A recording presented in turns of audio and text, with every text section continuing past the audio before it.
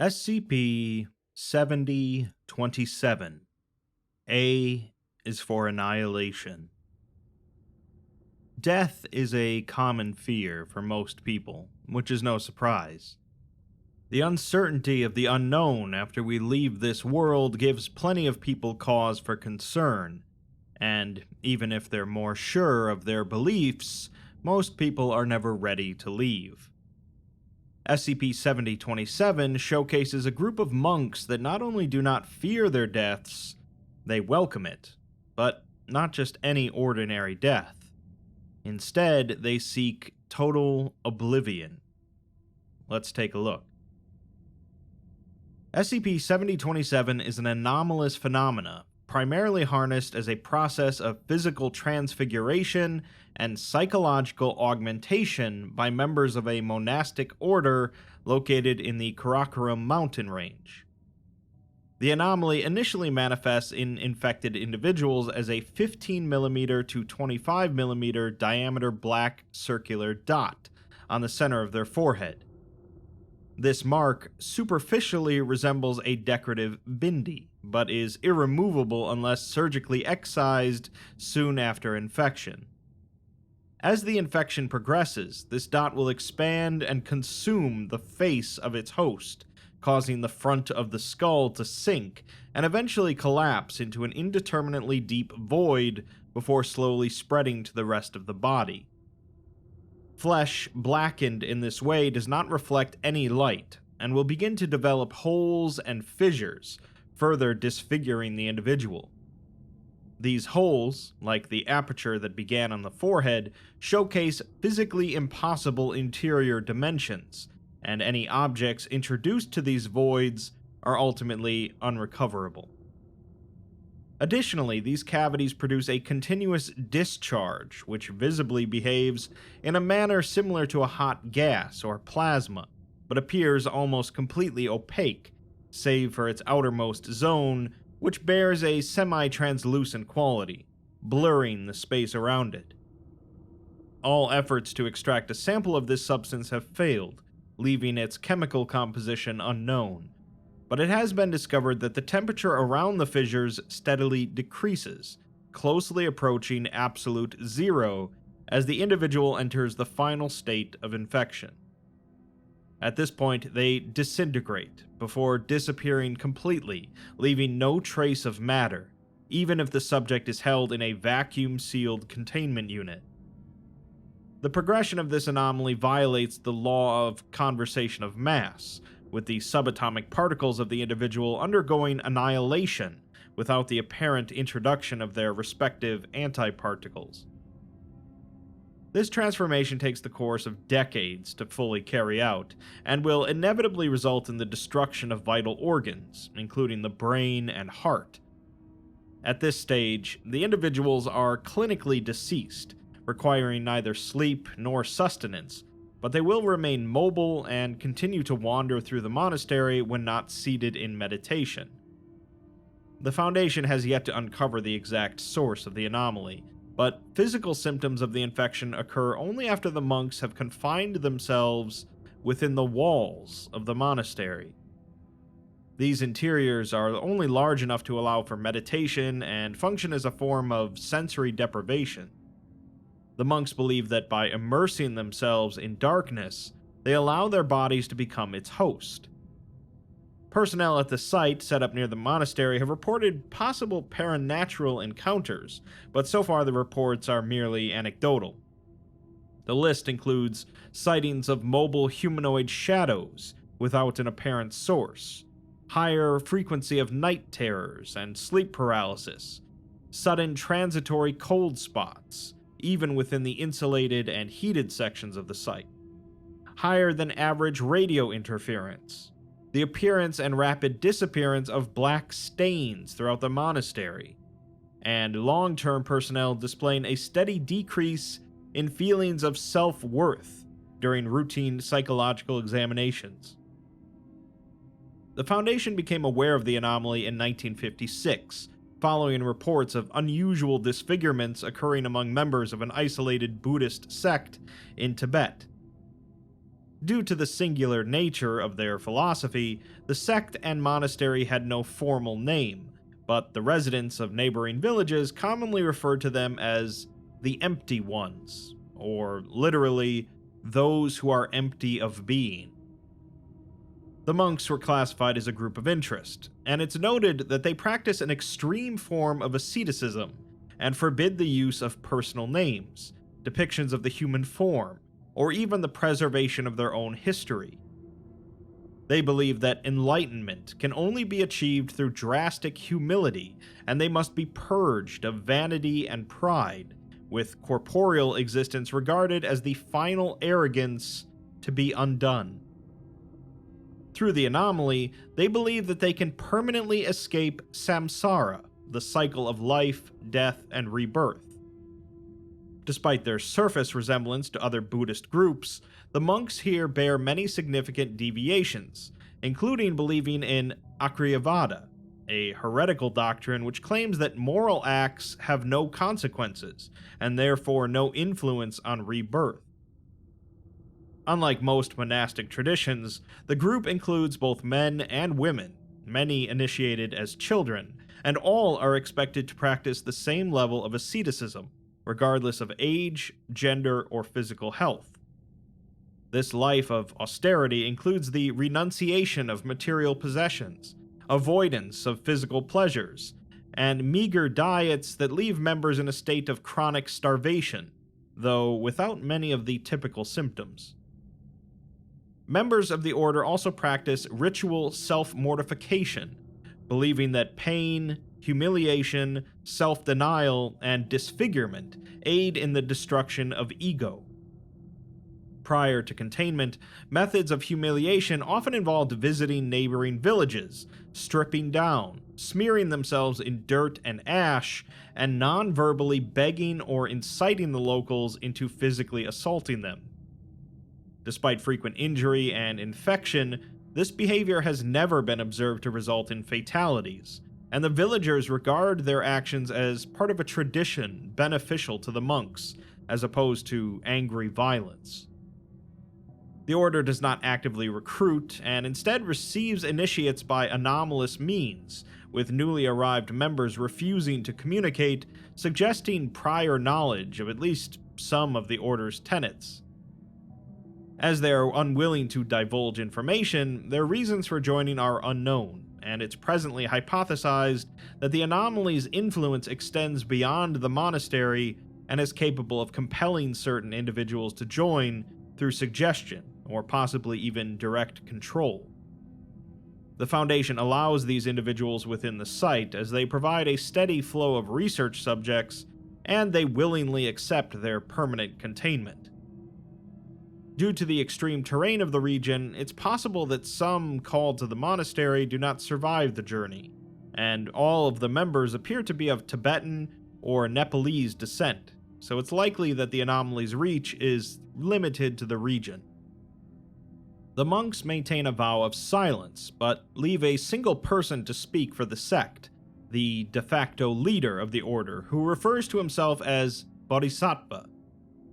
His position requires that he refrain from certain aspects of the faith in order to facilitate the path to nirvana for other monks. As a result, he has so far avoided the infection, but he intends to seek a successor so that he might begin the process. In an interview with him, a Foundation doctor asks him if he has no name, as he must have had a life before the monastery. The man says that they are a slate wiped clean, as their pasts are erased along with their names, and there is only the way. The doctor asks about the way, and the man replies that they follow the way of the Black Buddha, and that to exist, to impose yourself on reality, is the foundational conceit upon which all suffering is derived. It is not a path to walk or a goal to be sought, but rather it is simply surrender. The doctor asks what they become, but the man says that becoming implies creation, while they are unmade. They are embraced by sunyata, meaning emptiness or voidness, a truth without color or shape, that permeates, festers, and soaks them in darkness. The doctor remarks that there are swifter methods to end your life, but the man says that he fails to understand. Death is meaningless, as your flesh is returned to the earth, and the soul to samsara, so the cycle continues. There is no mercy or enlightenment in the turning of the wheel. The doctor wonders if existence is really so awful, as it seems that much of their pain is self-inflicted. The man replies that life is suffering, but it is not without a certain insidious beauty. It fascinates, enthralls, and binds us to this realm, to fragile and fleeting forms. The illusion is dispelled the moment you recognize it for the falsehood that it is, and there can be no return to ignorance, no matter how comforting the lie may be. They seek escape before the truth is lost to death and rebirth, to the ceaseless turning of the hated wheel. The doctor says that he understands now, but asks why this method and how it works.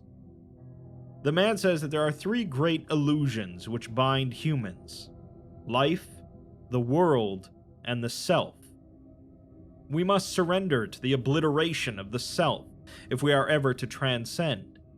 One cannot fight the self, for it feeds on struggle, and this tether cannot be broken. You can, however, slip free of it by sinking to the darkest, most wretched depths. When they achieve sunyata, the void consumes that which they manifest, and a shackle cannot bind what no longer exists. It slips away, like rain from our hands, like dust upon a wind. That is the obliteration of the self. Ground-penetrating radar detected the presence of man-made objects beneath the monastery and its surrounding land, including a number of large ash deposits containing traces of paper, birch bark, and silk, most likely immolated manuscripts, and heavily damaged Buddhist statues and murals, which have been carbon dated to the 14th century CE.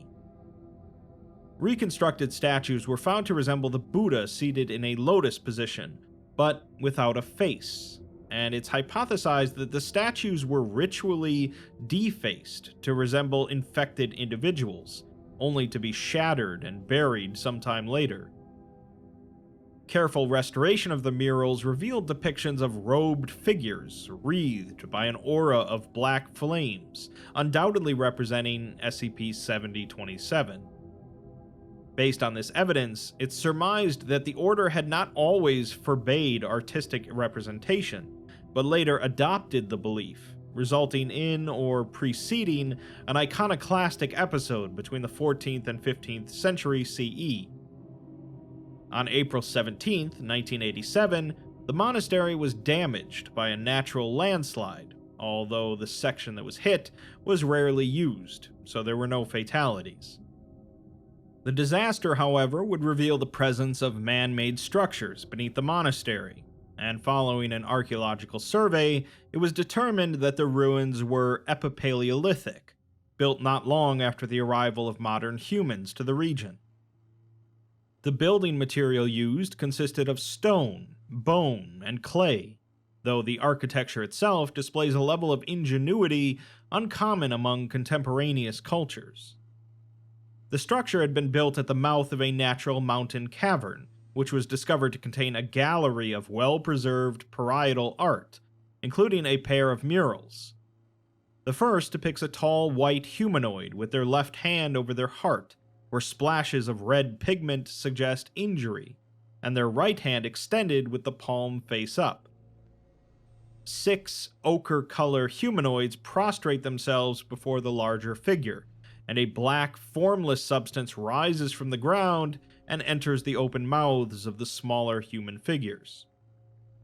Despite its greater size, the white humanoid is not depicted as domineering, and is more likely a teacher or spiritual leader than a king or conqueror. Its appearance, along with its countenance and pose, has led one Tibetan specialist to make a comparison to a mythical, monkey ancestor of the Tibetan people. The second mural displays a complex 3-leveled scenario centered around a tree with deep roots. Viewed from the bottom up, it depicts black serpents gnawing on the roots, which have black veins, perhaps to represent poisoning, infection, or the spread of a curse.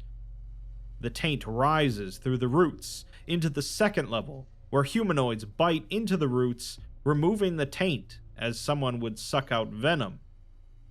The humanoids are missing limbs, and numerous black spots are seen on their bodies. At the highest level, the tree is healthy and full of leaves, surviving thanks to the sacrifice of those below. If the radiocarbon dating of this site is accurate, it's possible that individuals have been working to contain the anomaly for 20,000 years. On September 12, 1997, a security officer entered the site infirmary to request medication for what he believed at the time to be a sinus headache.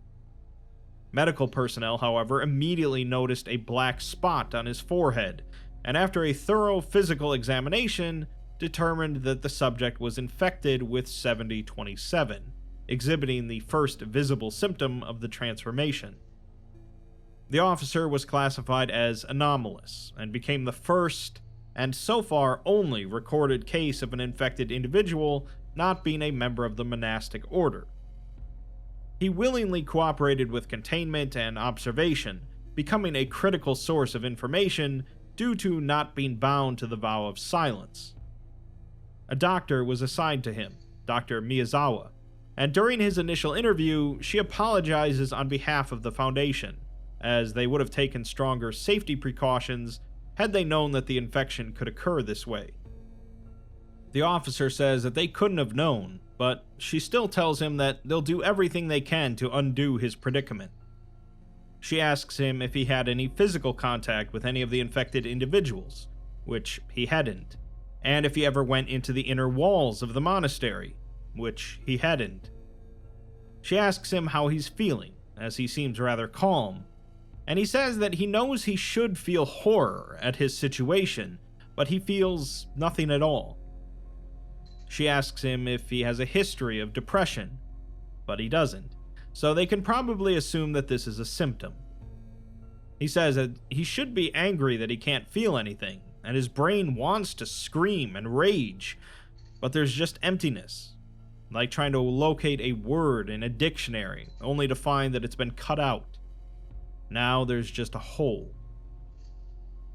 By early 1998, the infection had spread to the officer's left eye and formed a vein that wrapped around his neck and connected to a newly formed black mark on the cervical region of the spine. He occasionally reports headaches before expelling dark smoke and sludge from his mouth, with both substances evaporating too rapidly to allow analysis.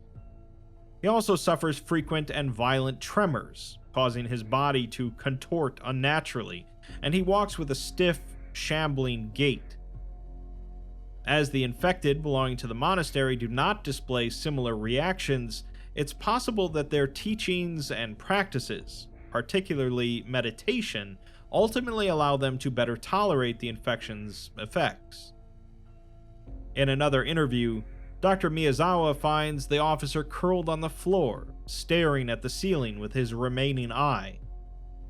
She says that he's clearly in a state of acute distress, and asks if the morphine he received this morning helped, which it hasn't. She asks how he would describe his pain on a scale from 1 to 10, and he replies that there's no scale that could possibly capture the pain he feels at the moment, so she puts it down as a 10. She remarks that he's continuing to display unusual calmness and clarity despite this, and he says that there's a separation. The pain is visceral. He's in unending agony, but it also feels like an out-of-body experience. He then suffers from a coughing fit, causing black smoke to emanate from various orifices, and mentions that the monks can take a decade to change, while he's been in containment for less than 5 months. He asks if another security officer can come and put a bullet in his head, although with his condition, it would just be one more hole. Dr. Miyazawa agrees, but says that she'll bring up his request for merciful termination to the director. Unfortunately, due to his research potential, the request was denied. His transformation displayed significant deviation from other infected individuals, warping his body in conjunction with its increasing number of void pits, each of which steadily grew in circumference at a rate of around 1.3 centimeters a year. He became fused to the containment room floor, and prior to the cessation of brain activity, he developed symptoms of dementia and acute memory loss, though it is unknown if these were caused directly by the infection or were a natural response to his trauma. By the year 2000, he lost the ability to see, but retained his mouth and right ear, so another interview was conducted. Dr. Miyazawa asks him to describe his recent experiences, to which he says that the shadows won't stop. They reach inside and take and take. Their greedy claws that scrape and tear. He would bleed for them, but all he has to offer is dust and oil. She then asks him to describe the pain, and he responds that a part of him is in agony, but that part is falling deeper and deeper, and he must be afraid. A cool sludge moves beneath his skin, but as far as he can remember, it was always there. He then vomits and holds the black spewage in his hands, remarking on how it came out, before smearing the substance across the floor, where it rapidly evaporates. She then asks about the shadows he mentioned, and he says that there are skittering shapes in the darkness, yellow carapaces, a pale gold, 100 bodies, each with 100 legs. He knows now that they were sacred once, and asks the doctor if she can smell his fumes as its incense. Like opium and myrrh and ancient books, it lingers on his tongue and tastes like forgotten dreams. It's not his memory. Something else remembers it. Something down deep below. Miyazawa asks who remembers, and he says the librarians. It reminds them of the kingdom under the mountain, and reminds them of home. His home is a cage, but where they are just feels like one. The dark and cold preserves. That's all that mattered. He then loses consciousness, and wouldn't regain it for 14 days, at which point he was unaware of the last conversation. By late 2001, his lower body and left arm coalesced into a shapeless, hardened mound, and his remaining epidermis developed a gray, cracked appearance. We're provided one more interview with the poor security officer, although he's clearly on the last leg of his sanity. She asks him if he remembers her voice and knows who she is, but he just calls out to his mother, saying that it's cold and to let him in. He talks about a memory, of a memory, of a memory, and then nothing, before emitting a noise combining a laugh, a crying sound, and a scream. She asks him to describe what he feels, but he just talks about scraps and dregs being flushed down a drain, and says that their end comes for us all. He says that the new king made them forget what the old king showed them, and when they found the truth again, they buried it. The rituals remain, but they don't know what it means. It's better not to know, as better a blessing than a curse. Flesh is used to sponge up so much nothing, and what a filthy, polluted filter we make. It isn't a hole, even though it looks like one. He is a hole, but he's not the darkness. It's an eclipse, and the highest did it, after what they did, all for trying to lift us to their heights. Their moon is a deathless city, a city of knowledge, of secrets and forgotten things, and it casts a long, long shadow. Under the corpse light of their failed black sun, you would never know it was golden. He's cut off as the remainder of his skull suddenly caves in, followed by the complete collapse of his body. Unlike the other infected, who disintegrate into nothing, the officer's body spread across the containment chamber as its void apertures merged to create a single portal. His remaining husk formed a 3.2-meter radius ring around the newly manifested portal, rendering it permanently fixed for the time being. The portal's interior displays properties identical to the smaller apertures created by the infection, but due to its size and apparent stability, unmanned exploration was deemed feasible. The interior environment of the portal is hazardous to organic life, but exhibits conditions similar to the vacuum of space, though with abnormally low temperatures, comparable to the coldest known region of the universe. Despite these similarities, there is nothing else to suggest that the portal connects to outer space, as no stars have been observed from within. Though no conclusive evidence has been discovered, the most accepted hypothesis is that the portal leads to another dimension. There does exist a downward gravitational pull, but its source has yet to be discovered. Considering these factors, it was determined that the best method of exploration would be with a remote probe.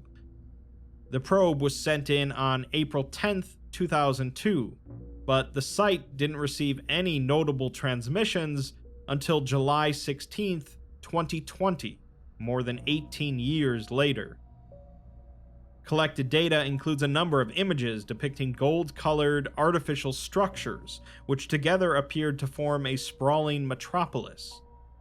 These images were captured approximately 46 hours earlier, over a 12-second period, before all contact with the probe was lost, the device presumably destroyed upon impact. So, we're certainly not given all of the answers here, but there was definitely some misdirection going on initially. The monks of the monastery believe that by infecting themselves with this anomaly, they can become obliterated and escape the cycle of life and rebirth, reaching their true enlightenment. What we can put together, though, is that the current monks continue a tradition that they no longer completely understand, as the original purpose of them becoming infected was not to reach enlightenment, but rather to act as sponges to soak up the nothingness.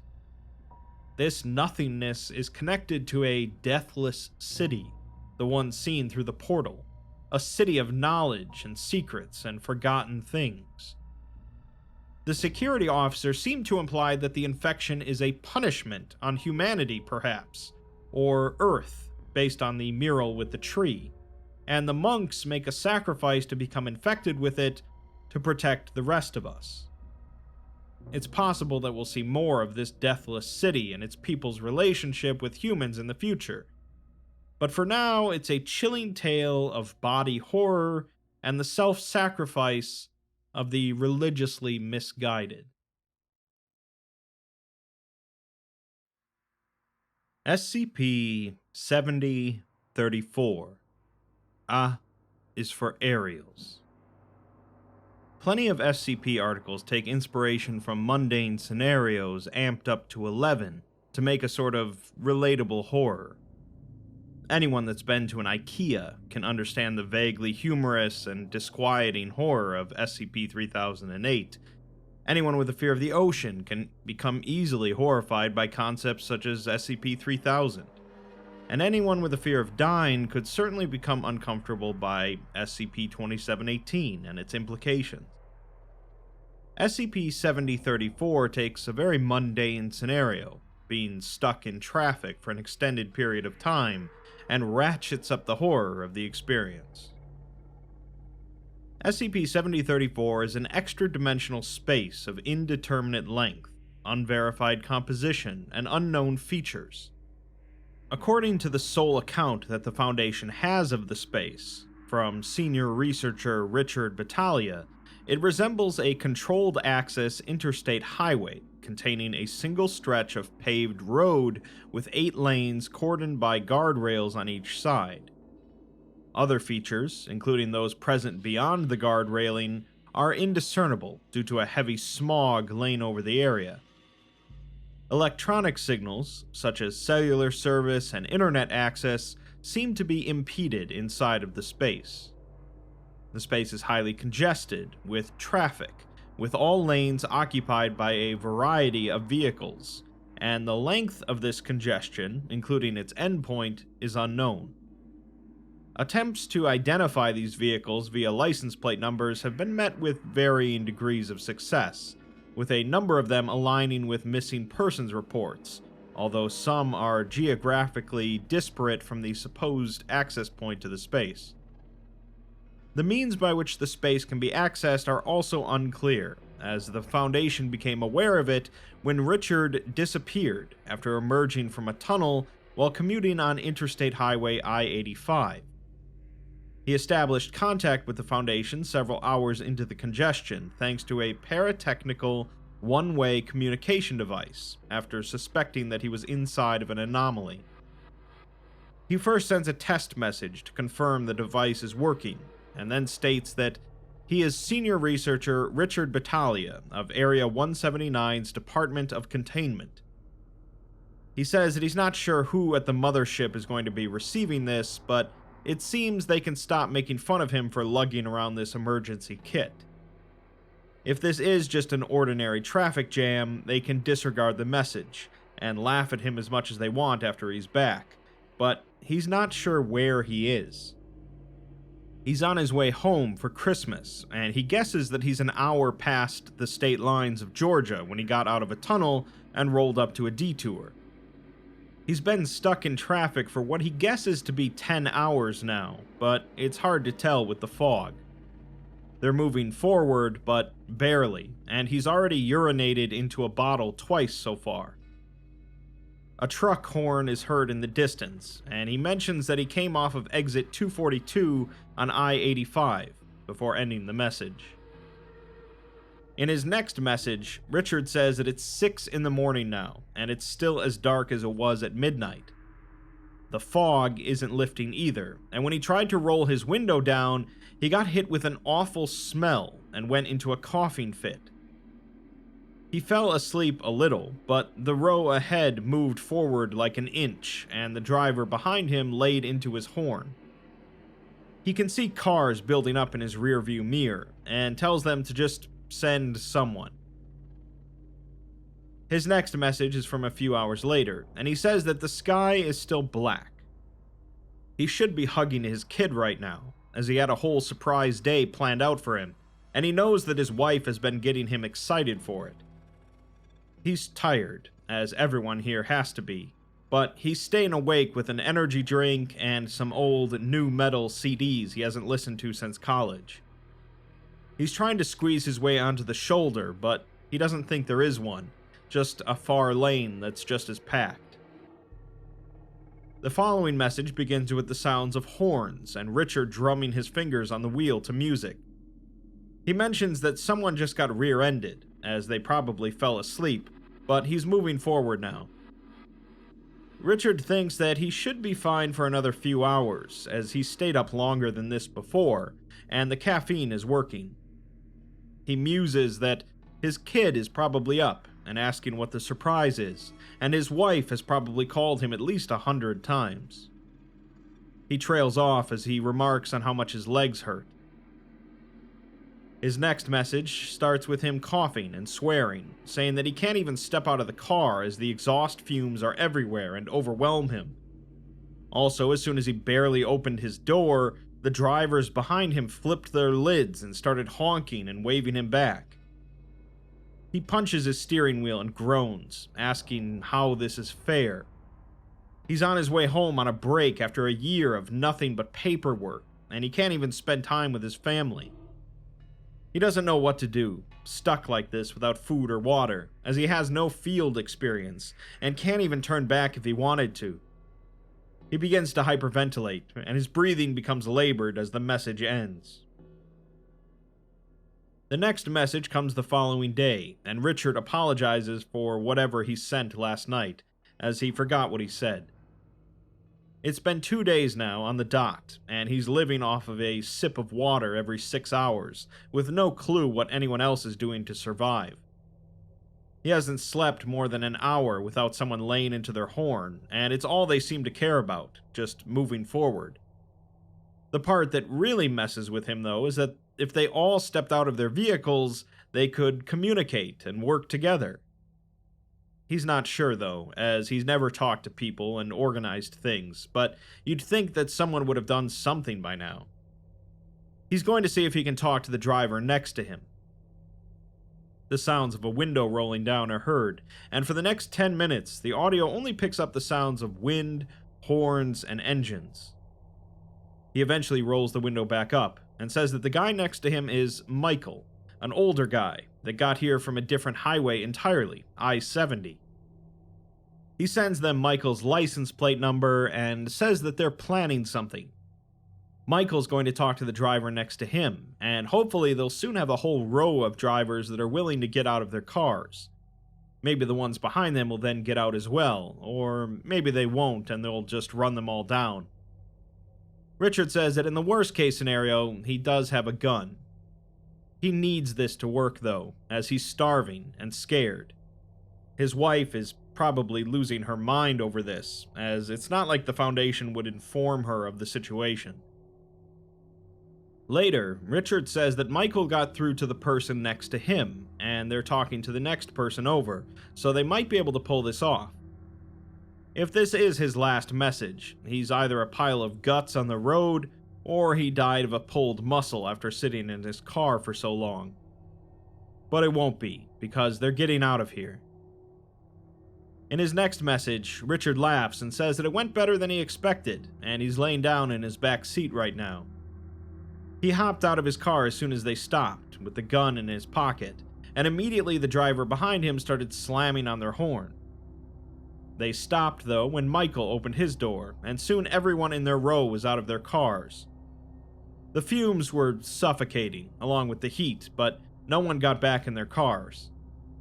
Then the row behind them funneled out, and Richard notes that they're all just ordinary people, each just as scared and tired and unwashed as him.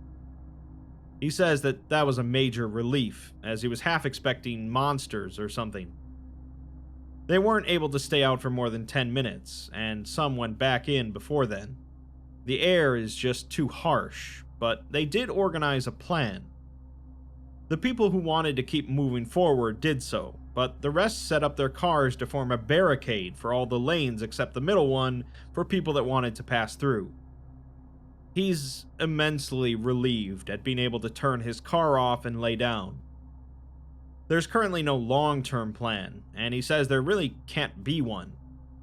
They've secured some supplies from tractor trailers who've come by, like warm water and soda, but they're screwed when it comes to anything else. Without refrigeration or electricity, they'll last a few days at most.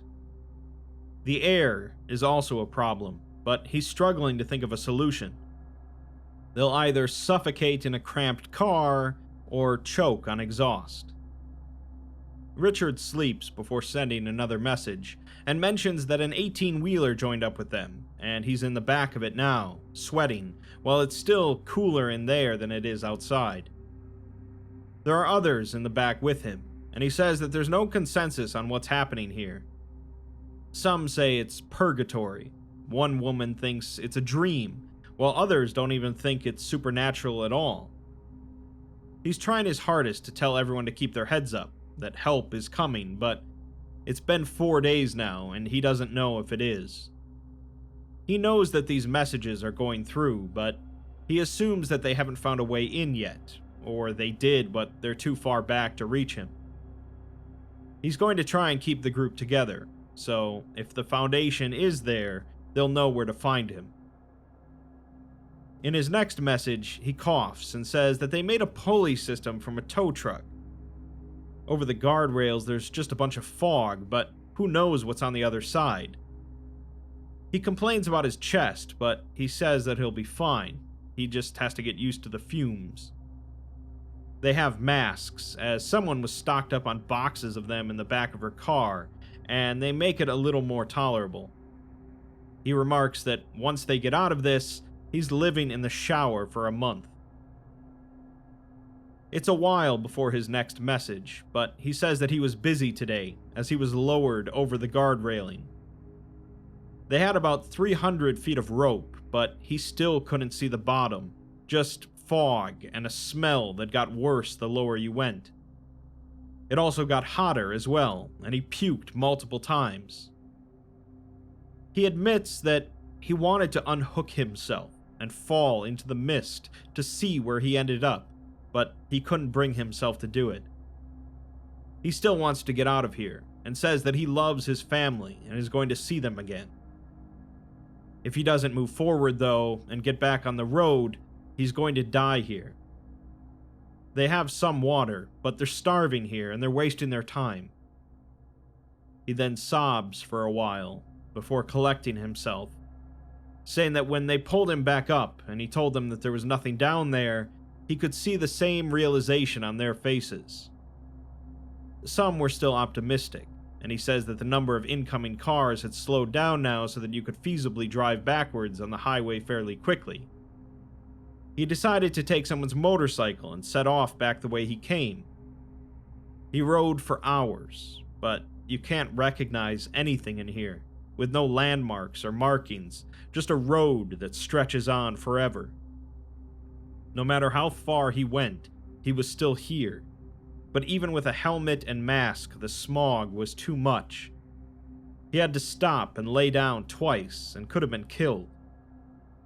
Nothing had to be said when he arrived back at the group, and he saw only tired, helpless faces, now without a shred of hope left on them. In the next message, he says that people are starting to leave, and he's wondering if he should follow or not. They had a meeting at the rig, and decided that it was for the best. They can cooperate all they like, but they're wasting time when they could be moving forward. It's not like they're not in their cars most of the day anyways, and who knows how much smog he inhaled yesterday. He could stay here and starve, or he could hurl himself over the edge of the railing, but he's going to keep moving forward, for his son and wife. The following message is a conversation between Richard and Michael, with Richard not seeming to realize that the device is recording. They joke about how Richard's son's birthday is the week after Christmas, so he doesn't have to get as many gifts, but Richard promised that he'd never do that. Michael wonders how some of the other people here are doing it, the ones who didn't stop. Richard jokes that maybe there's a rest stop, like a Taco Bell or something, but really he guesses that if they didn't stop and work together, they probably didn't make it. When he was stuck in traffic, he kept telling himself that the next time he'd fall asleep, it would be in his own bed, next to his wife. He tells Michael to watch his sips, as they only have one case, and then notices the recorder and shuts it off. In the next message, Richard says that he's finally on the road again, and he's traveling in a small convoy with Michael and 2 college-aged sisters, in case something happens. The road's clear now, with no traffic, so they're covering ground. They did over 400 miles today, and he sees so many cars parked on the sides of the highway. He doesn't know if they did something similar to what he did, or if they're just dead. He doesn't know what they're going to find, as he's not remotely prepared for bodies and death and all of that. He never saw a man die in his 20 years at the Foundation, and that's got to be a record. All they can do, though, is continue to move forward, as there has to be an end. He's going to hold out for as long as he can. Later, he says that things are getting worse, as they saw a car in the middle of the lane with the driver slumped over the wheel. Richard remarks that that's someone who's never going home, whose family and friends are going to be wondering where he is, and what the last thing he said to them was. Later still, he notes that he's running out of gas, so he'll have to hop into Michael's car or the girls'. He mentions that there's cars parked along the side, but says that he's not going to do that. In the next message, he reports that they've scavenged some food today, as someone blew the tires out on a tractor trailer marked as a supermarket distribution truck. The whole thing was on its side in the middle of the road, and half the food was gone, with most of the remaining stuff rotting, but it's something. Later, Richard begins to swear repeatedly and says that he's not equipped to handle this. One of the sisters ran out of her car while they were all sleeping and jumped off of the side. Richard watched her, but by the time he tried to move, she was over the edge. Her sister's a wreck now, and Michael is trying to comfort her, but Richard remarks that who even cares about them, and begins to cry. In another message, he reports that he's out of fuel now, so he's with Michael, and the other sister is still with them. He told Michael what he's doing with this recorder, as who really cares, and if they do make it, they can just amnesticize him. Later, he remarks that the terrain's getting worse, as there's more crashed cars and some bodies. They saw someone with a flat tire that he thinks was a part of their original group, who tried to flag them down. Unfortunately, they're already hurting for fuel, and he's more weight. It's not like they couldn't have helped him though, as Michael has a spare tire, but they have problems of their own. They'll have to move the spare tire from view, as he saw someone get raided the other night for theirs, but their engine keeps sputtering, and his knees are practically cooking from the heat. In the next message, Richard says that someone fired a shot at them, hiding behind their car, but he fired back and took out one of their tires. They stop shooting then, and unless they have a spare or can take one from someone, they're pretty screwed. That's how it is here though, and he feels like scum because he doesn't even regret what he did. They're driving in shifts now instead of parking to sleep, as they can't waste time. Later, Richard swears and reports that they're out of gas now. The other sister is no longer with them, and he guesses that they just lost track of her within the past few hours, as it's hard to see with all the fumes. The food's all gone bad now as well, so he doesn't know what they're going to do. There's never a car too far away from them, but he really doesn't want to have to do this. Unfortunately, he does, and says that he doesn't really care, as he didn't hurt anyone, and they would have done the same to him. The fuel he got will get them another couple 100 miles, as long as he doesn't hit congestion again, but he thinks that Michael wants to ditch him. He'd be an idiot if he tried to pull anything when Richard is the one with the gun, and he doesn't even close his eyes around Michael anymore. Richard's next message is directed at his son, and he says that he missed Christmas, and he's sorry, but he's going to make it up to him. When he gets out of here, he's going to quit, as he's made enough money now, and he'll spend the rest of his life with him, he promises. He's not going to let him down again, ever. And then he asks God to just let him out of this. Later, Michael's car finally dies, and Richard is on his own now, although he doesn't state what happened to Michael. There was an SUV near him that used to belong to a family of 5, so he smashed the window open and threw the bodies on the road. There's bodies all over the road now, covered in tracks and blood. He even saw a head in the grill of a pickup truck, and he mentions that there is water all around him, in the form of blood, but he's not going to do that. Later, he says that it's getting harder to drive straight, as there's so much stuff in the road. He thinks he ran someone over, but he doesn't know, and doesn't want to think about it. There isn't traffic anymore, as there isn't any room for it, just burning wrecks and bodies. Sometimes he passes people, and notes that sometimes they're eating the bodies. He says that they can die back there, but he's getting out of this. He's getting further than anyone else because he loves his son and is going to make it up to him. In the next message, he says that there's a massive pile of waste in the way, consisting of wrecked cars and lots of bodies. The pile is burning, and he can't even see the top. He's going to have to get out of the car and climb over it. He later updates by coughing and swearing and saying that he got to the top, but he passed out on the wreckage. He cut himself so many times he can feel the grease in his wounds, but he got over it. There's no cars ahead, as they couldn't get past the pile, and the fires burn through the smog. He's in a car again, and every second he's just thinking of getting home and coming out of this alive. He should be dead by now, but he's not, and that means something to him. Later he says that there were cars on his left, but he doesn't know where they came from.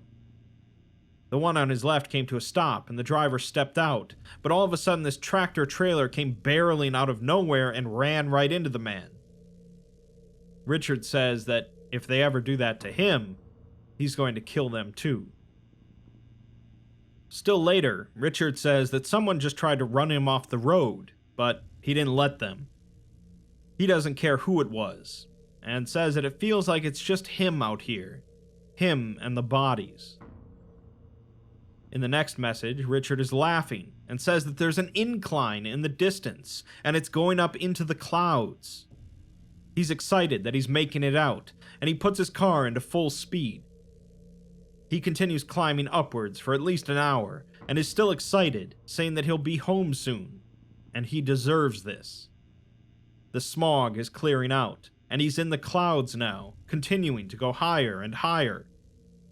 Eventually, the road evens out, and he comes up behind another car. The sounds of engines and horns are heard, and the highway thins into a single lane, with cars ahead of him.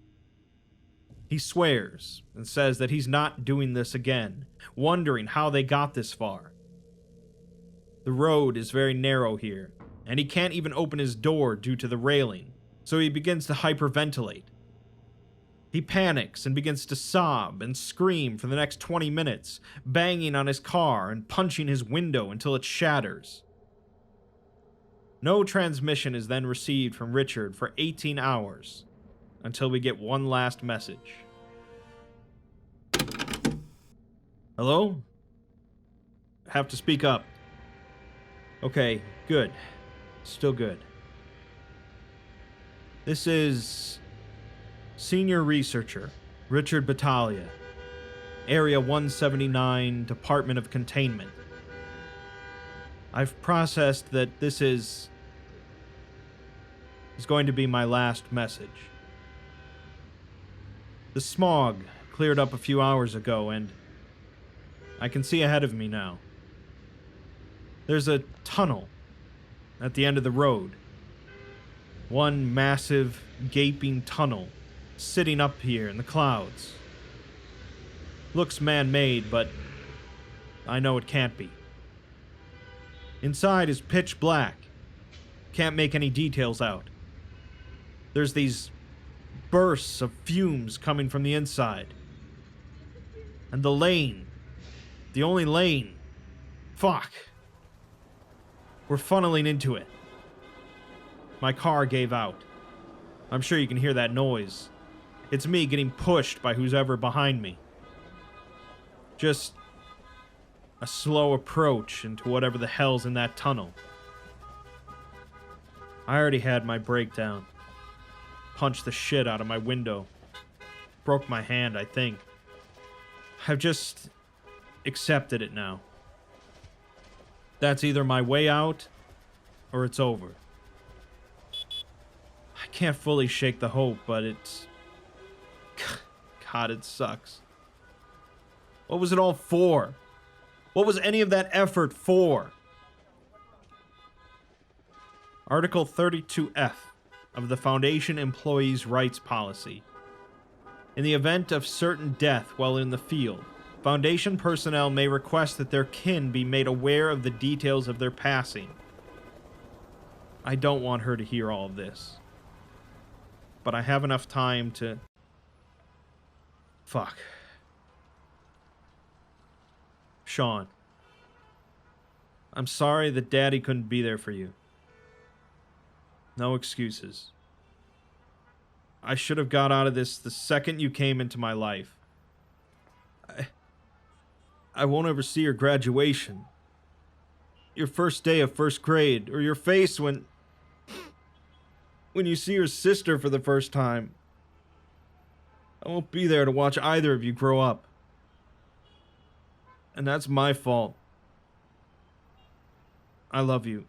You can hate me. I understand. Bree.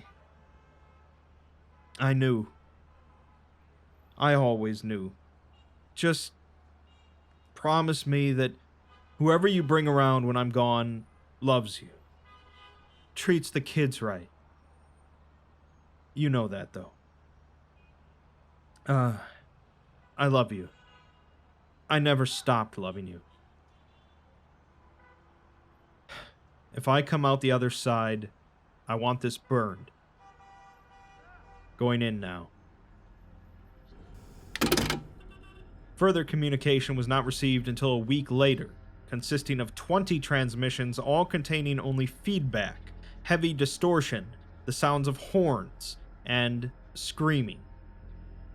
The document finishes by noting that a total of 83,000 unexplained disappearances have been linked to the U.S. interstate highway system. There's no getting around the fact that this overall concept, an endless alternate dimension that people become trapped in with no hope of survival, has been done multiple times across the SCP universe. There's even an SCP that I've covered previously that's also about an endless road, SCP-5322. But what makes this one its own thing and worth reading is, of course, the characterization.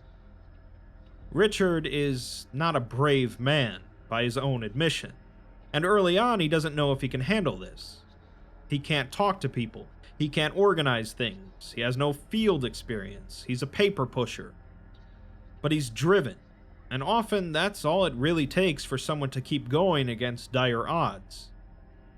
He's driven to be there for his son, because he hasn't been there in the past, and that determination takes him all the way to the end of the road, when so many others failed to make it.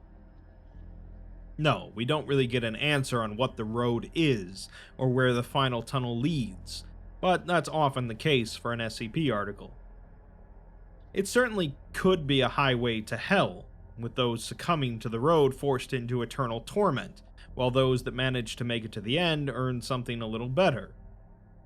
Or maybe there's no explaining it, much like there's no explaining most anomalies, and Richard didn't really accomplish anything.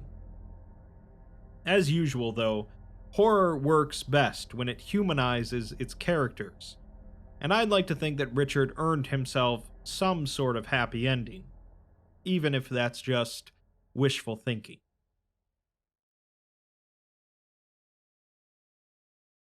SCP-7091. B is for Blood-Borne. The concept of self-preservation is said to be universal in all living organisms, which makes sense. Every creature, from humans to dogs to worms to single-celled bacteria, have evolved to avoid things that will end their existence, for various reasons. For sentient organisms, these reasons are generally to avoid pain and fear, while the need to reproduce and pass on genes is present in practically every species. Humanity has continued to evolve over millennia to develop more and more ways to remain safe and healthy, and our will to survive has been demonstrated countless times. SCP-7091 is about a species' will to survive, although it's not humans, but rather something a bit more alien. This one takes place in a futuristic timeline of the SCP universe, in the year 2087, many, many light years from Earth. Let's take a look. SCP-7091 is a Dyson sphere, a theoretical megastructure meant to encapsulate a star in order to harvest most of its energy output, located in the Andromeda Galaxy, 1.865 million light-years from Earth. Despite being about 15% smaller than our Sun, the star here produces nearly the same amount of energy in 24 hours as ours does in a year. This energy is siphoned off by the Dyson sphere via solar arrays and transferred directly to the fourth planet in the system, which has been named Crystallia b. The Dyson sphere and star are tidally locked with Crystallia b, although how this is possible given the distance and relative size difference is unknown. The surface of the planet is hypothesized to have been overtaken and altered by the abundance of a telepathic, parasitic black mold. This hypothesis is supported by the ruins of a now collapsed spacefaring civilization on the planet, but due to the high concentration of the mold on the planet's surface and moons, a thorough investigation is not possible at this time. The mold causes cells to regenerate exponentially faster than normal, while also removing all motor control and autonomous bodily function in infected sapient organisms, while not affecting higher cognition. It's also capable of combining atoms of organic matter to inorganic matter, as well as combining the atoms of inorganic matter with other inorganic matter if allowed to propagate unabated. An artificial construct orbiting Crystallia b, however, was discovered to have minimal amounts of the mold present on its surface and within its docking port. This was deemed an acceptable risk parameter by the Ethics Committee, so on June 8, 2087, an expedition was proposed by the Anomalous Astronomical Division, dubbed the Prometheus Mission, and was approved by the O5 Council. A 3-person team of interstellar exploration veterans was dispatched to investigate the structure. The team consists of Lucy Cabot, Nathaniel Burr, and Jasmine Gibson, all of whom have participated in deep space explorations into ancient megastructures over the last decade. They each are equipped with Class 2 hazmat suits and a gun that fires both incendiary and ballistic rounds.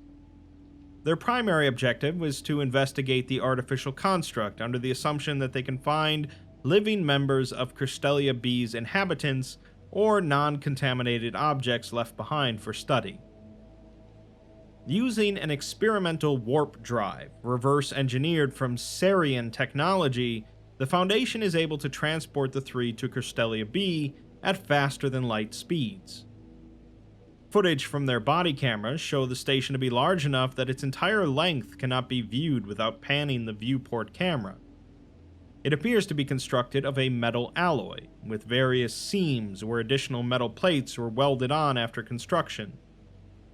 Several grooves can be observed on the exterior, forming paths and patterns that resemble triangles.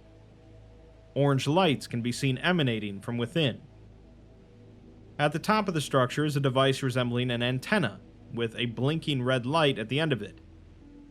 Burr reports that he's picking up a ton of organisms inside of the station, which Gibson says could be uninfected life forms, or perhaps some remnants from the Cimmerian collective. Cabot tells them to run a deep scan of the area out to 5,000 kilometers to check for any Cimmerian scouting ships or frigates. Burr proceeds to run the scan, and after several minutes, 14 vehicles show up clustered together on the exterior of the structure. Several dozen smaller clusters suggesting the presence of organisms can be observed within the station as well, although they are stationary. Burr says that those are Cimmerian ships, but they're way too close together. They're almost in exactly the same space, while also somehow still being distinct objects. They're also expanding somehow, and he says that metal doesn't move like that. Gibson says that the scanner isn't malfunctioning, so perhaps this is a previously unobserved anomaly. Burr also runs a diagnostic for local Hume levels, measuring any changes in reality, but everything about the Cimmerian ships meets their expectations of their tech. The only anomalous things he saw about that cluster is the presence of the mold. They seem to be growing almost organically, too, like a flower. They can't dock on that side, as there's too much of the mold, even though the anomalous astrological division informed them that the station was clear. They'll have to dock on the other side, so Burr brings their ship in. The bay door here is slightly ajar and off the tracks, and the mold can be observed in the docking bay. From the other side of the bay door, a small segment of a Cimmerian ship can be observed, connected to the bay door via strands of the mold.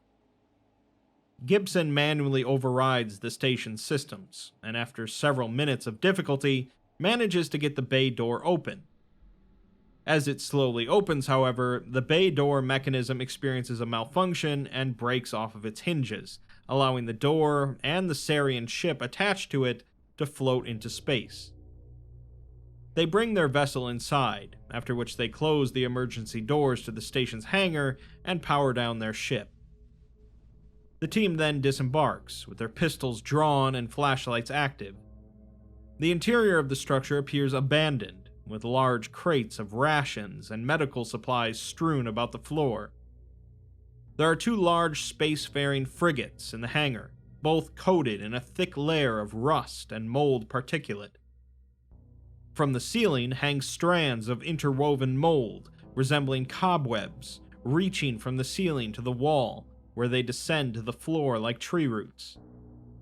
Within the strands, in between the wall and the leftmost frigate, emaciated humanoid cadavers can be seen fused, with their upper dermal layer integrated with the mold, leaving the remainder of their exposed dermal tissues black. What can be seen of the cadavers shows that they possess long limbs, approximately twice as long as the humans, and their heads are bulbous and enlarged, although that could be due to the mold infection. They possess 4 eyes, a larger pair near the top of their head and a smaller subset on the sides of the skull. The eyes of these organisms are glossed over, suggesting death, but when Cabot shines her flashlight on them, they track the light. Gibson says that they must still have some neural activity going on, but beyond poking them with a stick, she can't tell if the infected are still alive or not. She proceeds to override a mechanism in the hangar, moving a pillar-like object along a track that was obstructed by the web. The strands snap, allowing for the humanoids to collapse onto the floor. Several of them groan, while others begin speaking in Krayic, with obviously strained difficulty. Gibson is a tad out of practice with old extrasolar dialects, but it seems like they're saying consume, expand, and grow, but she's not sure if it's them talking or the mold. Cabot assumes that they were marooned here, as the hulls of these ships are too damaged for deep space, and there's no repair tools or automatons nearby. A crashing sound is then heard from deeper within the artificial structure. The team members raise their weapons as Cabot approaches the door leading to the interior. She looks through the glass viewport, determining it to be safe, and activates a keypad on the side of the door. The door attempts to slide upward, but the girders are obstructed. Eventually, the door snaps off of its railing, falling backward and making a considerable amount of noise. The team makes their way through a triangular corridor, where the presence of the mold has diminished significantly from the hangar and is now barely visible. Sigils resembling Krayic are visible on the walls, seeming to be hastily written, and Gibson translates them to be some sort of warning about a spreading infection or mold. Burr says that it seems a little late for them to have written about a warning, but Cabot says that it wasn't for the Crystallians, it was for them. The team continues to explore the station in silence, not finding anything else different from what they've already seen. Eventually, they reach a large sliding door covered in the mold, which is formed into vine-like structures. Cabot attempts to access the door via a panel, and despite a green light activating, the door remains sealed. Burr suggests blasting it, but Cabot wants to exhaust their other options first, as they don't know how the mold will react to live rounds, and Gibson says that ignited mold and ash could prove hazardous. They begin looking around for something they could use to pry the door open with Cabot finding a relatively small amalgamation of seared flesh and eyes bound together by mold, with the eyes tracking her movement. She shines her light beyond the mass of mold, revealing a corridor completely obstructed by mold and fused corpses. Gibson examines the ceiling of the room, finding loosely formed stalactites composed of rotten corpses, relatively devoid of mold. A piece of muscle matter drips from the stalactite and lands right in front of Gibson, who steps back to avoid the splatter. At the base of the stalactites is a pattern of swirled flesh that resembles a face, although the eyes are closed. The face extends from Gibson's position deeper into the space station, disappearing into the obstructed corridor. Burr, meanwhile, rounds a stanchion-like structure with an active display atop it, with mold on approximately half of its surface. Burr is able to activate dials and buttons on its holographic surface, managing to turn on the lights in the area and activating a ventilation system. Gibson and Cabot come over to him, and Gibson translates some of the symbols on the display. She turns one dial below a sigil reading "Entrance," causing gears and other machinery to begin turning. There's a loud stuttering sound, as if the mechanism has become obstructed by a foreign object. After turning a few more dials, diverting more power to this mechanism from other areas, the vines covering the door eventually snap, and the door opens. The three proceed through the doorway into an antechamber, where the floor is covered in mold in far greater concentration than elsewhere. The texture of the mold makes the floor partially adhesive, hindering the team's movement slightly. As they progress into the antechamber, the vine-like structures begin to contract, closing the door behind them. Deciding to worry about the door later, Burr checks his datapad, showing two organisms a few meters ahead of them, right next to each other. Along the walls of the antechamber are metal plates, twisted and reformed so that they barely resemble their original shape. Spheres composed of non-homogeneous metals and mold levitate above short pillars of mold, arranged in 2 rows. Large display monitors are suspended at an angle from the ceiling, displaying flashing sigils that read, "Ship construction complete. Ready to launch?" At the far wall of the antechamber are 2 humanoid cadavers, their bodies approximately 3 meters tall, and likely possessed a large amount of muscle mass, judging by the patterns on the sloughing skin loosely resembling human muscle. Each cadaver has 7 digits on each hand, and a digitigrade foot structure, although the cadaver on the left is missing one of its legs. The cadavers appear to be embracing one another. One of the cadavers turns its head towards the team and reaches its hand out. The mouth moves, but their speech is apparently impeded by the presence of mold in their throat. Gibson suggests that it might be hungry, but Cabot wants to avoid giving them any more biofuel. At the base of their feet is a journal, devoid of mold, which Cabot takes into a biohazardous material transportation container. Burr notes that the ships here were literally just a button press away from launch, and Cabot decides to pack it in and go home. With that, we're given the entire transcription for the recovered journal. Stardate, 12th Airmyth, Cycle 900. I cannot believe that it actually worked. Septimus and his legion of scientists have created a fully functioning solar siphoning machine, and now we can supply all of Christenia with power until the star explodes 2 decillion years from now. May the moons bless us for eternity. A problem persists now, though. We have conquered the star, bent the other 12 planets to our will, mapped out our galaxy to the smallest grain of sand on the smallest dwarf planet. But we are stranded, marooned. Our lifespan cannot withstand the sheer length of time it would take to travel even the short distance from our solar system to the next.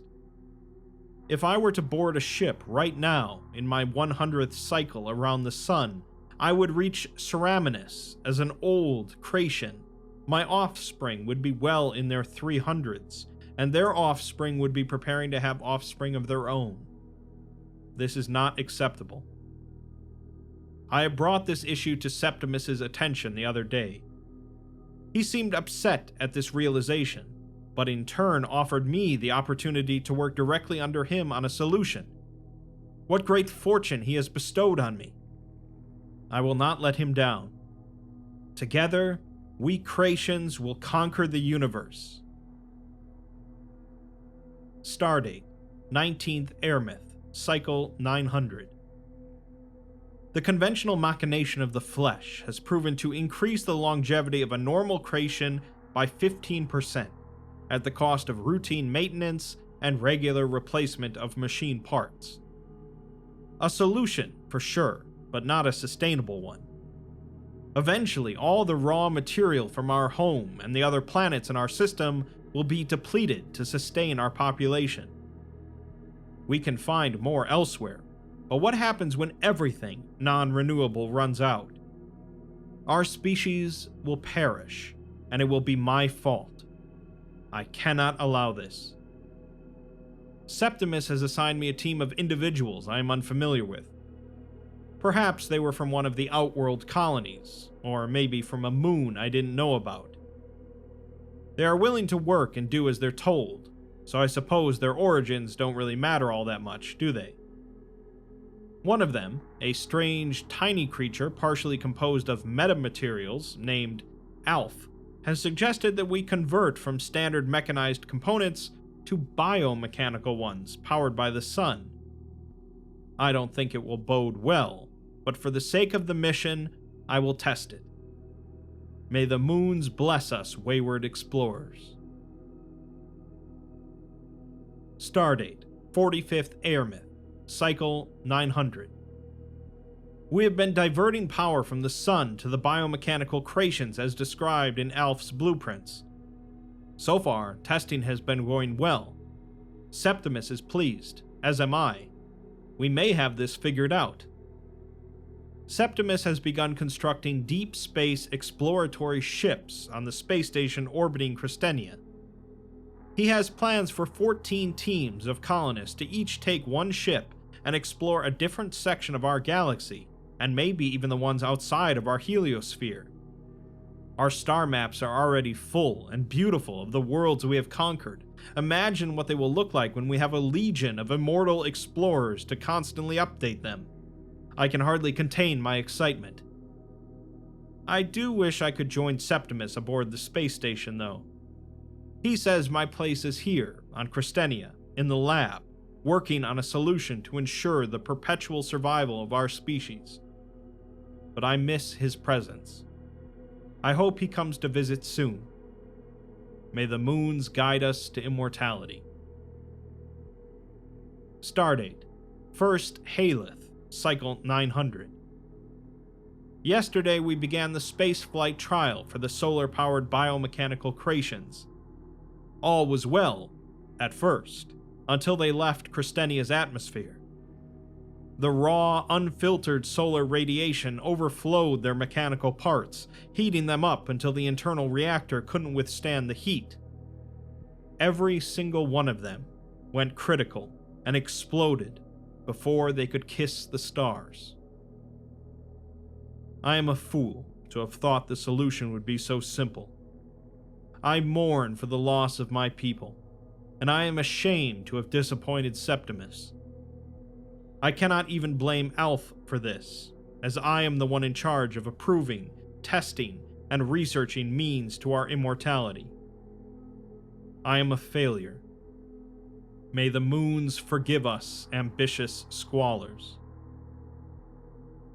Stardate, 3rd Haleth, Cycle 950.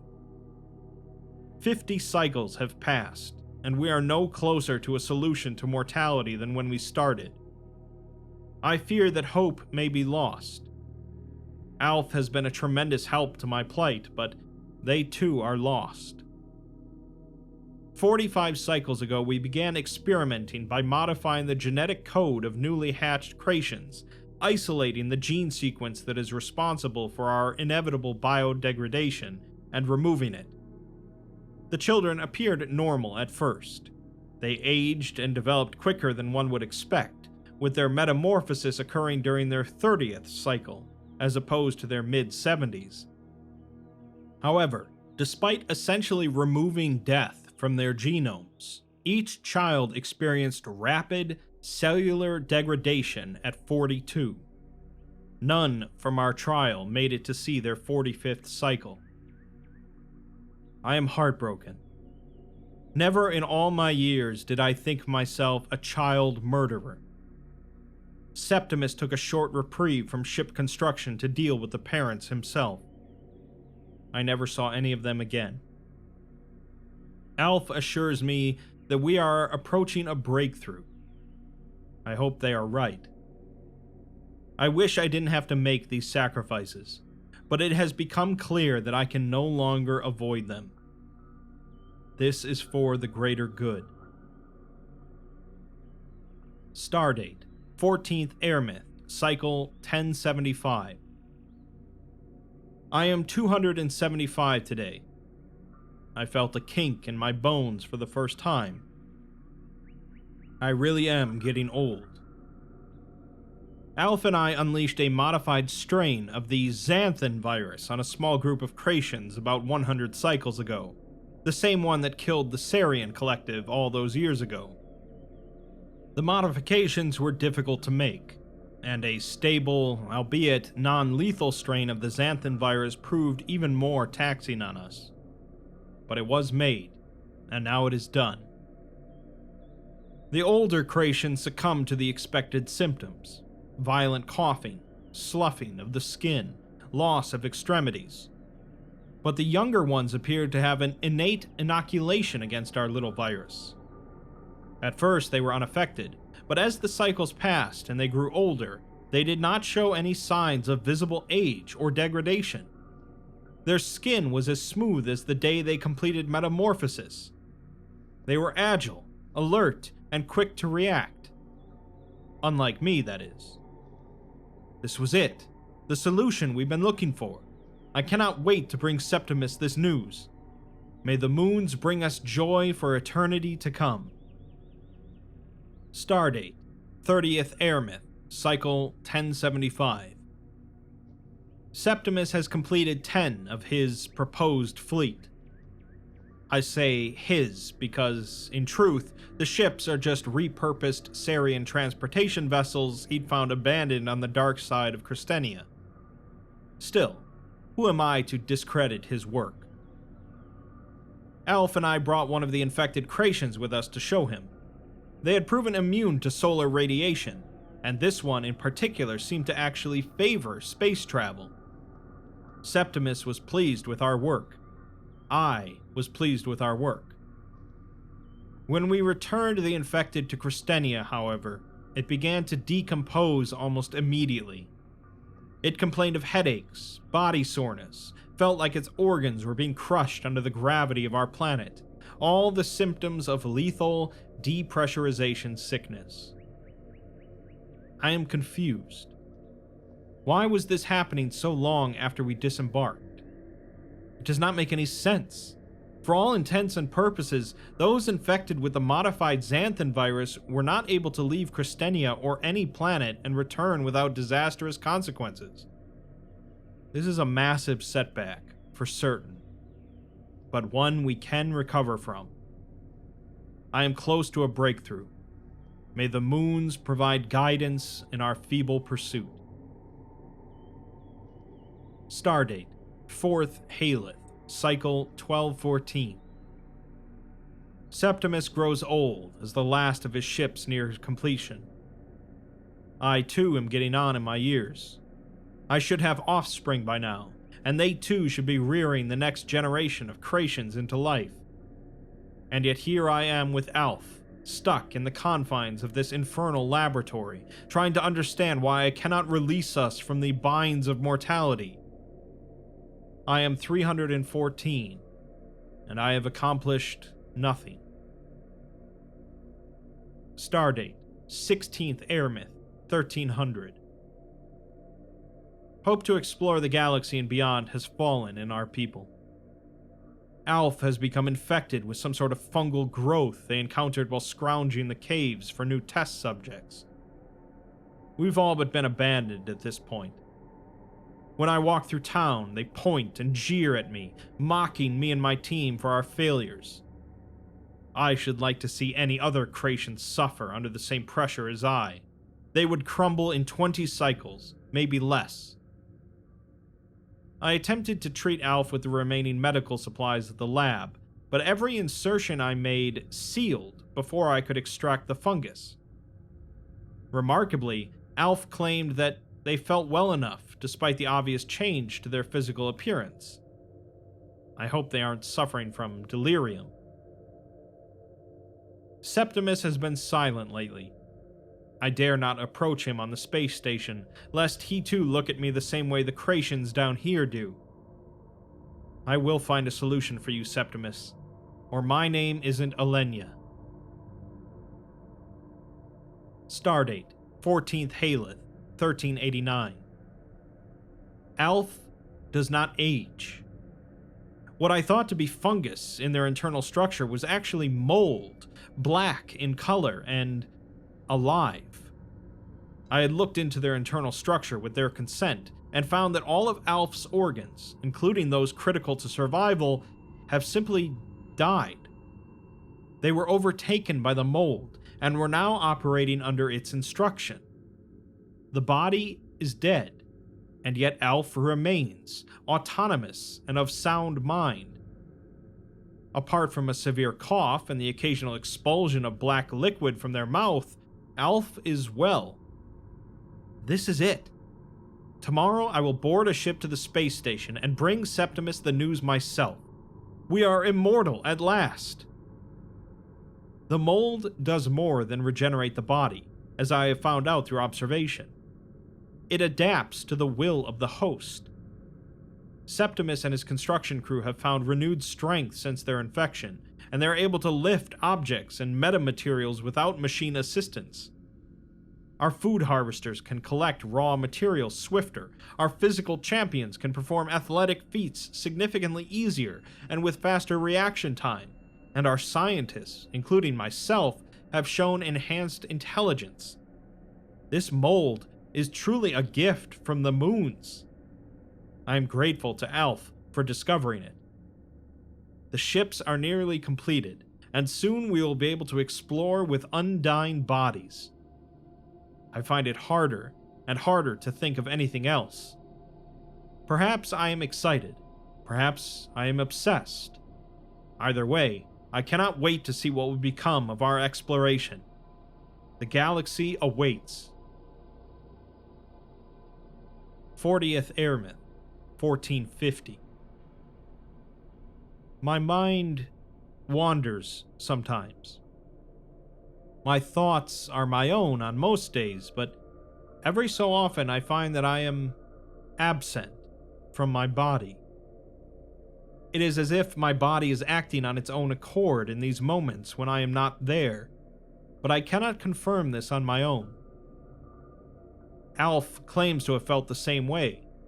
No one else that we've talked to has, though. Perhaps it is the stress of expansion, of growth of the Creation race that is getting to us.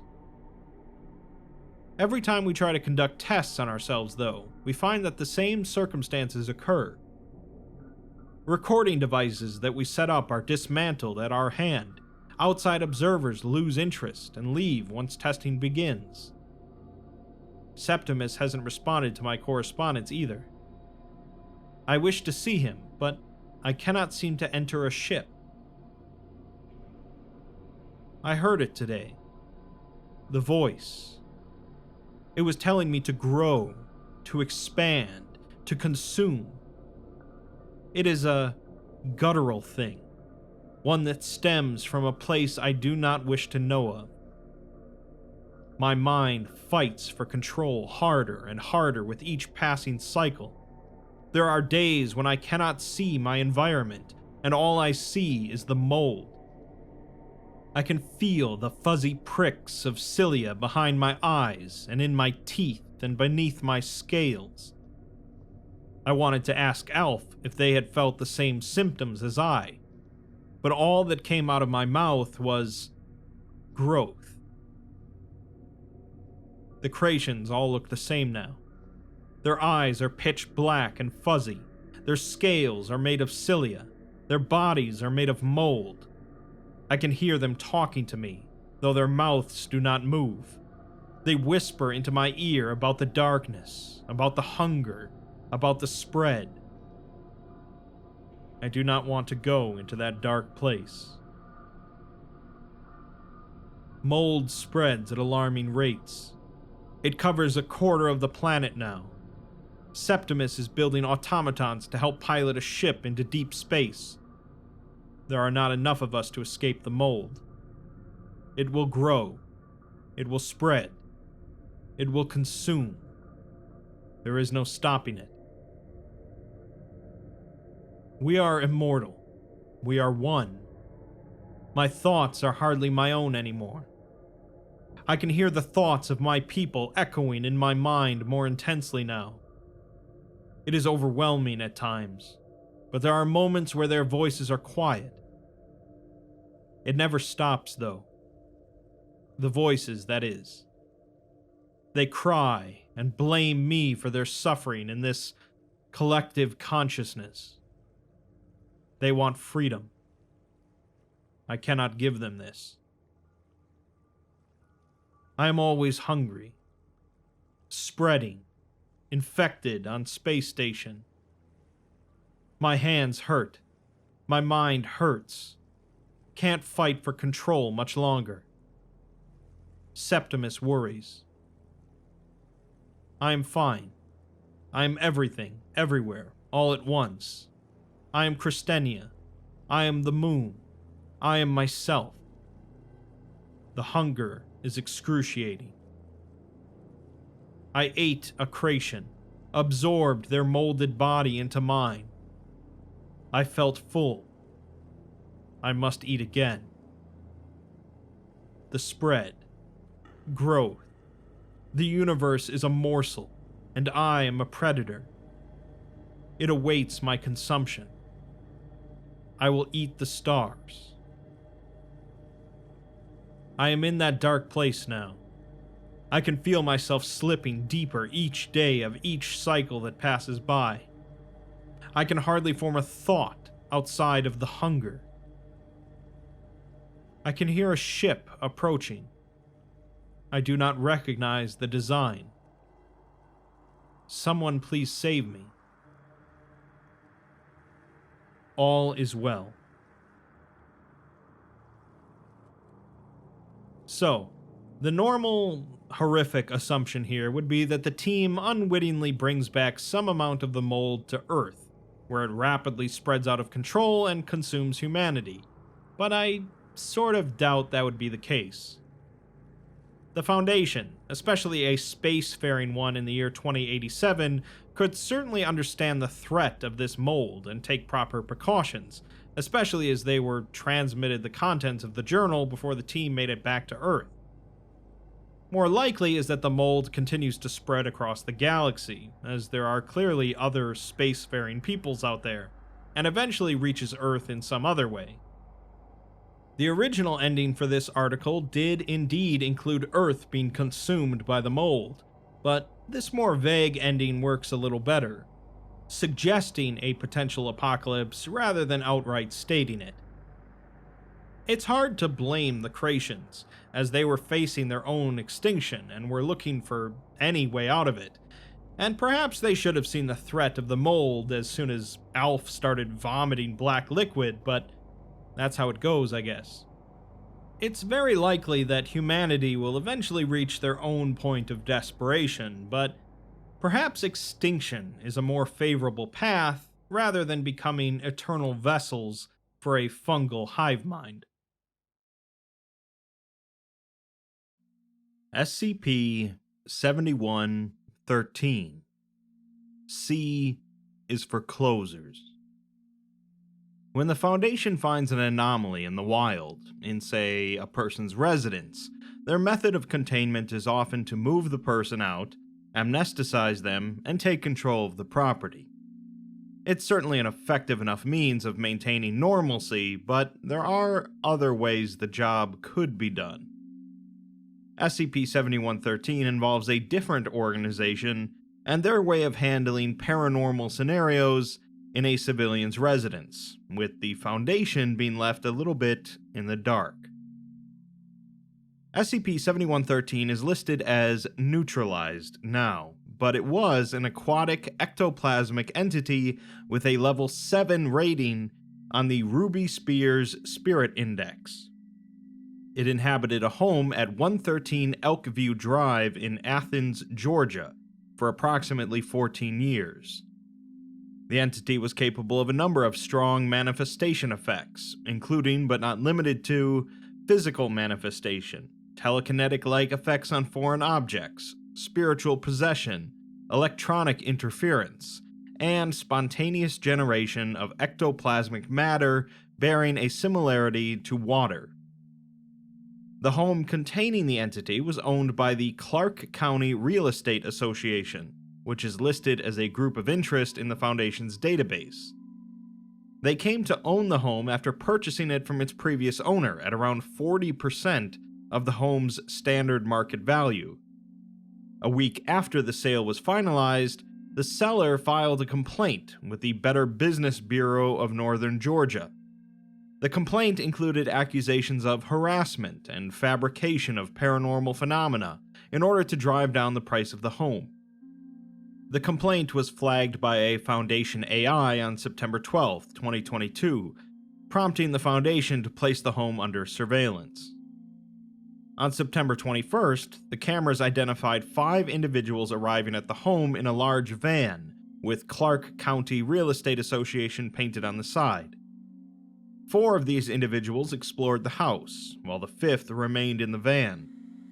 The 4 inside are carrying a collection of electronic devices and other items, with one of them eventually mentioning that he's got a parabolic reading from the kitchen.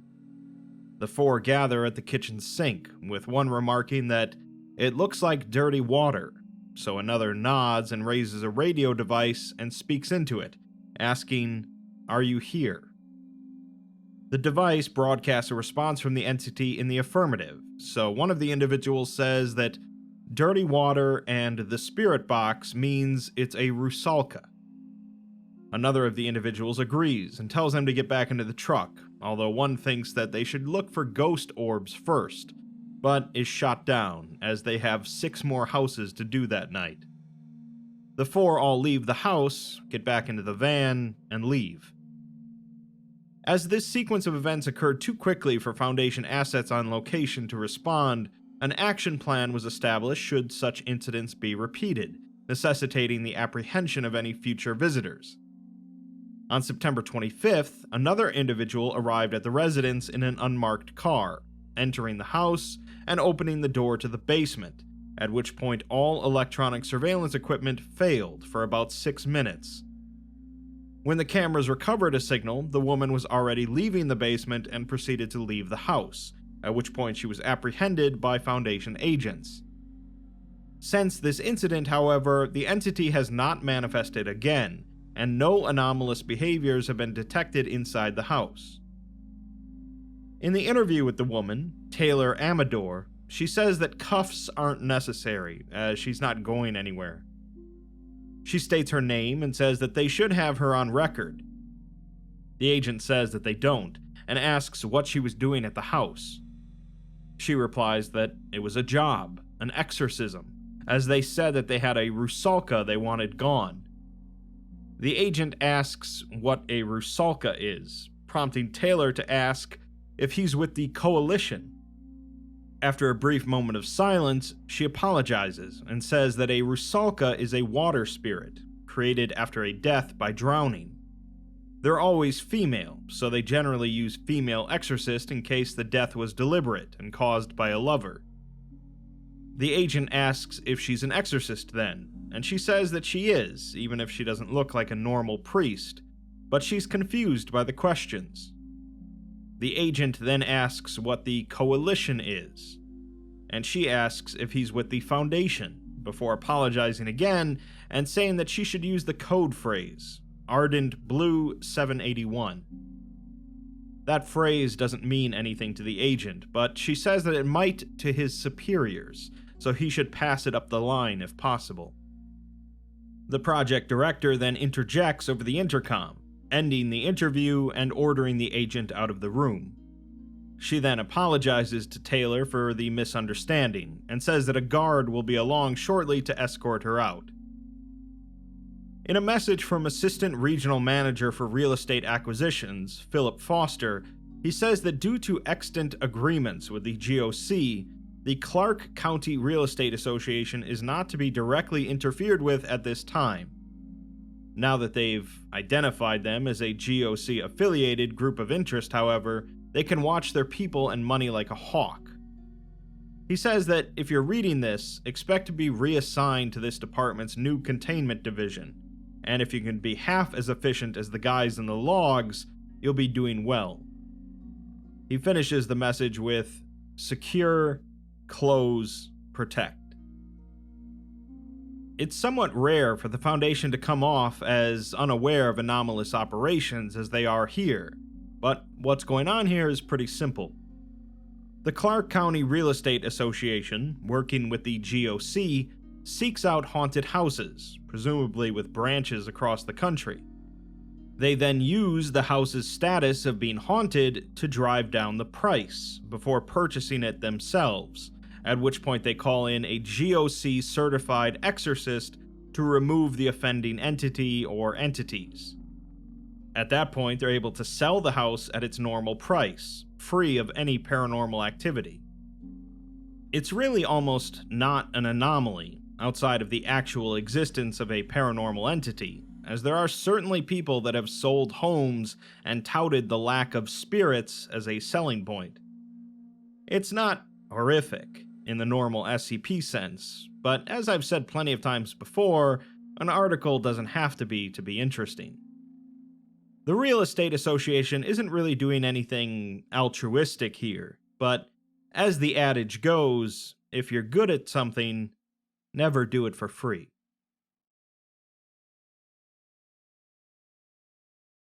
SCP-7160. D is for Dermatology. Depending on who you ask, life is not a fair experience. Random cruelties are tossed about onto the unsuspecting and undeserving on a daily basis, and it can be cut short on a moment's notice for no particular reason whatsoever. This concept is only amplified in the SCP universe, where not only can you potentially experience the worst that mundane life can throw at you, you can also get hit with an anomalous horror beyond human reckoning. SCP-7160 is about one such random tragedy, a man afflicted with something that can only be described as horrific, with no one and nothing around to assist him. I'll take the time to mention a warning here before we begin, that this one deals with some pretty hefty stuff that some people may not be comfortable with, including body horror, self-harm, and mutilation. SCP-7160 is listed with the pending object class, so even the Foundation isn't really quite sure what to make of it yet.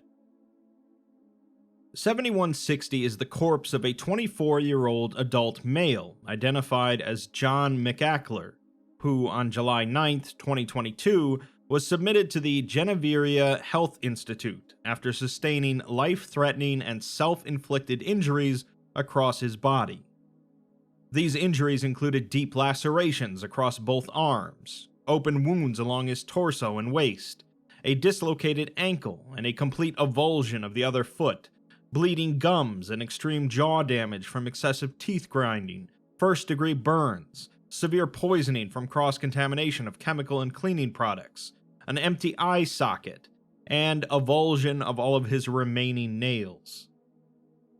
Emergency operations were enacted to save his life, but he was declared deceased after 16 hours, with the cause of death undeterminable so far. Anomalous influences, however, have been presumed since the recovery of John's personal phone, The first addendum of the article contains a long list of all of the various materials on John's phone that point to an anomalous issue, starting with his notes. His notes are addressed to an individual named Shelley, starting with him stating that he still doesn't feel better. He tried the breathing exercises she recommended and the toe-clenching trick whenever he felt the urge to scratch, but they did absolutely nothing. He just had to rush himself to the ER for a second time this week, and they took one look at him before rushing him inside for treatment. The doctors were picking scabs and dead skin off for hours before lathering him with enough lidocaine to paralyze a horse. They told him that if he scratched any more, he'd be shredding into the actual bone. He knows that Shelley is just trying to do her job, and she's not his doctor, but can't she please do something about this? In the next note, John writes that he woke up this morning to a 3-inch millipede crawling inside of his mouth, and could feel its shell swishing around in his spit, and the dry taste of wriggling little legs crawling along his tongue. He actually felt like he was going to retch when it started rubbing against his gums. He had to rush to the bathroom and puke everything out, and grabbed some pesticide in case he needed to hose something down the sink. Of course, nothing came out, just retch and mucus like always. He's sure he has the vomit caked outside of his mouth still, but frankly he doesn't care enough to clean it. It's not worth standing in front of a mirror trying to scrape it all off, as the last thing he wants to find is a tapeworm inside of his eye somewhere while he's wiping his face. In another note, he tells Shelley that he really can't take this anymore, as he's constantly suffering. His coworkers keep telling him to stop biting his nails at work, as it's not hygienic, but they don't understand that he's doing it for a reason. At least the nurses stopped giving him weird glances after he started coming in for burns instead of claw marks. He had to add another few days off from last week's schedule. Everything was fine until he saw the fire ants crawling underneath his skin, and it got so bad that one of the security guards had to restrain him with handcuffs again.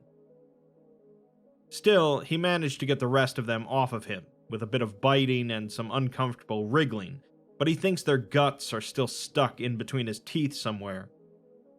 This is yet again another reminder to give this note to Shelley when he sees her again, as he knows that she'll take care of him, like the angel she is.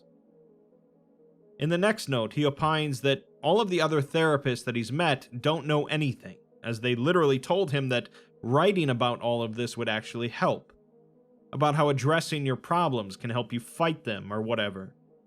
He was ready to believe that garbage, as they just wanted to help, and he wanted nothing more than to stop the itching and to finally wake up without blood seeping down his arms. But they lied to him, as of course it's not that simple. He still wakes up to the same feelings and urges that he's always had, and he swears it's inescapable now. He can't even so much as think without feeling a random urge to swat away spiders crawling up his legs, or a fly going inside his nose. That's not even including all the times he's looked through his clothes and saw the countless fleas and ticks nesting in the fibers. This can't continue, and he has to do something about it. The next note is written in all capital letters, with John writing that they're inside of him again, and asking why do they never stop, before writing, "It's biting me," over and over again. In the final note, John writes that he can't keep writing these anymore, as he's way too stressed and tired. His body still won't stop aching, and the stares just keep getting worse. He has to talk to Shelley again, as she knows him so much better than everyone else now.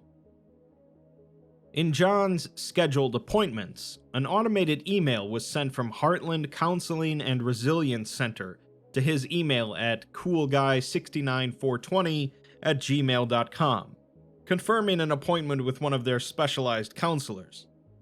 It's dated for June 12th, 2022 at 6 p.m. with Shelley Lee, and John listed his reason for visit as being, "There are tiny little insects crawling down my esophagus and burying tunnels inside my organs. The claw marks are getting worse, and I swear nobody else seems to understand. They don't stop existing just because you say they're fake.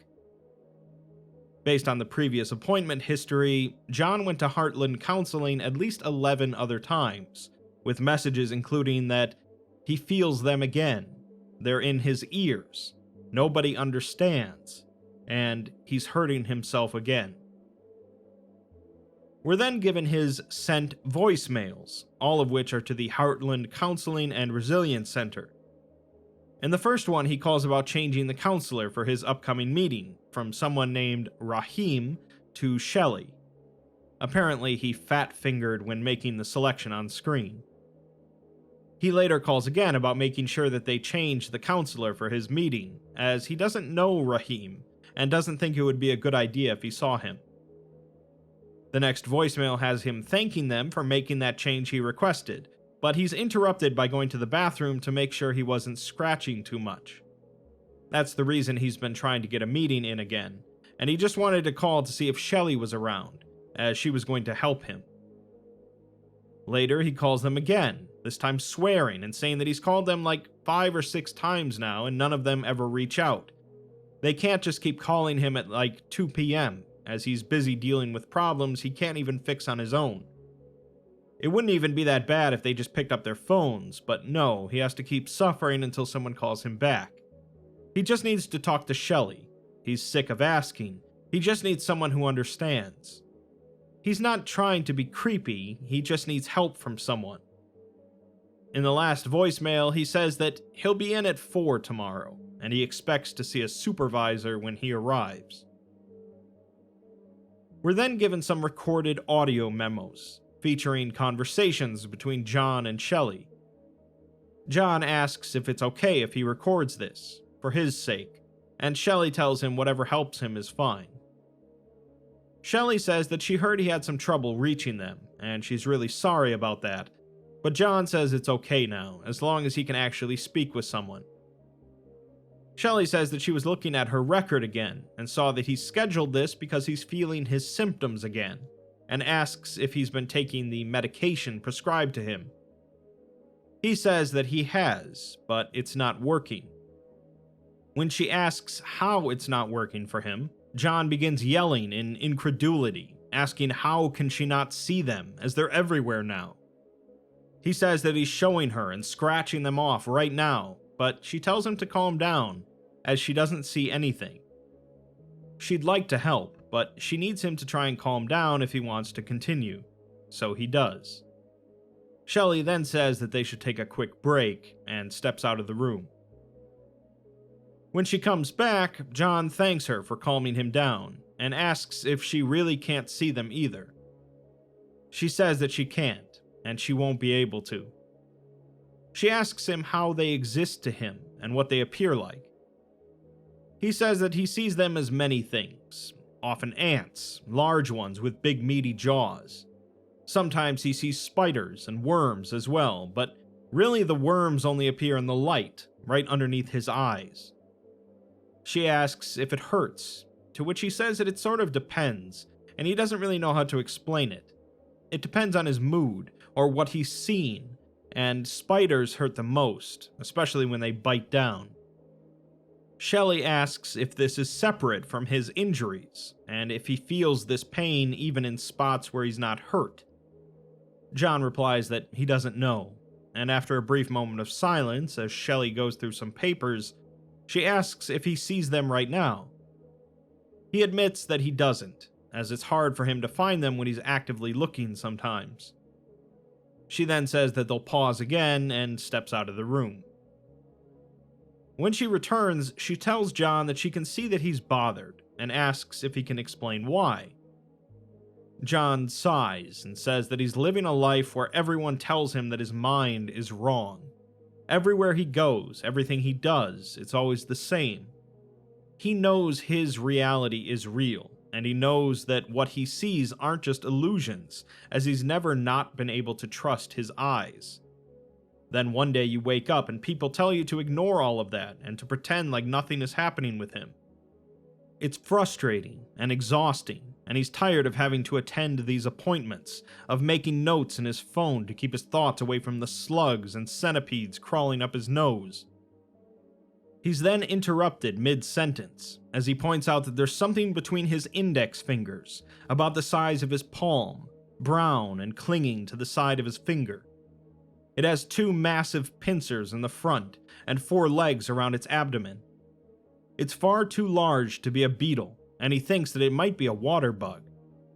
John begs Shelley to help him, and she assures him that it'll be all right, as she gets up and opens a drawer in her desk. She comes back with a small mirror, and asks him to point out exactly where the bug is. When she holds up the mirror to it and asks him if it's reflecting in the mirror, he stops talking. She says that this is what she's seen right now, and there's no bug there. When she asks if he sees one in the mirror, he hesitates and pauses, and says that he doesn't see it anymore. He sighs in relief and asks how she just did that. We move on then to John's text messages, starting with messages shortly after that last appointment. John is texting Shelley for the first time, and he thanks her for the help today, as whatever magic she did really worked.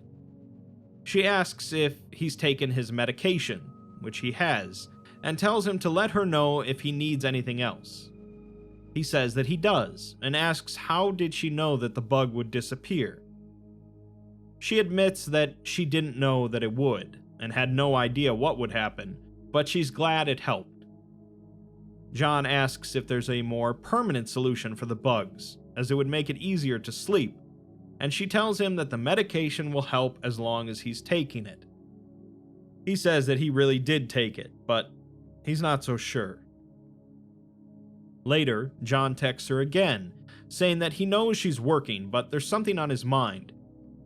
Back in the session, she asked him a question and he never got to finish his answer.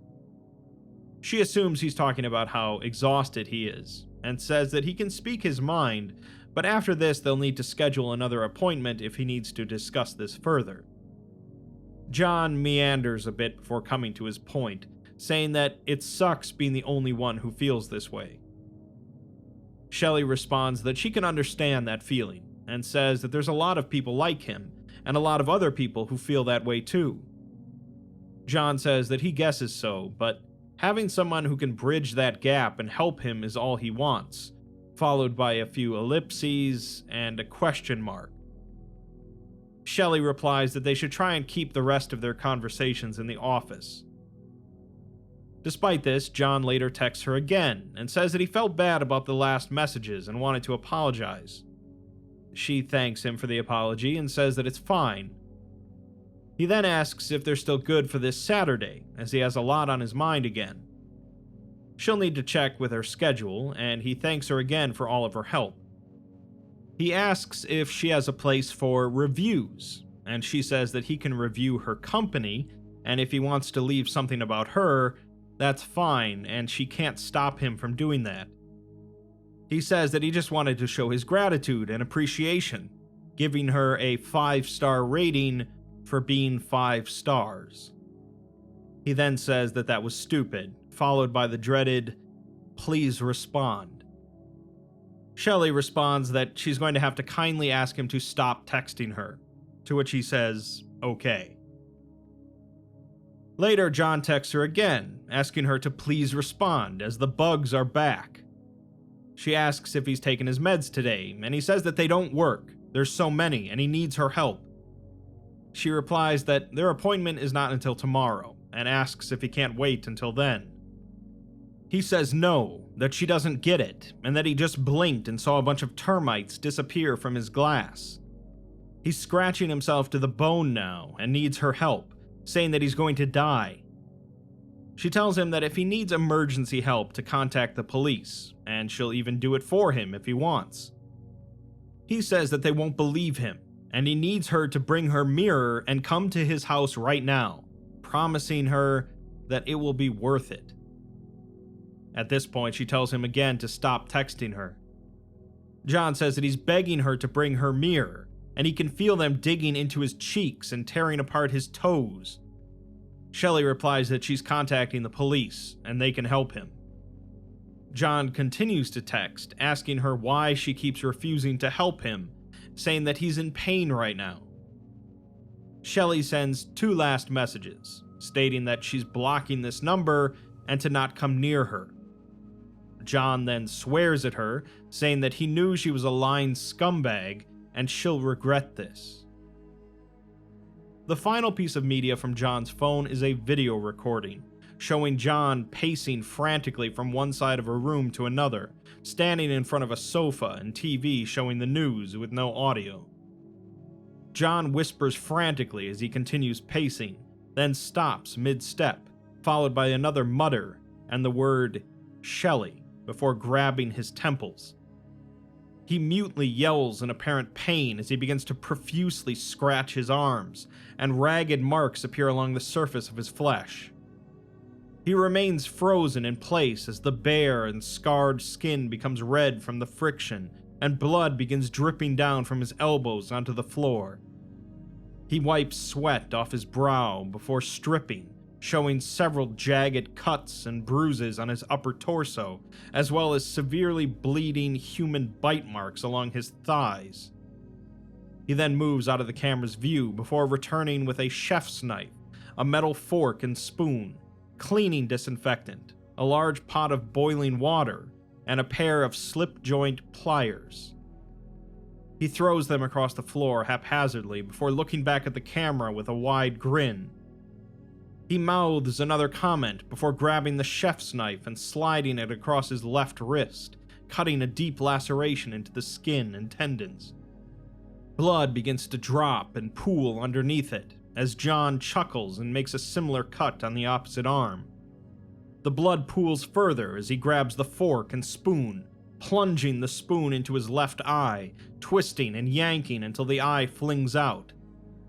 He then takes the fork, poking it underneath his index fingernail and quickly pulling backwards, snapping off the nail. Despite the apparent pain, John grabs the pliers and holds them firmly towards his toe, clamping down and twisting on the big toe. He reels backward once more, pausing briefly, appearing to mouth the word, drown. He grabs the boiling water and pours it along his face and upper torso as hot steam races around his body. His arms writhe in pain, but he doesn't attempt to brush the water off. Nothing occurs for approximately 30 seconds as the steam dissipates, as John remains motionless in front of his dining room table. Suddenly, he begins smiling again, and his teeth are stained red from blood. He utters another phrase, but only Shelley can be discerned. He frowns as the camera falls down and the recording stops. A few weeks after John's death, the Foundation was able to perform a complete autopsy on his corpse. While the autopsy report did confirm several key facts about his death, several other discoveries were also uncovered. When they extracted different tissue samples for identification, they discovered the presence of several small and distinct markings along the inside of the skin and various internal scrapes along the cranium. Deeper scans of the body's skeletal remains found large, vacant tunnel systems terminating at nearly all points throughout the hands, feet, and open orifices. It appears that the added marrow and calcified shell of John's hollowed bones created the perfect ecosystem for whatever was living within. Additionally, after penetrating the hypodermis, they saw that the regular fluid filling the interstitium was completely drained. While this can be the result of rare genetic circumstances or severe external damage, this case is not believed to have resulted in any structural abnormalities to the body. Instead, analysis of tissues in the surrounding area have been found to contain a nearly invisible, chitinous dust in its place. Following the autopsy, another investigation into John's phone was initiated. They found that the last application active on the device was Google Maps, en route to Shelley Lee's personal residence. Furthermore, a new message notification appeared upon device startup, from Shelley. She asks if John can call her as soon as possible, as she doesn't know who else to go to. She can't stop itching. Obviously a pretty horrifying article all around. Of course, from the onset, we as readers know that there's an anomaly involved here, and that John doesn't survive it, but it's still tragic to see everything that John goes through. Not only does he have to deal with literal bugs inside of his skeleton, but he's generally dismissed by the public as being yet another case of mental illness. Sometimes with anomalies like this, we'll get told that a Foundation AI or agent picks up information about the case, and the person gets taken into Foundation custody, but no such luck here. Shelley did an okay job in trying to deal with John, but there really was no helping him in the end, and for whatever reason that goes unexplained, it's just made her the new target for a bug hell. Our world is certainly cruel enough as it is, but it's still far better than living in the SCP universe, where random people can succumb to a cruel death that only horror authors can conjure up. SCP-7179. E is for Eternity. What happens after we die? You're certainly not going to find a conclusive answer to that question in an SCP video, but the SCP universe does provide a number of potential examples. In the SCP universe, people have reincarnated, gone on to fantastical realms, gone to hell, or even continued to consciously rot in endless despair and pain. All of these could be true, but none of them are ever presented as being that pleasant, and SCP-7179 is no exception, even though it looks pretty decent at first glance. SCP-7179 refers to an unknown number of cubic extra-dimensional spaces measuring approximately 10 kilometers on each edge. Upon any human's death, their consciousness is transported to an instance of 7179, where they will physically remanifest in the same state as they were upon death, except in perfect health. Based on limited observation and experimentation, there are no known cases of human death where the consciousness does not appear in one of the extra-dimensional spaces. Aside from insignificant differences between each of them, instances of SCP-7179 are functionally identical. Each space is an oceanic environment, with a single tropical island in the center. The environment of the space remains at a consistent temperature that is of adequate comfort to the deceased individual. Furthermore, these spaces never display stormy or otherwise violent weather, and the sun perpetually remains directly above the island, leaving it in eternal daytime. As there seems to be no natural wind in the space, there is no natural water activity either. Individuals attempting to leave will simply end up on the opposite edge of the same space, with 7179 acting as a functional omni-lock. Additionally, the passage of time within the space is highly inconsistent with that of baseline reality. Plant life in the space bears several different species of edible tropical fruits.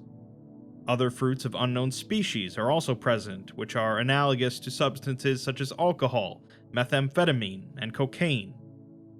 Animal life includes several varieties of tropical birds, butterflies, and a few instances of domestic pigs.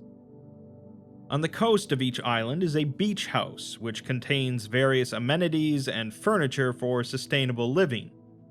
Each house is home to up to 3 human beings of sexual preference to the inhabitant, seemingly bearing no will of their own and are completely loyal to the deceased, but are otherwise completely identical to normal humans. Injuries suffered by humans within the space heal at a normal rate, although death is impossible. Seemingly fatal injuries are thus recoverable, albeit quite painfully. The Department of Tactical Theology was able to fully observe an instance of 7179 using the experimental Intelligent Soul Interface construct Dante.isic. The construct is memetic in nature and fuses with the consciousness via the noosphere, allowing data to be relayed back to the physical world. Dante.isic was covertly applied to Paul Hiddleston, a 34-year-old man diagnosed with untreatable brain cancer, who perished shortly after the construct was applied. His consciousness was transported to an instance of SCP-7179, where he arrives, standing next to a small beach house. 3 women, appearing to be in their mid-20s, walk out of the house to greet him. After gaining his composure and becoming accustomed to his surroundings, he finds himself comfortable and begins to engage in frequent pleasurable activities, such as eating, drinking, drug use, and intercourse. After 2 years of time, Paul starts to drink and partake in mind-altering fruits with much greater frequency, more than any other activities. After another year, he starts neglecting to eat at all for considerable periods of time, occasionally attempting to converse with the women, but is frustrated by their lack of agency or individuality. After a total of 5 years in the space, he ceases his former activities altogether, spending much of his time wandering the space. A year later, he becomes panicked and attempts to leave, building a raft from one of the island's trees. Each time he reaches the edge, however, he appears on the opposite side. After several attempts, he collapses in despair for multiple days, until he regains his composure and continues his prior activities. In the next year, he uses the wildlife and plant life on the island to begin pursuing culinary activities. He constructs basic farms and pens to keep and breed animals, and his mental state improves as he continues to develop his skills. 18 years in, Paul has become an expert in cooking, having both replicated dishes from memory and created new ones, showing no signs of ceasing as he begins attempting to crossbreed various plants. 37 years in, he continues his endeavors, although he begins to show signs of weariness and boredom. 44 years later, Paul has once again regressed into a depressive state and has sought out other ways to occupy his time, eventually beginning to study construction. He starts building tools and equipment for building, and 20 years later, after a great deal of trial and error, he has assembled his first house and continues building. After a total of 287 years in the space, through constant maintaining of trees and frequent building projects, he is able to cover the island with rudimentary structures. He then focuses his efforts towards maintaining and upgrading the structures until he has mastered their fortification. 129 years later, through study, experimentation, and experience, he has managed to fully fortify each structure into usable housing.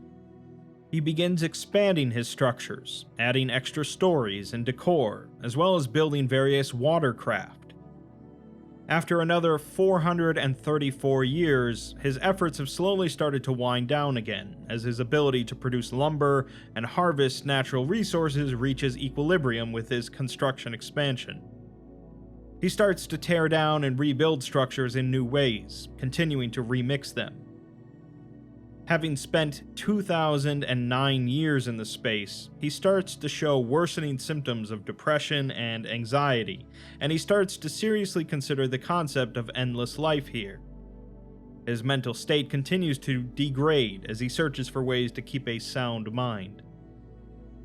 5,478 years in, Paul starts tearing through his structures without reason, tearing down the whole village in several months. He starts rebuilding again. 11,902 years in, he attacks the 3 women, tearing their bodies apart. He shows symptoms of severe stress after doing so, and attempts but fails to take his own life by drowning himself.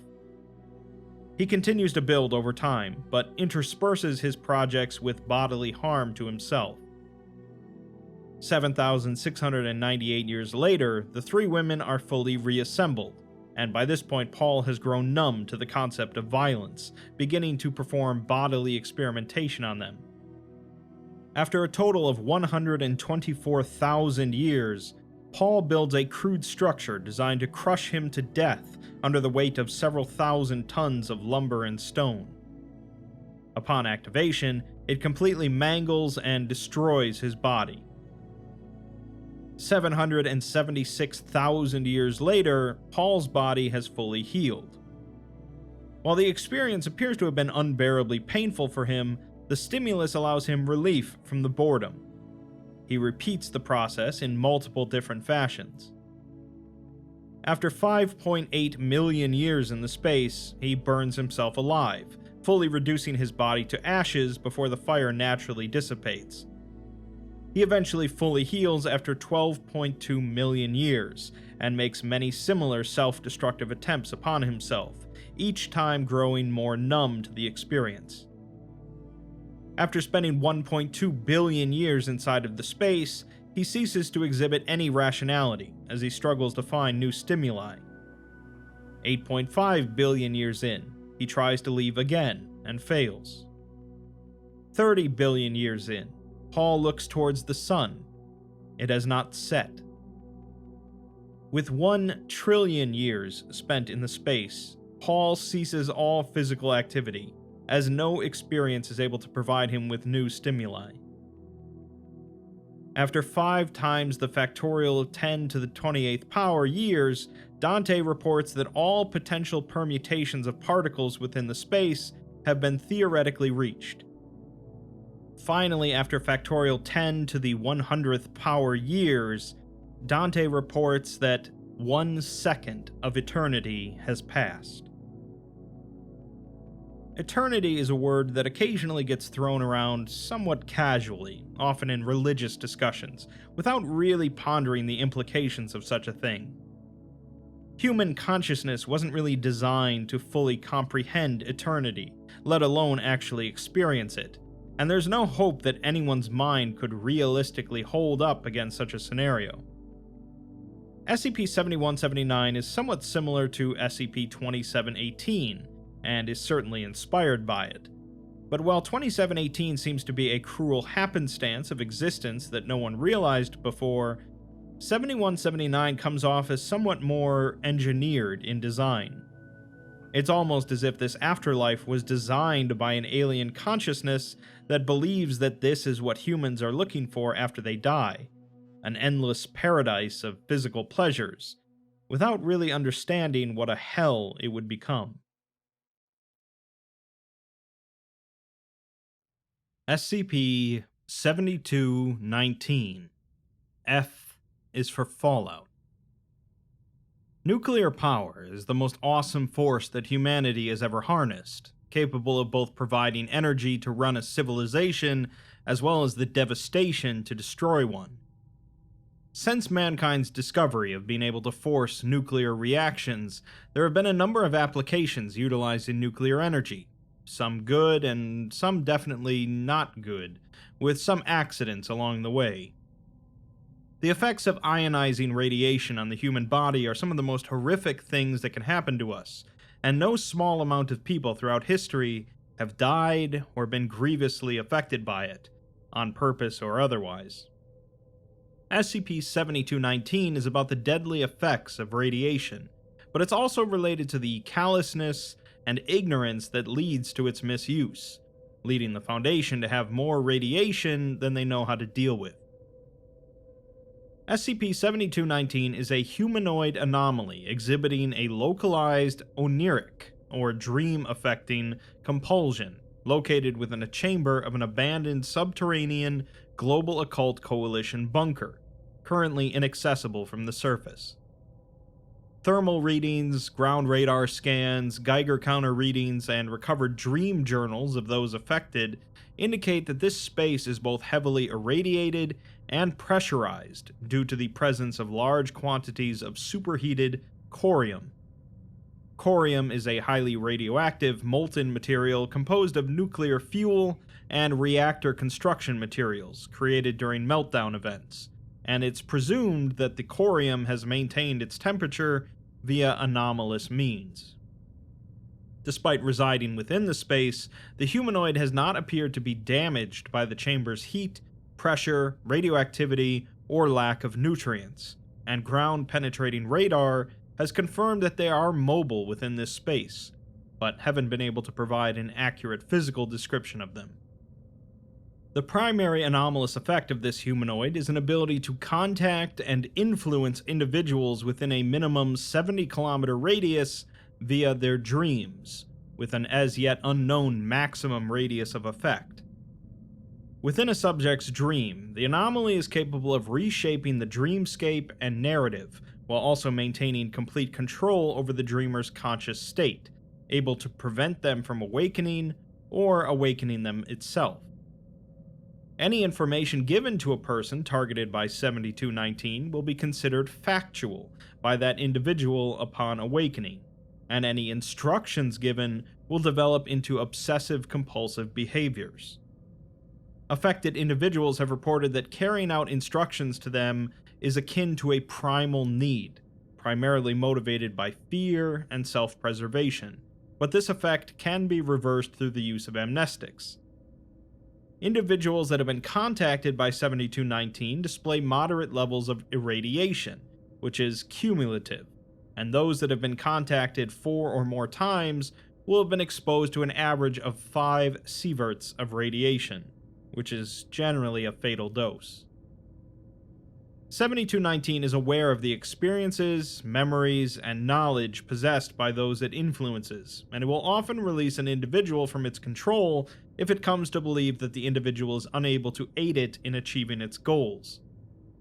Individuals ordered by it to enact a task frequently develop mental disorders, particularly anxiety and obsessive-compulsive disorders, as a consequence of this control. These can be treated via conventional means, and are believed to be a psychological response to the anomaly's effect on their psyche. Individuals that have been contacted by the anomaly describe it as a heavily burned, emaciated male human with luminescent yellow eyes displaying signs of acute radiation syndrome, with several accounts describing it as possessing areas of exposed bone and muscle, mixed with embedded lengths of rusting metal. All accounts describe it as being extremely tall, with molten material orbiting it in loose rings, its face barren of flesh, with visible musculature partially hidden beneath a mask of its own sloughed-off facial dermis, lashed to its head with cord or wire. Numerous dream journals and notes have described it pleading with them to aid it, and reported feelings of empathy toward the entity. During attempted interviews conducted by Sleeping Foundation staff, the entity has proven largely uncooperative, frequently coercing the dreamer into aiding its goals. The entity consistently pleads with the subject to free it from its subterranean prison, providing them with detailed knowledge of its location and hand excavation techniques. No discernible patterns have been identified in the people affected, but it most commonly targets males between the ages of 20 and 60, at an average rate of 1 person per 3 months. To date, all affected individuals have continued excavation over the site, despite the area's high radiation levels, causing them to develop acute radiation syndrome. They will continuously excavate the area, stopping only to rest or rehydrate, and will continue until they're forcibly removed or they die. The entity was discovered by the Foundation in October of 2013, following the detection of a radiation spike in the area, alongside a 73% increase in missing persons reports. Due to long-standing suspicions of a GOC facility in the area was rapidly investigated, where it was soon determined that a large, subterranean bunker had suffered a catastrophic nuclear incident. Signs of anomalous activity in the presence of an organized evacuation were detected, but no connection to any group of interest could be determined, due to it being abandoned. As a result, the bunker was considered a low priority at the time due to a lack of anomalous activities. In 2015, however, a standard review of the area discovered that excavation of the facility was being undertaken by civilians. The area was immediately cordoned off from the public, and an investigation discovered lethal amounts of radiation in the area, radiation-damaged excavation equipment, and the corpses of 78 missing persons, all of which had expired from acute radiation syndrome. Investigation into their belongings led to the discovery of documentation alluding to the entity, with subsequent investigations discovering the anomaly proper. Due to the radiation levels within the excavation above the entity, the majority of individuals drawn to the area have suffered acute radiation syndrome. Initially, this was observed only in those who had visited the excavation in person, but an investigation into the afflicted individuals found varying amounts of gamma radiation in their beds and clothing. The discovery that dream-based exposure to the entity is hazardous necessitated Foundation acquisition of all affected areas, including 28 homes, 3 apartment complexes, 17 vehicles, and 1 therapist suite. Individuals affected by the radiation from dreams were initially treated within a sterile wing of the containment complex due to the destruction of their immune systems. The usage of experimental anomalous medical techniques to treat the affected was approved, with the goal of developing effective treatments to be used across the Foundation. Despite extending the life expectancy of the victims somewhat, however, they still underwent severe loss of skin, muscle, and flesh, vomiting and diarrhea, leukopenia, seizures, hypotension, hemorrhaging, and shock, leading to total organ failure, and death. As a result, the Ethics Committee suspended all treatment and testing on individuals affected by the entity, and has approved the usage of euthanasia in those affected. We're next given a series of documents discovered within the entity's area of effect from affected individuals. The first one is from an individual that dreamed of a gas station and a girl he likes, before the whole place lit up with green fire and melted away. He was then in a cave or a mine, and it was hot, although the air was like air and water at the same time. He was moving through it, and then saw this thing walk out of the dark, like a really tall man, but he looked melted, with bones showing. He was wearing rags and sacks like robes, and there were bits of metal stuck in his back and chest. The thing spoke to him and knew his name, telling him to go out to a specific spot in the woods and dig it up, because it was in a lot of pain being stuck down there. The man Googled the spot after he woke up, and it looked the same as in his dream, so maybe he'll check it out with the gas station girl on Halloween. He mentions that he really needs to stop watching horror movies though, as that thing's face was messed up, like someone had cut it off and he tied it back on with shoelaces. He even asked it about it in the dream, and the thing said that it was the only way to get it to stay back on. The man later wrote in the journal again, saying that he's been digging every day, but the dreams won't stop. He feels sick, and the more he digs, the worse it gets, like a bad sunburn all over. He's throwing up, his hair and nails are falling out, and he's bleeding from his eyes. The thing in the dreams knows about it as well, as it apologized to him and said that it would stop hurting soon and he should push through it. Still, he's booked in to go to the doctor, but unfortunately this was his final entry, and his remains were found within the excavation site. Another individual, a therapist, wrote about one of their patients that has cut contact. She writes that given their state of mind and deteriorating physical condition in the previous weeks, she decided to go through her notes from the previous sessions, and she doesn't like what she sees. It's clear that she didn't entirely understand their concerns over the nightmares they were experiencing, and her assessment of them being a manifestation of survivor's guilt was incorrect. What she took to be obsessive-compulsive behavior is clearly a break from reality, and they have become fixated on digging their hole in the woods. She notes for the record that if the patient doesn't answer their phone, she intends to talk them down from this course of action. Both of their bodies were discovered within the excavation site. The next document is from a Foundation researcher's dream journal, Dr. Adelheimer. He writes that he was contacted by SCP-7219 in his sleep, and while it was somewhat amenable to conversation, it proved difficult to engage with, as it was extremely focused on its attempts to make him participate in its excavation. He was also taken by surprise by how hopeless it seemed. It was far more pleading in its nature than what was presented in the documentation they found, and he believes that this will only increase with time. In the interview, he asks it who it is, and it responds that it's trapped, and he knows it, and he needs to get it out. He asks it if it has a name, and if it knows how it got here. It replies that it doesn't recall its name anymore, but it was once a man, but different. It could touch the dreams of others, and that didn't go unnoticed. Shadowy men in black trucks found him, kidnapped him, and locked him up in their little underground hellhole. The dream then shifted, and Adelheimer found himself sitting at an office cubicle before being tackled and kidnapped by shadowy men.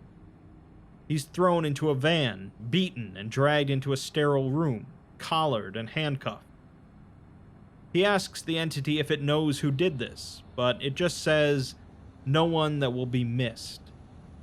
They were killed by the things they could not exterminate. Most people and monsters dragged down into the dark were gassed and disposed of, but those resistant to their weapons were locked up. Others, like him, were made to be useful to them. At first, they offered him a deal, in which he would reach out, spy on the dreams of their enemies, coerce a few people here and there to be more agreeable to them, and they would make him normal in return. They lied, however, and never meant to let him go, as how could they with what he knew and what they made him do to people? So he rotted in that cage for years, resigned to his fate, until he peered into their dreams and saw that he was not the only one held down there. Another of their guests was less complacent than him, angry and bestial, and it broke out.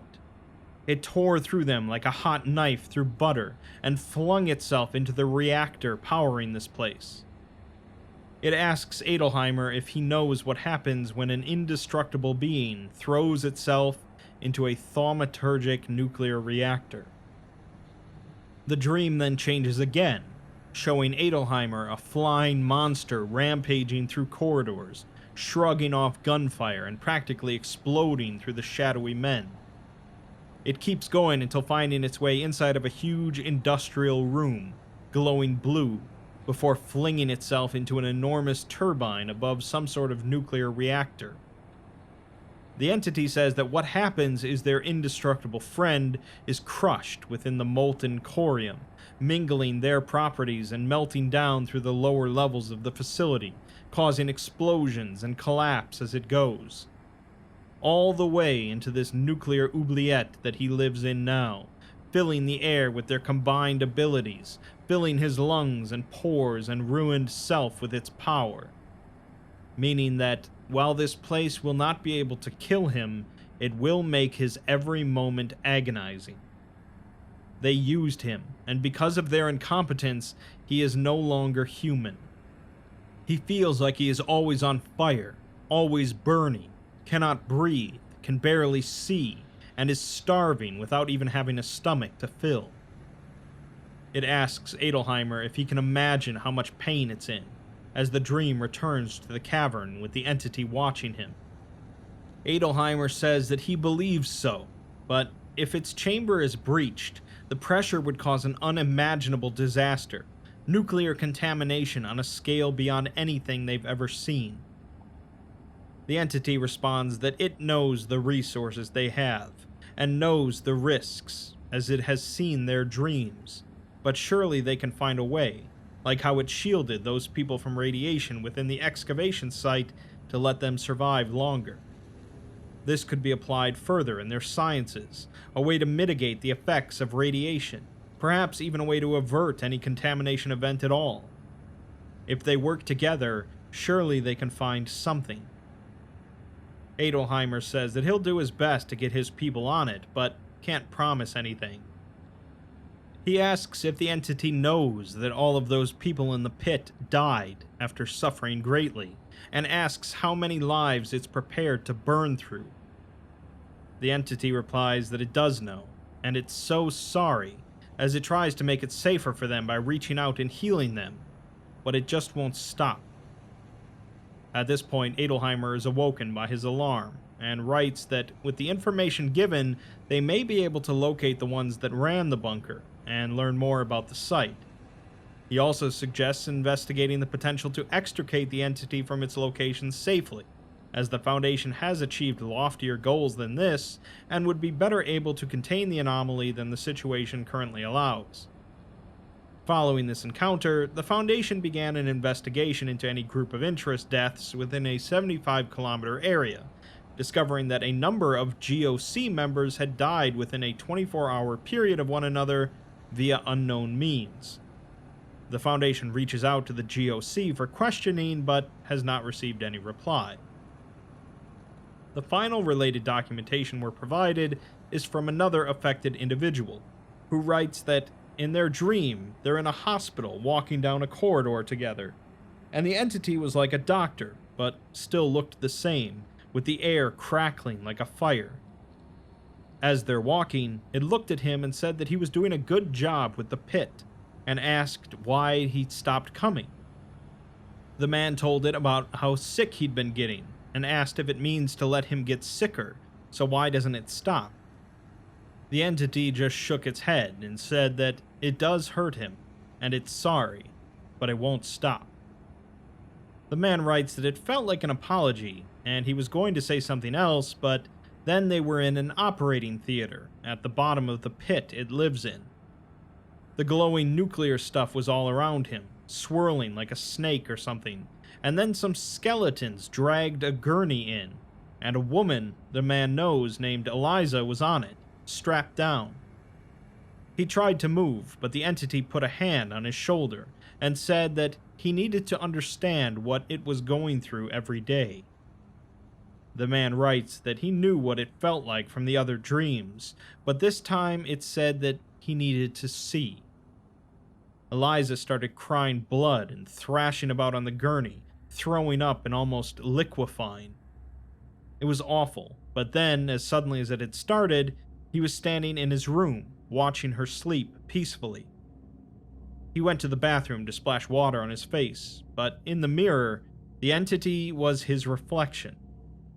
He got mad and punched the mirror, screaming at the entity for showing him that.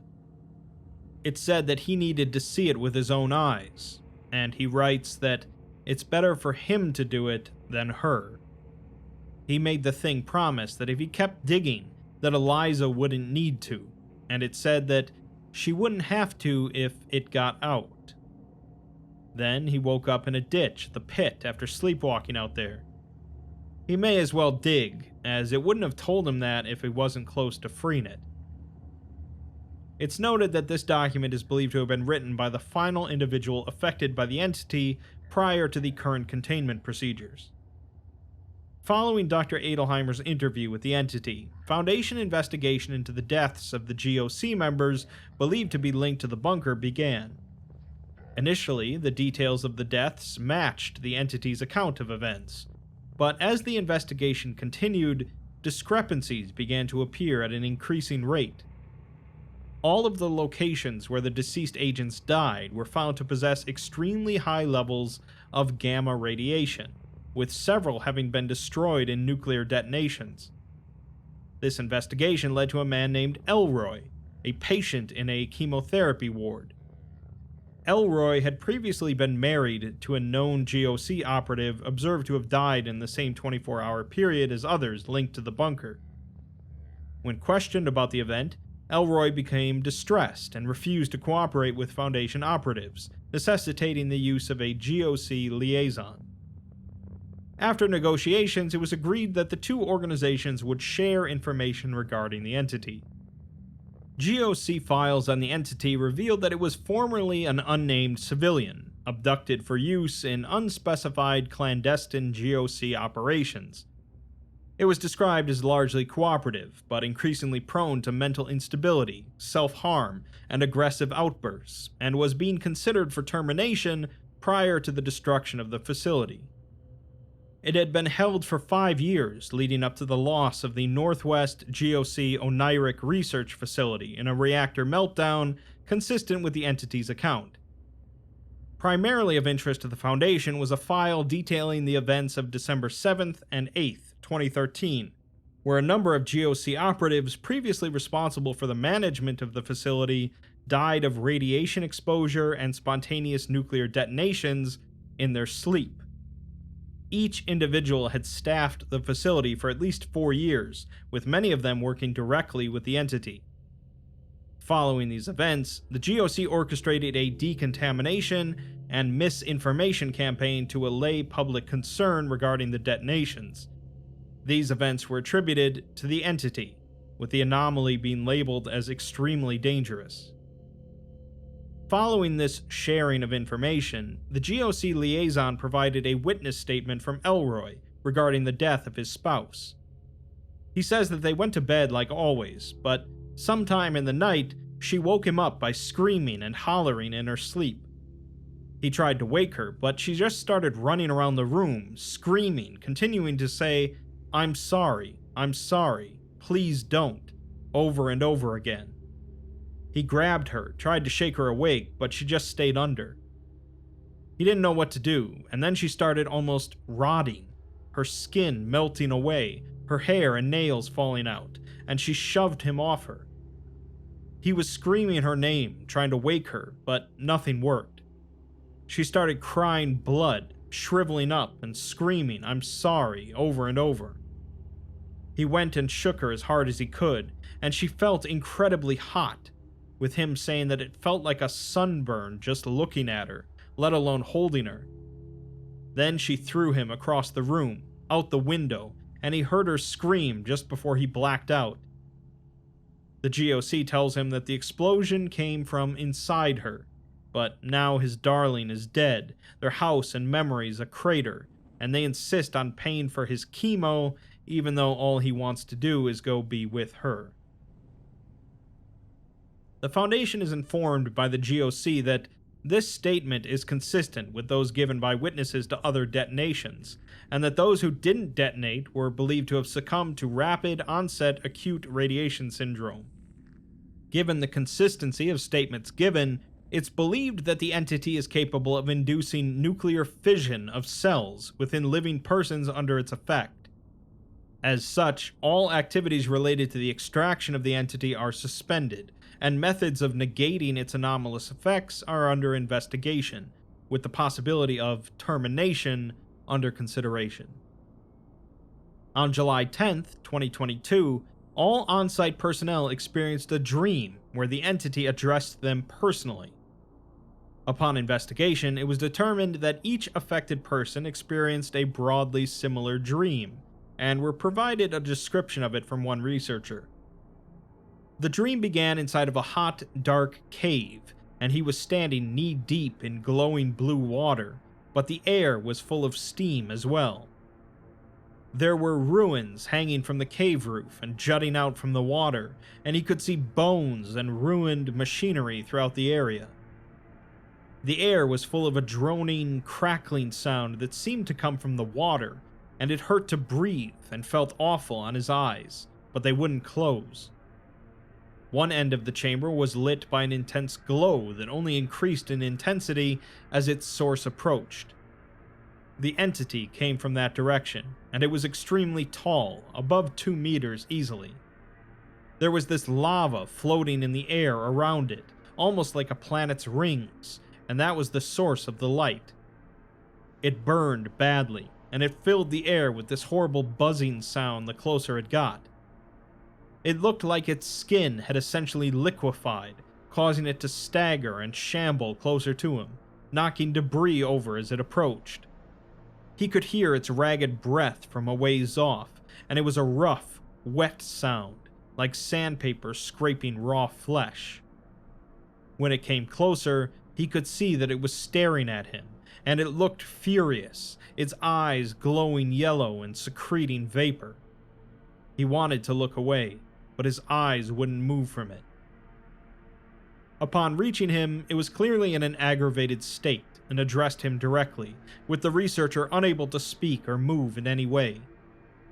The entity asked why they leave it down here, and can't they understand what this feels like? They cannot care so much about those pathetic worms that they are going to simply leave it down here. Each day feels like eons, and time again it tries to die, but it is a ceaseless wheel, beyond death. It refuses to remain here any longer, and it will get out, even if it has to burn through each and every one of them to do it. At this point in the dream, the setting began to change frequently. He could still hear the entity, but found himself standing outside the containment site, watching as it exploded into a mushroom cloud.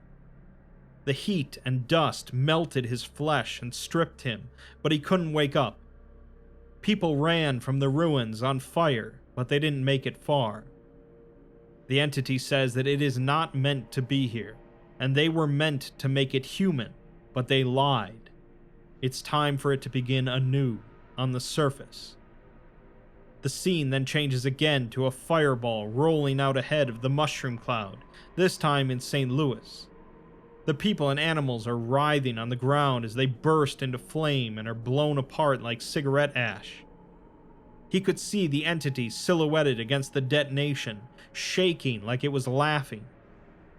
It says that you little people manipulate the world around you, deceive those around you to keep your secrets and keep your ducks in a row.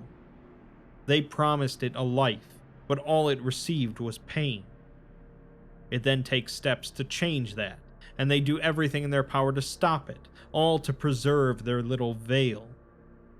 The Foundation is just the same as them, and they will suffer just as they did. Revenge failed to get it any closer to getting out.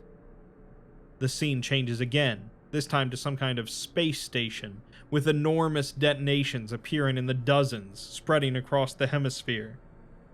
The only thing the researcher can hear is the entity laughing. It admits that revenge did feel good, however. The Foundation has chosen to imprison it, entombing it in the worst place imaginable and drawing out the suffering. The scene changes again to Site 19 as the entity forces the floating corium into a redacted SCP, which appears to make them follow it, their eyes taking on the same glow. The entire surrounding area is a blasted wasteland, raining acid that scorches all of the remaining greenery. The entity says that it's enough, and they are going to let it out. Now the researcher sees an icy, bleak landscape, appearing to be some sort of a farm, with ragged people attempting to till the earth. They are starving, covered in blisters and burned skin, and blinded. Corpses litter the ground, ash rains from the sky, and the people communicate in only grunts and gestures. He saw one man collapse with all of his fellows ignoring him, except for a child who seemed unable to comprehend why he wouldn't rise. A pair of yellow mushroom clouds form in the horizon behind the people, and they don't even bother turning their heads. The entity says that it's not going to stop, and it will send every man, woman, and child in the country to dig it out. It will break their minds, and they will dig it out with their nails. It will burn the world as it has burned, and they will watch as their skin melts and their eyes bleed, mountains of corpses burning beneath an ashen sky. It will become death, destroyer of worlds, and it will be their fault. The vision then fades back into the cavern, the mushroom clouds becoming the eyes of the entity. The researcher had fallen backwards, into the water, simply staring up at the entity, which proceeds to approach and crouch over him. It says that it is going to get out, and there is nothing they can do that will stop it. Following this shared dream, the majority of on-site personnel reported signs of radiation sickness, with several having received lethal amounts of radiation overnight, or being the epicenter of nuclear blasts. This necessitated an evacuation of the containment site, and the decision to automate all functions of the entity's containment. All affected individuals were observed to remain in the control of the entity regardless of their condition, and were subjected to larger amounts of radiation, leading to the permanent evacuation of all individuals within a 100-kilometer radius of the site. In the following weeks, the entity was observed to affect individuals located significantly further than before, and at a drastically higher rate. As of the last update to this file, the entity has consistently contacted an average of 4 persons each night, at a maximum distance of hundreds of kilometers from its present location. So that's certainly a pretty bad situation for the Foundation and humanity to deal with, but not necessarily the end of mankind. Perhaps the GOC can come up with a way to actually terminate the entity, or worse comes to worse, the Foundation evacuates the planet, or at least part of it. It's certainly the GOC's mess to clean up though, and they seem to have screwed the pooch in more ways than one, although this one would probably have been solved had they actually terminated the anomaly before everything went wrong. Regardless, imprisoning and forcing an anomaly into service that's mentally unstable and can reach into anybody's dreams was never going to be a good idea. At the very least though, based on the visions, it seems that the entity is going to let some blind, irradiated people live out an existence on Earth, so it's pretty much just the setting of a Fallout game.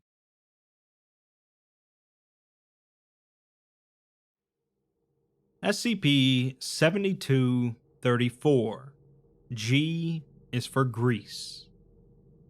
The SCP Foundation has been involved in a lot of weird scenarios. For an experienced field agent, there isn't a whole lot that will faze them, or that they won't believe possible. When a team of explorers gets sent into an uncharted anomalous space, absolutely anything can be expected, and then some. It's not a pleasant job, by any means, but it's often a necessary one. SCP-7234 is another extra-dimensional area that the Foundation deems to need some exploring, but sometimes it might be better if they just sealed it off and ignored it from the get-go. Let's take a look. SCP-7234 is the entrance to an extra-dimensional space located in a cave system underneath Site-91. This space acts as the source of a non-Newtonian viscous orange fluid, similar to deep-frying grease, which exerts contradictory properties in regards to its viscosity.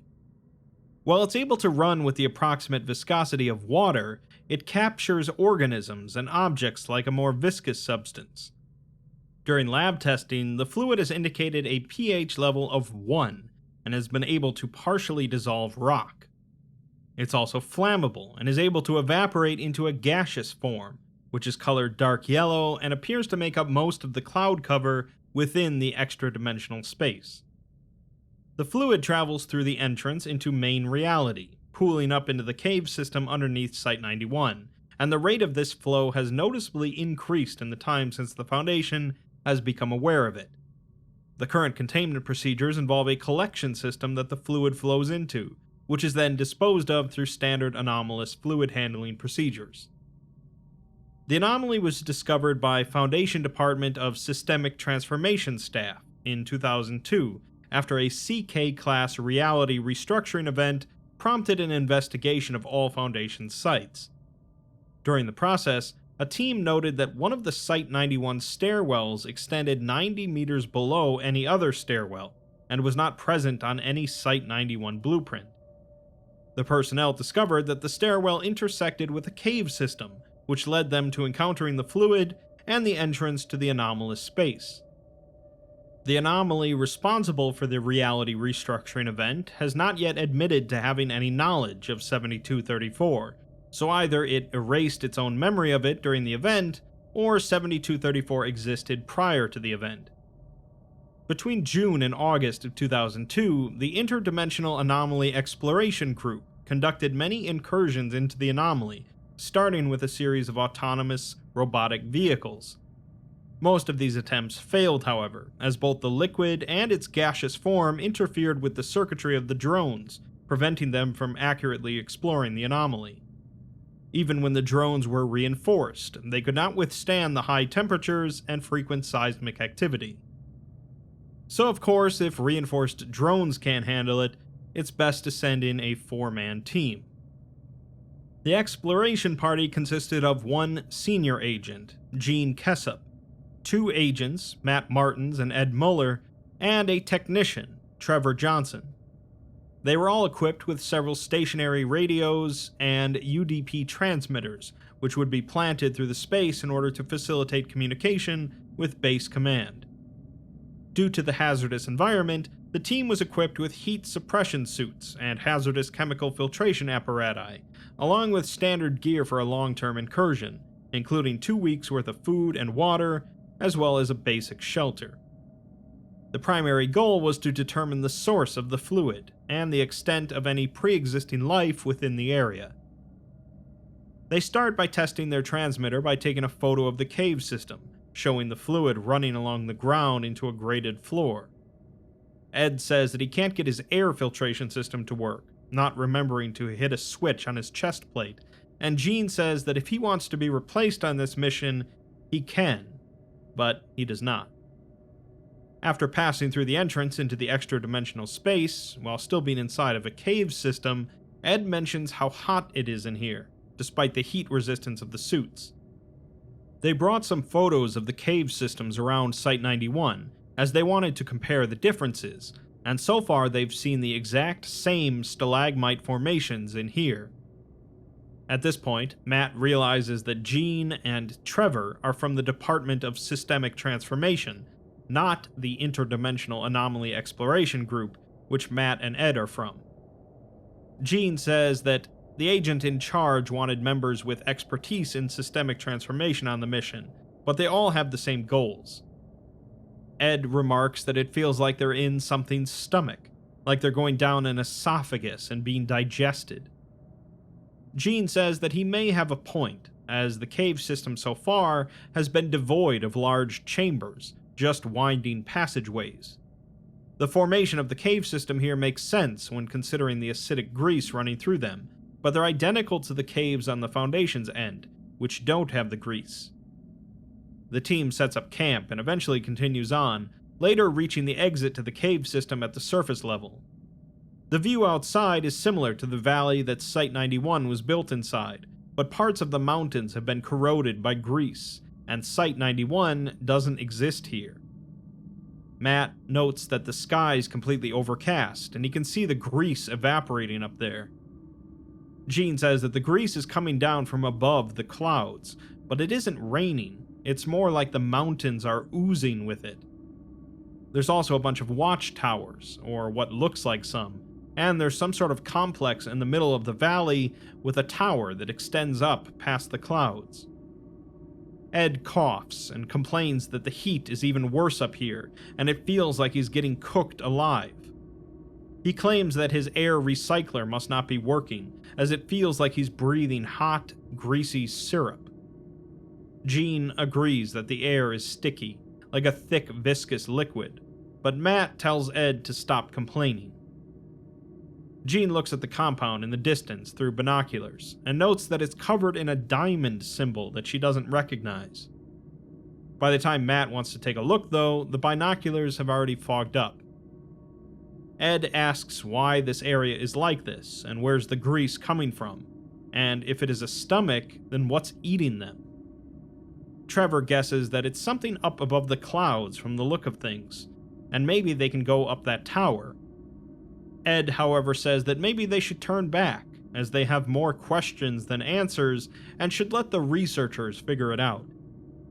Jean says that the complex can't be more than a few days' walk away, and they should go to it while they're here, as she has the authority to clear them all for urban exploration. The team starts walking then, eventually setting up camp when the sky becomes a darker color. They find a spot underneath a plateau overlooking the valley, and Ed comments that the view is kind of beautiful, with the starlight dazzling off of the grease.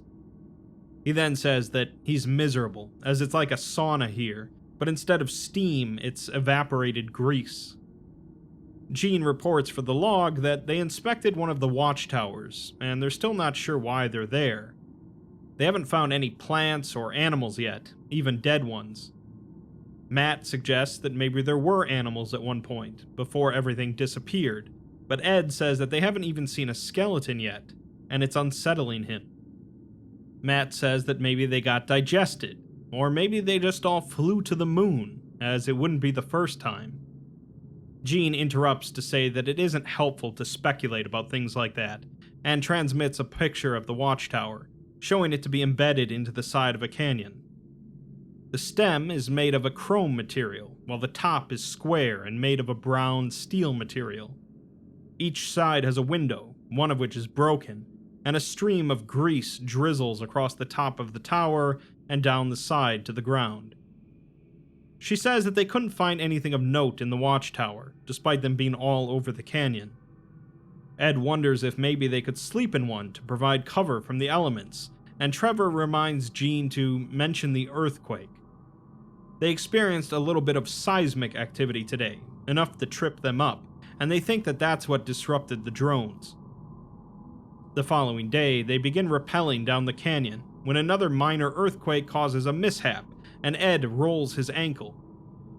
He can still walk, but he complains about the pain, and how being covered head to toe in grease doesn't help. Matt says that he didn't join this task force to babysit, and when Jean threatens him with a court-martial when they get back, he says that she doesn't have any authority over him, as they're from different departments. She replies that on this mission, she does, so Matt backs down and says that they should at least make it to the complex. Ed chimes in with another theory, that this isn't a stomach, but it's trying to become one. There used to be people here, or aliens, because of the watchtowers, but they're not human design.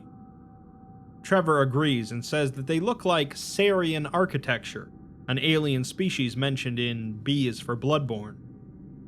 Matt mishears and says that he's never been to Syria, but he doesn't think it looks like this, and Trevor decides not to correct him. Ed continues and says that what this environment is supposed to do is break them down into a liquid form, but it can't do that yet, so it's trying to disarm them with earthquakes, and they need to get out before it can do that. Jean and Matt both agree that that's a stretch, and they don't have enough evidence to draw a conclusion. Trevor suggests that maybe it was some kind of weapon of mass destruction, as the watchtowers and bunker clearly point to it being some kind of military base. Matt, however, jokes that someone dropped a bomb on it and it got covered in grease, like they contracted out Ronald McDonald to build the Manhattan Project. Jean just says that they should get to the complex and see what they can find, while Ed asks Matt what his theory is about all of this. Matt just thinks that the Foundation did it, this universe's version of the Foundation, and maybe they were testing some kind of anomaly and it went wrong. Jean asks if he really has that little faith in them, but Trevor agrees that everything here could have been built by an alternate Foundation. The team eventually reaches the compound, which is built in a similar manner to the watchtowers, with the first and third levels built from the same chrome material and the second level built from the brown material.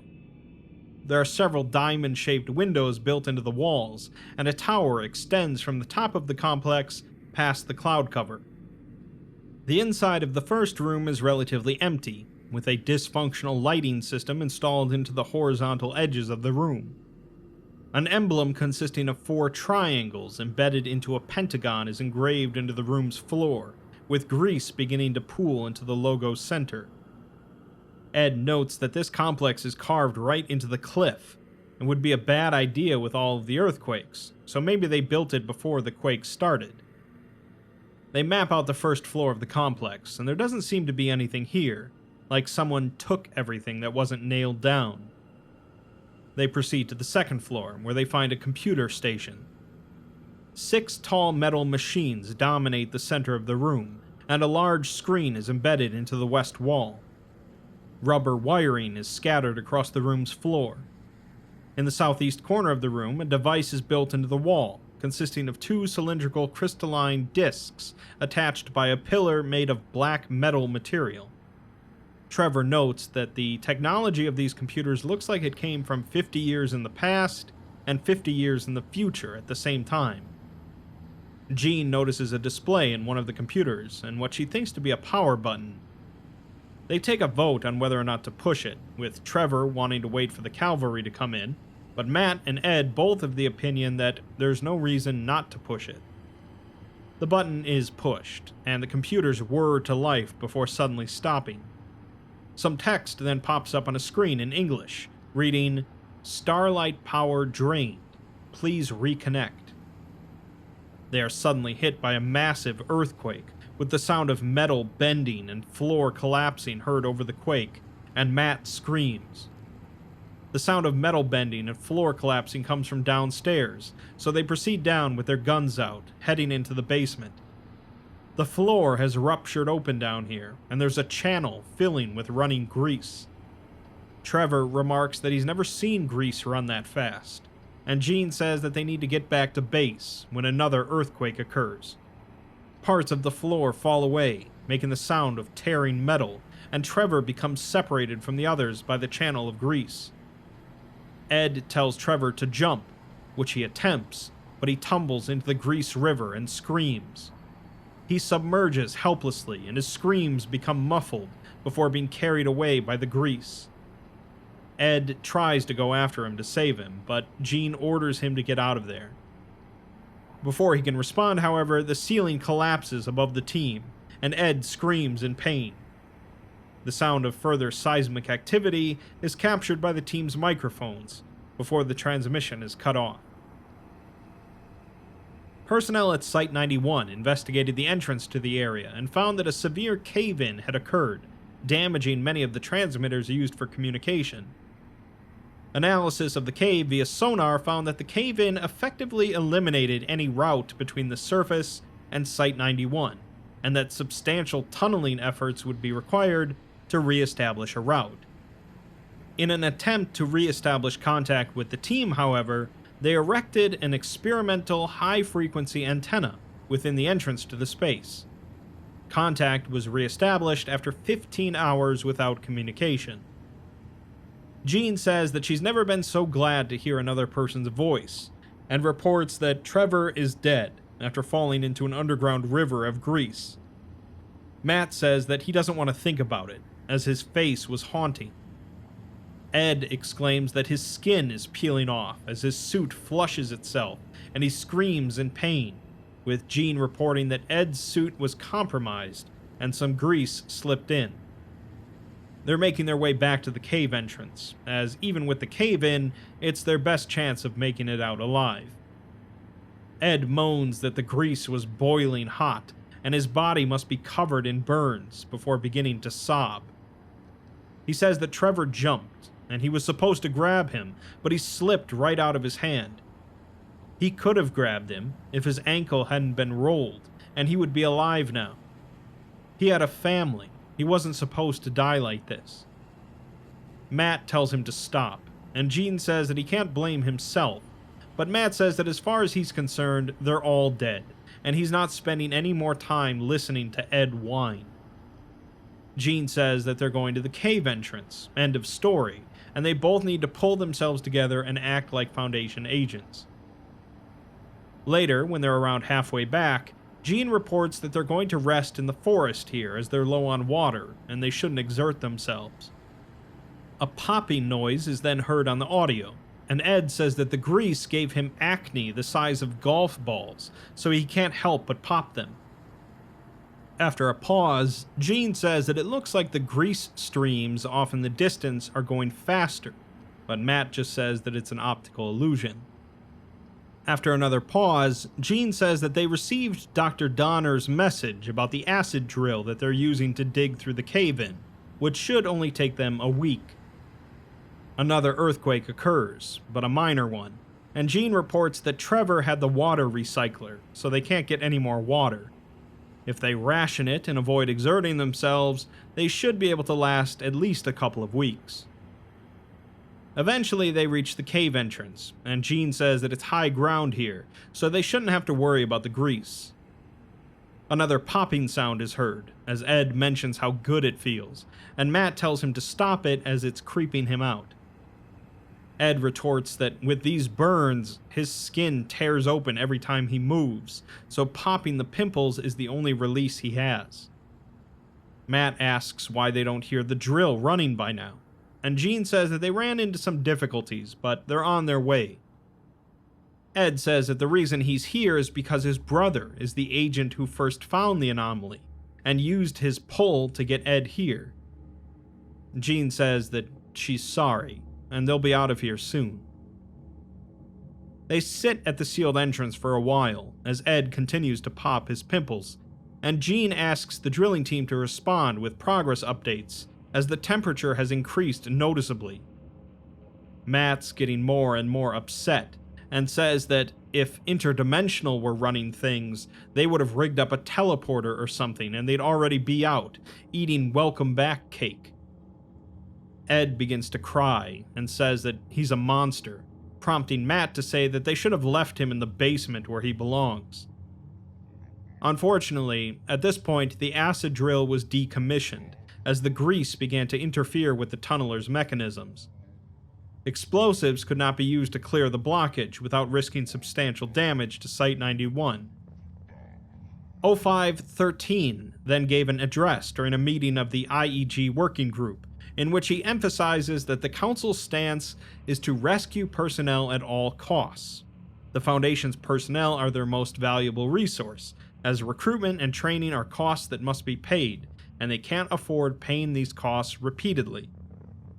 It's 0513's understanding that the IEG is engaged in an incursion into the anomaly known as 7234, and that despite knowing that the space was hostile to even their finest robotic drones, the IEG elected to send in a team of humans. Now, this team is trapped within the anomaly due to a lack of foresight, and their attempts at retrieving them have unilaterally failed. They have personally disciplined those responsible for these decisions, and the agent and doctor in charge will never set foot anywhere near the IEG again. The mission into SCP-7234 is officially a failure, as they did not acquire any of the information they desired, and they lost 4 innocent lives in the process. They're not ordering that the rescue mission be halted, as that would leave a rather nasty black mark on the records of everyone here, but it's considered more of a very strong recommendation. The 7234 project is consuming a surprising amount of resources right now, and there are plenty of other projects that need those resources and are guaranteed to yield better results. He tells them to move those resources around immediately, and is aware that this means dismantling equipment that is currently being used to communicate with the surviving members of the incursion team. Since they can't support them now in any way, shape, or form, the most ethical course of action is to stop providing the illusion of support. They're on their own now. The transmitter used to communicate with the team was dismantled, but a few more communications were recorded beforehand, and a few errant radio communications were received by Site-91's standard antenna for some time after. Jean is still asking for updates, but Matt tells her to listen to the utter silence coming from the cave, and says that they should go back to the complex. It's the only place here with anything in it, and there's gotta be something useful in there. Jean, however, says that it's far too dangerous, and is convinced that the Foundation is coming. Ed then screams out in pain, saying that he can't take it anymore, and takes off his suit. He says that a hole burnt into it when the grease got in, and now it's rubbing against his skin and burning him alive. Matt remarks that he looks like a lobster, and Ed says that he's being cooked alive. His skin's been torn in two, and he's covered head to toe in zits, which he continues to angrily pop. Sometime later, Jean continues to request updates on the drill status, reporting that 2 of their heat suits are compromised, and they need immediate medical attention. Matt, however, says that he's going back to the complex, telling Jean that she's unfit to lead. He says that at Interdimensional, they taught him to innovate and to actually do something. When he starts to move, Jean pulls her gun out and orders him to stay. Matt tells her to shoot him, and after a pause, says that she doesn't have it in her. He tells her that the Foundation is full of bureaucrats who don't care about people, and don't care about anything but their own little projects. Jean tries again to order him to stay, but Matt walks off and disconnects his communication system, as Ed continues to pop his zits. Later, while still popping zits, Ed says that they're going to die here, and he can feel his body evaporating. It smells like a corpse here. He can't think, and his tongue's started to shrivel up. Jean tells him to shut his mouth and pull himself together, as she's scared too, but she's trying not to think about it. She says that she's not worried though, as the Foundation is coming to save them. Ed isn't convinced, despite Jean's conviction, but they're interrupted by the sudden appearance of a thick layer of grease rapidly descending from the mountains towards their position. The logs become intermittent, but the two proceed to grab the rope and rappel down the side of the canyon, despite Ed's objections. Down in the canyon, though, the grease begins to flood the valley, and Jean says that their only chance is to climb the tower. They seem to spot Matt in the distance at some point, and move to make contact with him, but the transmissions keep getting cut off. They join back up with Matt, and Ed remarks that he was kind of right about this place being a weapon and a stomach. A whirring sound is heard, and Matt says that he's going to end this once and for all. It seems that Matt discovered a teleporter of some sort, and Jean tells him that if he uses it, the grease flow will only get worse. Matt replies that he doesn't care about this rotting husk of a world, and activates it. The sound of electricity is heard, followed by the sound of Matt screaming, before being abruptly cut off. Ed asks if he's dead, but Jean says that she doesn't know. Later, Jean says that the grease is up to the second floor of the bunker now, and Ed is trying to get a lock open, but he continues to pop his zits in the process. Later still, it seems that the grease caught up with them, and Jean tells Ed that he has to move or he's dead. Ed, however, says that he's already dead, and he can't make it up the tower like this, so he tells Jean to shoot him. He doesn't want to drown in the grease like Trevor did, and Jean hesitantly pulls out her firearm, says that she's sorry, and fires. She then begins to cry, before eventually moving on and climbing the tower.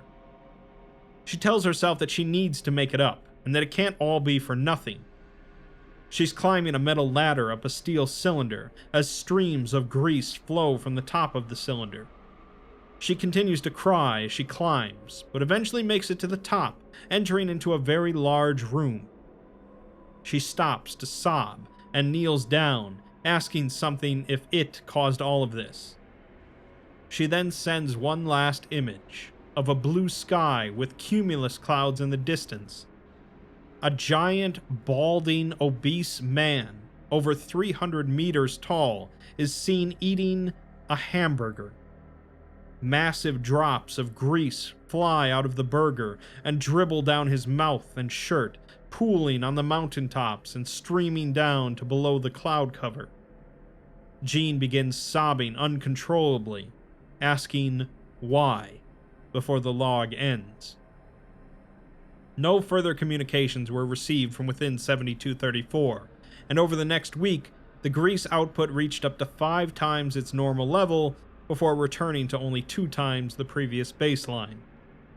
Further incursions into the space are forbidden. Well, SCP isn't known as weird fiction for no reason. Rather than some sort of eldritch deity inexplicable to all human understanding, however, we have a giant man eating a hamburger. There's no great explanation here or resolution, just an unfortunate extra-dimensional space that some unfortunate individuals were sent into. The theory that the situation on the other side was due to an alternate foundation is probably a pretty solid one, or some other alternate group of interest that inadvertently made a giant man with giant burgers. Chances are, though, that we'll never know, and that's perhaps for the best. Maybe there's some sort of grand analogy here involving consumerism and modernity destroying our world. Or maybe it's just a horror story about a big man and big burgers. SCP-7291. Ge is for Ĝesundheit. Superstitions have influenced humanity since the dawn of our species. Knocking on wood, avoiding black cats and walking under ladders, holding a rabbit's foot for luck, wishbones, Friday the 13th, and breaking mirrors. Humans have come up with countless ways that they believe will bring them great fortune or misfortune. Ordinarily, these small beliefs don't cause much harm, as most people don't really care if you avoid walking under a ladder, but occasionally these things can spiral out of control. SCP-7291 is a tale of superstitions running awry in an already dire situation, featuring a large cast of characters and plenty of misfortune. Let us begin. SCP-7291 is a tomb in the Pinsk marshes in Belarus, near the Pripyat River. A rough map and architectural summary were recovered from the files of a drone technician, DaCosta, after Incident 7291-1. In the summary, DaCosta states that the tomb is constructed entirely below grade, accessed via a narrow aperture in an inconspicuous natural rock feature. The primary structure is a series of bedrock chambers, with obvious tool markings indicating that they were carved by humans or human-adjacent hands. The descent to these chambers is composed of Macrana white marble, as the marsh soil cannot effectively be tunneled. This material doesn't occur naturally in Belarus, and must have been imported from the Indian subcontinent. Though Macrana marble is non-porous, and the bedrock is solid, neither material should be impenetrable by the surrounding marsh. Nevertheless, the tomb contains no standing water, and the walls do not leak. The layout of the tomb consists of a descending access passage with multiple switchbacks and blind corners, a wide forecourt with an entrance to the tomb proper, an outer chamber and inner chamber, an outer and inner burial chamber, and an extensive series of interconnected tunnels. Exploration of the tunnels has yet to be completed, and over 20 kilometers of tunnel have thus far been mapped. The burial chambers are irregular, rough-hewn structures, each containing a single, undecorated sarcophagus and several niches obscured with rough plaster, which may or may not contain burial paraphernalia. The sarcophagus in the outer burial chamber was opened before the Foundation discovered the tomb, and the sarcophagus in the inner burial chamber, the lid of which is flush with the stone floor, was opened subsequently. We're surprisingly not given the description of the tomb's anomalous effect, with a RESA note telling us that the description has been deferred until the nomination of a new research team for this file, and completion of an internal affairs investigation into the two incidents. The tomb came to the Foundation's attention in September of 2022, after a series of unorthodox actions on the part of professional archaeologist Dr. Boris Salovey. Salovey was on a Foundation watch list after inadvertently uncovering an anomalous ruin beneath a building site in Minsk in 2010. Despite repeated amnesticization, Salovey continued to sporadically encounter esoteric materials unknown to the Foundation or mainstream archaeology over the succeeding 11 years. After discovering 7291, however, his behavior became erratic enough to justify his firing from the Belarusian Academy of Sciences, as he did not possess tenure. His behavior included frequent unannounced sabbaticals, redacting citations from his academic work, refusing to reveal sources for peer review, accusing 17 colleagues of attempted plagiarism, theft of research materials from other academics, and theft of artifacts from the Belarusian State Museum, several of which were identified as anomalous in origin. Salovey was detained at Area 06 for interrogation, and due to a passing professional familiarity, Dr. Neller of the Foundation Department of Archaeology was selected to conduct Salovey's intake interview. In the interview, Salovey seems agitated and will not make eye contact, periodically smiling twitchily or nodding to himself as if in sudden understanding. Neller tells him that it's good to see him, as they last met at the Polotsk conference in 2012, if he remembers. Salovey says that of course he remembers him, and it all makes sense now. That's when it all started, the theft, and it won't stop him, and they can't stop them. They're crawling towards us from the past, inch by precious inch. Neller responds that he's gotten rather far ahead of his script, and asks who exactly are the ones that are crawling towards us from the past. Salovey says that he knows damn well who, the Davites. We're given a brief profile on the Davite Empire, a militaristic, imperialistic theocracy that occupied a wide area of south-central Siberia and neighboring territories until its destruction in the 13th century. The Davites were known for their employment of thaumaturgy, ritualism, slavery, human sacrifice, cannibalism, and ontokinetics.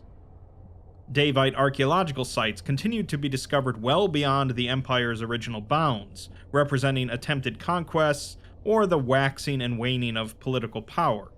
Such sites are almost universally anomalous in nature and prejudicial to human life. The most problematic artifact of the Davites is a 20th century historical monograph describing their socio-political history, SCP-140, a chronicle of the Devas. When exposed to a sufficient quantity of ink or any effective ink substitute, the monograph will amend itself to retroactively continue the story of the Empire beyond its supposed destruction. These changes will be written into baseline reality, and the Empire's timeline will expand closer to the present day. This existential threat makes prompt analysis of any and all Davite sites and artifacts discovered by the Foundation a paramount priority. Neller asks how exactly he knows about the Davites, causing Salavi to laugh and say that the Foundation stole his memories, but he got them back. He found them in the dark, found himself, found his purpose. He should thank them for that much, as the missing time, files, and the blank hole they carved out of his life gave him a drive he's never known before. He remembers Neller from that conference, lean and hungry, and says that he always had that drive, but didn't have anything to show for it. Salavi never had anything to show either, but it never mattered to him. He stumbled into archaeology like a drunk to an open bar, and wanted a job where he could spend time outdoors and have other people do the heavy lifting. It never mattered to him before Minsk, before the Foundation made it matter, but that was nothing compared to what he found deep down in the earth. He says that he keeps wanting to tell Neller, as it's a devilish secret to keep, wriggling against the back of his brain, but it's only meant for him, until it belongs to everyone. Neller tells him that he's going in circles, but Salavi responds that he's leading him in circles, and Neller's following, like he always has. He's not going to get anywhere by nipping at Salavi's boot heels, and won't make his name by discrediting his. Neller stands and says that they'll speak again after he's examined his work, but Salavi tells him that he won't find it, and if he does, he won't understand it. It's in a code that he'll never break, not in a Deva's age, and he tells Neller to trust him on this one thing, that he wouldn't want to understand it. An MTF was sent into Salavi's last known residence in the city of Pinsk, locating a cache of research materials after a brief search, and several minor injuries sustained via interaction with crude household traps. The files were encrypted, with Reza cryptographers cracking each cipher in short order, revealing the location of Salavi's most recent and undeclared archaeological worksite. A brief drone reconnaissance was performed, mapping the main tomb chambers, but stopped short of the rear tunnel network, with the anomaly being classified SCP-7291. Repeated requests to the Department of Containment by Dr. Neller resulted in his nomination as project lead, at which point he quickly assembled a team and arranged their transportation to the Pinsk marshes. The team consists of Neller, 3 members from the Department of History, 2 from the Department of Tactical Theology, 3 from the Engineering and Technical Services Department, 1 from the Logistics Department, 1 from the Department of Geophysics, 1 from the Medical Department, and 5 MTF members. Neller's application for a registered thaumaturge to join the team was rejected by Overwatch Command due to the potentially disastrous risk posed by spiritual possession. Neller rejected the deployment of Scranton reality anchors, citing irreparable damage done to similar archaeological sites by the use of such equipment. A temporary base camp was established at the mouth of the cave leading to the tomb entrance, where the team were outfitted with lapel cameras and radio transmitters. A second drone survey was then carried out, confirming the results of the first, and the entire group began their descent into the tomb. The tunnel slopes down steeply and turns at sharp angles very frequently, though there is sufficient headroom and space for 3 to walk abreast. The air is filled with particles of dust, and Technician DaCosta asks if they're sure if this is completely safe, to which the MTF captain says, of course not. The engineering chief says that they won't get any cave-ins, which DaCosta says he's not worried about, at which point he sneezes, and asks if they shouldn't be wearing masks. One of the medical doctors tells him that there is no threat of contagion, as the place is completely sterile, which is a problem of its own, since this is in the middle of a marsh. The MTF captain says that they're the advance party, and they need to get this threat squared away, but DaCosta remarks that it doesn't seem prudent to risk this many experts in an advance party. Neller counters that when you don't send the experts, that's when it becomes dangerous. This site is too precious and too potentially sensitive to risk anyone blundering around down there uninformed. Should anything happen, they need folks on hand who know precisely how to deal with it. This prompts one of the history professors to comment that Neller has assembled a fine collection of experts in esoterica and no other archaeologists besides himself. Neller says that Dr. Plesko will be taking the lead here, as Davite Empire researchers are almost always generalists. DaCosta asks why, and Plesko responds that there's no line between belief and practice for the Davites. Their architecture, their artifacts, their rituals, their politics, their magic, it's all connected. You can't understand any of it unless you think holistically, and she's trained for decades for an opportunity like this. DaCosta asks if they're pretty sure this place is Davite then, to which Neller says that Salavi seemed certain, and the chief engineer says that the tunnel composition fits the profile roughly. Plesko says that it's certainly not the Empire's best work, and would say that it was put together in great haste.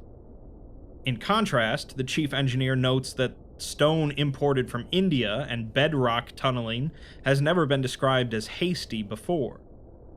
Plesko responds that she's speaking of the standards of a technologically advanced people for their ever-advancing day. They were experts at bedrock tunneling, and were fond of deep places. The team reaches the end of the descent and are standing in the forecourt. It is a large, roughly cubical cave room only decorated at the southern end, where an ornate entrance portal has been carved. Neller says that that's all conjecture, as the tomb could have easily been constructed by locals, using practices learned from the Devas, but Plesko doesn't think that's likely. The Devas didn't teach their techniques, and they didn't encourage literacy amongst their slaves. They were not great disseminators of information, though they did like to leave messages. She hesitates, though, and says that the matter is closed now, indicating an inscription above the doorway. This inscription wasn't on the original feed from the drone footage, and Booth, from the history department, says that it looks like ancient Davite lettering to his half-trained eye. Plesko confirms that it is ancient Davite, but when she asks if she should translate it, the other history professors say absolutely not. DaCosta asks why it wouldn't be safe, and Neller tells him that the Davites weren't above encoding curses into their carvings. Plesko says that they weren't above much of anything, but she believes this to be safe, as it's so far from the heart of the Empire, and so long ago. If a curse was laid, it will have long since lost its potency. Neller says that if the Orichalcos core on the drone didn't crack, there's likely no strong thaumaturgy around the entrance. Plesko proceeds to translate the inscription, which reads, "An omen of warning for those who would steal the secrets sequestered behind the Black Seal. Naught here will you find but what others have lost. Your vessels be emptied, and sanguine the cost." The MTF captain says that that's pretty standard spooky go-away tomb stuff, but Professor Booth is disturbed by the fact that Plesko could idiomatically translate ancient Davite on the fly, and more disturbed that her translation rhymes in English. Plesko says that it does rhyme in Davite as well, to which Booth says that that's much worse. Neller says that it's an odd sign, but the exploration does need to progress. The MTF will remain on high alert, but they should proceed.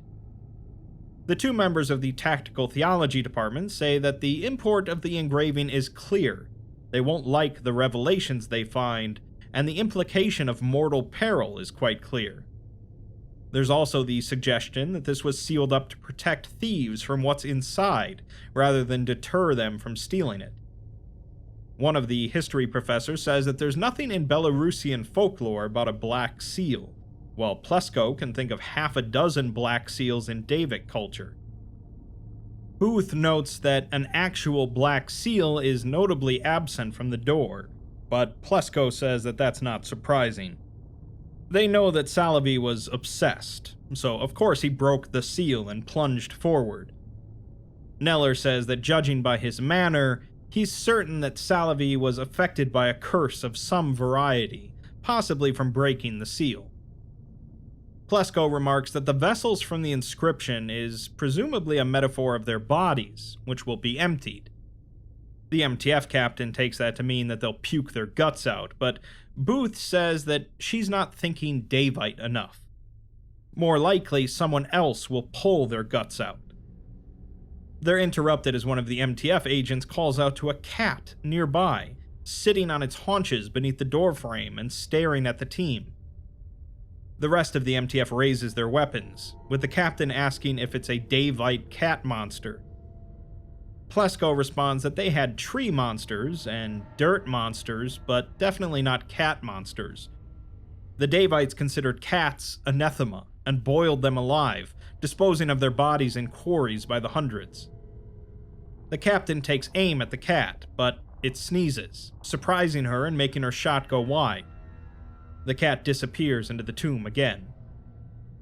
Neller supposes that that was Salovey's cat, as he apparently chased it into the tunnels after he became convinced that it was spying on him for the Davites. In any event, he thinks that they can move on, and they'll make camp in either the outer or inner chamber, depending on conditions. He tells the rest of the group to keep an eye out for any more tomb monsters, and the chief engineer sneezes.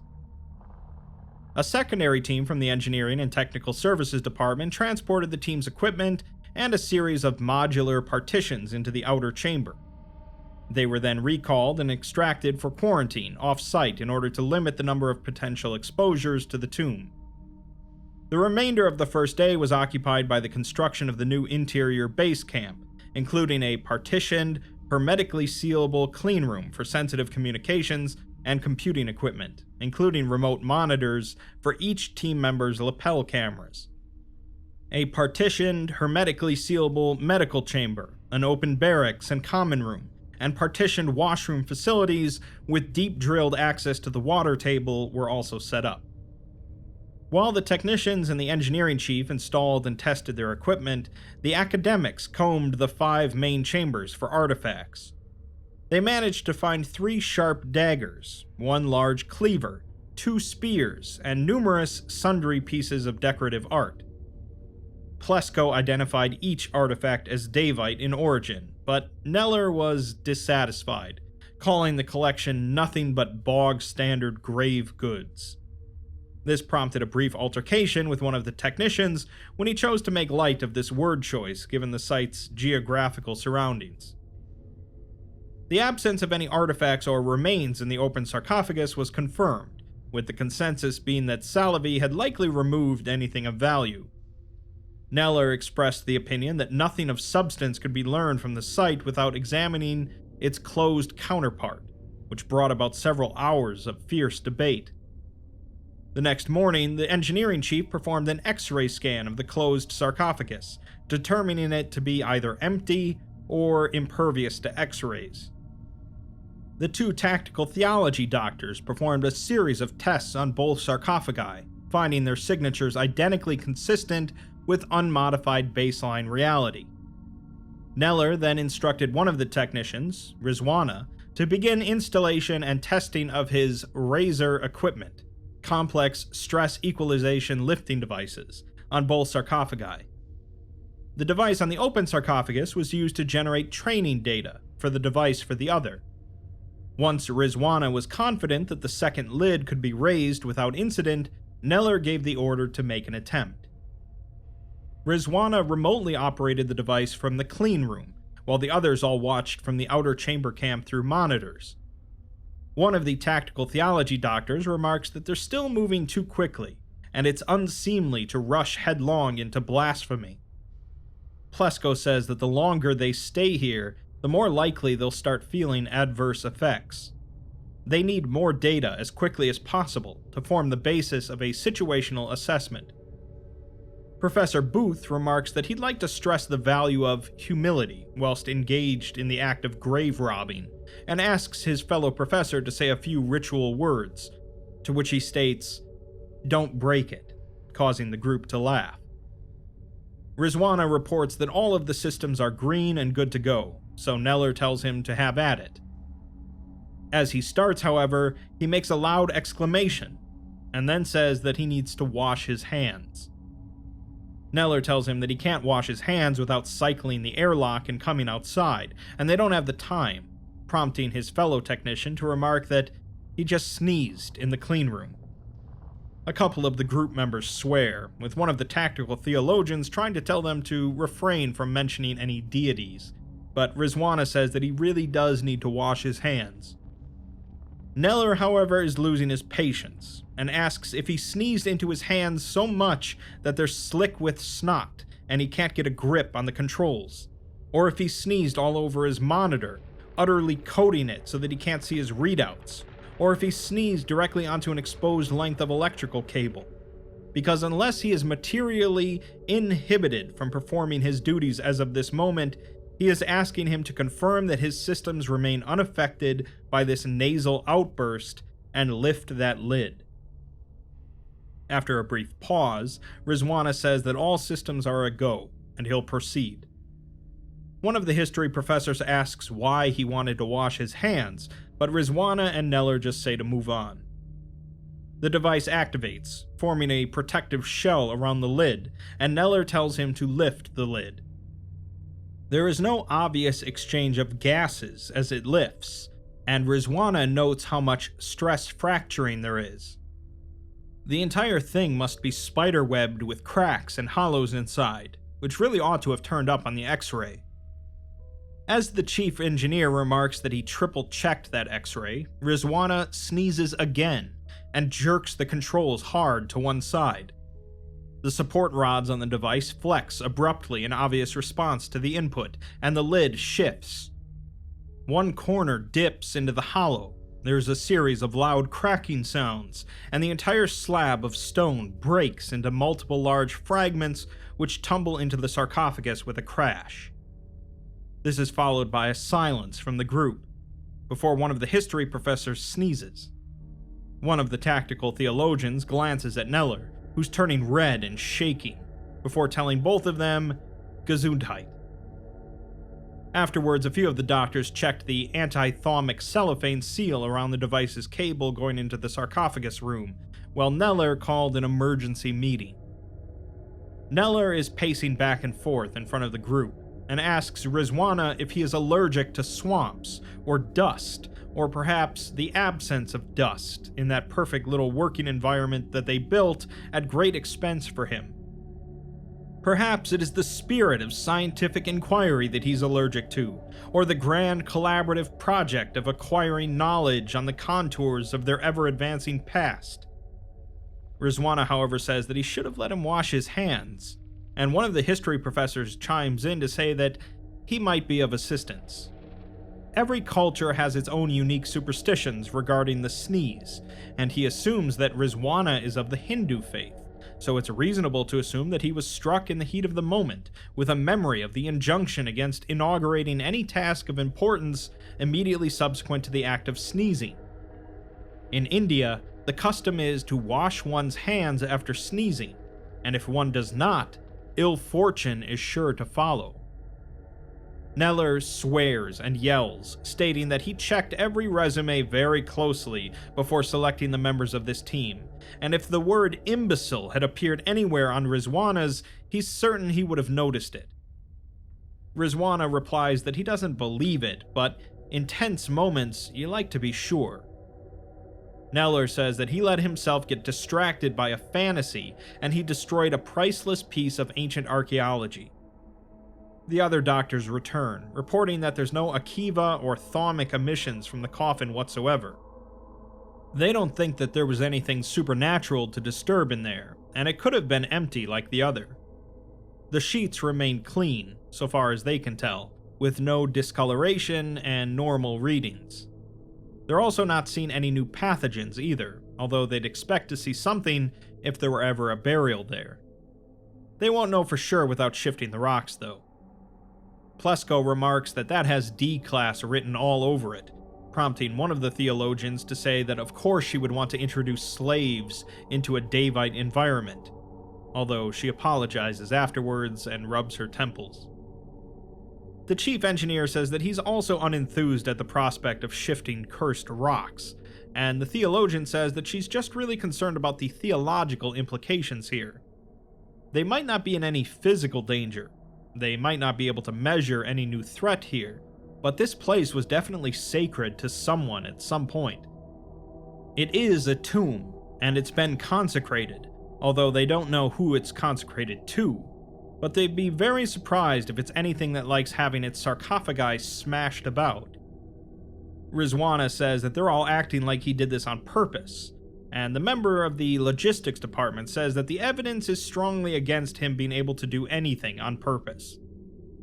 One of the theologians tells him to lay off, prompting him to call him a god botherer, and says that he's sick of this qualitative nonsense. They've done their measurements and checked the metrics, and nothing's wrong. The theologian counters that he can't yet provide a scientific measure for deific offense after accidental sacrilege. DaCosta chimes in to say that the door is still open, so they should just leave and dynamite the place. The chief engineer, however, is not keen on being the fulcrum of an act of historical vandalism, and votes against using them. Neller, however, says that as the man with the letters patent from Overwatch Command, he reminds them that none of them have votes. He's going to radio Overwatch for instructions, and he will inquire about D-Class requisition. The quartermaster says that seems like his department, but Neller says he wants something done here correctly for a change, and tells him to triple-check his stocks. He wants the rest of the team to keep looking for finds or analyzing architecture, and no one is to return to the surface until he says so. He definitely doesn't want some civilians spotting them and scuppering the entire dig. The MTF captain tries to argue that the upstairs base camp is well concealed, but Neller tells her to shut up and do as he says. After a brief silence, he says that this is still the finest para-archaeological site in Belarus, and he'll be thrice goddamned if they leave it empty-handed.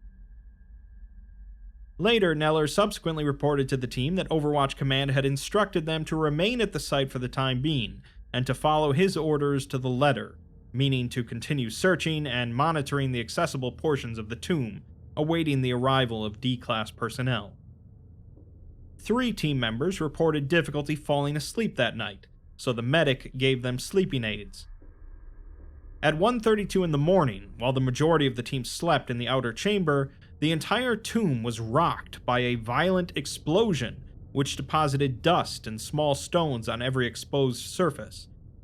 The clean and medical rooms were unaffected, as their partition walls shored up the cave ceiling, but significant equipment damage was suffered across the remainder of the camp.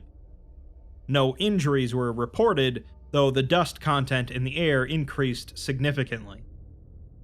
The captain of the MTF investigated the source of the explosion, finding the forecourt now filled with an insurmountable wall of rubble, from which the communications cable to the surface camp emerged, and which was stained with blasting powder and residue. The team gathered for a meeting, with a technician reporting that there's no signal back to the surface, and the chief engineer reporting that he believes that there's enough space between the stones for oxygen to get through. Additionally, while examining the rooms, he found some thin shafts cut diagonally into the walls that should function as air holes, so they should be fine, assuming they don't stay down here indefinitely.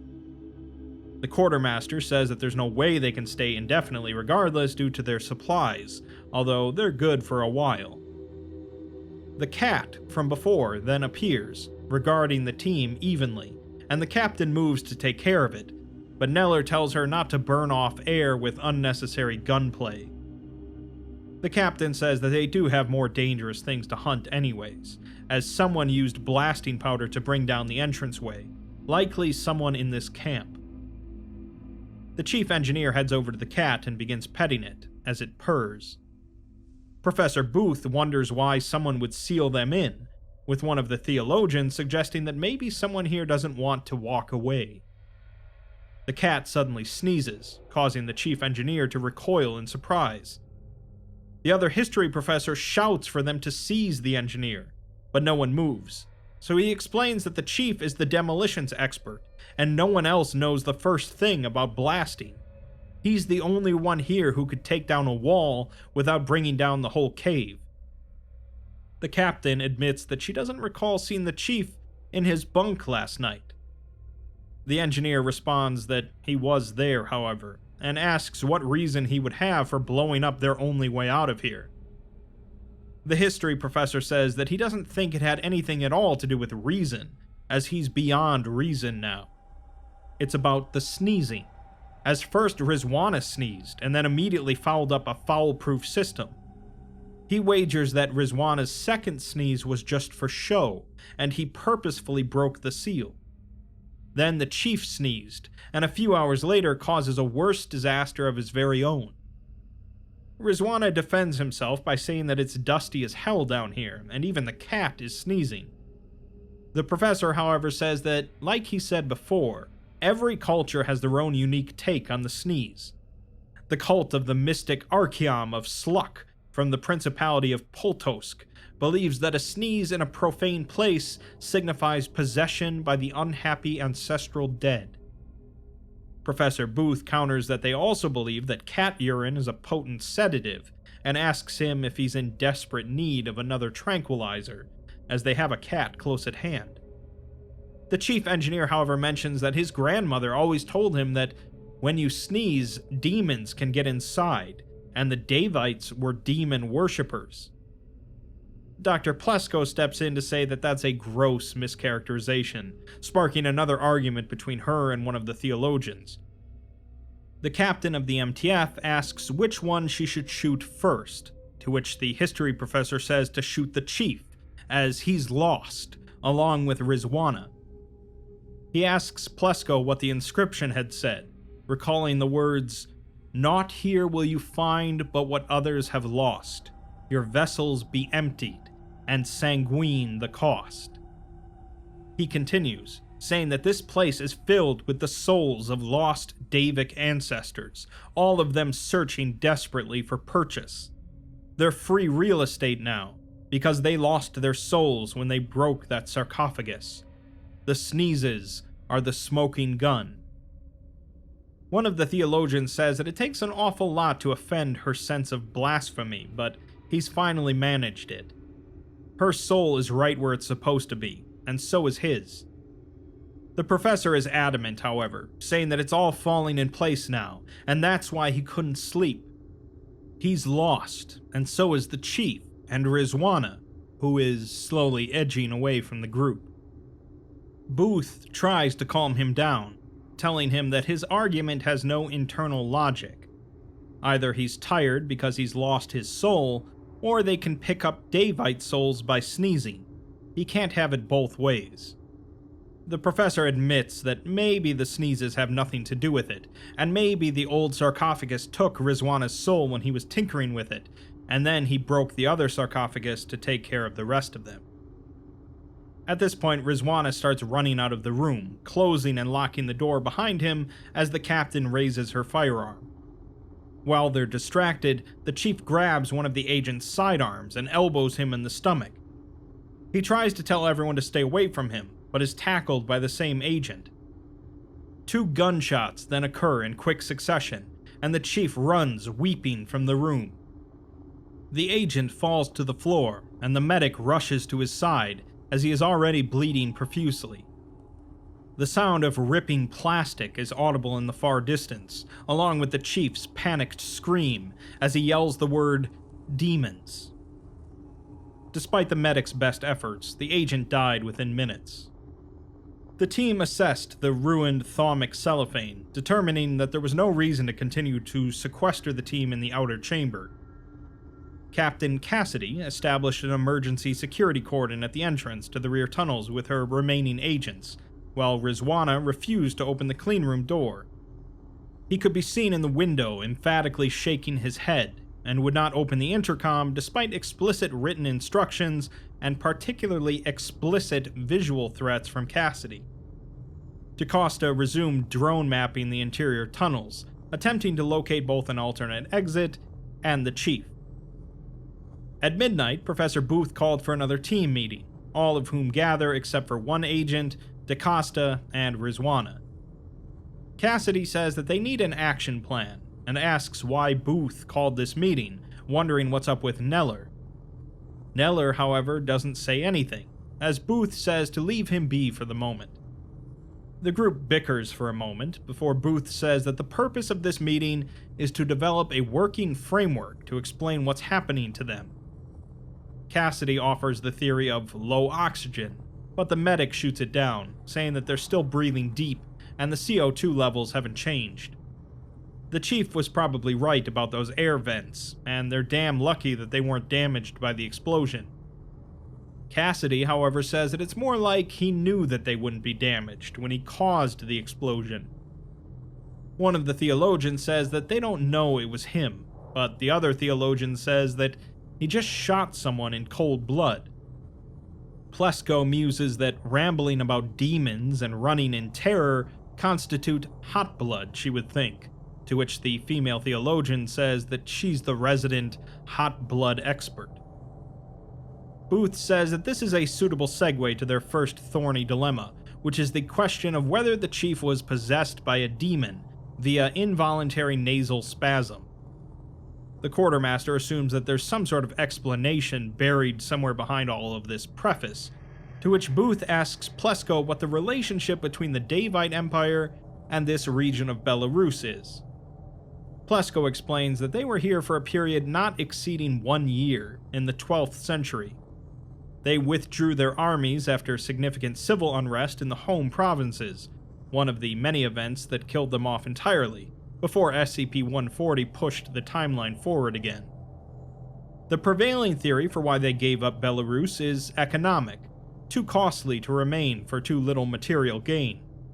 Well beyond the periphery of the Empire, no resources they didn't already have in abundance, not even enough slaves or sacrificial subjects to whet their appetites. So they cut their losses and left without leaving much trace on the landscape, as all they've ever seen are scattered camps in major population centers. Booth, however, believes that the Davites did not retreat from anything ever, as theirs was a history of advance. He doesn't believe that they would have abandoned this place unless the very earth were salted and uninhabitable. Perhaps this was the epicenter of some disaster which forced their collective hand.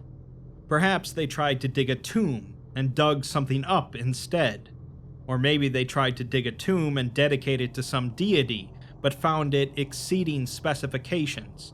Or more frightful still, perhaps a local power interrupted their consecration and claimed the space for its own. No land on Earth is devoid entirely of gods. Plesko says the theory is possible, and perhaps they added that inscription after the disaster as set dressing, trying to frame this place as a tomb with a protective curse on it to lure in tomb robbers and force them to deal with whatever horrors the Davites woke up. She then laughs and says that what if they cursed this place intentionally, labeled it misleadingly, and left it as a landmine for their ungrateful unsubjects to tread on when they'd gone. They could have seeded dozens of these things throughout the marshes, and they've only found the first so far.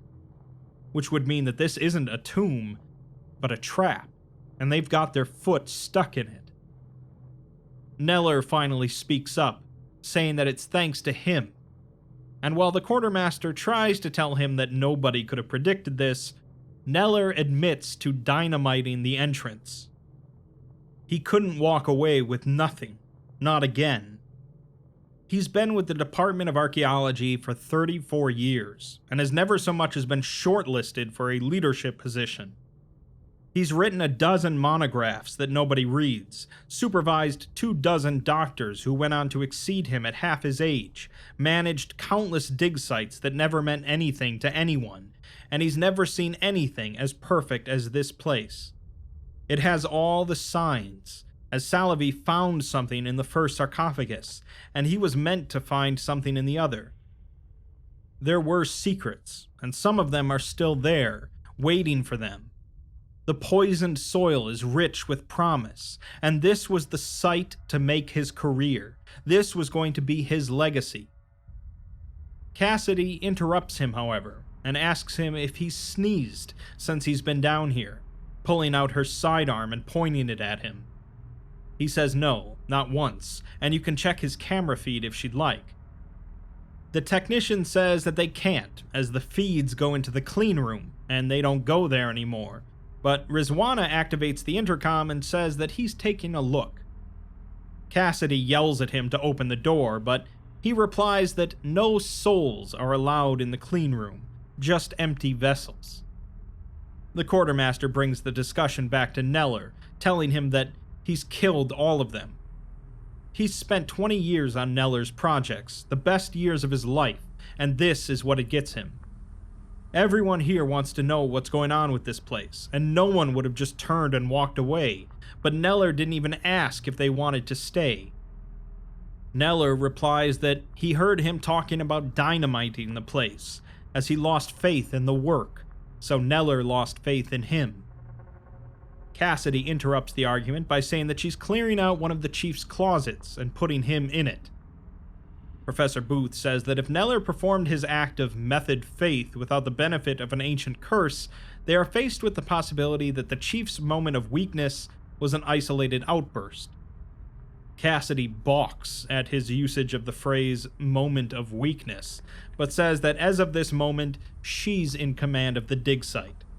They're all going to sit tight, stay in the camp, and wait for Harma to show up with the D-class. They'll see the entrance is compromised and dig them out. Neller, however, says that they won't, and nobody's coming. He told Overwatch to quarantine the area and not to come down until either they receive an all-clear or 30 days have passed, which is the extent of their rations.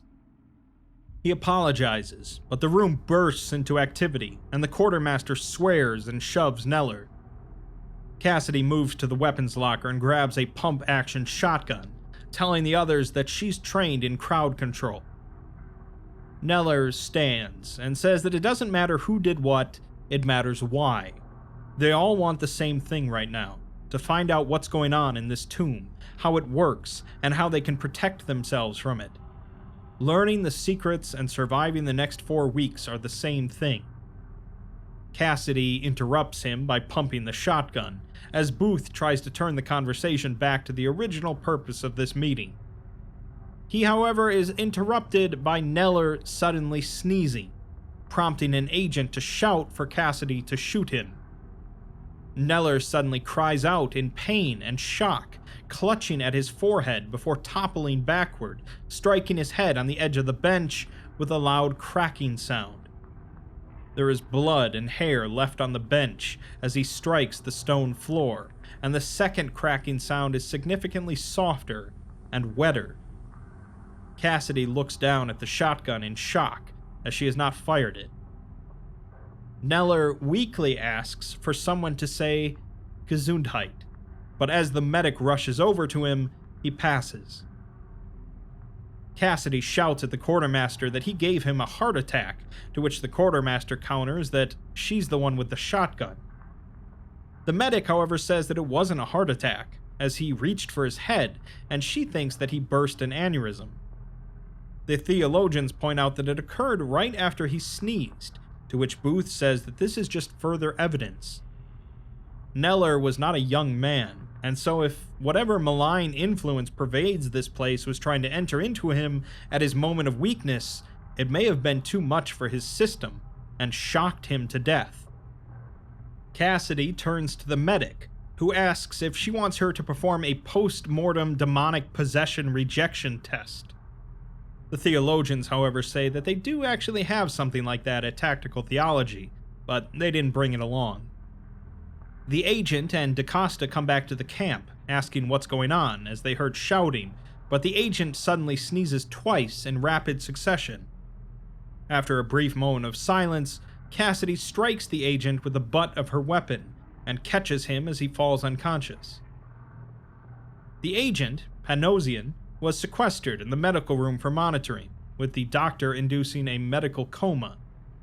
She also administered sleeping aids to the majority of the team to allow them to sleep through the night. Rizwana reported that Neller's lapel camera footage showed no evidence of him having sneezed prior to that night's meeting, and he's now reviewing all of the team's footage. The corpses of the agent that the chief shot and Neller were removed to one of the dead-end tunnels beyond the inner burial chamber. During the process, DaCosta disappeared along with the control mechanisms for his drone. Cassidy ordered that all future ventures into the tunnels utilize the buddy system to prevent further disappearances. The other history professor, Huff, however, disregarded this admonishment, taking to wandering the tunnels alone, returning as the mood took him. The team gathers for another meeting, with Booth saying that the concept of the humble sneeze as a trigger for calamity is not so outrageous as it might first appear. It's possible that the superstitions appertaining thereto were derived from this place, or places like it, outposts of Davic nasal warfare. The medic, however, says that that isn't particularly useful information. It's much more valuable to know why they sneeze, and how to stop it, than it is to waste their precious air floating theories they can't prove. Booth says that the medic doesn't seem to value Huff's folklore very much, but he just shrugs and looks away. The medic says that sneezing is a reflex action, a stimulus response. It's involuntary, but there are ways to both cause and prevent it to a degree. You should avoid dramatic changes in both temperature and light level, and sudden flashes can certainly cause them. An agent brings up the question again on if they should be wearing masks, but the medic says that it doesn't seem that airborne particulates are causing the sneezes. Plus, it's already difficult to breathe down there, and masks might prevent them from noticing when someone does sneeze. As for prevention, if you feel one coming on, use your tongue to tickle the roof of your mouth. Under normal circumstances, she'd tell you not to suppress a sneeze, as that can cause serious damage. But if worse comes to worst, it might be worthwhile to try simply plugging your nose. Booth says that if the operative effect is something emerging from or entering the nasal passages, that might be true. But what about the expulsion of breath? It has to come out eventually, one way or another, and where the sneeze is an indicator that something awry has occurred, is it very helpful to prevent the outward sign? Huff finally speaks, wondering if that's why Booth keeps putting his handkerchief over his face, so they can't tell if he's just sneezed or not. There's a silence, and Plesko says that he's got a point, and she has her eye on him. Exploration of the tunnels continued in earnest as the need to discover an exit became more urgent. The female theologian, Fidelia, and Cassidy are moving along a dark stretch of tunnel together, with Cassidy placing small, round work lights on the wall as they progress. Fidelia mentions that the idea that your heart stops when you sneeze dates back to the Renaissance, so when we say God bless you, we're actually speaking straight to the heart. Cassidy bluntly responds that she didn't request this information, but Fidelia continues, saying that some people say it really started during the Black Death, but she's not so sure. She's seen equally good arguments for people becoming less and more religious during that period as a result of trauma, and the cited sources are spotty at best. For a time, the standard protocol was to perform the sign of the cross whenever you sneezed, an edict of Pope Gregory. Cassidy calls out her name, and she apologizes, saying that Booth's last meeting really got her thinking, and they need to work this through. She wonders at a man as steeped in academic rigor as Neller succumbing so completely to superstition. He used his last moments on Earth to complain that nobody wished him good health, as that's what Ĝesundheit means in German. It's not particularly religious, just magical thinking, but Cassidy cuts in to say that religion is magical thinking. After a silence, Cassidy says that when she comes up with the retort, do them both a favor and just imagine her reaction. Meanwhile, the male theologian, Maximo, and Agent Valenti are exploring an exceptionally dusty tunnel, with Valenti forced to brush dust off the walls before affixing his work lights. Maximo says that he still worries that there might be some sort of local trigger for these phenomena that they don't know about, and wishes that he could pick Huff's brain. Valenti says that he saw Huff in one of these tunnels earlier today, staring at a blank wall. He asked him why he didn't at least go stare at something interesting, to which he said, "Nothing is interesting." Maximo explains that he's absolutely convinced that he has no soul now, to which Valenti says that so is he, but for different reasons. Maximo asks if he doesn't believe in them, which he doesn't, and he says that that's sensible. Valenti is surprised, since Maximo is a pastor, but Maximo wonders who keeps telling people that they're pastors. He tells him not to give up on Huff, or anybody, because if they keep muddling around, in their own ways, they're bound to stumble over a solution before too long. Valenti still likes to think that they'll make it out of this all right, because, after all, the cat sneezed. It didn't come up at the meeting, and he felt silly bringing it up, but cats sneezing is good luck. Dr. Plesko is accompanying Agent Russell on the same task, remarking on how breathtaking a cavern they're looking at is. It's completely filled with fossilized plant matter, and a massive tangle of roots and gnarled trunks stretches from the floor to the distant ceiling, all of it coated with a thick layer of dust. Russell asks what's so breathtaking, and as Plesko starts to explain, she pinches her nose and comments on how dusty it is in here. She says that it's the remains of a small army of tree golems, the hands that worked these tunnels. They weren't human at all, and she hopes that they get out of this so she can get specimens back to the site with proper lighting. Russell removes a work light and says that they can probably improve the lighting here a little bit. Before Plesko can call out and stop her, Russell activates the work light on the wall, illuminating the curtain of dust falling between them. The camera view is obscured, and a loud sound is heard, followed by silence. Plesko tells Russell to wait, but is interrupted by the sounds of struggle and muffled screams, followed by a gunshot and silence. Plesko returns to camp with a dislocated arm and defensive wounds on her exposed skin. She states that Russell had sneezed, then immediately attempted to strangle her, and she had been forced to engage in violence to protect herself. She eventually got a hold of Russell's firearm and discharged it, but she's unsure if Russell survived, as she immediately fled as soon as the shot was fired. Plesko's lapel camera had been damaged during the struggle, and was now non-functional.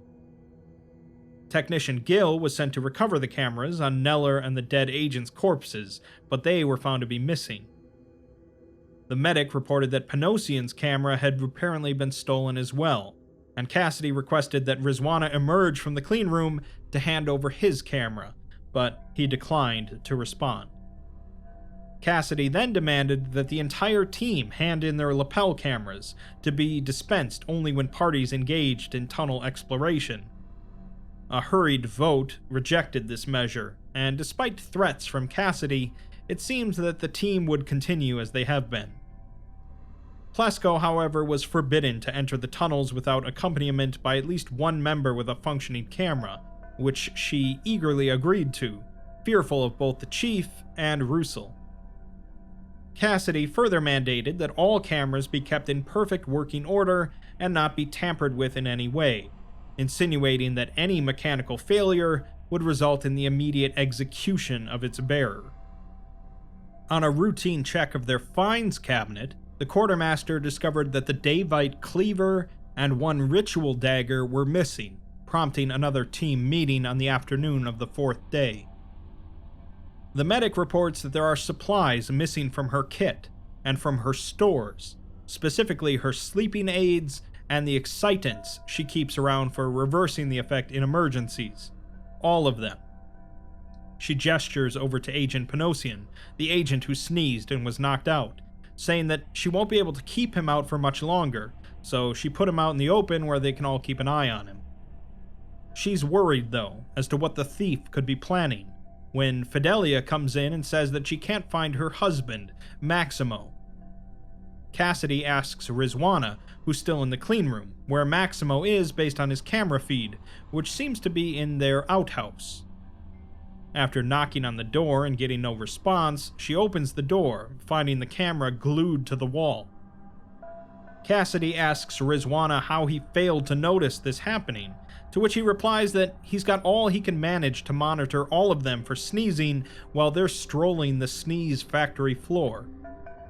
Professor Booth wonders if it's possible if he performed a Captain Oates, referencing an Antarctic explorer who walked out into a blizzard to die to relieve his fellow explorers of the burden of caring for him. As Fidelia is saying absolutely not, the medic suddenly sneezes, and everyone freezes. She dives for the medical partition, yells at everyone to stay back, and seals the door behind her. Cassidy raises her keycard to go in, but Booth stops her, saying that she's a medical professional and must think that there's a physiological explanation for all of this. Cassidy just thinks that she's blockading herself in with all the medical supplies. And after a pause, the medic announces that she's opened and upturned everything that they have stockpiled, as it was contaminated and would only have lured them in. Cassidy asks what it was contaminated with, but she's met with only silence, until the medic says that when they're rescued, tell them to come in with a full hazmat team. Another sneeze is then heard from the group, and they turn to glance at one another, no one sure of who sneezed. Cassidy tells the culprit to fess up, but when no one responds, she pumps her shotgun. Technician Gill then admits that it was him, and says that he's just going outside, and he may be some time. He then heads for the tunnels in silence, and does not look back. The 6 remaining team members at this point continue to explore the tunnels, with Professor Huff now spending almost all of his time wandering, even failing to return to camp for lights out on the 5th day. Cassidy restrained Agent Panosian, and requested that Rizwana inform her should the agent awaken while the camp was unattended. Though the tunnels continued to stretch out beneath the marsh with no sign of an exit, Booth and Valenti did make one discovery during an outing on the 6th day. Booth is discussing how he hasn't been able to think of a single agenda besides chaos, which could explain all of the actions undertaken by those possessed. They aren't acting towards any concerted goal, and have all been affected differently by whatever this effect may be. Valenti suggests that maybe ancestral spirits are like academics and don't get along. Booth laughs and says that he hadn't considered the unfairness of stereotyping the ancestors, as that's more of an archaeology thing. Suddenly, Valenti stops and smells something. They turn the next bend in the tunnel cautiously, finding a vivisected corpse. It's naked, the clothing left in a ragged and bloody pile, and the skin is flayed from head to toe around a central cavity in the chest. Organs and veins are arranged on the stone floor in unfamiliar patterns suggestive of lettering, with the spaces between carefully linked by streaks of blackened blood. Valenti immediately vomits, and Booth presses his handkerchief into his face. Then the Davite cleaver that was missing appears on Booth's camera feed, slicing out of the darkness. It passes over Valenti's head, but strikes Booth a glancing blow, causing him to grunt in pain and stumble. The cleaver finishes arcing into a pre-existing crack in the wall, dislodging a chunk of stone and precipitating a low rumble in the cave roof. Booth slips, presumably on the viscera, and falls as the ceiling collapses. All 6 team members were absent from the camp at this time, investigating the tunnels in pairs. Ристwana reported the attack over the radio, though Cassidy and Fidelia had already heard the tremors and were on their way back to investigate. They found a solid rockfall, like the one blocking the entrance, where the missing pair had been exploring. They returned to camp to find that Agent Panosian was also missing. Cassidy is yelling at Ристwana for falling asleep, and although he tries to argue in his defense that he's been staying awake as much as he can, she points her shotgun at him and yells that he had one job. Plesko returns to the camp, out of breath, and asks where the quartermaster is, as they were together but got separated. She thinks that they were being chased, so Ристwana starts to check his feed as the quartermaster shows up, asking where Plesko went and why she started running. Plesko wonders how he didn't hear it, and if he was lagging behind for some reason. She asks if there would be a reason that he wouldn't be afraid of what's lurking in the tunnels. Fidelia interrupts them to mention the smell, and the team turns to face the medical partition. Cassidy says that as a new rule, she'll check the tunnels alone, and no one else leaves this camp. If she comes back and they're not here, they graduate to her shoot-on-sight list. Cassidy continued to place lights in the farther reaches of the tunnel, relaying map information back to Ристwana, who agreed to keep track of comings and goings in the outer chamber, but none were reported. The following morning, Cassidy returned from an outing and called her remaining 3 team members to a meeting: Fidelia, the quartermaster, and Plesko. Cassidy says that they're almost at the end, and that at least one of them is on the way out. She took a few images with her PDA last night and today, and asks if any of it looks familiar.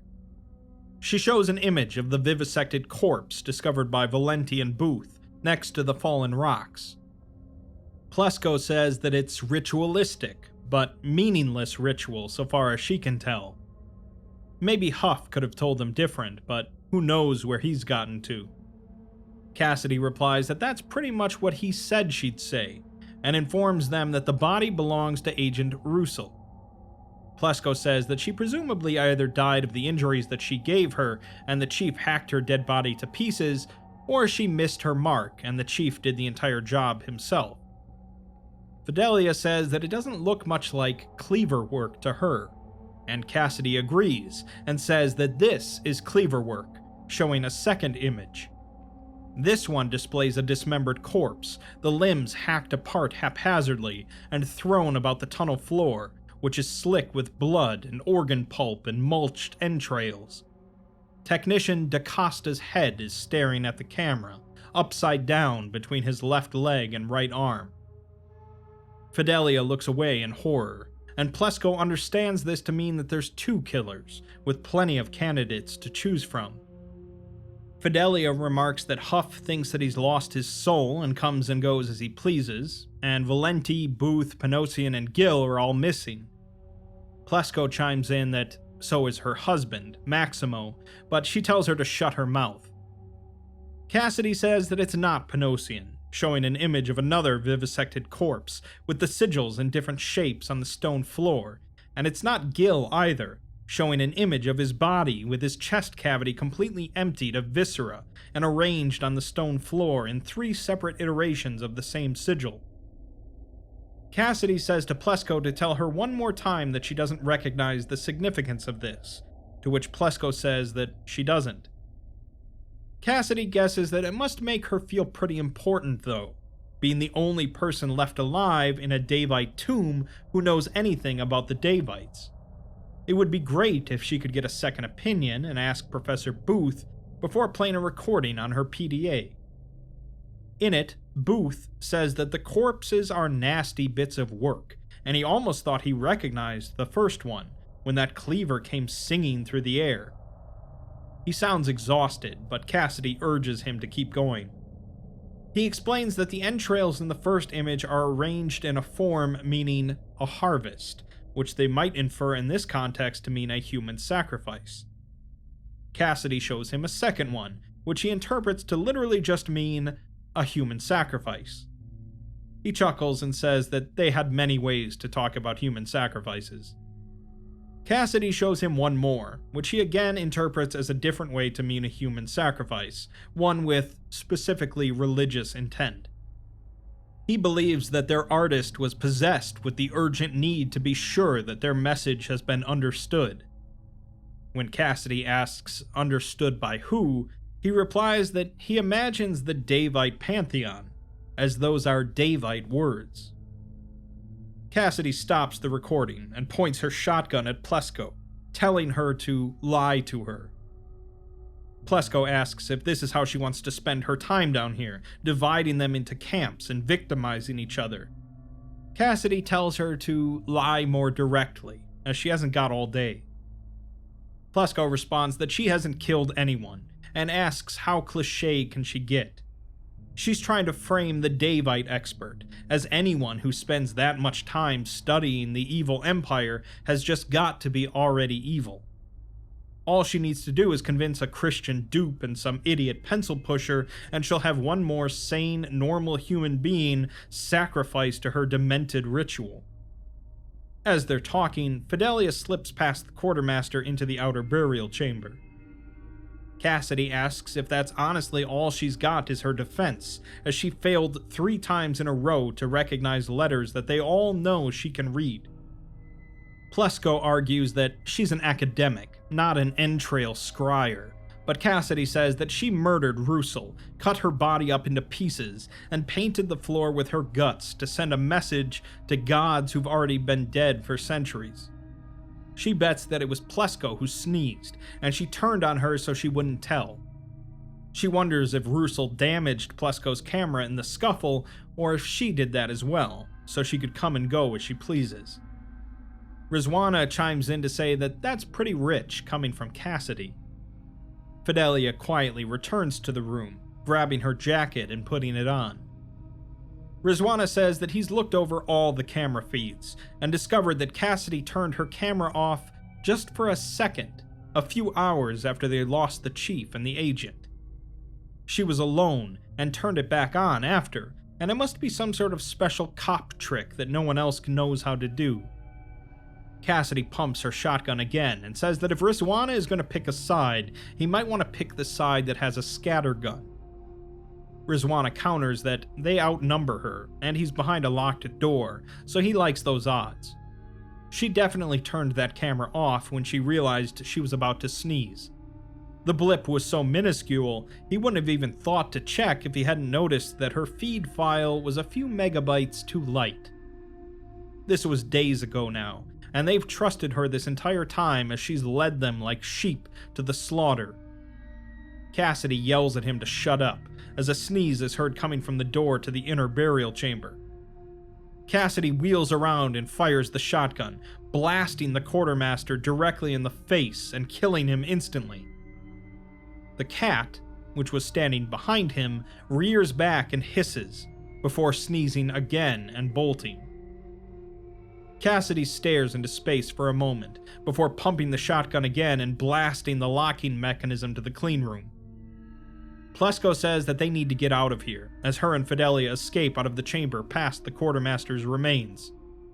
Plesko runs past the sarcophagus in the outer burial chamber, while Fidelia lags behind, as a second shotgun blast is heard. A hand rises up out of the sarcophagus, and Fidelia grabs it, pulling Maximo up to a sitting position. She asks him how he feels, to which he says like somebody buried him alive, or rather, dead. Fidelia peeks into the outer chamber just in time to see a burst of blood and gore strike the inside of the clean room as the shotgun fires another time. She turns away and helps her husband out of the sarcophagus, telling him there's no time to talk. They hobble into the empty inner chamber, followed by the inner burial chamber where the collapsed sarcophagus is. The sound of Cassidy re-pumping the shotgun is heard from behind them. Maximo says that he feels like he missed something, to which Fidelia says a few days and a half-dozen meals, but he'll cope. She used the last of the medic's excitants to wake him up, and it's probably going to hit him like a freight train in a few hours. He asks why he was down, to which she says she drugged him and buried him like the kings of old, like a deva, before laughing.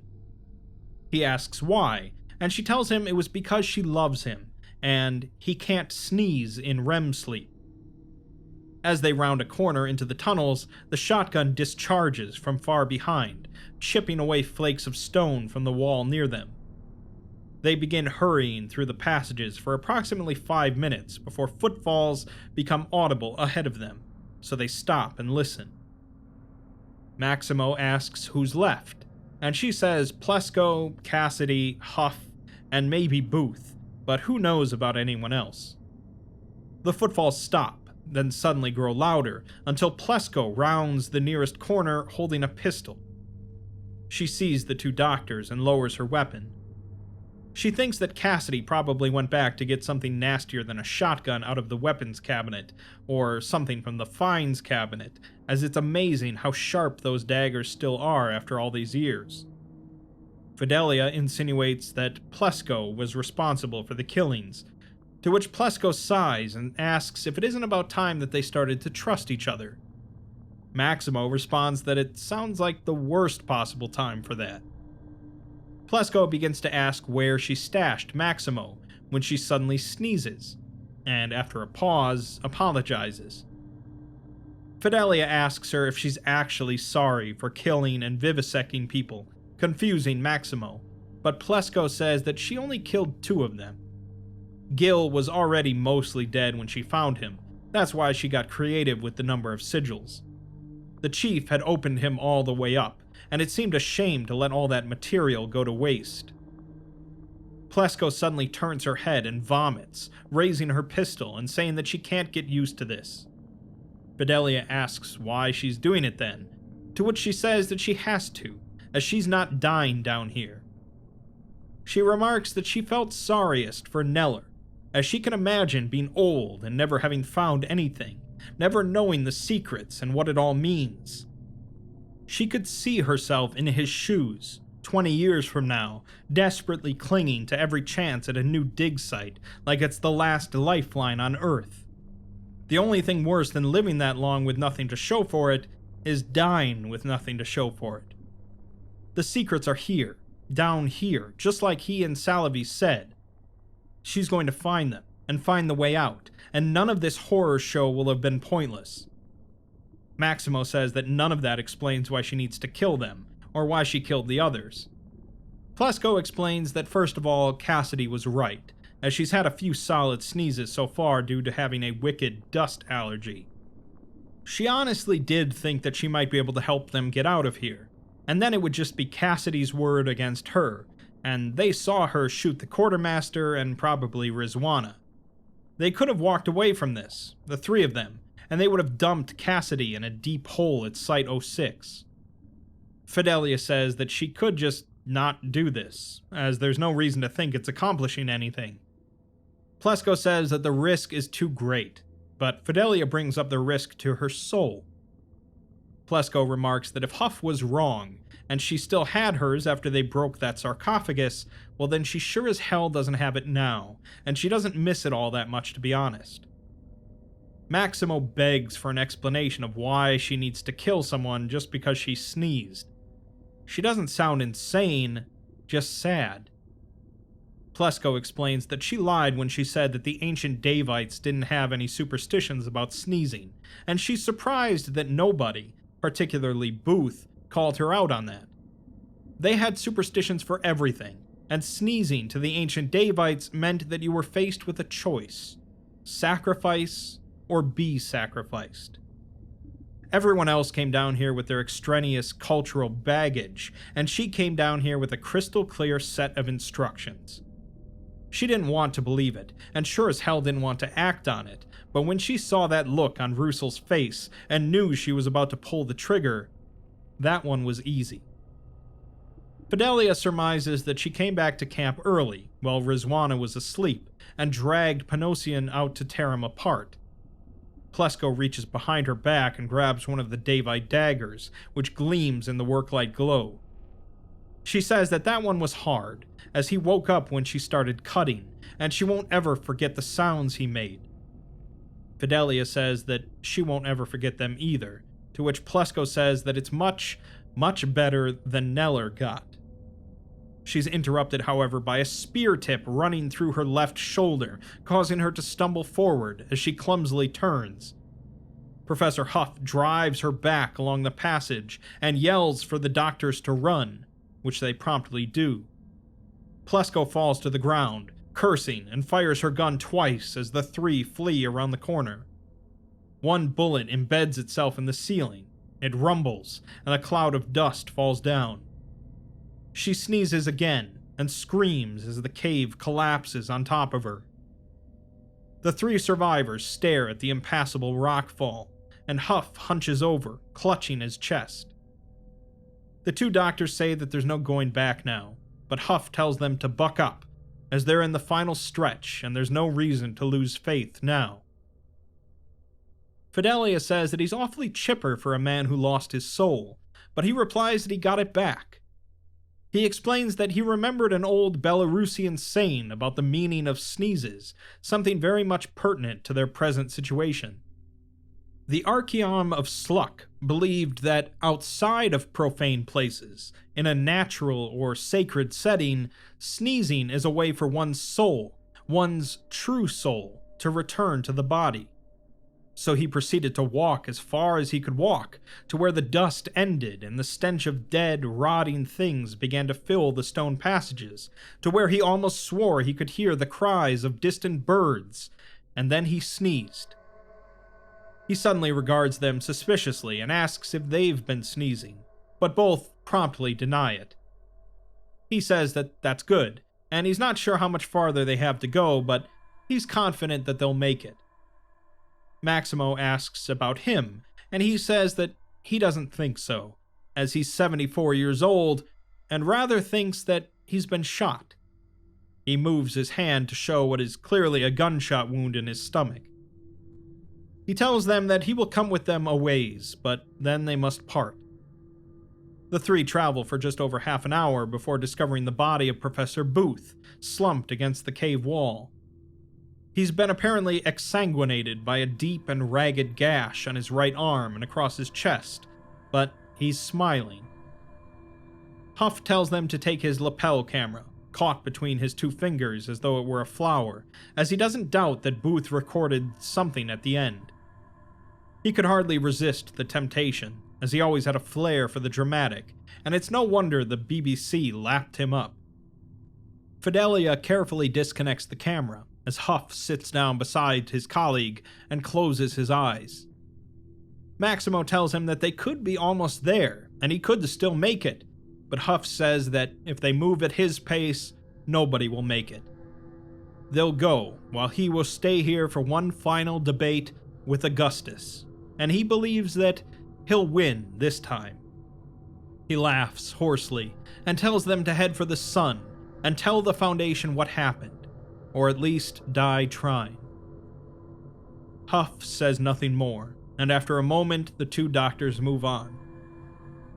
They walk for over an hour in silence until the work lights on the wall appear brighter as though freshly placed, and the tunnel air is becoming cleaner. The floor is gently sloping upwards, and the cat suddenly appears from behind them, rushing forward and looking back. Maximo tells it not to sneeze, causing Fidelia to laugh, and as they pass by the cat, it begins to walk alongside them. Maximo asks if the cat will be a problem, as it did sneeze multiple times, but Fidelia asks, how would you tell an evil cat from a normal one? She then says that she just figured out what happened, and of course it would only dawn on her once they were far enough away. It was Huff who set her thinking about it, and then the cat. Huff thought he lost his soul by sneezing, moped about, and then thought he got it back the same way.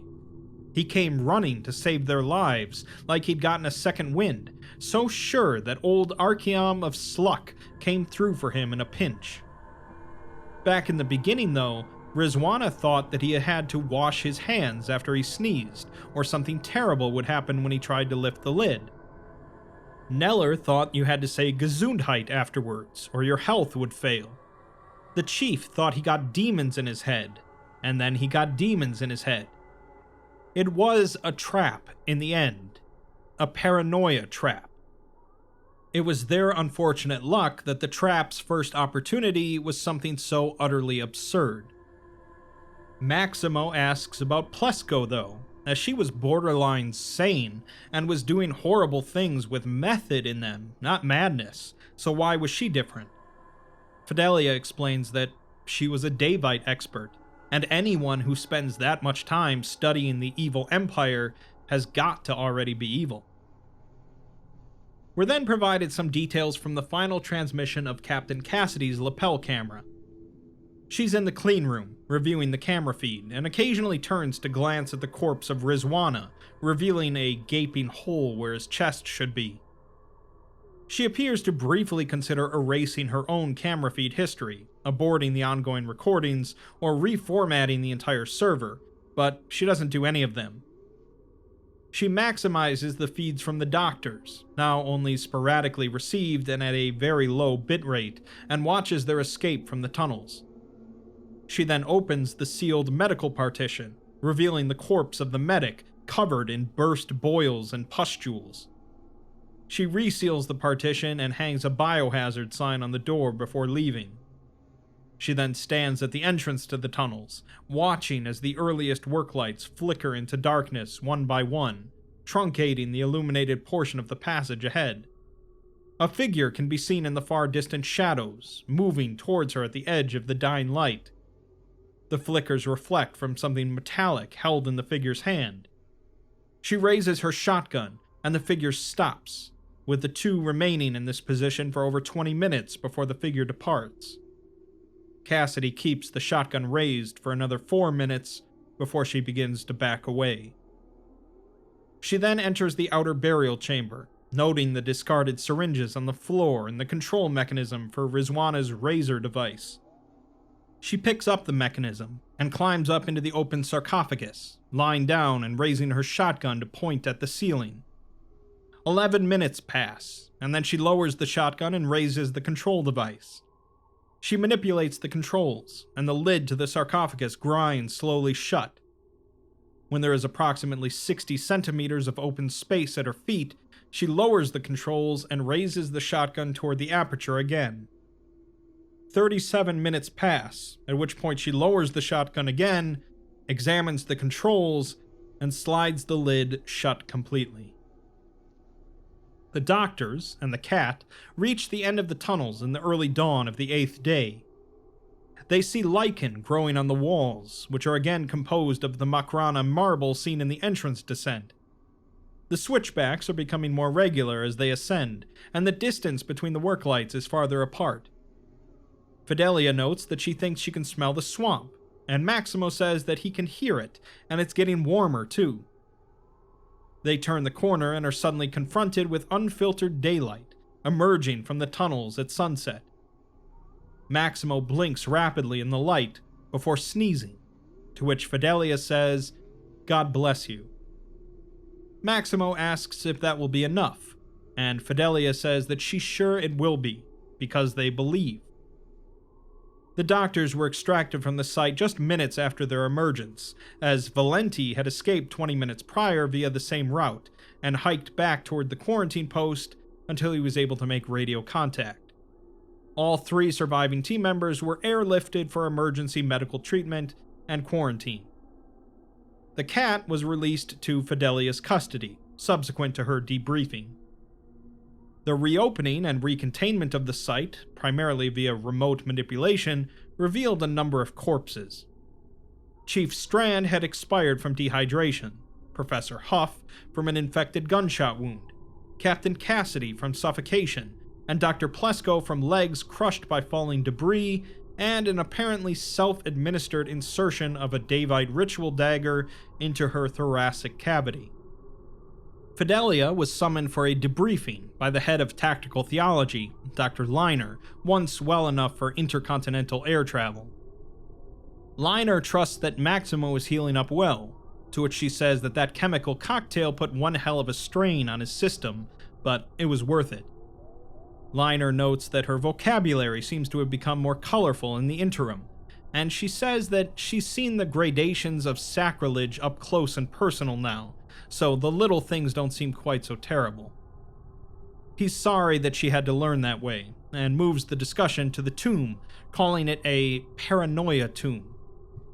He says that it's ontokinetic, meaning reality bending, but she says that it may have imparted ontokinesis on those within it, one or the other, affecting perceived reality, personality, almost certainly probability as well.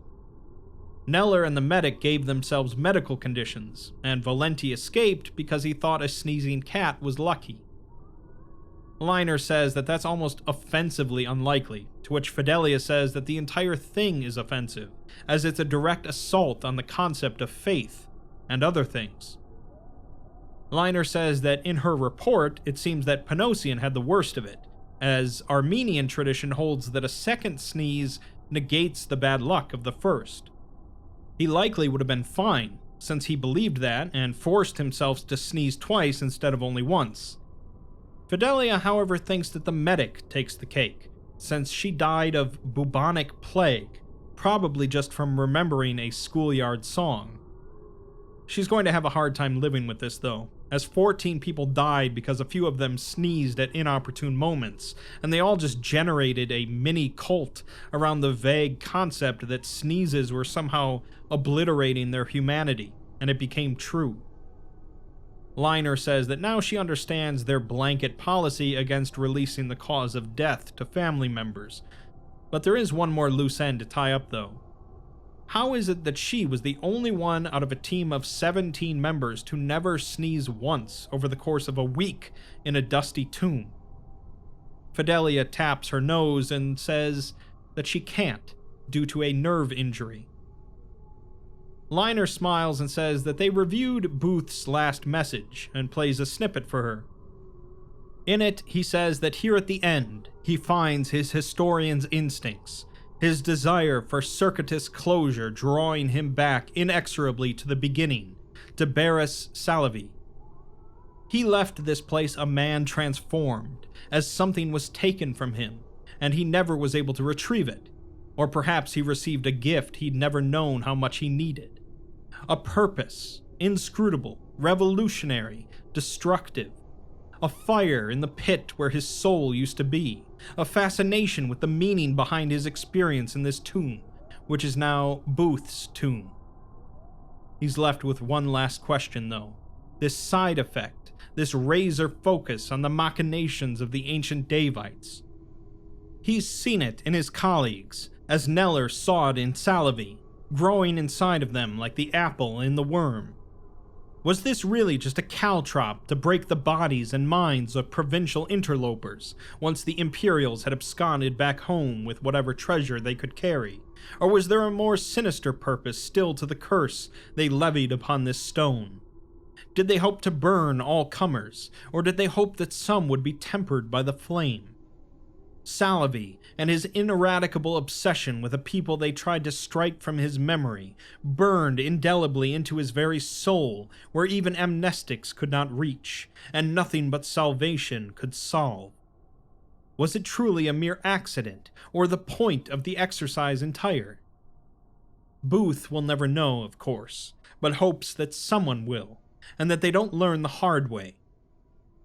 He sneezes, and then chuckles, and says that he thinks sometimes that it's really not so bad to believe in anything much at all, as skepticism has its reward. Though at the close of things, it would be nice to know. Liner hopes that he's at peace, and Fidelia hopes that they all are. Liner asks if she thinks there's anything to it, and if he could be right. Fidelia doesn't know, and it's almost impossible to really judge the hearts and minds of an extinct people. They can't ask them questions, and can only approximate their languages. They don't even know how Latin was originally pronounced, so the Davites and their devas might as well be aliens. They certainly couldn't have imagined their little farce of sneezing, so it seems a lot more to ask that they might not only have predicted, but actually intended Salavi and Neller and Plesko's fascinations. She wonders what it got them, if they did want it. One disgraced archaeologist who's never going to see the outside of a cell again, a bunch of dead researchers, techs, and agents, and 3 healthy people who don't want to hear the word Deva or its derivatives ever again. Liner also mentions the cat as well, and asks if they've given it a name. Fidelia responds that they've named it Gosa, an ancient Davite word meaning to sneeze, or to huff. On the day Liner conducted his debriefing, Dr. Salavi managed to escape from Site-06 under suspicious circumstances. On the following day, before Fidelia returned to recover her husband, he also vanished from medical care under equally suspicious circumstances. 2 days after that, a fire at Site-76 destroyed multiple artifacts associated with the Davite Empire. A letter was received at Fidelia's residence in Spain sometime later. In it, the writer first states that he's sorry, and she won't understand this and will take it very hard. But then they cross this section out and instead write that they are not sorry. They are aware, academically, that they should be, but nevertheless the capacity has gone out of them.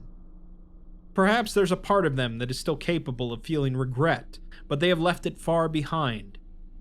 Perhaps it's still screaming through those ever-darkening tunnels, waiting for the last of the work lights to flicker out, one soul among many in search of an empty vessel to fill. Or perhaps the man she married was simply obliterated in a burst of Belarusian sunlight. All he can say by way of comfort, and cold comfort it will be, is that they're finally going to have what they lost so very much in their pursuit of. They're going to find out why the Davites dug that tomb, why and how they did that terrible thing they did to it, and what they hoped thereby to achieve. They're going to find out in a way that does not require faith, which is good, because as she may only now be realizing, he never had too much of that. She wanted to believe that he did, and that was what he wanted as well. He knew how important her faith was to her, as important as she was to him, and if he could exaggerate his purely academic interest into a simulacrum of heartfelt belief, well, where was the harm? Of course, they found out, and for her sake he wishes that the blessing had worked. For her sake he wishes that the shadow hadn't stretched out past the mouth of that cave to snatch him away from when it seemed like all was finally well, when she thought it had been enough to stay resolute in the face of evil, when she was wrong. She will have cause to rejoice, though, he promises, because Salavi and him and others of like mind are going to get the answers that their absent friends died grasping at in blind panicked futility. They're going to learn the secrets of the Devas in full. No conjecture, no theories, no piecing together abstract snippets of trivia, no more puppeteering the past, as this time they're going straight to the source. They're going to ask them. Among the items previously thought destroyed, but now believed to have been stolen, is Site-76 copy of SCP-140. So, unfortunately, Maximo sneezed at the last possible moment for the curse of the tomb to affect him, and lacked the faith in God that his wife had when she blessed him. Now he's convinced that he's no longer the same man, and is hell-bent on bringing back the Davite Empire through SCP-140 in order to ask them all of the questions that the team wanted to know. It likely won't take a determined individual with a copy of SCP-140 very long to cause some very real problems for the Foundation and the world. SCP-7291 is a lengthy, involved piece that manages to be very entertaining while relying very little on other knowledge of the SCP universe. It heavily involves the Davite Empire, yes, but not in a way that would be really inextricable to someone that knows nothing about them going in. The idea of a paranoid team of researchers slowly tearing each other apart has certainly been done plenty of times before, although likely never with the plot revolving around sneezing.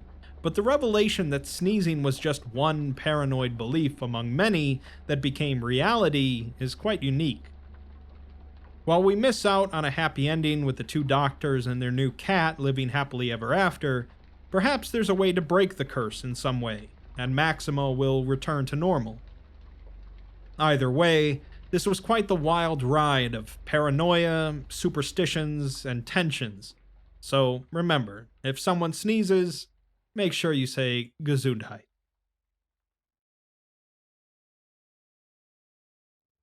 SCP-7303. H is for health. The average person puts a lot of faith in professionals to know what they're talking about on their professional subject. In general, you'd hope your mechanic knows cars, your plumber knows pipes, your electrician knows circuits, and your doctor knows medicine. Mistakes can and do happen, however, and as Seinfeld once said, someone is graduating at the bottom of these classes. SCP-7303 is about doctors and misdiagnoses, a horrific scenario that's very much like watching a train wreck in slow motion, with no way to stop it from occurring. Let's take a look. SCP-7303 is a behavioral phenomenon in which a medical professional will diagnose a patient with a non-existent health condition, specifically an asymptomatic variant of a condition where no such variant exists. Affected medical professionals are resolute in their diagnosis and cannot be persuaded that their assessment is incorrect or that treatment is unnecessary. Those affected demonstrate an increased persuasive ability to an anomalous extent, and through this they are able to convince both patients and other practitioners as to the efficacy of their conduct. Documentation of treatment has a mimetic effect, dissuading the querying or challenging of the actions undertaken under the influence of 7303. The effect will persist until the affected medical practitioner decides the course of treatment has been completed. The anomaly has proven resistant to all Foundation efforts to prematurely conclude the phenomenon, including amnestic treatment, intimidation, reprogramming, and electroconvulsive therapy. Whilst uncommon, cases of practitioners being repeatedly affected by 7303 have been observed. We're then provided a log of a series of appointments between a patient in the UK, Andrew Whitfield, and a doctor, Dr. Henry Dockery. This began with a follow-up examination of a laceration on Whitfield's left hand, and towards the end of the appointment, Dockery asks him to take his shirt off. Whitfield asks what it has to do with his hand, but complies, as Dockery asks how his breathing has been recently. He proceeds to put his stethoscope against Whitfield's back to listen to his breathing, as Whitfield says that he hasn't noticed anything unusual. Dockery tells him to keep breathing normally, as he's going to give him a light tap on the back. He proceeds to clench his fist and punch Whitfield between the shoulder blades. Whitfield exclaims in pain, but Dockery says that he's all done here, but he'd like to get some tests done before he leaves. Whitfield asks if there's anything to worry about, but Dockery just smiles and says to get those tests done first. Several weeks later, at a follow-up appointment, Dockery informs Whitfield that he has cancer. As Whitfield fumbles in his jacket pocket for his phone to call his wife, Dockery continues, saying that he has a very rare form of cancer, asymptomatic lung cancer. It's just as dangerous as the common forms of cancer, but lacks many of the telltale symptoms, so they were lucky to have caught it. Whitfield pauses and asks how it's different from normal cancer. Dockery explains that he had his suspicions when he noticed the lack of blood he was coughing up when he came in for his appointment. That's a classic sign of asymptomatic lung cancer. With symptomatic lung cancer, he'd be coughing up blood, wheezing, feeling breathless, but the asymptomatic variant is very hard to spot. It can only be diagnosed by a lack of symptoms, but fortunately he has experience in this field, as he's previously trained as an oncologist. Whitfield asks if there's no symptoms, can he just go?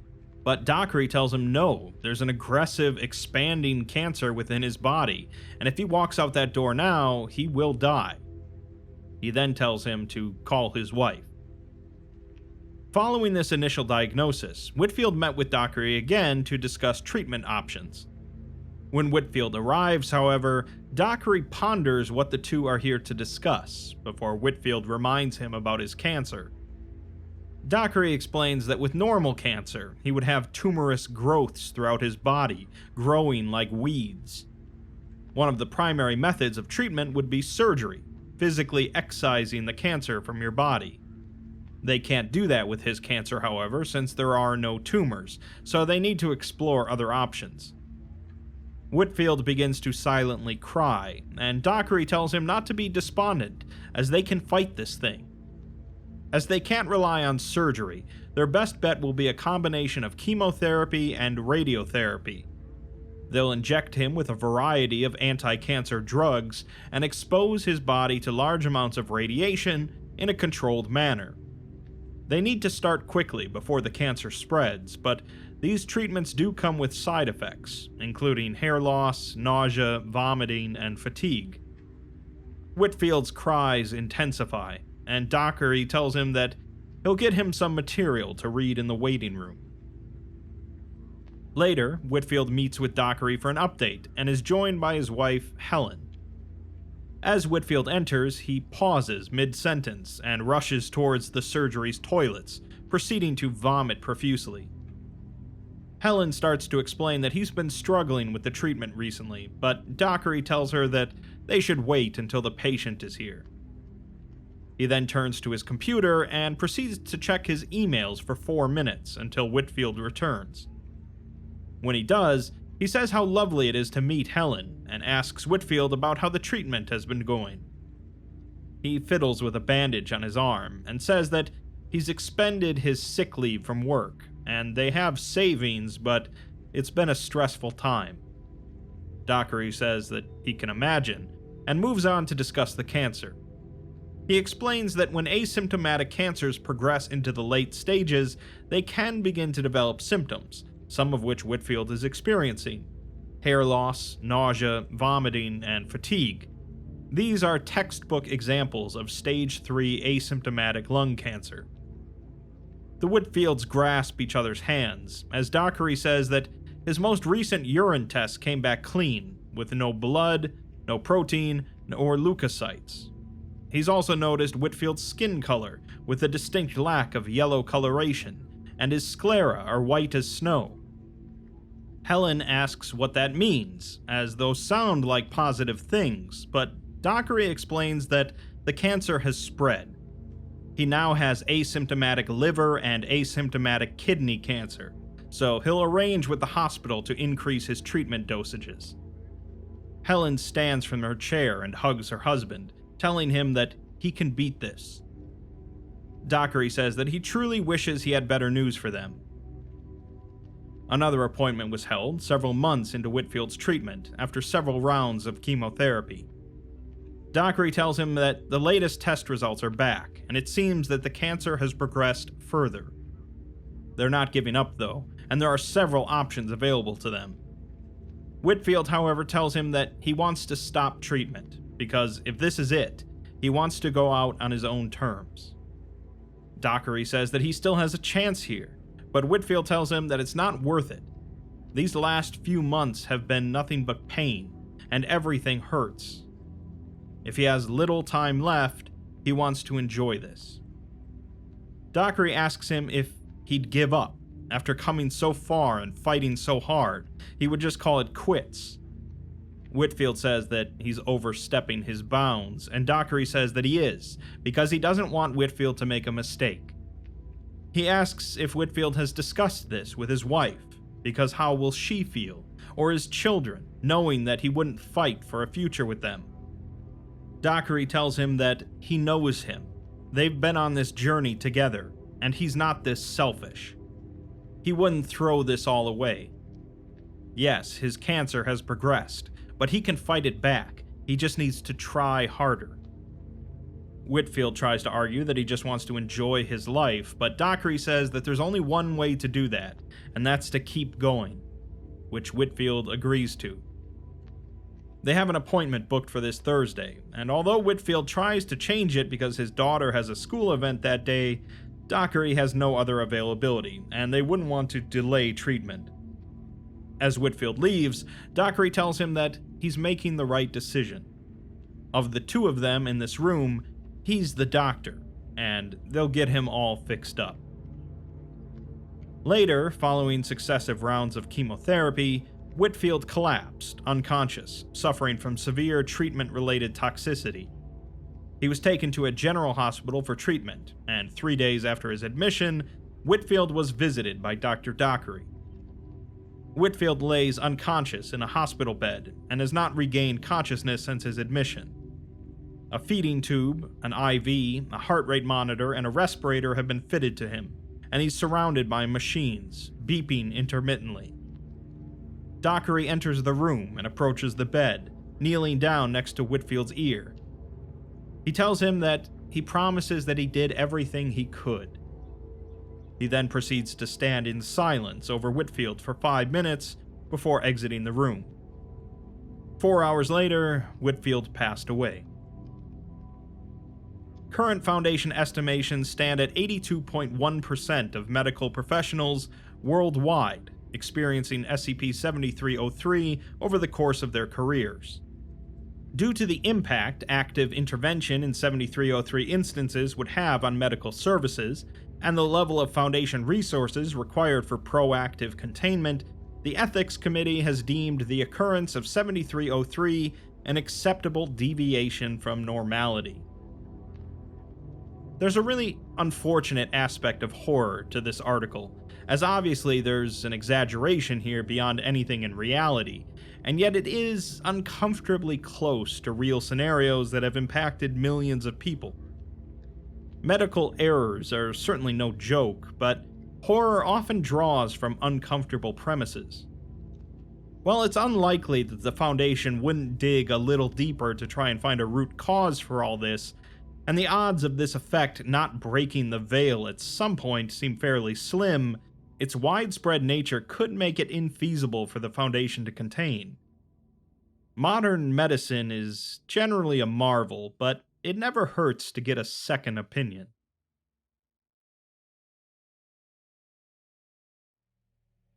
SCP-7340. I is for Incision. The Foundation has quite a lot of extremely talented and trained individuals working for them in various capacities. Some, or most, of these capacities are pretty dangerous, and accidents do happen, resulting in severe injury or death to these highly valuable employees. But while the mundane medical world might never be able to save some of these extreme cases, the Foundation is not mundane, and if they can, they'll often do whatever it takes to save the lives of their valuable employees. Sometimes, though, that whatever it takes is worse than the injuries, and that brings us to SCP-7340. SCP-7340 designates a group of storage drums containing USP-grade isoflurane, a general anesthetic commonly used in surgery. The drums themselves exhibit no anomalous qualities, nor does the isoflurane behave anomalously outside of surgical settings. When it's employed as a surgical anesthetic, however, it causes full body paralysis as expected, but doesn't trigger unconsciousness or suppress pain. Patients remain conscious and aware for the duration of their surgery, but are unable to move or otherwise communicate. Usage of the isoflurane, however, increases the success rate of experimental and/or volatile surgical procedures by an estimated 85%. These effects allow surgeons to achieve anomalously successful outcomes when utilizing 7340 during high-risk operations. The Foundation has so far used the isoflurane in 1,416 patients, with 1,308 surviving the experience. The Foundation confiscated its current supply from the General Surgery Unit at First Faith Medical Center in Houston, Texas, after repeated claims of malpractice against unit anesthesiologists. Additional samples of the substance likely remain in public circulation, and an investigation is ongoing. We're then given the logs for 4 members of Site 19 staff that were critically injured in a containment breach. All 4 are experienced containment specialists, and their loss was deemed unacceptable, so 7340 augmented treatment was authorized. First is junior researcher Allison Hart, who suffered puncture wounds to her upper body from an anomaly's bite, perforating her stomach and lungs. An unknown rapid-onset bacterial infection was communicated via the bite and required immediate intervention. The odds of mundane surgical success were estimated at 22%. After a 7-hour procedure involving drainage and irrigation of the body cavity and puncture repair, the surgery was deemed successful. Researcher Hart continues to experience trauma-induced anxiety and distrust, with counseling mandated. A doctor puts a note recommending that they notify patients of the anomalous effects of 7340 prior to surgery. Next, junior researcher Dhruv Reddy, who lost the majority of his skin on his left side from an escaping anomaly, and was partially buried under a collapsed wall during the breach. First responders did not notice him until nearly an hour had passed, during which time he suffered Class 4 hemorrhaging and lost more than half the blood in his body. Odds of mundane surgical success were estimated at around 11%. After 6 hours of an emergency blood transfusion and extensive skin grafting, the surgery was successful. Reddy reported awakening to full consciousness shortly after the administration of 7340, despite injuries and blood loss that had already rendered him unconscious prior to the procedure. Next was senior researcher Wilson Wright, who suffered blunt force trauma to his head, neck, and back when he was struck by an escaping anomaly's tail, risking full quadriplegia. The odds of mundane surgery succeeding were put at around 3%. Wright protested the usage of 7340, but as per the usage protocols, the process was authorized. Since a patient's life was threatened by a medical emergency, surgery was the only viable course of treatment, and the surgery normally has a 25% chance or less of succeeding. Ordinarily, the patient also has to have demonstrated increased pain tolerance and/or has experienced coping with enhanced interrogation, but this criteria may be waived at the discretion of the research head. It's also noted that 7340 is authorized for the treatment of high-value staff, persons of interest, and prisoners, even without their consent. After 11 hours of surgery, including decompression of his spinal cord and spinal reconstruction, the process was deemed partially successful. Wright's paralysis was limited to his right arm and leg, and he has not spoken since the procedure. Finally, we have Security Officer Nadia Melnikov, who confronted the anomaly as it breached initial containment. She suffered crush fractures to both legs, traumatic separation of the left arm at the elbow, and a lung puncture, losing a significant amount of blood before transport. She further suffered caustic skin and organ damage to much of her torso and left leg as a result of an acid spill. The mundane surgery was given a 0% success rate, as her injuries were certainly terminal without anomalous intervention. The process was to involve a blood transfusion, the amputation of her left arm above the elbow, internal fixation of both legs, lung drainage, irrigation of wounds and body cavity, reconstruction of her body cavity, and extensive skin grafting. The surgery began as expected, but the ongoing containment breach interrupted the procedure mid-operation. Melnikov, still sedated via 7340, was partially devoured by an anomaly before containment could be re-established. Upon returning to the area during cleanup some hours later, personnel found that Melnikov still displayed brain activity, despite a mere 13% of her bodily structure remaining intact. Life signs only faded when personnel ceased Melnikov's intravenous sedation. The doctor recommends further research into 7340, particularly the boundaries of what constitutes surgery under its constraints, as there's possible usage in field operations. Following senior researcher Wilson Wright's partial paralysis, he refused to return to work, citing lingering trauma from his operation. The head doctor visited Wright in his quarters, asking him how he's doing and if he can get him anything. Wright speaks, asking him why he's here. The doctor says that they're wondering how soon he'll be able to return to work at Site 19, to which Wright says that he's not going back. The doctor tells him that he knows the accident was debilitating, but he's sorry to hear that. His unit is in dire need of Wright's help, as they can't replace his knowledge. Wright says that he can't work after that surgery, and he already told Command. The doctor says that he has a log of that conversation here, with Wright claiming that he's experiencing night terrors and post-traumatic stress. The good news is that they may have identified something that can help, and produces a bound document. He explains that it's a medical procedure, a surgery, more advanced and experimental than the therapy that Wright has been trying so far. It would remove a portion of his frontal cortex, which they believe may be inhibiting his recovery. The procedure is dangerous and has a fairly low chance of success, but if it can help him return to work, then they think it's necessary and have authorized the further use of SCP-7340.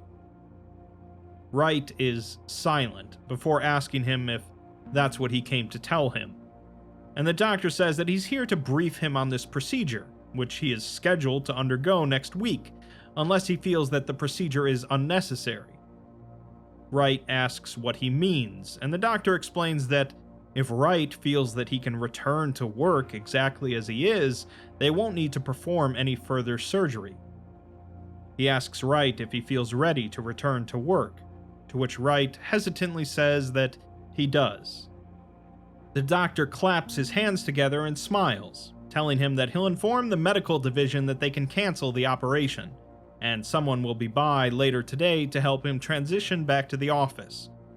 As the doctor leaves, Wright continues to stare out the door for a few minutes. This certainly must be one of the timelines where the Ethics Committee isn't really on top of things too well. Notably, this SCP is connected to the internal Foundation group, the Fire Suppression Department. The FSD is sort of an internal police for the Foundation, but are willing to bend the rules as much as possible to ensure that things stay in line.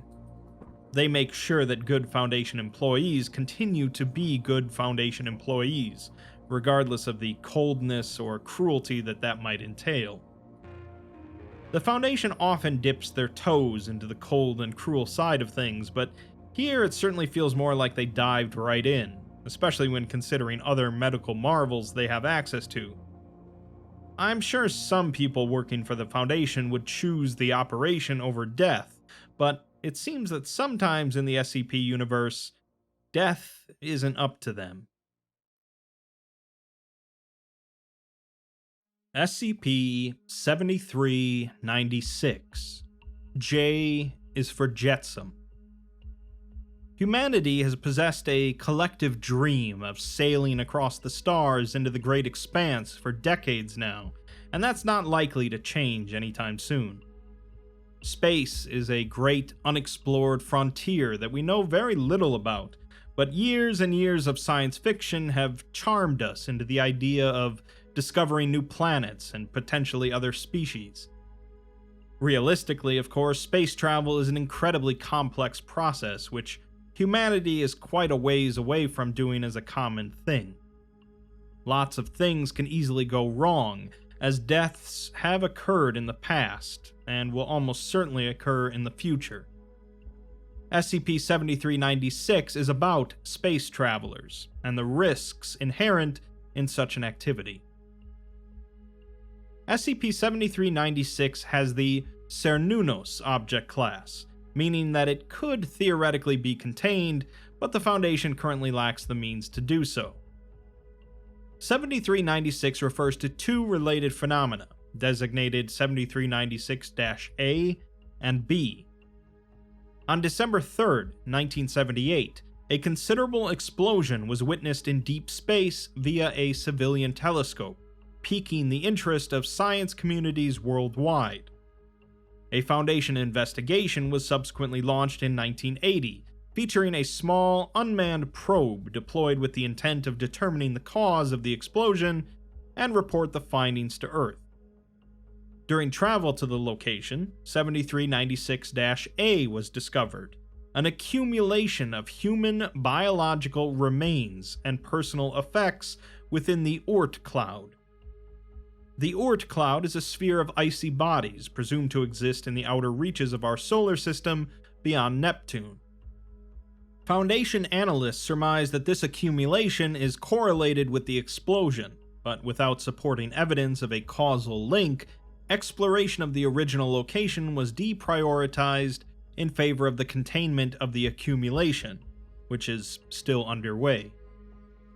The exact quantity of remains floating within the Oort cloud is unclear, given the impacted area. Estimates based on average recorded density place the total bodies in excess of 7 million individuals, but despite the sheer numbers observed, many consistencies appear throughout. All of the corpses have calm expressions on their faces, with no signs of struggle, distress, or injury. Groups are observed frozen together, in embrace and other relaxed poses. The biological components are identical to that of humans, and are all wearing pristine, freshly washed clothing, bearing iconography that implies all of them are part of the same group or organization. They all died from the same thing, complications of rapid depressurization, and there's a lack of escape pods, wreckage, or spacesuits in the accumulation. There are, however, an abundance of cargo containers containing various personal effects, such as clothing, photographs, and letters, neatly and deliberately packed. No provisions, survival tools, or weapons, or medical supplies have been found. Recovered stationery, analogous to postcards and advertisements, portray a planet of similar appearance but differing geographic layout to that of Earth. Astronomical deviations in the depicted skies have led to the conclusion that the terrestrial body is not another version of Earth, but rather a unique planet, possibly within our own universe. It's noted that no hospitable planets other than Earth exist for millions of light years in any given direction. On January 14, 2006, the accumulation rate of the anomaly began declining, and continued to decrease until 2013, when further accumulation was considered negligible and the phenomena itself concluded. The presence of 7396-B, however, first detected in September of 2015, resulted in the reopening of the anomaly's case file. 7396-B is an ongoing discovery of biologically human corpses and mechanical wreckage, scattered in a trail of increasing density located between half a light year and 1.5 light years from the location of 7396-A.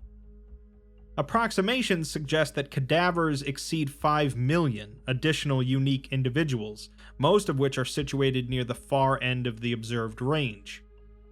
These corpses are quite a bit different from the others found, with stressed demeanors, grievous injuries, and physical ailments proportional to their distance from the Oort cloud. They were also malnourished and suffered from hypoxia, proportional to the distance from the Oort cloud. The causes of death were irregular, including starvation, disease, injury, depressurization, and hypothermia, and their clothing is generally deteriorated, with insignias matching the other corpses. There's a lack of cargo containers and packed belongings here, but an abundance of mechanical fragments and shrapnel belonging to a subluminal interstellar arc, which was recovered and contained for study. Ballistics analysis of the fuselage suggests that the explosion witnessed in 1978 resulted from minuscule perforations coating portions of the vessel's propulsion systems and ventilation grid, the earliest remnants recovered during the investigation into 7396-B. Volatile compounds and mineral fragments were detected in trace amounts around the points of entry. Despite severe damage, the vessel was noted to have coasted for some time before its eventual disintegration.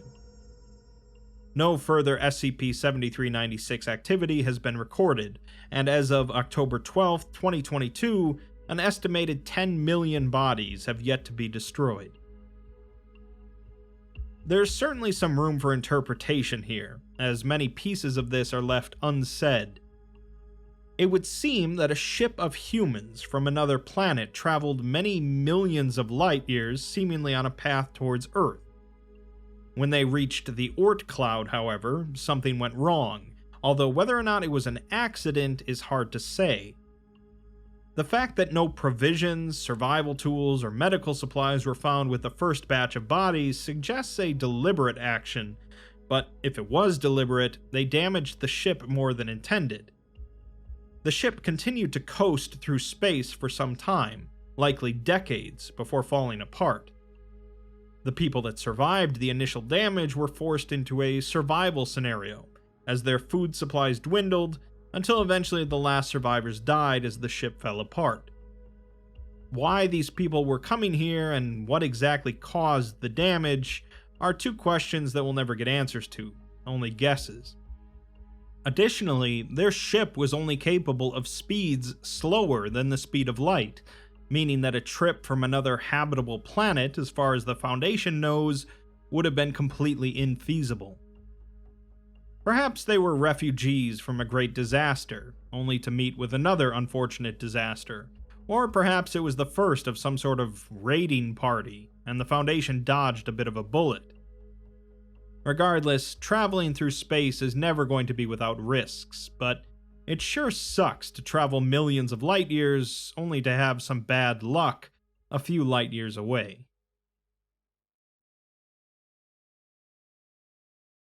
SCP-7432. K is for Keystone. I've said before how awful it would be to be a field agent for the Foundation, tossed headfirst into an unknown situation, oftentimes cut off from any support whatsoever, and forced to become a combination soldier and detective, fighting for their lives. It's easy for field agents in these scenarios to lose hope, as they lose comrades one by one, and despair settles in. SCP-7432 is another lengthy article depicting a team sent into an impossible scenario, cut off from all support, as they continue to try and figure out their situation while desperately staying alive. I'll make a note here that 7432 is an article that's much more akin to a tale than an SCP, so for those with an aversion to such things, consider this a heads up. SCP-7432 is a small, trapezoidal keystone, approximately 15 centimeters in height, 11 to 16 centimeters in width and depth, and weighing 7 kilograms. It appears to be comprised entirely of granite, but due to its secondary anomalous function, samples can't be safely obtained to confirm this. The front face of it is engraved with a triskelion, a Neolithic symbol consisting of 3 interconnected spirals, surrounded by a ring of glyphs of unknown origin. The primary anomalous property of the keystone manifests when it is held against or used as the keystone of an arched doorway with a functional door. If a subject touches the keystone while imagining a desired location, the open door will lead directly to the location. The only known limitation to potential destinations is that they must possess at least the same 3 spatial dimensions as baseline reality. It can otherwise be used to access any cognizable location, including alternate time periods and timelines, altered states of reality, and locations with subjective correlation to concepts, such as somewhere I can be happy. Sounds pretty useful, but there's a secondary anomalous property, which is the Keystone's central role in a temporal loop, present only in timeline 7432, and thus serving as that timeline's distinguishing feature. In that timeline, on February 26, 1606, the Keystone manifests in a delivery of stone in the Cromwell Street construction yard, resulting in its misuse as the Keystone for 17 Cromwell Street, London's front entrance. The error is not corrected. On September 9th, 1999, resident Adam Lowe returns to 17 Cromwell Street intoxicated and accidentally triggers the item, transporting himself to his hometown of Bingara, Australia. The Keystone is subsequently discovered by the Foundation, relocated to Site 115 for containment, and replaced with a non-anomalous replica. On February 26th, 2188, SCP-23049 undergoes its 9th oblique event while stored at Site-115, coincidentally displacing the Keystone to the year 1606, under the exact circumstances of its manifestation. As a result of this, the Keystone is never physically created, possesses no discernible origin, and undergoes no permanent alterations across the entirety of its functionally infinite existence. The Chronology Department suggests that this lattermost aspect may be due to an unrecognized regenerative property, but testing cannot be conducted to confirm this due to the potential creation of a temporal paradox. To sum all that up in simpler terms then, the Keystone suddenly appeared in the year 1606, where it's used as part of an archway. In 1999, a guy accidentally uses it, at which point the Foundation brings it into containment, until the year 2188, where another SCP causes it to be sent back to 1606. At no point in this time loop was the Keystone ever actually made, and the Foundation can't really mess with it without creating some sort of paradox, which generally aren't good things. All is well and good then, except that now an unknown influence is causing the Keystone to suddenly de-manifest from the timeline on March 21st, 2009, preventing the temporal loop from being resolved. While this would normally create a big paradox, it seems that this new event is creating a new loop, as the events from 1606 through 2009 continue unaltered. Unfortunately, now it's especially paradoxical, as there's not even a reason that the Keystone should appear in the 1600s. Following the manifestation of the Keystone, the timeline is spontaneously replaced by an unidentified, metastable branch timeline.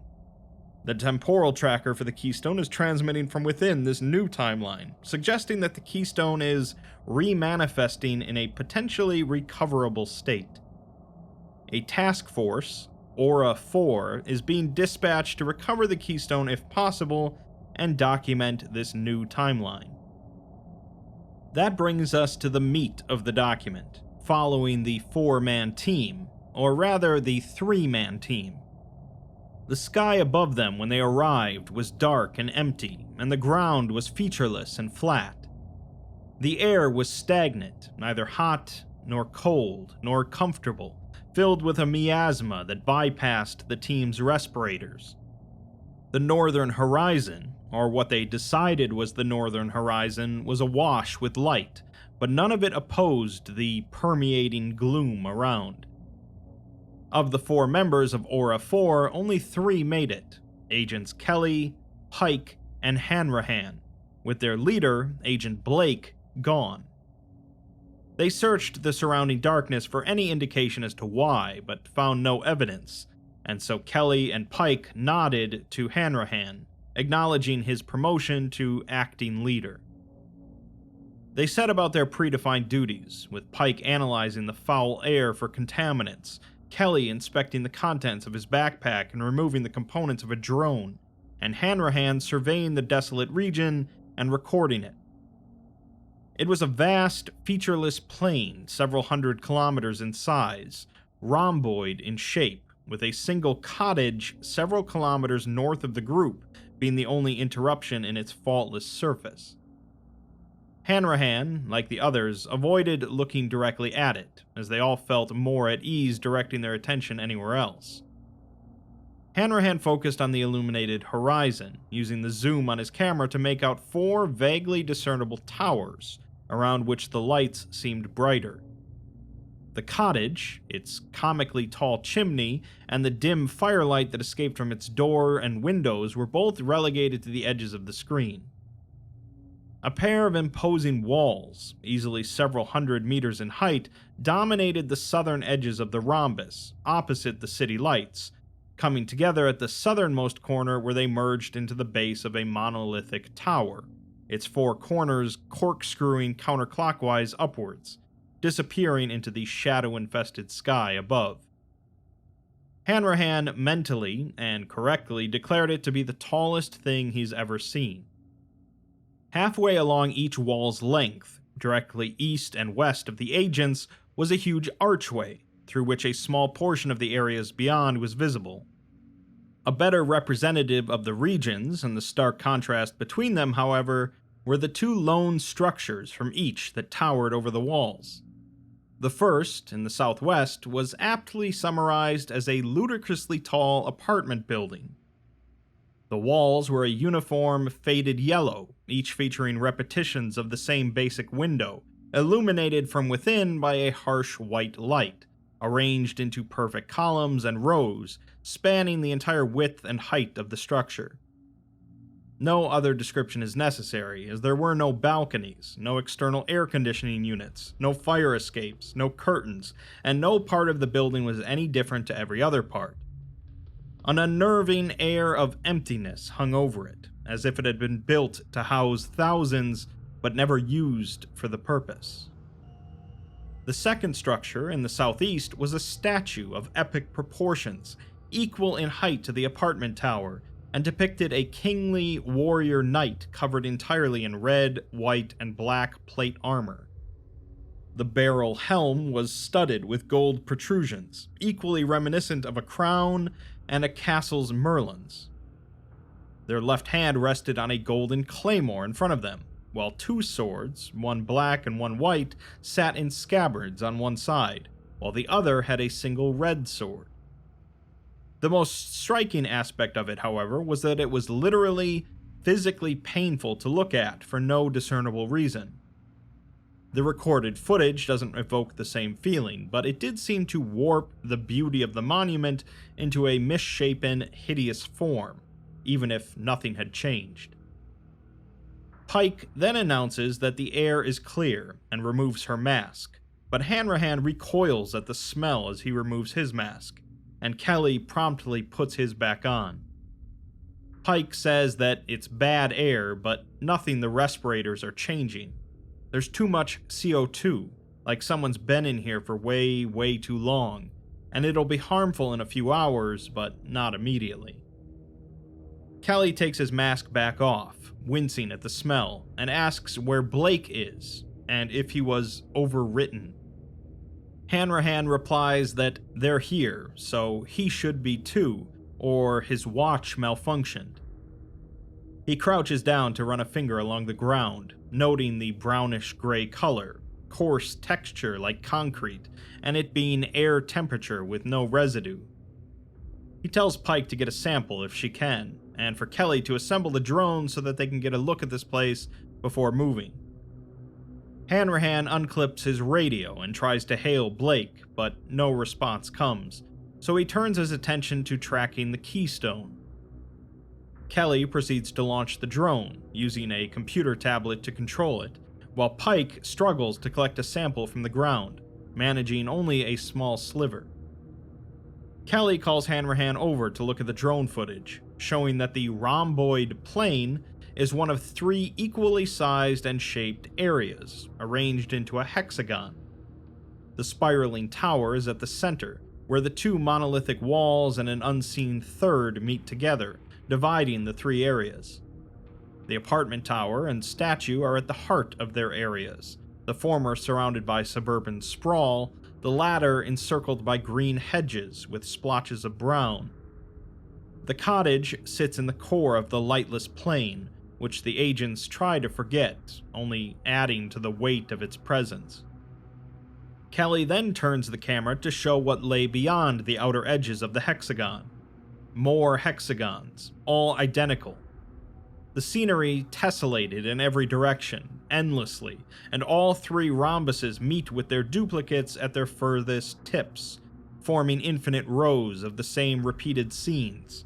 A suburban sprawl, a brown-splotched overgrowth, and a vast, dark plain, with only a single circle of light halfway between the cottage and the tower.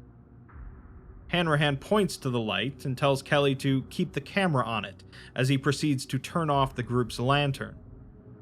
The sole light in every dark rhombus proceeds to vanish simultaneously and returns as he flips the lantern back on. Hanrahan narrates into his camera, stating that the region is a hexagon with opposite sides connecting to each other, giving the appearance of infinite repetition. There's no visible curvature, and three walls divide the area into three rhombuses, with parallel faces of each rhombus connecting to opposite sides of a bordering division. Pike looks to the illuminated northern horizon, and Kelly explains that that's the opposite side of the areas beyond these walls. He remarks that he hates these ones, as you can't trust a circle to lead back to where you were. Hanrahan looks to his tracking device and says that explains these readings, as there's 7 signals, all exact matches for the tracker, all different directions and distances, so they're all just the same signal. The team proceeds to check their gear, but Hanrahan notes that the compass doesn't work, but that's not surprising to Kelly, who says that they should set their bearings. Hanrahan looks to the cottage, marking that as north, then the tower as south, and one archway as east, the other west. The nearest signal is coming from the southwest, and since they all agree that they have no reason to go north, and all seem to want to avoid the cottage, they proceed towards the apartment tower. As they move, they walk in silence, occupying themselves with their own thoughts. Hanrahan analyzes the situation, already concocting his post-action report. Kelly decides what alcohol he's looking forward to, and Pike realizes that her watch is broken. Her watch, and the others, stated the time and date to be March 12, 2009, 11:23:49 a.m., the exact moment that the Keystone disappeared, but 4 minutes earlier than the agents should have arrived. Now the watches were motionless, but Pike realizes that the watches aren't broken, as all other functions work normally, but the time is frozen. They guess that maybe it's due to time dilation, and a second hasn't actually passed yet for them, but Pike suggests to check their tachyon readings. Instead of showing legible, coherent information, however, each watch shows large chunks of the display randomly flickering about, like a graphical glitch. Pike's not sure what they're looking at, as there's something here, and the watches are picking it up as tachyons, but if they are, they're not behaving like how they're supposed to, or they're not tachyons, or it's some sort of interference. Kelly suggests that just the detectors in the watches are broken, and that's why the time is frozen. Pike says that either way, she doesn't think trying to jump out would be a good idea, as they could end up anywhere, or outside of time entirely, meaning that they're stuck here until they find the Keystone and use it to get out, unless, of course, that's broken too. The rest of the journey to the archway was done in silence. Eventually, they reach the archway, finding a curving 4-lane road, complete with concrete sidewalks, abruptly beginning halfway through the archway, replacing the featureless vermilion-brown stone and stretching forward. A pair of 2-lane roads branched off from it every 100 meters, each corner of which featured a signpost with a green sign pointing in every available direction, but the signs are blank. The streets are flanked on both sides by the same 1950s era suburban house, repeated over and over again with no difference but in orientation.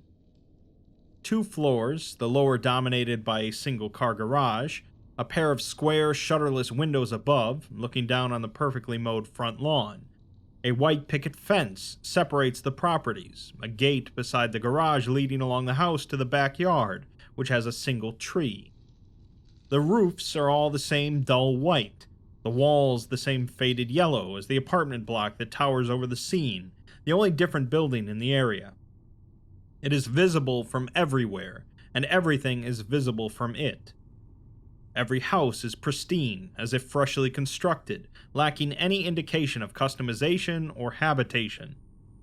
There are no cars, no bins, no mailboxes, no curtains, no toys, no damage, nothing. Every window is dark, every door is closed, and the only sound in the air is the faint hum of incandescent streetlights, all illuminating the scene like a quiet street at night, and the sounds that the agents themselves make. They emerge from the archway, moving off the road onto a sidewalk. The dividing walls are painted sky blue on this side, with copies of a fluffy white cloud added at regular intervals, like a faux sky one would expect in a newborn child's bedroom. Kelly asks the others if he needs to say anything about this, to which Pike says that he doesn't. Hanrahan focuses on the tracking device, orienting himself towards the apartment building, and telling them that it's in there. They're going to wait a few minutes for the drone to do a flyover so they can navigate to the apartment building, and in the meantime, they'll take more samples and footage. The concrete here is easier to break than the durable vermilion-brown stone, but it turns out to be nothing more than mundane, modern concrete. The asphalt is the same, along with the grass, the picket fence, and the paint. When she reaches the wall of a house, however, Hanrahan stops her and says that they'll sweep through the house first. The 3 gather on the front door with their weapons ready, and Kelly goes for the doorknob only to find that it's completely immobile. He suggests that they'll have to kick it down, but Pike suggests checking for a back door, so they proceed to the side gate. The latch to this is also stuck though, so they climb over instead. But before they continue on, Hanrahan checks the latch, finding it to be a solid piece of metal shaped like the latch, along with the hinges, meaning that it's just a fence that looks like a gate. Pike calls them from the backyard, which is simple and bland outside of the single tree in the center, all of the branches of which remain inside the boundaries of the backyard. The back of the house looks identical to the front, except that the garage door is replaced with a single large window, which Pike shines her flashlight into, finding the house to be hollow. Light shines straight through the entire length of the building uninterrupted, with no interior walls, no floors, not even support columns or beams. It's nothing more than a single room, decorated to appear habitable from the outside. The windows are the only openings in the timber frame, so the front door wasn't seized, it wasn't a door at all. Pike says that at least they know that there's no one inside now, and asks if they think the rest of the houses are the same. Kelly replies that he hopes not, as he'd prefer a normal house, not a bunch of this. Hanrahan tells Kelly to give Pike a foot up so she can see over the fence and look in the windows next door. The others are identical, so the agents return to the street, climbing over the faux gate again. With their empty truth revealed, the surrounding duplicates seem saturated with a sinister sensation, their superficial normalcy now unsettling, uncanny, and unwelcoming. The drone finally does its flyover, showing the suburbia to be dominated by the single, spiraling main road, and from the northern archway the agents had come from, it proceeds west, curves inward, anti-clockwise, until it reaches the apartment tower at the center. There it briefly splits apart around the structure and continues onward, spiraling out clockwise, never intersecting itself, before exiting out the east arch into the statues area. Smaller roads branch off its entire length and each other, forming a dense, maze-like network that ensures every house is accessible. They decide to cut through on a more direct path towards the apartment tower than just following the main road, and Hanrahan tells them to keep track of their route. In case they need to leave quickly, he doesn't want to make a wrong turn. They follow the sidewalk onward, with Kelly dividing his attention between following the others and controlling the drone, issuing directions as necessary, and Pike and Hanrahan keeping alert, ready to arm themselves at a moment's notice.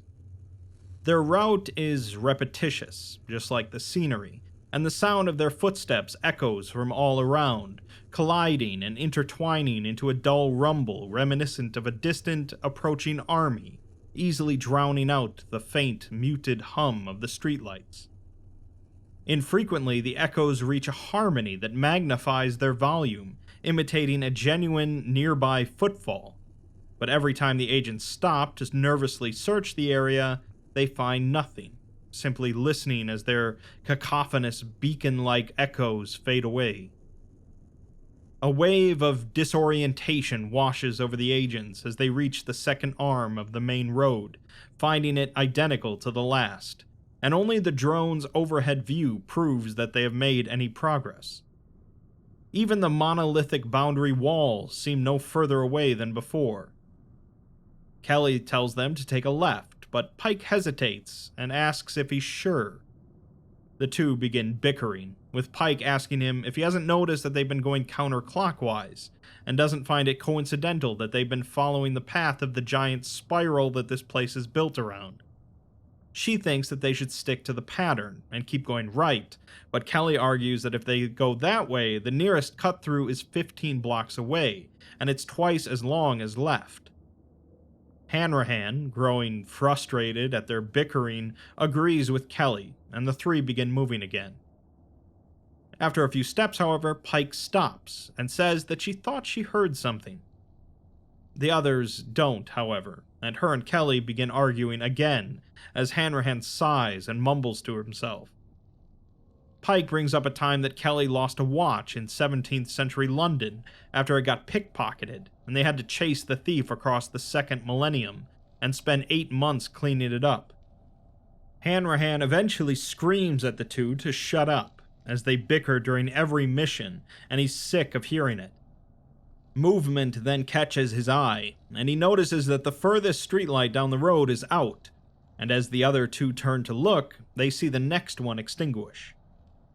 Kelly begins running for the nearest side street, quickly followed by the other two, as more of the streetlights go dark. They begin weaving around houses, trying for as straight a path as possible, and Pike looks back as the darkness is only 3 houses behind them. It quickly catches up to them, with Kelly wheezing as he pushes himself around the next corner, Hanrahan close behind him, deafened by the sound of his own heartbeat, and Pike letting out a scream of terror and exertion as she lunges for the corner. All of the lights everywhere go out at once, and the three are plunged into perfect darkness. The sound of stumbling is heard, then of something hitting the ground. A dull, metal thud mixed with a brittle crack, a shout of pain, and then silence. Shortly after, the lights all come back on, with Pike lying on the road in a fetal position, and Hanrahan laying at the base of a streetlight, both hands clutching at his forehead. Kelly helps Hanrahan up, who says that he's going to need a doctor, as Pike yells that she told them that she heard something. Hanrahan asks where the darkness is now, but Kelly checks the drone's view, finding the entire area to be illuminated. Pike, bandaging Hanrahan's head, says that they need to go clockwise, as she's not sure what it is or why it left them alone, but she knows that it only attacked because Kelly made them turn left. Kelly, however, says that it was just a coincidence, so they turn to Hanrahan, who says that they're in trouble. None of them remember turning around, but now the tower is suddenly behind them, and after looking around, Kelly notes that this is a completely different area. The walls and their faux-painted sky are now barely visible on the other side of the tower in the distance, meaning that they had been transported to the opposite side of the rhombus, near where it looped over. Pike says that all they have to do is go back the way they came, but they realize that in their frenzy, they had resorted to basic instinct and simple patterns, taking the earliest turns to get away as fast as possible.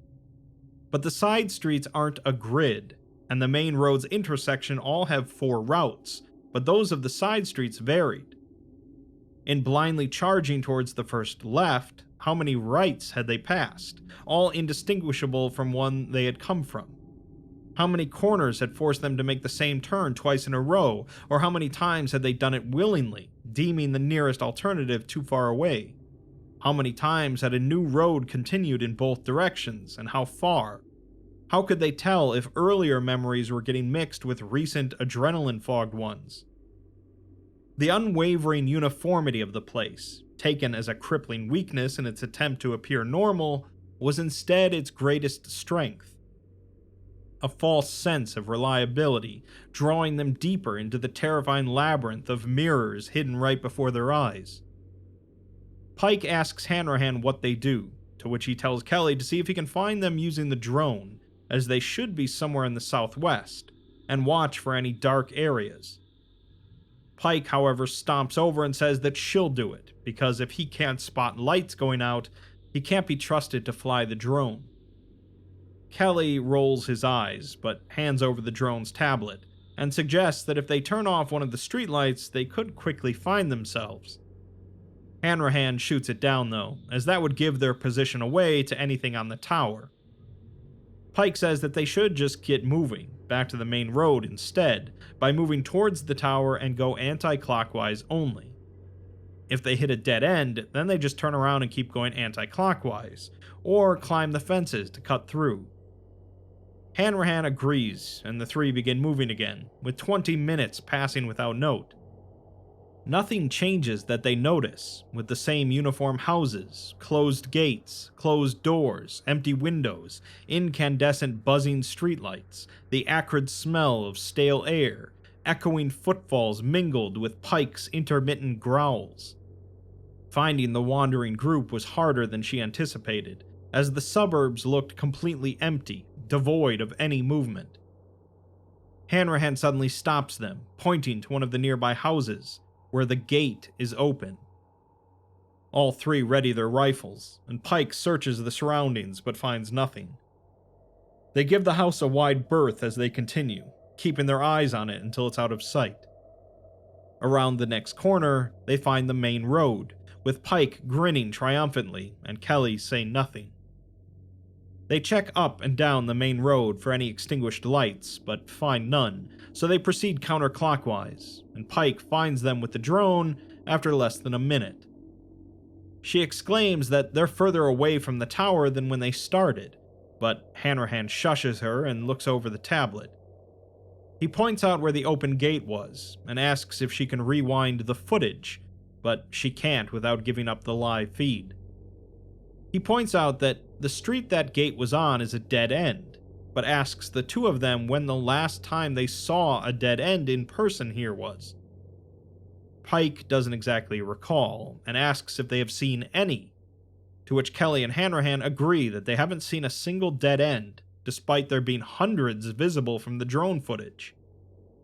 They use the drone footage to find the nearest dead end, but when they get there, they find that the street the drone is looking at doesn't actually exist. Hanrahan notes that there are no dead ends, and they just overlap, like the edges of this place.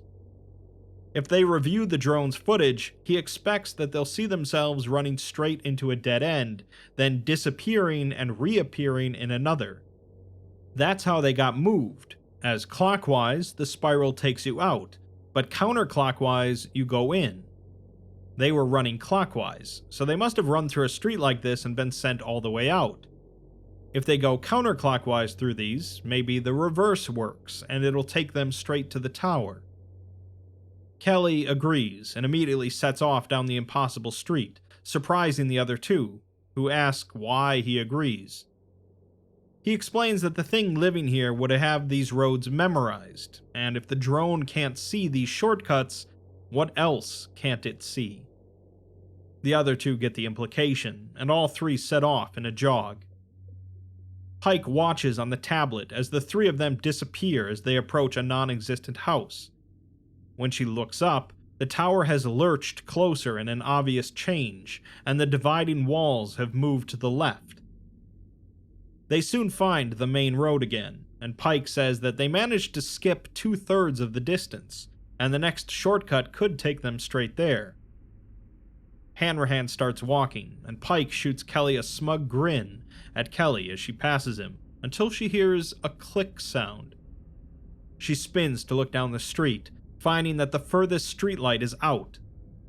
The three bolt for the shortcut, but the darkness is faster this time and quickly gains on them. They manage to make it off the main road onto a side street and see that the lights on the main road behind them are out, but the darkness has stopped progressing.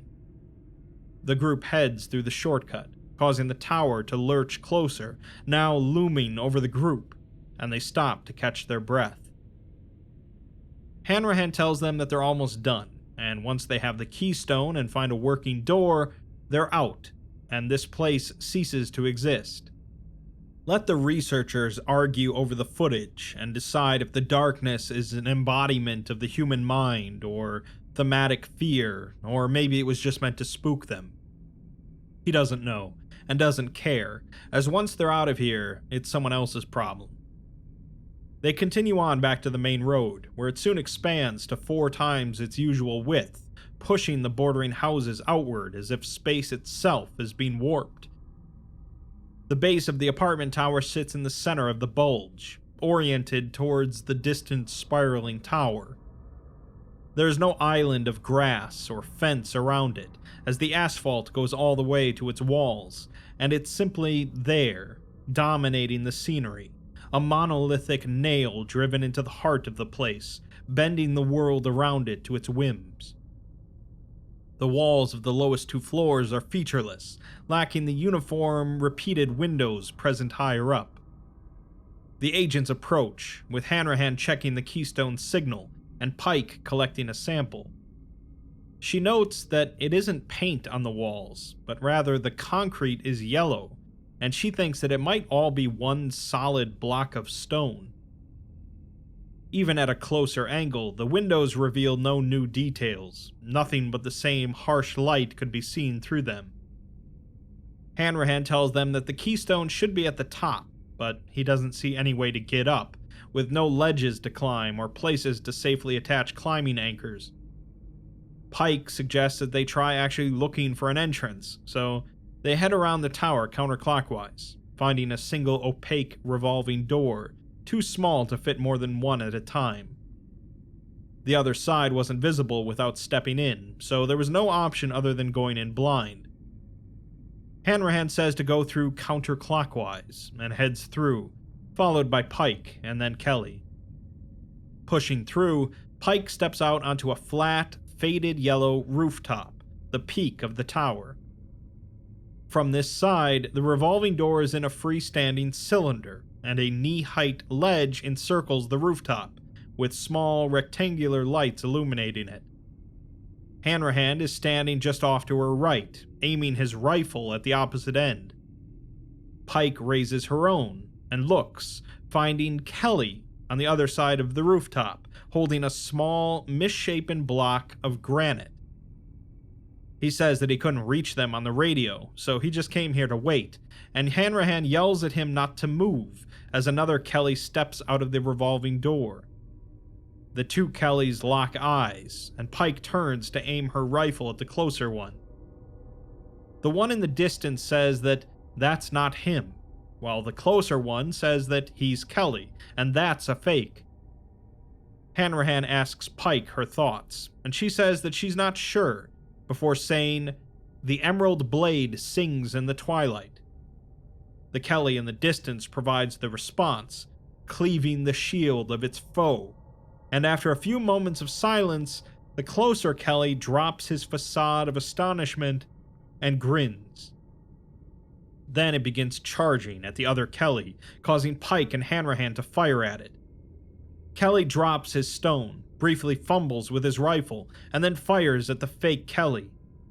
Several bullets from his rifle whiz dangerously close to Pike and Hanrahan.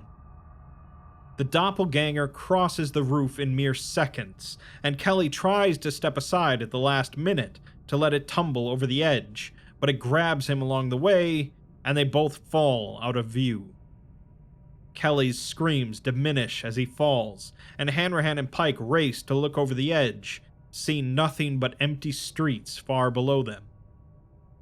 Hanrahan shouts into his radio for Kelly, initially getting no response, until an unknown voice tells them that they have what they came for. It tells them to leave now, and then goes silent. Hanrahan stares over the edge, before turning away and telling Pike that they need to move before they end up like Kelly. He then picks up the stone and swears, remarking that the Keystone is broken. 4 of the faces of the stone were roughly smooth, chiseled flat, then worn away by age, but the jagged edges and faces were new, proving it a broken part of a larger whole.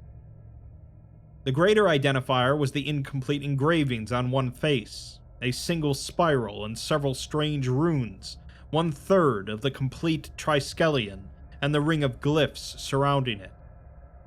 It was the lower left third of the Keystone, but nothing more. Pike begins scouring over the surface of the stone and panicking, as Hanrahan says that they could still try their watches. Pike argues that they could go anywhere, or outside of time, but Hanrahan replies that that's better than suffocating here, or being killed by that thing, or something worse. Pike tells him to just let her think, and the two stare at the Keystone fragment, before Hanrahan notes that that's the wrong part, as the tracker is in the top of the Keystone, not the side. Perhaps the top of the stone is nearby, in one of the houses maybe, and if there's 2 pieces here, the third shouldn't be too far. He stands up, looking at the tracker, before frowning and pointing east. He tells her that it's at this exact height, so it has to be on top of that statue, and they need to move now before it moves again. The glimmer of hope is enough to spur them into action, and they return to the tower's base, charging straight for the dead end they had come from. Since counterclockwise had brought them in, clockwise should take them out. The journey was swift and simple, and when they looked back, the tower is in the distance again, with the dividing walls behind it. They soon come to the open gate again, and before long make it to the other arch, the asphalt road replaced by ankle-height grass, identical to that used as lawn by the houses. It spreads out in front of them, bordered beyond the tunnel by a pair of dense hedge walls, 4 meters in height, forming a path equal in width to the main road, and like its artificial twin, curves off to the right before going back left, disappearing from view. The hedge walls are decorated with a plethora of blooming flowers, all of different sizes, shapes, and colors, though there was an evident bias towards vibrant, almost fluorescent hues. The grass floor, on the other hand, is only interrupted by a few lightly dispersed pieces of vermilion-brown stone. Above the scene stood the towering statue, still physically painful to look upon directly, and its legs are covered in a network of green tendrils, but they thin out and go no further than the knees. Hanrahan slows to a stop, catching his breath, while Pike collapses to her knees. They share no words, as Hanrahan goes over and joins Pike in her muted, shell-shocked mourning. Neither had liked Kelly's presence over the past years, nor considered him anything resembling a friend, but he wasn't a bad person. He was an annoyance, a nuisance, a reoccurring pest, but not someone deserving of the fate he received. They knew that there was nothing they could have done, though, as there was no reason to suspect a shapeshifter, and when it attacked, they had tried to protect Kelly. The weight of guilt and hindsight regret fell on them anyways. They should have known it wasn't him and figured out how to mislead it. They should have believed Kelly the moment they saw him and killed it somehow before it killed him. They take time to rest, eat, recuperate, and wallow in despondency. They're not sure for how long, but in their minds, not long enough to do Kelly justice. Eventually, though, they turn their attention to the area ahead, and to the newly arrived drone's aerial view. Seen from above, the area sports the same identical spiral, coiling inward counterclockwise from the west arch, reversing at the base of the statue, coiling outward to exit through the other gateway. Whereas the suburbia had a chaotic maze of streets, however, the garden instead has a simple array of straight and narrow alleys, radiating out from the center like lines of longitude from the South Pole, except the corridors are non-continuous, spanning only between one arm of the spiral and the next, their termini offset halfway between each other such that they all begin and end with T-junctions. Hanrahan notes that there are multiple discolored sections throughout, reddish-brown, but they could be structures or dying plants.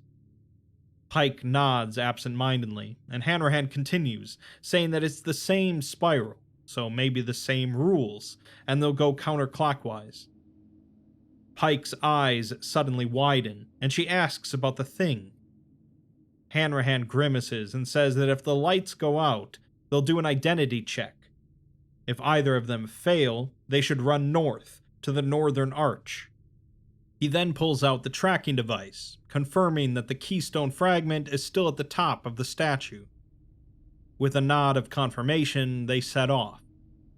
The stagnant air beyond the arch was freshened by a thick mixture of sweet and sour odors, and the flowers, though wildly different enough to be several thousand different species, all bloom from the same singular plant making up the hedge walls, neither a shrub nor a thorny vine, but a strange mixture of both.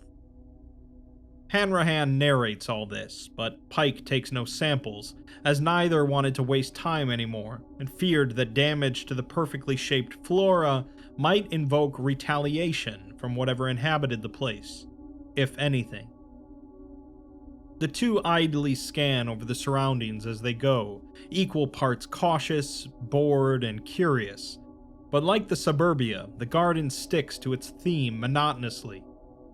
Short green grass underfoot, occasional vermilion-brown rubble, tall hedge walls on both sides curving smoothly, a steady spattering of flowers across their surfaces, and every 20 meters a pair of lit, enclosed lanterns hanging from protruding branches near the hedge's peaks.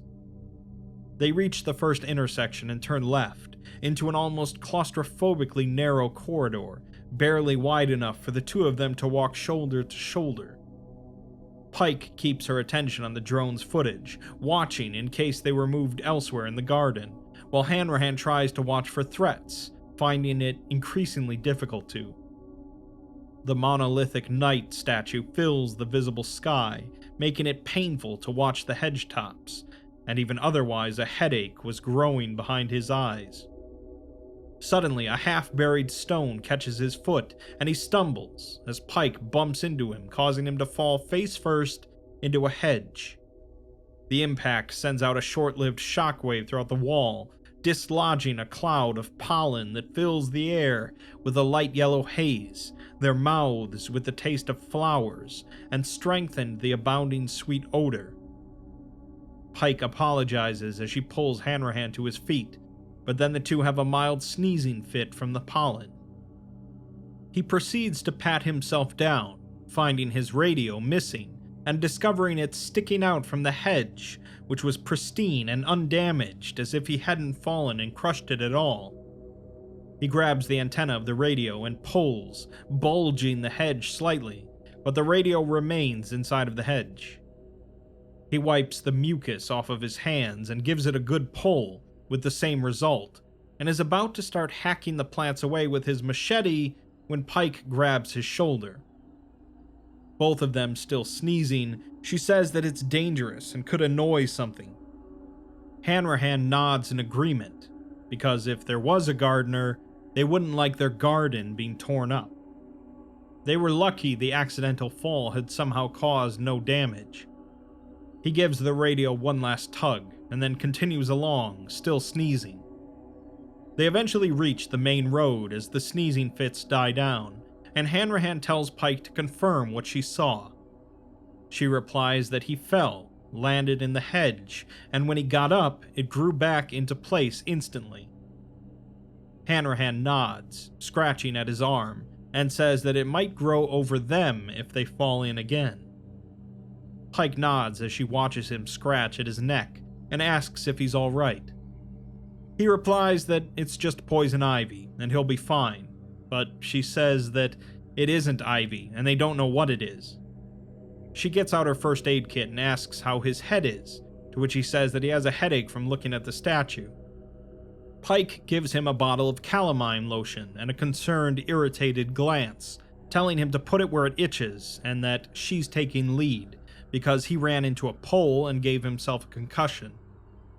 He replies that he doesn't remember that, but she remarks that amnesia is a symptom and asks if he has any nausea, ringing ears, or blurred vision. He says no to all of them and asks if she's sure that he hit a pole. She tells him that that's why he has a bandage on his head, and after feeling it, he agrees with her leading. As a reminder, this occurred when the darkness first hit them in suburbia.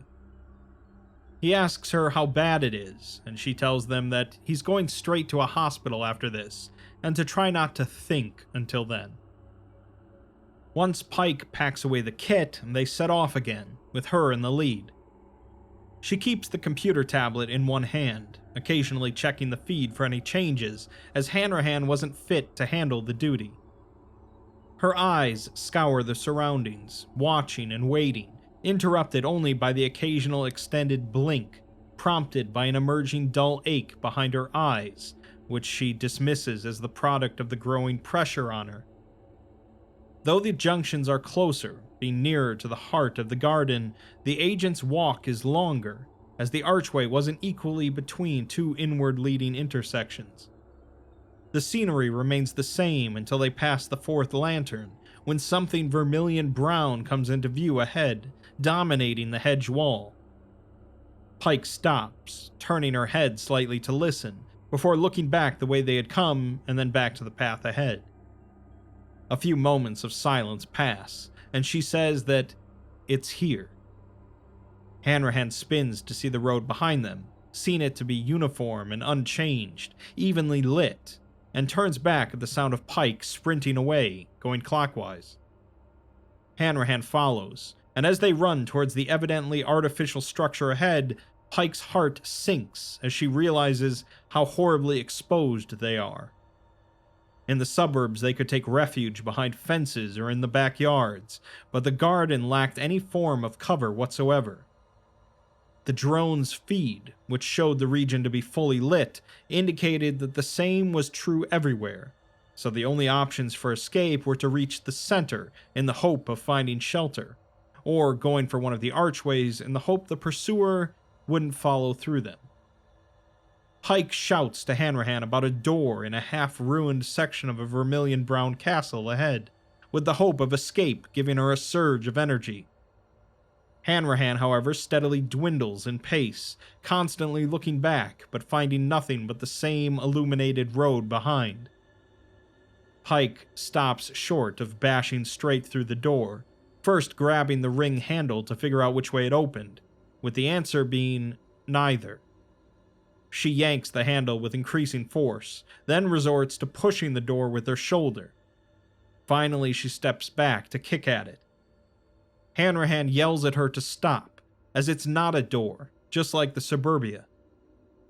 Pike pauses and starts looking around, still in a panic, as Hanrahan grabs her shoulders and tells her to calm down. He says that the road is still lit, so they're fine, and nothing's chasing them. Pike starts to calm down, realizing that he's right, but says that she knows she heard it. Hanrahan tells her to look at the footage, where she finds that the drone shows the whole area to be uniform and orderly, as always. Hanrahan believes that she heard something, but they aren't being chased, at least in the same way, so it must mean something else here. Pike then steps back and says the code phrase, which Hanrahan responds correctly to, before giving her the code phrase, which she also correctly responds to. Pike tells him that the rules haven't changed, as this area has the same spiral and the same pattern. Hanrahan argues that it is different, but Pike wonders why, because for a random place that shouldn't exist, there seems to be an awful lot of order and intent here. Hanrahan shrugs and says that as long as they get out of here as soon as possible, they don't need to know. He then steps back from the ruins and narrates that it's a ruined structure, medieval design, possibly the remains of a fort or castle, built from blocks of vermilion brown stone. He notes that the material is present in all three areas, but there's been no evidence of a quarry anywhere. Pike suggests that it could be buried under the grass, or taken from the foundation of that statue. Hanrahan says that it's a good thought, and mentions that the structure has a single door, possibly aesthetic, and the hedges here are flush with the wall of the ruins, or vice versa. Same with the floor and grass, only the parts of the structure protruding into the path have been removed, as well as everything above the top of the hedge, with the remainder appearing untouched. Pike then suddenly jumps, letting out a shout of surprise and shock, exclaiming that something just crawled over her foot, but she didn't see it. The two search the grass, but find nothing unusual, so they silently agree to get going again. Onward they go, following the uniform, ankle-height grass counterclockwise, scanning the monotonous flower-studded walls, glancing over lanterns, each mundane and yet slightly off. Pike groans, rubbing her eyes to stifle the growing pain behind them. She doesn't look up anymore, as the sight of the knightly statue, facing toward the fourth central tower, only exacerbated the pain. But even without it, the headache grew. She had tripped and hit the road hard, so maybe she was concussed as well. The further they traveled, the more the odd sensation of a pervading, elusive wrongness gnaws at her. Not the wrongness of the suburbia, the discomfort of perfect, endless repetition, but an intrinsic one, fundamental, all around and plain to see, yet hidden beneath a filmy surface. Pike only feels it in person, not through the drone's footage, but nonetheless it seems wrong somehow. They reach the next turn and she comes to a realization, asking Hanrahan for the compass and a magnet. Hanrahan pauses and mentions her radio, which she could turn into an electromagnet. It's already useless, as his is in the hedge and Kelly isn't going to answer. She asks about Blake, and although Hanrahan says that they haven't heard anything from him and he may not even be here, she believes that they'll need it in case he calls them. They can gut something that they don't need though, and she pulls out the air purity test, taking one more test with it and finding the air to be the same as before. She opens the device and plucks out a battery and a copper wire, stripping it and wrapping it around a screw counterclockwise, out of caution, and then using duct tape to attach both ends of the wire to the battery's terminals. The compass needle then turns, aligned with the new electromagnetic field. She slowly turns in a circle, watching as the red needle tip turns, passing the numbers on the compass's circumference, her angle relative to the false north. She completes a 360-degree turn, but there was still more circle on the compass to go, noting that there's a total of 400 degrees in this circle. Hanrahan calls it a semiohazard, but she replies that this is everywhere, so she thinks that the geometry is different here. He asks how she knows that it's everywhere, and she shows him that they can't see the lanterns in the drone feed, just their light, and guesses that they're in the extra geometry, the extra 40 degrees, and the camera can only pick up what's in the baseline space-time, or whatever. That would explain the statue, which is painful to look at because it's built in a way that they shouldn't be able to see, and it's wrong on the drone footage because they're only seeing what it would look like normally. She tells him not to think about it unless he has to, and the two move on, deeper into the garden. The silence leads them down trails of thought, deeper into their own minds. They were no stranger to unforeseen trouble on missions, such as the time that Kelly accidentally gave a 17th century pickpocket a time machine, but this mission was undoubtedly their worst. The team's roster had changed endlessly over the years, a revolving door of promising faces joining Kelly, Pike, and Blake before leaving months later, frustrated, weary, and resentful. Hanrahan was the latest such addition, transferring over following the untimely end of his former comrades, and the workings of his planned departure were already in motion. The roster was always changed by choice, though, as they had never lost a life in the field, much less two in a handful of hours. It was a rude awakening, one worsened by the place's unnerving insistence on stagnancy, monotony, acting only enough to remind the agents that they weren't welcome, but otherwise leaving them to dwell in silence, with nothing to focus on but themselves.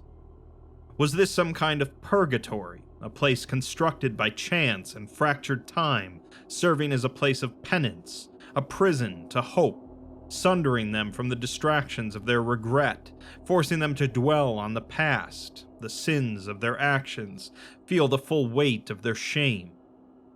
Hanrahan is rescued from his spiraling thoughts by Pike's scream as she stares in horror at her leg. Blake's arm, holding Pike's leg with a white-knuckled death grip, and the upper half of his grizzled face are the only things visible. He looks like he'd been trying to crawl out of the hedge, but the vines had grown back and entombed him, covering his mouth and even venturing up one nostril. His skin is covered in vivid red rashes and blisters wherever the plants touched, and his eyes constantly dart about, settling on Pike and Hanrahan only momentarily, as if struggling to focus on them. When Pike pulls herself free, his hand flails about, trying to grab her again. Pike asks how he got here, but Hanrahan just yells to get him out as he fumbles with his machete. As soon as Pike grabs his arm, he grabs hers in return, and his eyes are generally directed towards her, but still seem unable to lock on, as if looking at something or multiple somethings behind her, but there was nothing there. Hanrahan ruthlessly hacks at the overgrowth, only taking care to avoid hitting Blake and Pike. Pike moves anyways, watching the uncharacteristically ferocious swings as she pulls on Blake's arm, hoping that the damage would free him, but it didn't. The vines regrow faster than Hanrahan can slash, multiplying and intertwining like a floral hydra, making the wall stronger instead of weaker. Blake moves less and less with each tug, and even if he wasn't tired, wasn't injured, and wasn't panicking, there was no possibility of Hanrahan humanly overcoming the anomalous rate of growth. He tells Blake that they'll get him out, and urges Pike to pull, but Pike remarks that Blake is seizing and she needs her first aid kit.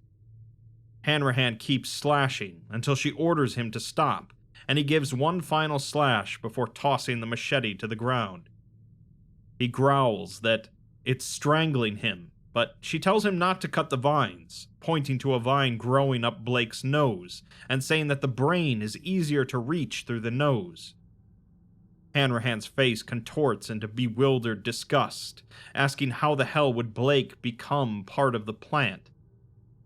She asks in turn how a circle could have 400 degrees in it, or how a disappearing keystone leads to this, or how this whole place exists at all. They don't know. They don't even know if this is a place, or just something pretending to be one. Everything in this place just follows its own rules, so what's stopping a plant from hooking itself up to his brain and making itself irreplaceable? What if this whole maze is his brain now, and he's running around chopping it up like an idiot? She tells him to shut up, do as she tells him, and let her work before they screw up and get him killed. Hanrahan glares at her, but complies, holding off from hacking away at the hedge. Pike asks Blake if he can hear them, worried that trying to rescue him could kill him, but knowing that inaction was equally perilous. The sound of Hanrahan turning catches her attention, and he says that he thought he saw something, but after a pause, he says he's not sure what. Pike notes to herself that his concussion is worsening, but returns her focus to Blake.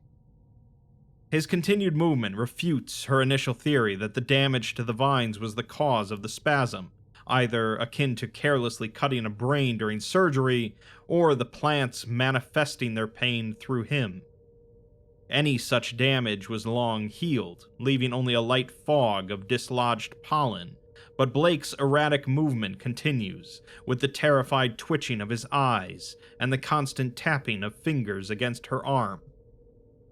She then realizes that the tapping isn't constant or uncontrolled, but is intentional. She says that he's hallucinating, not seizing, and he's communicating through Morse code. She tries to tap the code to request an interrupt so he could start over, but he continues tapping away at the same hurried rate. She says that he's tapping the number 4 over and over again, but then notices that there's a difference between the pattern that she feels him tap and what she sees him tap. As she's trying to translate it, Hanrahan yells her name, and she turns to see him gripping his machete, pointing down the corridor at nothing. She then turns back to Blake, but now sees Kelly's face where Blake's had been. She jumps back in terror, colliding with the other hedge wall and dislodging a huge cloud of hallucinogenic descending pollen. She gasps for Hanrahan to put a mask on, coughing as she stumbles towards her backpack. Her trembling hands search for her respirator mask as she feels the pollen crawl down her throat, into her lungs, where it hatches into billions of ants, hatching within her chest, her arms, her brain. The feeling is unmistakable, as these ants skitter forth to conquer her internals, converting her into a nest, and she screams and begins fervently scratching at her arms and her neck, trying to get at the insects within. The insects she can feel skittering, scraping, moving beneath the surface, through her veins, her arteries, her neck, her eyes. She tries to tell herself that it isn't real, but she feels it, clear as day, as truly as the clothes she is wearing or the nails in new wounds. She continues to tell herself that it was just a hallucination, and the ants weren't real, and she hears a roar, a masculine scream nearby. She then hears a click, the accursed sound from before, the hunting cry of that thing that had taken Kelly. She then thinks about Kelly in the bush, his arm out, crying and weeping and sobbing, trapped and suffering because of her. But she tells herself that that's not real either, as that's Blake. Kelly was gone, taken by the shapeshifter, so this is just an illusion. A voice then asks her if it is, and she spins around trying to find the voice. She sees faces everywhere in the hedges, screaming and pleading. She sees Kelly, Hanrahan, Blake, Kreven, Reinders, Zank, everyone in the edges, all watching her, and being crushed as the hedges move, writhing like snakes. She then sees herself within the hedges, and asks herself what is real here, and if real is real. Something then collides with her, knocking her face first into her face. She realizes it's the shapeshifter, and she gets back up, screaming, and begins to run. She tells herself to run counterclockwise, but she doesn't know which way that is, or where she's going. Her feet squelch aflame as she runs across the charnel space. The reek of blood and dominion fill her nose, scratching at her arms, scraping open wounds as lifeless birds twitter peacefully beneath the blinding, rotten sky.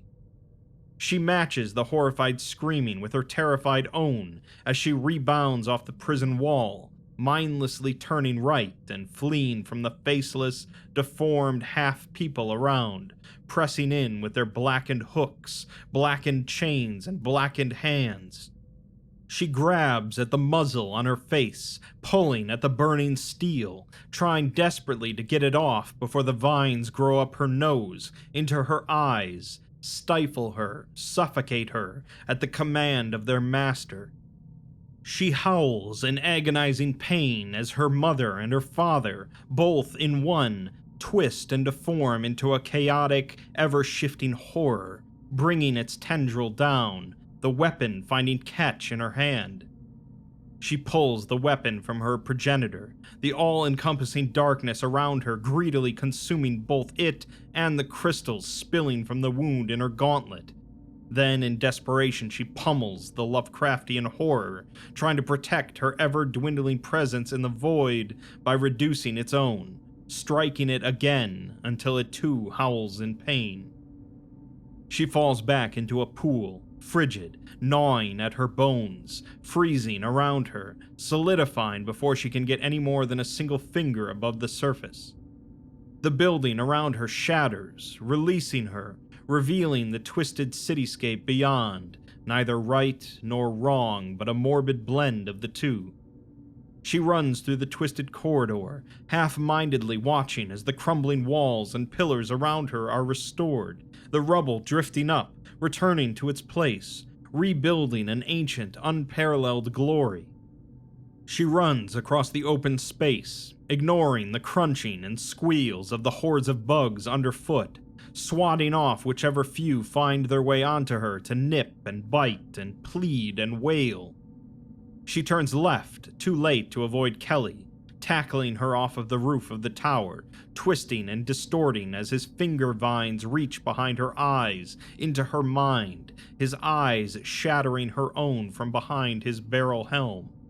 She falls into the darkness, forever, her vision filled with an endless counterclockwise spiral, twisting down, or perhaps up, into the infinite, burning like a meteor, a wick, a fuel, burning away the corruption, the insects on her, within her, throughout her, purifying her by fire to charcoal, to ash, the dawning light at the core of the helix rebuilding her, making her anew in a new way, perfect, proper, that blinding light from above, behind its head, speaking to her, calling her, bringing her from chaos to order, perfect, true order, lifting the darkness around her, sculpting the void into earth, into grass, shaping the howling, hateful silence into rustling bliss, peace, growing the world around her, fixing it, building it as it should, to her will, its will, the right will,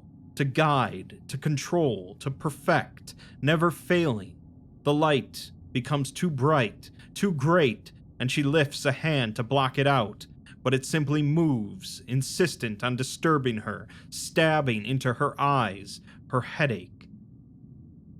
Pike groans, reaching out and grabbing the light, finding Hanrahan's hand. He asks her if she can hear him, and she tries to answer, but something is on her face, cold and plastic. She realizes it's the respirator mask, and reaches to take it off, grunting at the piercing pain in her hand. She blinks as she looks at it, and realizes that it's bandaged with 2 missing fingers. Hanrahan takes off her mask, and he apologizes as she sees the machete, bloodied, laying in the grass behind him. His face is bloodied as well, with a broken nose, black eye, and bleeding lips. They are in a huge circular clearing several kilometers in diameter, with the encircling hedge walls around them evenly interspersed by the narrow corridors, radiating out in every direction except one. Pike points and mentions Kelly, but Hanrahan slumps and says that it's not him, as he isn't there anymore.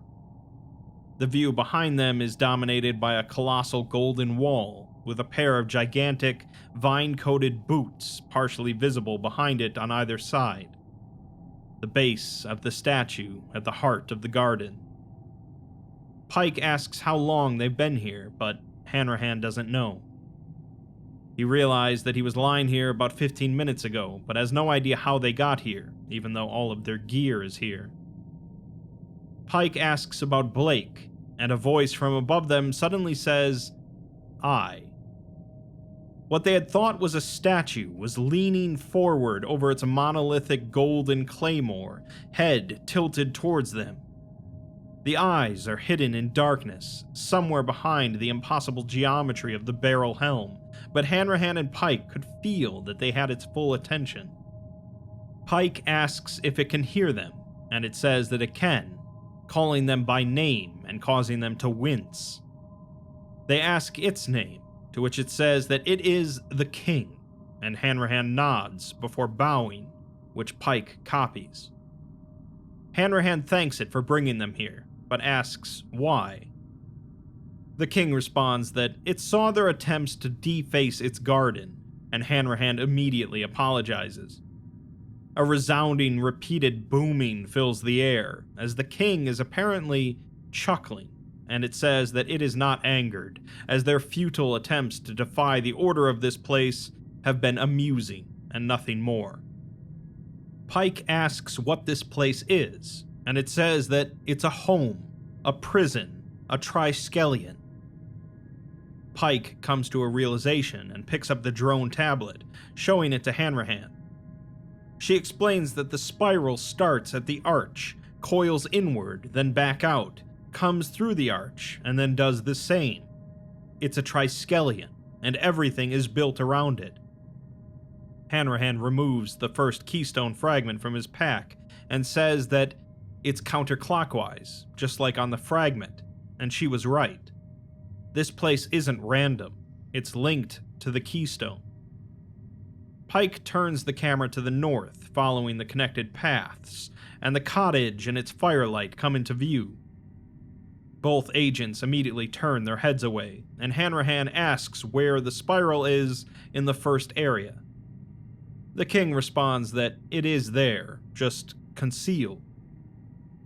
He then asks who this place is a prison for, and the King explains that it's for the Interloper, who they have met twice now, and all that follows their designs, to disrupt the way of things and tear them down. The King enforces the order all things should follow, defending and cultivating it here until it can do so itself. That is why it permits their defacement of its work. Pike remembers Kelly and asks the King if they can rescue him. The King shakes its head and says that he belongs to the Interloper now. Hanrahan asks about Agent Blake, as he was here in the garden, but the King says that he is part of this place now, a part of the Order. To release him is to invoke change, which is the domain of the Interloper. The King cannot release him because it cannot afford to be corrupted from its duty.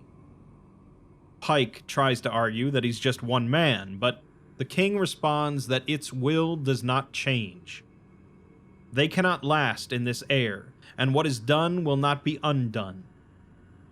Hanrahan mentions that they are seeking a keystone, or part of one, and the King tells them that each of the three of them holds a fragment of it, and they have the fragment that belonged to the Interloper. It also informs them that the Interloper no longer pursues them. Hanrahan asks the King if it too has a piece, which it does, and if it would be willing to relinquish it. The King says that it would, for something of equal or greater value, as such is the order of things here. Hanrahan begins digging through his backpack for something, when the King informs him that it wants his life. The two freeze in silence, before Hanrahan tries to argue that a piece of stone isn't worth his life, but the King interrupts him. It says that it has heard all they have said here, and knows of the Keystone's importance. His life for her life. He will stay so that she may take it and leave. Pike asks if they can come to another agreement, but the King tells them that its will does not change. They will agree to its terms, or they will wait until they reconsider. Pike tries to argue that it can take Agent Blake, but the king is adamant and will only accept Hanrahan's life for the fragment. A few moments then pass, until Hanrahan turns to Pike and tells her to finish the mission. She turns to him, horrified, exclaiming that he can't seriously be considering this. He says that he's not, as there's nothing to consider. Neither of them can leave without it, and both of them can't stay. He tells her that he's not going to make it anyway, as his head is pounding. He's still seen things and can't think. She's the only one left that's well enough to get out of here, so it has to be her. He couldn't save Kelly, and couldn't save Blake, but he can at least save her. Pike looks up at the king and tells it to take her instead, but it says no, at which point Hanrahan shouts that he accepts. He feels the change immediately. An immense, dense weight, the likes of which he had never felt before, falls on his mind. He knows instantly that he had just agreed to something that he couldn't break, or bend, or abuse, or avoid in any way. Hanrahan knows, completely and incorruptibly, that he can never leave this place without the bidding of his master, the king. Pike stares at him, mortified, with tears welling in her eyes. This is another person she's failed, another life lost, another weight on her conscience, even if unfairly so. Hanrahan tells her to finish the mission and put the Keystone back where it belongs. The king then lifts their right hand from the Claymore's pommel, palm up, and kneels down on one knee, snapping and uprooting the dense vines on its boot. It lowers its hand to the ground, tilting it, and the Keystone fragment tumbles down, landing on the grassy ground and rolling along to stop at Hanrahan's feet, intact and undamaged. It wasn't the top fragment, but the right side, and Hanrahan hands it to Pike. The king returns to its original posture and says that she has what she came for. Pike tells it that this isn't the right piece, before pausing and mentioning that the king said there were 3 of them. The king responds that they hold the fragment she seeks, and points northwest, towards the cottage. Pike tries to ask the king if it would speak to them for her, but it just says that they are expecting her.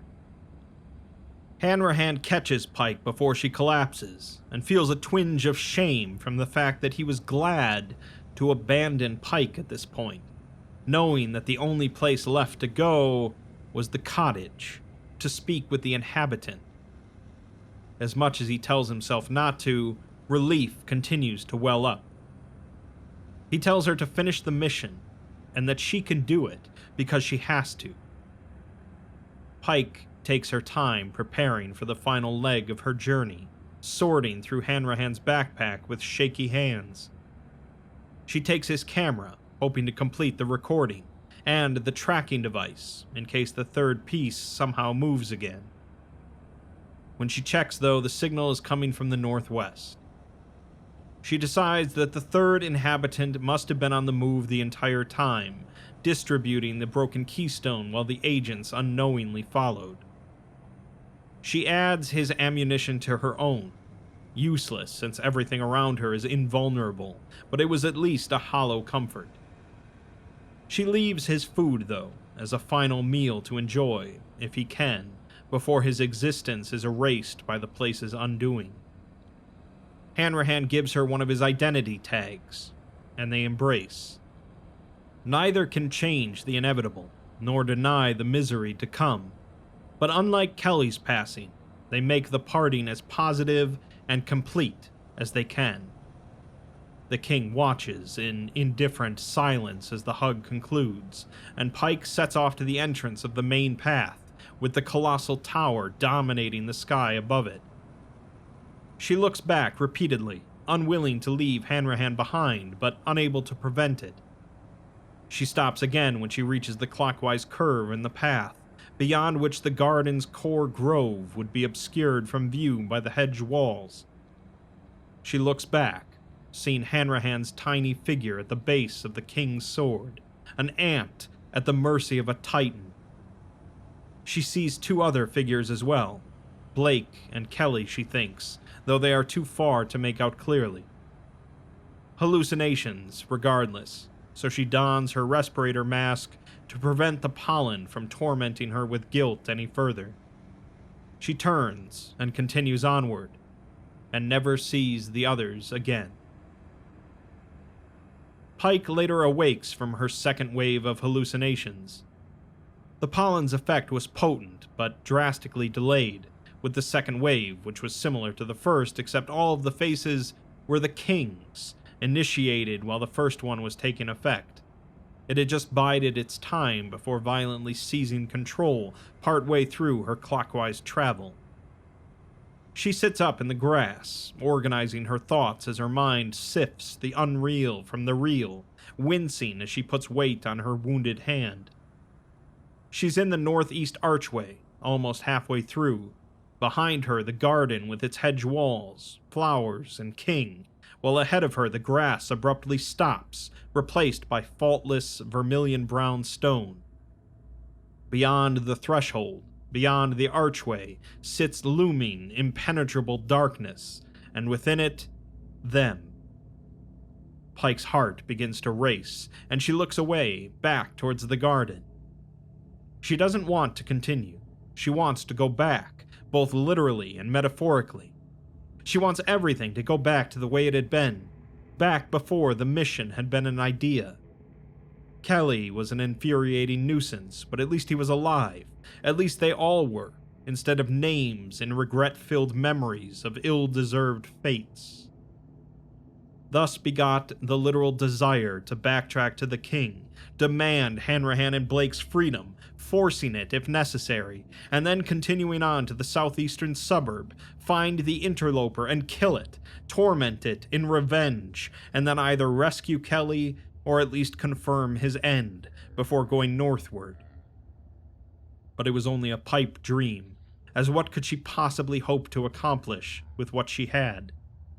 She had nothing that was of any value, influence, or consequence in this place, and the king and the interloper were beyond harming. She couldn't even damage the landscape to any meaningful extent. She slumps, as the only meaningful thing they had accomplished after hours of wandering and turmoil was obtaining 2 pieces of the Keystone. 3 lives for 2 pieces of rock, and what felt like a lifetime's worth of misery and regret. She recalls Hanrahan's words to her of finishing the mission, and thinks about her 2 options as she eats some food. 1. She could suffocate to death, as the excess carbon dioxide in the barely breathable air was taking its toll, poisoning her blood. She had predicted that it would take hours before they outright lost the ability to breathe, but between the broken clocks, adrenaline-blurred memories, and timeless hallucinations, she had no idea how long ago that had been. 2. She could finish the mission, follow Hanrahan's last command, and do the very thing they were here to do. Press on into the plane, find the 3rd inhabitant, take their fragment by whatever means, and then leave using the complete Keystone. This would restore the timeline, erase this place, kill Hanrahan, Kelly, and Blake, but save billions. Pike turns back to the plane, as she wants to take the 3rd option, to simply leave despite the impossibility of it. Take her chances on a jump with a broken watch, escape the near future and past and avoid confronting either. She tries to justify it, endlessly stretching probabilities and omitting the facts that refuted it, but inevitably it was too risky. The probable outcome was landing outside of time, 2 pieces of the Keystone in hand, which would be irretrievable, like her. The paradox would be permanent. Kelly, Hanrahan, and Blake trapped here forever, with no prospect of release or escape. It wasn't a choice, as there was only one option: to finish the mission. She crosses the threshold, stepping onto the plane. Pike turns her mind to prediction and strategy to avoid undermining her mustered courage. She knows that she has to travel counterclockwise relative to the cottage, even if the spiral is unseen, and to expect some strange manipulation of space on par with wormholes and impossibly round circles. She thinks about the monotonous, duplicated suburb, stalked by the malicious, face-changing interloper, and the organized, self-repairing garden ruled over by the obstinate, monumental king. Chaos and order, embodiments conjured up by a fractured world, locked in another archetypical conflict for supremacy. But why 3 then? What did the yet unnamed third embody? Balance? She stops at the edge of the archway with the cottage hidden in the darkness, the firelight extinguished. Pike uses her flashlight to search the nearby ground for any clues for the unseen spiraling main route. She knows that she doesn't need to find it, as the agents had gone straight for the West Arch when they arrived and encountered no trouble for doing so, but the fact that it was hidden perturbed her. Both the suburbia and the garden were well lit, displaying the pattern to the sky, and if the plane embodied balance, a blend of chaos and order, why did it lack what others had? Why was its part of the Triskelion not plain to see? Finding no clues, she marches northward into the darkness before her shouting mind could dissuade her.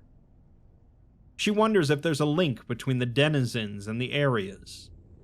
3 of each implied so, but reflection disagreed, as the garden matched the king, a product of its orderly will, but the interloper's suburbia was just as ordered and predictable.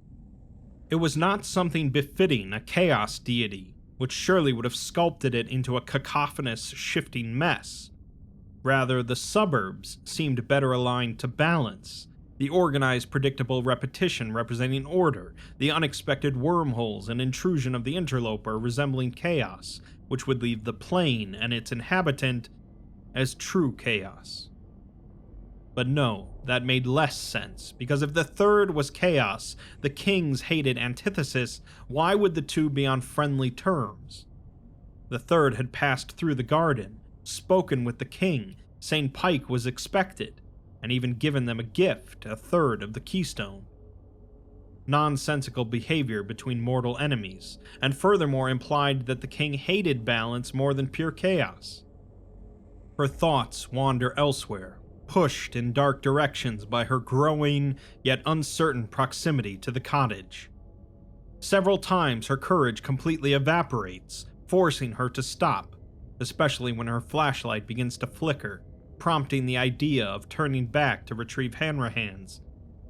But she pushes herself onward every time, though the exertion of will needed grew significantly with each.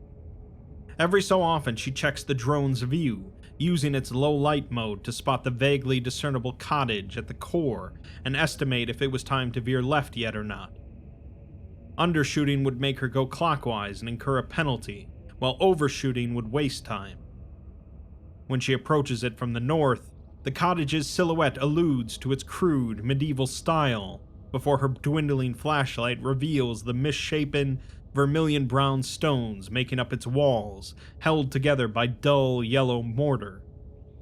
There are 2 floors, topped with a thatched roof, but neither had any openings on that side. The comically tall chimney protrudes from the west wall, and matches the height of the apartment tower and the king. Pike moves counterclockwise to the building's southern face, which features 4 shuttered windows, 2 on the upper floor, both closed, and 2 open on the bottom, with a single arched doorway between them. It is the only door in the entire combined region that works, evidenced by its sitting open, a foreboding invitation to enter.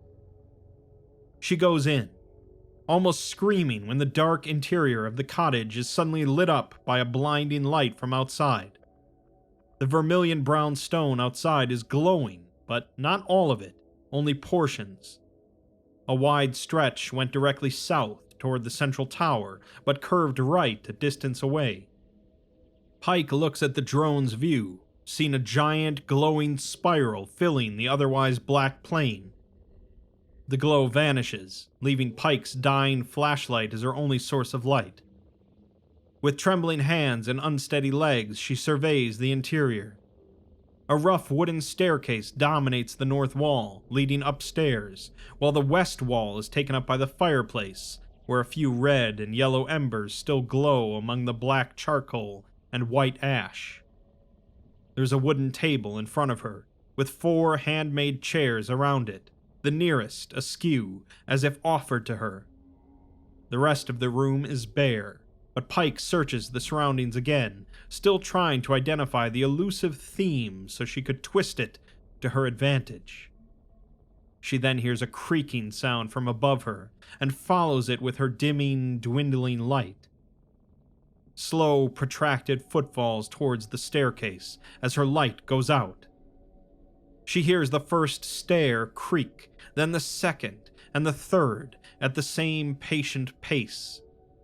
Then a faint, soft footfall on stone, followed by a pause, and then a voice speaks, greeting her, and saying that they have been expecting her.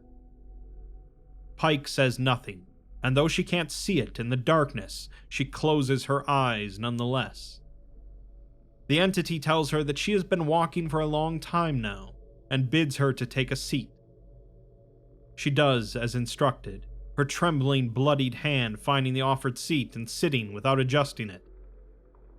The two share another moment of silence, and the entity says that she has questions, and it will answer hers if she answers its. Pike nods, and the entity tells her to ask her first question. Pike thinks to herself in silence, and when the words finally come out, they are strained and croaky. She asks it what it is. The entity replies that it is the end, the mirage of the destination and the goal. Pike furrows her brow slightly, still confused, and opens her mouth to speak again, but the entity stops her. It says that she is an agent, like Agent Hanrahan, Kelly, and Blake, and asks what they are agents of. There's another short silence as Pike decides her phrasing, before responding that they are of the Chronology Department, and they manage history. The entity replies that they keep it in order, and correct it when things change. Pike pauses again, as she doesn't know the entity's alignment, and doesn't want to risk alienating it.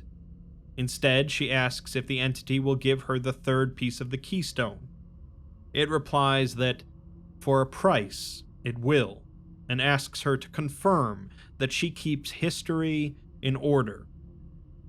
After a protracted silence, the entity says that it answered her question honestly, so now she must answer its. The silence drags on for a little longer before Pike replies that, yes, they keep it in the order it should be in, and fix it when it goes wrong. Another silence falls, until the entity says that she may ask her next question, but she replies that it may go again. The entity asks what order history should be in, to which she responds the way it goes unaltered, without things being changed by outsiders. She, in turn, asks it what it is the end of, and what is going on here.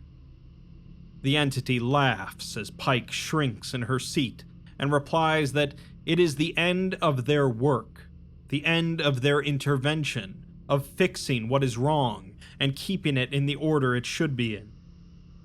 She was told this place is a prison, and that is true, as they have been waiting here, pushing against the stone walls around them, waiting to be free again.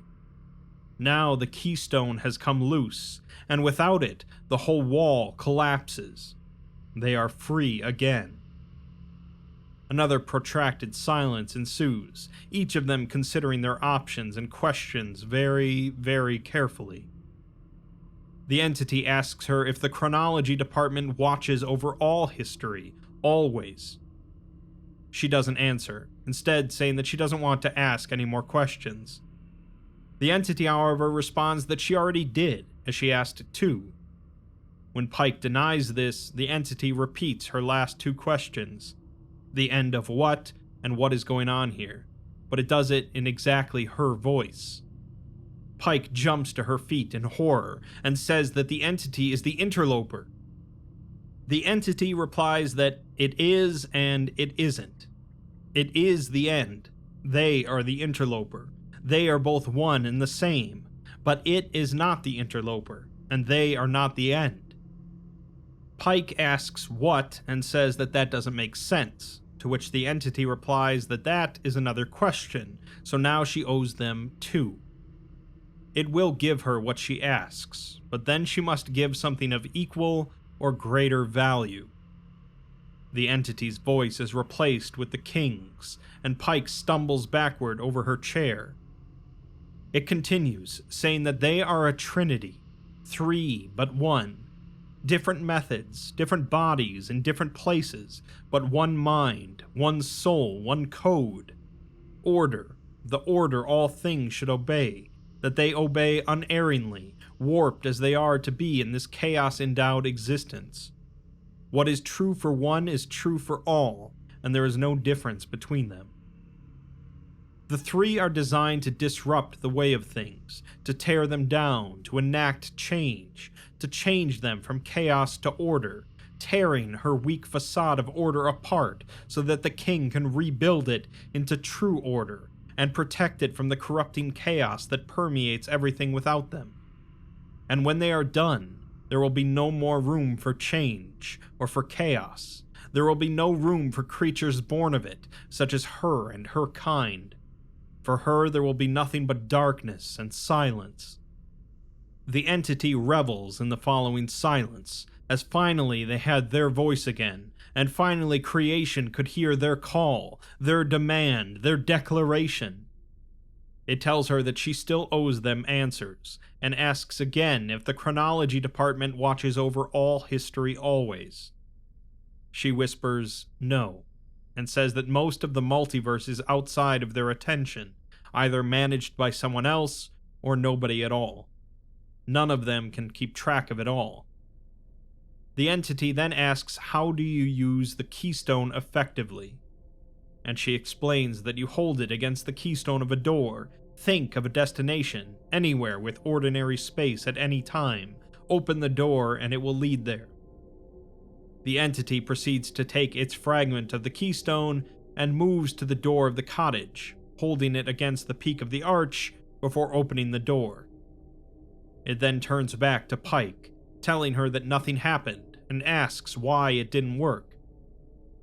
Pike hesitates before hope returns to her face, and she says that maybe it needs all the pieces together, or maybe it doesn't work at all anymore. The entity demands that she give it her pieces, and after a pause, Pike replies that there needs to be an equivalent exchange of equal or greater value. The entity scoffs and closes the door, telling her that it presumes she wants a reversal of the previous 2 exchanges, Agent Kelly and Hanrahan, for the 2 pieces of the stone.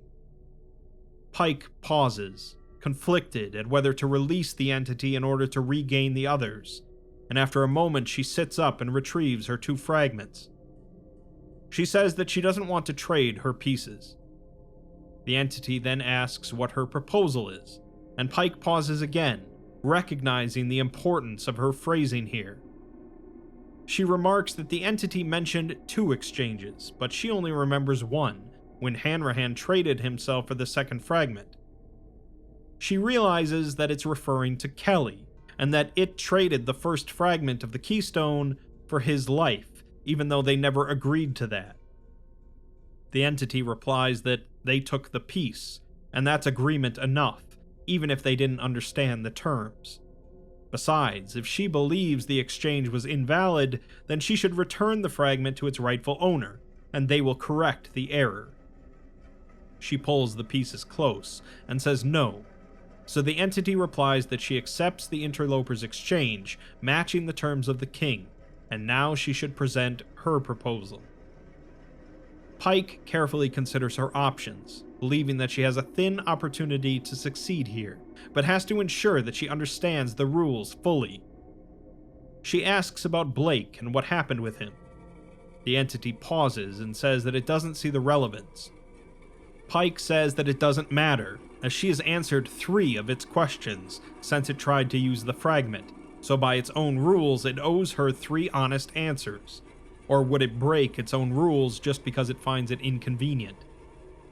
After a silence, the entity growls and says that it will not violate their order, even when unfavorable. Blake was an assurance, as he was the currency for an exchange of assurances. They are 3, and their group was 4, so in exchanging him, the team gained assurance of fair treatment. Pike has one question left now, and her mind races over everything she knows, trying to determine the last question to ensure that it gives her all the knowledge she needs to survive.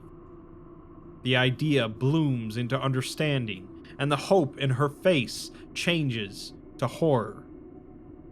She says that it would give up its peace for a price, and every time it has before, it wanted a life in return. Kelly for the interlopers, Hanrahan for the kings, and her for its peace.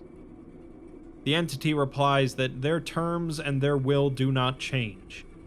She is correct, that she will be given the same treatment as Kelly and Hanrahan, and to do otherwise would be unfair. She shakes her head, saying that this isn't fair, as there's no point in her giving it up, and the entity replies that her actions would deny them their freedom, so it's fair for them to deny her her freedom in turn. She begins to ask why would she say yes to this, but cuts herself off, trying to say that she didn't ask anything. The entity, however, replies that there is a grace period she could use. Pike tells it to explain, but it says nothing, so she phrases it as a question instead. The entity replies that Kelly and Hanrahan were permitted to transfer their possessions to a successor, and if they possessed an equal opportunity, they would be permitted to use the Keystone during her 3-minute grace period, only if they are able to match her actions to access elsewhere by equal means. Pike gets up, setting her 2 fragments on the table and taking off her watch. She turns away to check the tachyon readings, showing it to be the same garbled nonsense, so it would likely still eject her out of time if she used it. But the Keystone would be accurate, so she could open a gateway to the chronology department and send the Keystone through. Then the department could break the paradox, fix the timeline, and imprison the entities again. Pike says that they can only send objects through, as that's equal opportunity.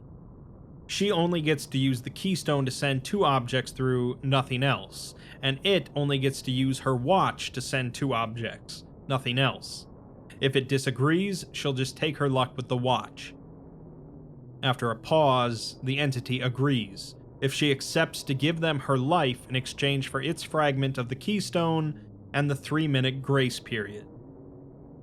Pike pauses for a long time, willing herself to continue with the undesirable, painful decision while scouring for any hope of a preferable escape. There was none, so she accepts. A quiet, interrupted only by the crackles of the growing flames, hangs in the air for a few moments before the entity tells her to sit.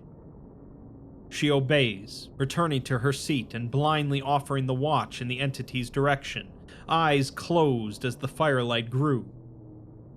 The entity sits across from her, taking the watch and gently putting the fragment in her hand. Her fingers run over its surface, feeling the engraved 3rd spiral, the incomplete circle of glyphs, the tracking device glued to the top. She lowers the piece onto the table, blindly orienting the 3 pieces, then brings them together along their jagged seams. She runs her hands over the united fragments, unwilling to open her eyes. Her fingers meet at the center of the Keystone, in the heart of the engraved triskelion, right where the 3 pieces should have met. The entity asks her if she really thought she could outsmart them. She replies that it said this was the last piece, to which the entity says that it told her it was the 3rd piece, and never said that there were only 3. She gets up and says that the king told her that each of them has a fragment, and that there's only 3 of you. The entity replies, however, that when she asked, each of the 3 of them did have a fragment, as the interloper had another. Even otherwise, she never asked if they held them all. Pike tells it to give her the fourth piece, at which it laughs and says no. She tells it that she can't use the Keystone without it, so it has to give it to her, as that's the deal. The entity responds that the deal was that she'd be allowed to send 2 objects using it, but there was no assurance that she could actually do so. Pike says it's equal opportunity, so it can't use the watch if she doesn't get to use the Keystone. The entity, however, says exactly, and crushes the watch. It never wanted to use the watch, but only wanted to ensure that she could not. Pike despondently says that this isn't fair, as there's only 3 of them, so why would they split it 4 ways? The entity replies that there are 4 shapes in a triskelion, 3 shapes, and the triskelion itself, a shape in its own right. 3 spirals, 3 areas, 3 members, the suburbia in the southwest, the garden in the southeast, the plain in the north, and the counterclockwise tower in the center of everything. It tells her that she was given the assurance of fair treatment, that they would exchange with her, not simply take, but in turn, they took the assurance of victory. No matter how many came, only 3 of the team would wander to ensure that they would not lose their freedom again. The door then opens, and the interloper and the king step in, closing it behind them. They take the rest of the fragments, and the interloper holds the Keystone against the doorway's peak, this time genuinely imagining a destination, somewhere beyond the chronology department's reach.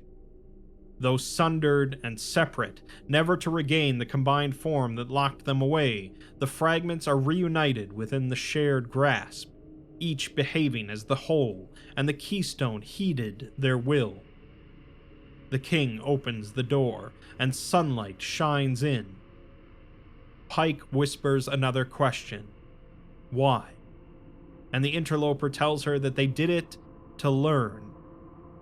Thanks to her, they leave with knowledge of their foes outside, the chronology department, though they do not know that the entities exist.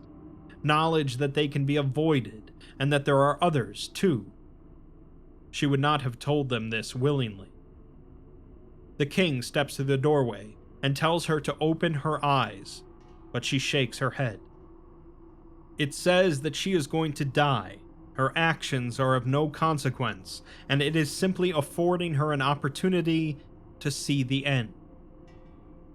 Another long silence ensues, as tears roll down Pike's face, and she turns her head aside and opens her eyes to see the firelit staircase. She tries to find a loophole, a workaround, an escape. She notices the end's shadow cast across the table, and in a panic closes her eyes tight again. The end tells her to look at it, but she shakes her head again. Slowly, unwillingly, however, she turns her head back to face it, as nothing can defy them, and she opens her eyes. So, in the end, the team was pretty much doomed from the start, as the entities had planned everything out, not to mention they knew all the rules from the get-go.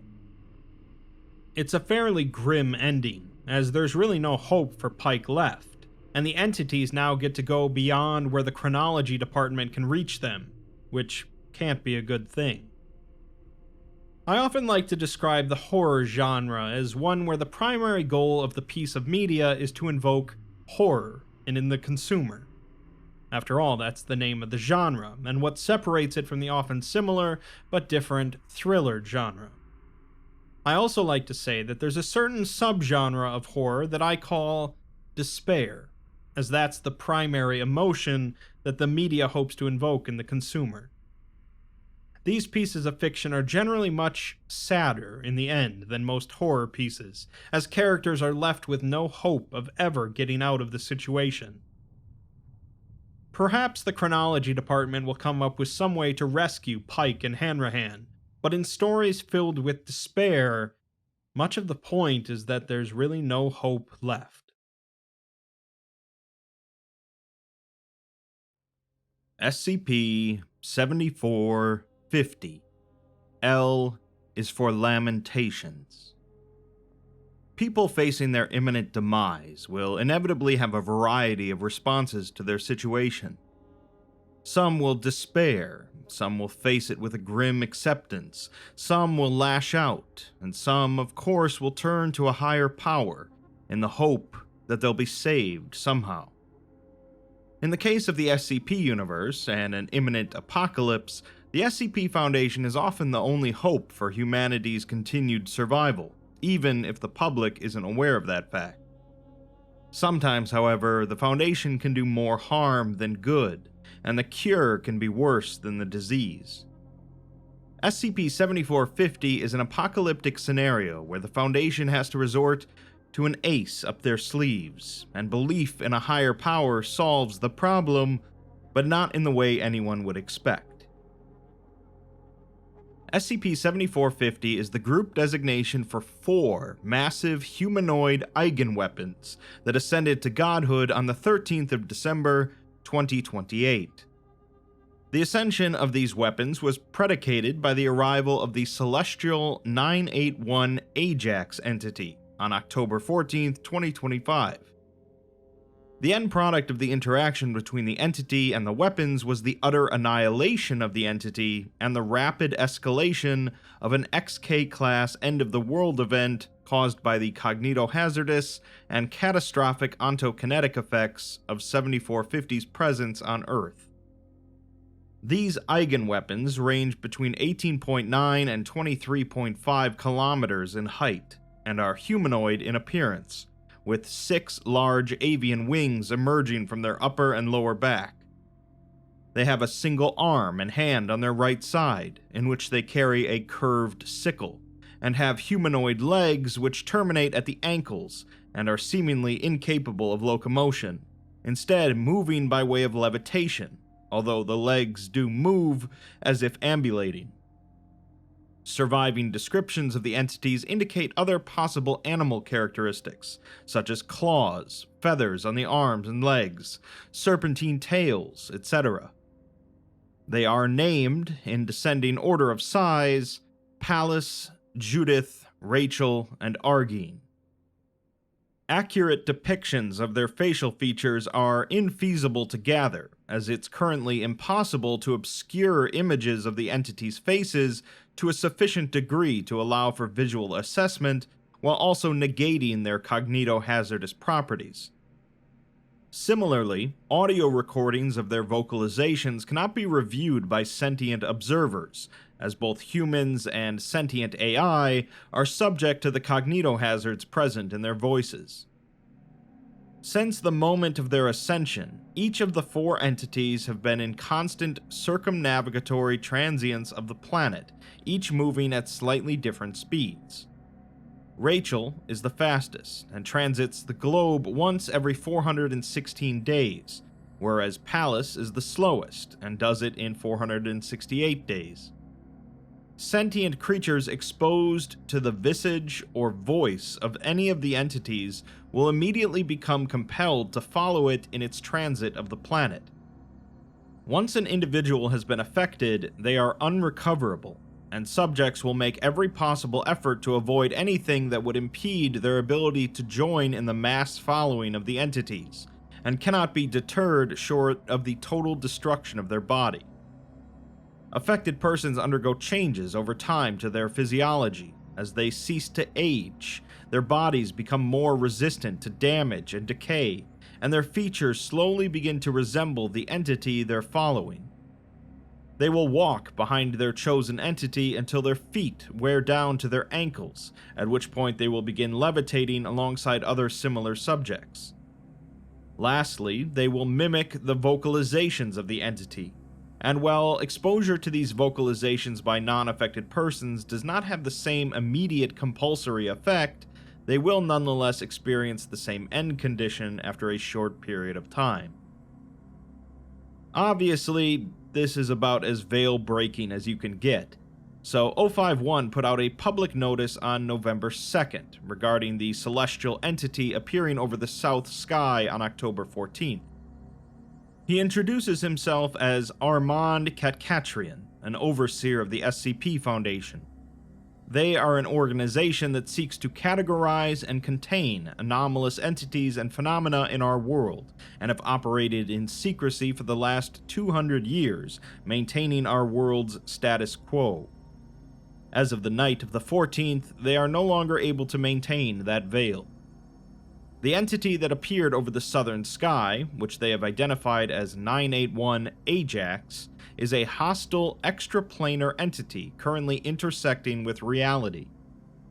The disaster ongoing in Johannesburg is evident of this entity's catastrophic potential. There have been many questions about the tragic footage that has made the global news these last few weeks, and about the person hanging in the sky now over that city. They cannot speak with full certainty of their fate, but they are in their hearts. At this time, the Foundation is urging calm and caution. They understand that the public is afraid, but rest assured they are currently cooperating with world governments and other organizations like their own to determine the best path forward. They have technology that is not available to the rest of mankind, and capabilities beyond what is commonly accepted as feasible. They will, as they always have, stand as the stalwart shield between our world and the unknown. A little over 3 years later, 051 puts out another public notice regarding Ajax, but the position of 051 has changed hands. He states that over these past 3 years, himself and his predecessors have made every attempt to be as transparent as possible with the public about their efforts to defend mankind against the ongoing threat of Ajax. Today, he will do the same, and states that this will be their final communication. They have expended every possibility and all of their resources. They have broken up their containment cells and released every possible horror onto the world in the hopes of balancing the threat of Ajax. They have failed. Ajax will soon open its final eye, and they will not be able to delay it. In truth, they never have. 051 tells them to take this time to be with their families, and they have preparations in place that will, God willing, ensure the hopeful survival of humanity.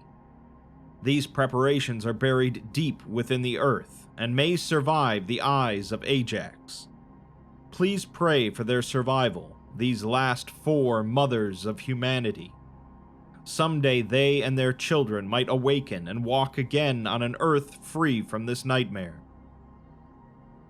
We're next given a series of journal entries from a Foundation agent, Troy Lament, a recurring character in a number of articles. Date: May 14th, 2032. Got the news today I've been expecting for a while. Judith ended up too far east and passed over Site 43. I finally got into the site AI and got the same stream of nonsense as the others. It's not cognitohazardous itself, thankfully. A good canary to see if a place is worth visiting. Didn't sleep well again. I've got Henderson locked up in the cell a floor below me, but sometimes he just starts howling. I need to go change out the gag I had on him. I suspect he's chewed through it. Another letter in today from Sophia. Blessings are few and far between, but they're still blessings. Says she's down to just 23, but they're still working. 23. I haven't had 23 in 2 years. She's worried about us. I didn't tell her about Henderson, but I told her it's still too dangerous to come over here. Rachel is crossing in 3 weeks, and we might catch Judith if she straightens back out. There are still some stragglers up there too, ones who haven't caught up with the floaters. Maybe in a few months, we'll see. It's agonizing though. It's been a long few months. I thought at first having Henderson's voice would be enough to keep me sane, but since I snipped him, he doesn't sound much like a person anyway, and even then he's not saying anything that would be a comfort. Just shrieking and gnashing his teeth. Seeing another person would be nice. June 3rd, 2032. We're holed up tight this week. Rachel is passing right now. The last week, Henderson has been frothing at the mouth, probably because she's the one who turned him. I scoped him out a week before last just to make sure he was still good and tied up in there. Cell was a mess. He got out of his straps at some point and started scratching at the walls. He made decent progress and turned his hands into stumps. Maybe he thinks he'll be floating around on his wrists. Sound cancellation is still holding up. When we lost Site 08, they were about 16 meters down lower than us, and Palace still got all of them. That was a close call. I was on the phone with Harold Bates, and he just starts crying. I threw it across the room and stayed out of there for a week. When I came back, the phone was still on. Total silence on the other end. But all this time buried down here has given me time to work. I found another one of the training satellites we used to use. It won't give us much coverage. It's only got 2 working cameras, but we might be able to get eyes on Argene. Haven't seen her since she passed Tokyo last year and went into the ocean. Computer keeps reminding me to check my update requests. Last time there were 8 sites reporting back. I know there are probably more than that, but even thinking about opening that file makes me feel clammy. Need to think about more productive things. I'll check the update request tomorrow. June 4th, 2032. Only 3 sites updating. I shouldn't have checked. Rachel is taking her fucking time. July 29th, 2032. I let Henderson out earlier. I don't think there's anything left to learn from him, and he was a nice enough guy. He's got a lot of walking to do until he catches up with one of them, but he seemed happier. Still writhing and screaming, but in a more pleasant way. First time I've been outside in a while. It was really nice out. Sun was shining and it's starting to warm back up again. The sky was mostly clear. If I had to guess, most of whatever was left of Ajax has his atmosphere by now. Might be some left up there, but I didn't see any. After I came back inside, I just sat around a little. I've been trying to keep busy, but I don't feel like it today. Haven't heard from Sophia in a while. Thank God for Alto, still sending me his daily updates. A picture of his face, once a day, every day. Not exciting, but it's something. September 2nd, 2032. Still nothing from Sophia. December 14th, 2032. 4-year anniversary. Nobody responding to update requests anymore. We must be getting near the close. I went back and read the rest of this file. Hilariously abridged. We had such high hopes in the beginning, and then nothing. Planning committees and emails of encouragement. We made it out better than most. That first day they started crying out, we couldn't hear it from so deep underground. 64 sites. 47,000 personnel. Why did it take us so long to learn how to stay alive? We're paying a price for Ajax. Ajax. What's the point of the secrecy now? What's the point of the updates and the status reports? Who's left to read this? I'll tell you what happened. If you're reading this, then you're whoever is left than me. There aren't many of us now, if any at all. Maybe it'll be Alto. In 1996, we buried 4 girls at 4 different deep well sites. A preparation for the end of the world. They'd had a close call with 239 and wanted to make sure they had a contingency plan. This is before we found 2000, so it became moot after that point. The project was more or less scrapped, but they didn't dig those girls up. I wonder sometimes if there was ever a meeting about it, or if they just forgot they were there. Anyway, They were buried under a mountain of sorcery and technology and given wombs that would operate for 1,000 years. For 3 decades they were down there, until Ajax showed up and turned 2000 into a smoking wreck. Suddenly, we need another option, and look at that. Kane finds those 4 girls and starts the machines up again, and we have our parachute again. But then Armand tells the entire world about them as he's letting everyone know that we're going to die. All our best laid plans, all our world religions, suddenly only one thing mattered. Mankind had seen us calling real nightmares up from the bowels of the earth, powers they had never dreamed of, and suddenly we're telling them it's all over. Except wait. There are these 4 girls who can save us. What did we think was going to happen? Had we really not learned about what belief does? So they woke up, and that was it. 8 billion humans crying out for a god to save them. 8 billion humans screaming, crying, begging.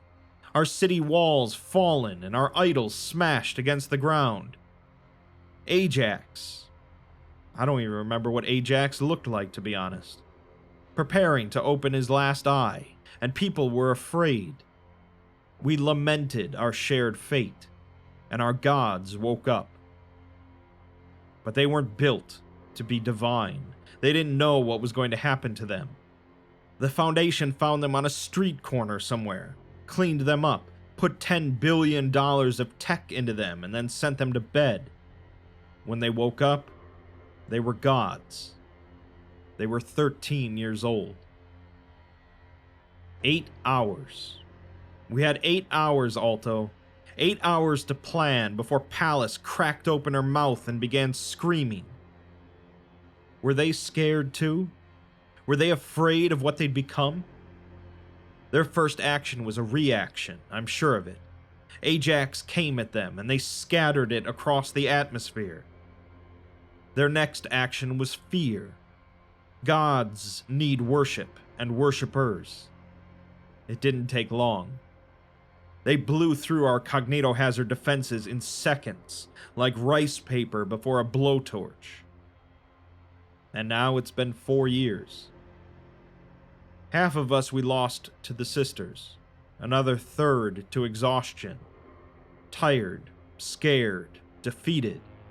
They would put down their work, walk out the door, and then wait for a sister to come calling. I don't know what the point of this was. I don't know what we accomplished here. Did we succeed in our mission? Did we plan enough? Do we still have work to do? Did we ensure the survival of our species? I don't know. I'm tired too. We wept when the skies opened up and Ajax opened its first eye, and all the eyes afterwards. We lamented our grim misfortune and prayed for an end to our suffering. Why haven't I gotten the message yet? Now there's nobody left to lament but me. September 1st, 2035. I hope it was easy for you, Sophia. I hope you found something like a new life out there. I won't be far behind. April 19th, 2036. My last journal entry. Out of food, and the water doesn't work anymore. Pallas is getting close, but I can't wait any longer. I'll die down here if I don't leave. I can make it to Site 89, and then to Site 104. They'll have resources I can use, and maybe research I overlooked. If Pallas catches me, then that's the ball game. I'm not willing to give up yet, but I can't wager the survival of our species against goggles that might slip, or earplugs that don't work the way they should. I thought burning out my eardrums would be the hard part, but with the benefit of hindsight, I should have foreseen how bad it would be to take my own eyes out. Hindsight. A dark joke. I never truly appreciated the dark until now. I've spent too much time on this dumb shit to give up now. I don't care if it takes a life living in darkness. I'll figure this out. And if you ever get around to reading this, Alto, you can kindly go fuck yourself. 2 years you had my heart leaping at the sight of a cardboard cutout. Motherfucker. No time to cry. Wish me luck. Troy. Alright, so Ajax showed up in October of 2025, and we're not really given much info about this entity other than it periodically opened its eyes one by one and caused great devastation. 3 years later, the Foundation decided to pretty much bow out of the fight after exhausting all of their resources and ideas, and sent out a message to humanity that civilization was as good as over. Their only hope now was in these 4 girls that were buried deep underground and pumped full of technology and magic. They had been down there for 32 years at this point, as they had been pretty much forgotten about since SCP-2000 is basically the go-to solution for resetting the world and restarting the population. Ajax swiftly destroyed SCP-2000 though, so the Foundation turned back to these 4 girls. Unfortunately, the 051 mentioned these 4 girls as humanity's last hope, for really no good reason whatsoever.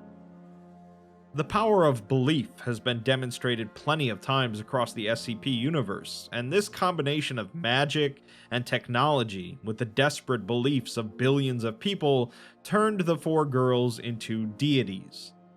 They easily wiped out Ajax, but now are continuing to encircle the globe and mentally enslave every last human.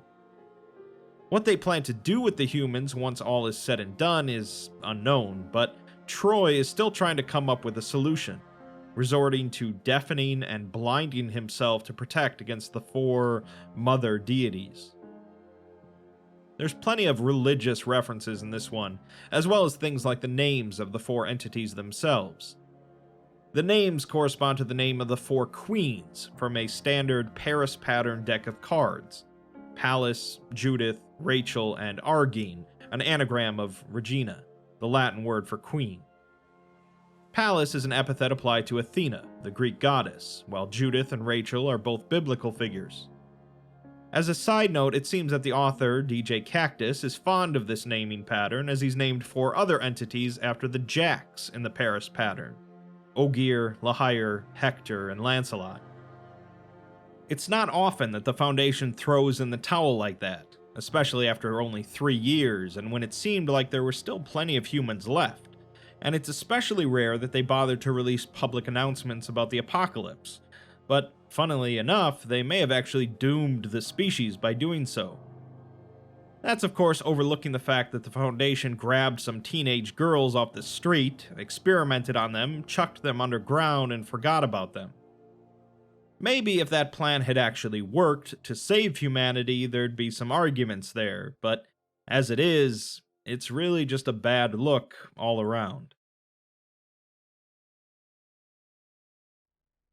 SCP-7470. M is for Moonlight. The moon, much like the sun, has obviously been one of the most culturally significant and symbolic aspects of human life since the dawn of our species. Practically every culture has attributed some beliefs and significance to the moon, sometimes in reverence in its own right, or sometimes just as a counterpart to the sun. The moon has also long been associated with insanity and irrationality, with the words lunacy and lunatic being derived from the Latin name for our moon. While these claims have long been debunked, an individual could still draw some rather unscientific conclusions about the moon, and could be influenced by it in their own minds. That brings us to SCP-7470, where an individual has some very unique thoughts about the moon, leading to a very unique situation. SCP-7470 has the Neutralized Object class, but it was the designation for the disappearance of Daniel Collins and associated phenomena on the night of March 6, 2023, at roughly 7 p.m. Collins, who had experience working for NASA and other aerospace organizations, had been a professor of astronomy at LeBlanc University for well over a decade prior to the event. An extensive background check revealed no abnormalities besides an antisocial childhood. Prior to the event, Collins had been conducting an extensive study on lunar activities using university funds, with an emphasis on the annual variations of orbital patterns. The exact nature of his research was never fully disclosed to the faculty or student body, however, and his findings were expected to be revealed during the lecture that resulted in his disappearance. Readings taken from local monitoring stations after the conclusion of the event discovered slight gravitational abnormalities concurrent with the advent of the event, but they were not nearly as powerful as the nature of the incident would require. The current theory is that the event generated a localized spatial/temporal anomaly to reduce damage caused by its gravity on planet Earth, but this cannot be confirmed. Following the conclusion of the event, the Moon now possesses an inverted synchronous rotation, so that its far hemisphere, known as the dark side of the Moon, orbits facing the Earth. Foundation-operated astronomical divisions have been placed on notice should future incidents arise, and disinformation campaigns are suppressing ongoing public alarm. We're then given a log of a recording of the event, captured by a member in the audience during Collins' lecture at LeBlanc University. In attendance were 54 students, faculty, and members of the public, with this footage recovered by Foundation cleanup crews following the incident. Collins comes on stage to applause and steps up to the podium, thanking everyone for coming despite the less than ideal weather. He says that when he was 8, after a particularly nasty bout of night terrors, his mother took him out into the cold Mojave night, sat him down on the dusty rocks, and told him a story. She said that every night, once the sun settles over the horizon, the moon comes out to watch over the earth. It would watch all night and keep all the monsters away, because it could see everything, from the biggest trees to the smallest mice. She even told him that it could see all the fishes of the sea, all the way to the bottom. It was so big and powerful that none of the monsters dared to face it, and of course it could even see him, sitting cozy in his bed, and would watch all night long. Then the sun would come up, chase the moon out of the sky, and bathe the earth in golden light until the next night. He says that he doesn't know where she got that story from, but it did wonders to ease the frightened mind of a child. He jokes that it must be pretty good at its job, since he never saw any monsters around, but the audience remains silent. On his 12th birthday, Apollo 11 put men on the moon, and for the first time he saw the moon not through the dirty lens of a telescope, but live on television. After that, he became fascinated with space, truly obsessed, and in his room he had a rocket ship bed, and an astronaut helmet, and a flight suit, and at least half a dozen telescopes. He also had the Moon in My Room, a little bisected moon lamp you hang on your bedroom wall that talks to you in your sleep, and you can click it through the lunar phases, and it'll tell you about science and folklore. But nothing could compare to the real thing, and he brings up an image of the moon on a projector.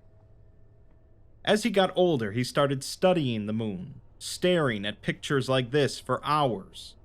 He'd pore over images from the Apollo missions, and once he even held a piece of moon rock in his hand.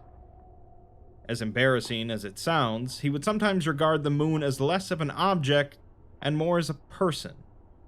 Someone rather than something, and he thinks he held a conversation with it on more than one occasion. He then brings up an image of the 1974 issue of Popular Science magazine, displaying a group of high schoolers alongside NASA technicians, with him standing out in the foreground wearing a bright red Hawaiian shirt and oversized glasses. The audience laughs, and Collins chuckles, saying that used to be in style. This was a few years before he got an internship at NASA, and although he was never on the table for the astronaut program, he did work directly under those who were. He was jealous of them, and needed to get out there and make a name for himself. So when he was offered a job here at the university, he was over the moon. He took up a position as an assistant researcher, worked his way up to professor, and the rest is history.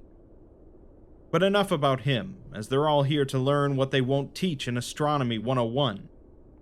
If they're like him, they've seen every documentary, read every journal you can find about the Earth's only natural satellite. Many of them have probably studied the many theories about its creation, that it was flung from the Earth during an early impact event, or captured and brought into Earth's orbit from some other source. Some of them might believe that it was always there, formed from the same accretion disk and at the same time as the Earth. Collins clicks to the next slide, showing an image of the moon cracked with red chasms. He says that this is what the moon would have looked like in its early years, fragile and impure, with rift valleys like this one making it nearly unrecognizable. He clicks to the next slide, an image of the moon as it would have appeared 4 billion years ago, and says that there would have been vast pools of magma, lunar seas. They can only guess what that would have looked like, and he always imagined that the moon would have appeared as Earth did in her infancy, full of fire and heat and life. He clicks to the next slide, showing a Hawaiian lava flow. He explains that when solid rock superheats, it becomes a bit like taffy and stretches, becoming something in between a semi-solid and a liquid. The moon would have been amorphous, malleable, and it would have done the same to anything that touched it, assuming it got hot enough. It's hard to believe that the moon could have been anything other than the dead rock it is now, but it was, for millions of years. Moving on to more recent history, man has known of the moon as long as they've known each other, and it's been the centerpiece of countless fables, symbols, and religions. It has captured and mystified us longer than we can measure, and he clicks to the next slide, showing a grainy, distorted image of the moon. He explains that this is the first image of the far side of the moon, as photographed by the Soviet probe Luna 3. The first to see this were the Russians in '59, who later mapped it in '60, and by all accounts they were the first humans in history to have seen the entirety of the moon. They should have been, but they weren't, as he saw it almost 5 years before the Soviets, in the twilight hours of the early night. That time when the space on the horizon where the sun used to occupy is still fiery yellow, before the blues and blacks of night swallow up the sky. It's then when the moon is most prominent, right as it peaks up above the tree line. On this particular night, it felt so close, like he could just reach up and touch it. He then shifts his speech to begin referring to the moon as you. He says that you were wrong, you weren't the same you'd always been, and your face was blemished and scarred. He didn't recognize the craters, and thought he was dreaming, but it all felt so real. You were bigger, too, and not just because of the atmospheric distortion, but you were closer. He knew that you were here for a reason. You were here for him. You were trying to show him something, but he couldn't see it, as you were still too far. The audience becomes noticeably uncomfortable, and murmurs begin to rise. Collins says that he had to get closer, as he was on the verge of something more spectacular than any other scientific breakthrough in the last 100 years. The moon had called him, and he had to answer. Why it chose him, he doesn't know, but it didn't matter. For the first time, his guardian, his protector, had revealed its true self to him. But it was a fleeting moment, and was gone in an instant. He had to see it again, as he couldn't let this die with him, and needed to document it for generations to come. He needed a spectacle, and needed an audience. There's silence on the recording as Collins checks his watch and murmurs something before clicking to the next slide. It displays an image of the moon surrounded by a number of equations mapping its orbit with the Earth. He explains that tonight is a supermoon, and it's currently 7 in the evening, so sunset will occur in a few moments. He turns to look at something off-screen, and the camera maneuvers to the left to display the auditorium's floor-to-ceiling windows. A large, pale object dominates the horizon outside, and the camera focuses to reveal it to be an immense, vaguely spherical presence, similar in appearance to the moon, but distorted in both size and shape. A low, pulsing vibration rattles the camera and causes noticeable discomfort in the audience. Colin says that all those times he called to the moon, it was listening, and he never should have doubted it. He's sorry, but he thinks he's ready now. He tells the crowd not to be alarmed, that he will go first to show that it is safe, and all he asks is that they watch for posterity. Colin steps down from the stage and cautiously approaches the doors leading out of the building. A low murmur from the audience erupts, and several produce cell phones to record the event. The object on the horizon has grown in size, and the pulsing has increased in tempo and intensity. Collins exits the building, stepping several meters into the open courtyard outside. He's now enveloped in pale light, and is visibly shaking while speaking upwards, but his words are unintelligible. The presence is directly above him, as the building's power cuts, and the room is bathed in pale light. Colin's body begins being pulled upwards by an invisible force. He is elongated, and his torso stretches towards the presence above. He opens his mouth to scream, releasing a semi-liquefied, red-tinged slurry of blood and internal organs. The substance demonstrates non-Newtonian properties, initially falling to the ground as a solid, before gradually softening and levitating alongside Colin's upper torso.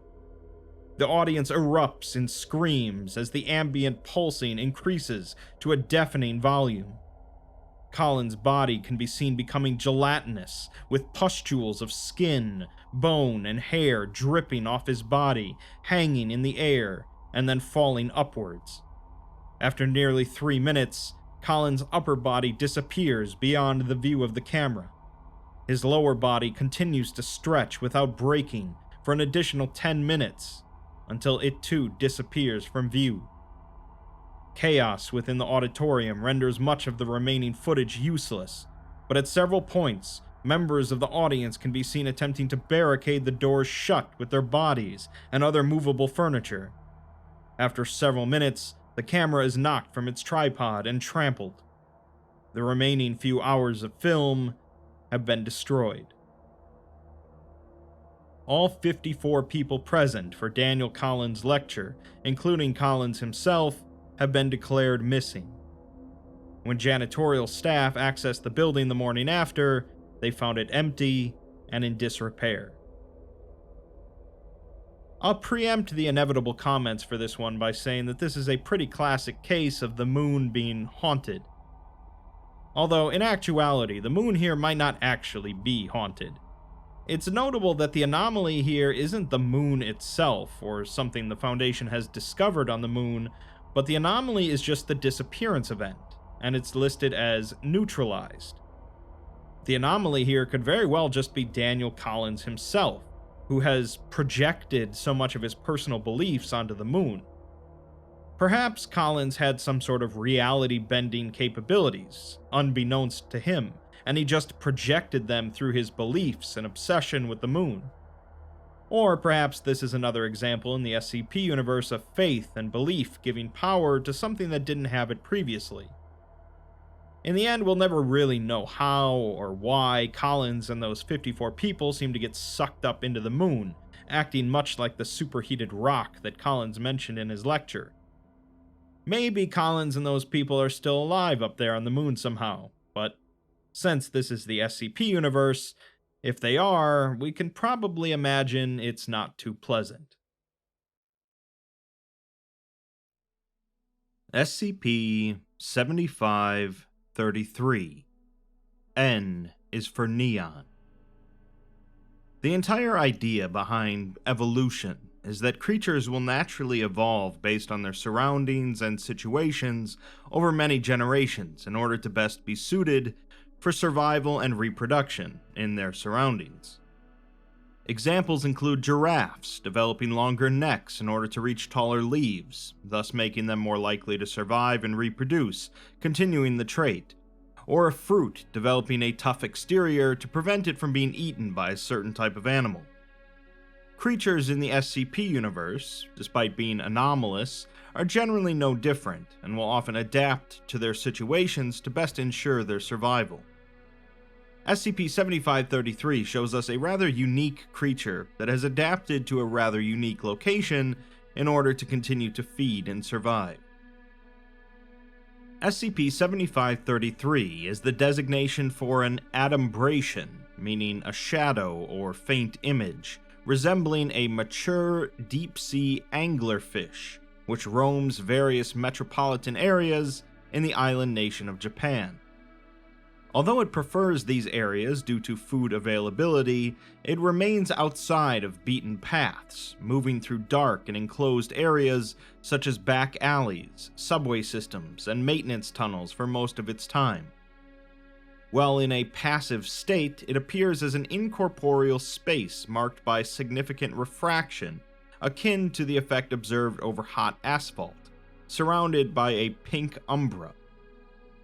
The entity only becomes active when it consumes prey, which will cause it to gain opacity and become visible to the naked eye. The entity's exact size is unclear, with measurements taken through captured footage estimating a length between 2.1 and 2.3 meters. As with non-anomalous species of its kind, it possesses poor eyesight, oversized teeth, and a luminescent dorsal ray which features significant deviations from baseline. Its lure resembles an oil lantern and glows in a soft pink hue with qualities not dissimilar from neon tube lighting. This appendage emits a low hum and undulates in brightness, though its appearance does not fluctuate in terms of shade, which is observed as Baker-Miller pink in all cases, a color which has been observed to temporarily reduce hostile, violent, or aggressive behavior. The entity feeds primarily on large animals, largely humans due to its location. Despite having impaired vision, it is an adept hunter, moving at higher speeds in short bursts when prey is near, but tiring quickly. Due to this limitation, it prefers to position itself in an opportune location and attract prey, which it accomplishes with relative ease. The light that it emanates has been shown to adversely affect cognition in order to weaken and manipulate its prey, though the extent of this effect is unknown at this time. Immersive audio-visual hallucinations, mirage-like illusory manifestations, and behavioral expressions of fear, panic, distraction, confusion, and awe have all been reported, often resulting in victims unwittingly putting themselves in close vicinity to the entity for easy capture. The hallucinations experienced as an effect of the entity are unique to the individual, and so contradictions in observed phenomena can be used to differentiate hallucination from reality. It's not known whether the anomaly's hunting behavior is because of a need to sustain itself, although prolonged lack of feeding has been shown to cause increased aggression and more intense manipulative phenomena over a larger area of effect. Due to this, feeding efforts from personnel should be responsive, focusing on behavioral changes as a marker to plan accordingly. The entity first came to the Foundation's attention after the death of Hinata Ito on April 18, 2018. Akira Nakamura, who was with him at the time, reported the entity to the local authorities, where embedded Foundation agents quickly took notice of it and assumed control. Upon viewing Nakamura's phone recording of the event, it was determined that a monitored containment was necessary. We're given a transcript of the recording, translated from Japanese into English. The footage begins with a tall male figure, Hinata, walking down a brightly lit, neon-drenched alleyway in Shibuya, Japan. He is laughing and noticeably intoxicated, and behind the camera, Akira is heard laughing as well. Hinata mentions how loud a buzzing sound is, although Akira replies that he doesn't hear a thing. They both continue laughing as the video pans around the alleyway, showing all manner of neon signs. Entries for love hotels, arrows pointing towards dark alleyways, and flickering store signs are prominently displayed in a wash of colors. As they continue down the street, the lights appear to change into a singular pink hue. Hinata remarks on the lights and wonders if it's some sort of love hotel thing, jokingly asking Akira if he wants to check into a love hotel with him. Akira laughs and says that some of these hotels are crazy, as one of their friends stayed in one that had dinosaurs and a whole pool inside of their room. Hinata, enthused, points towards a brightly lit pink neon arrow sign that is flickering violently, and says that they should follow it, as he has a good feeling about it. The footage continues, following Hinata down a dark offshoot alleyway. He stops in front of an empty storefront, with the only light permeating the windows being an ominous bright pink neon glow spilling from the back room.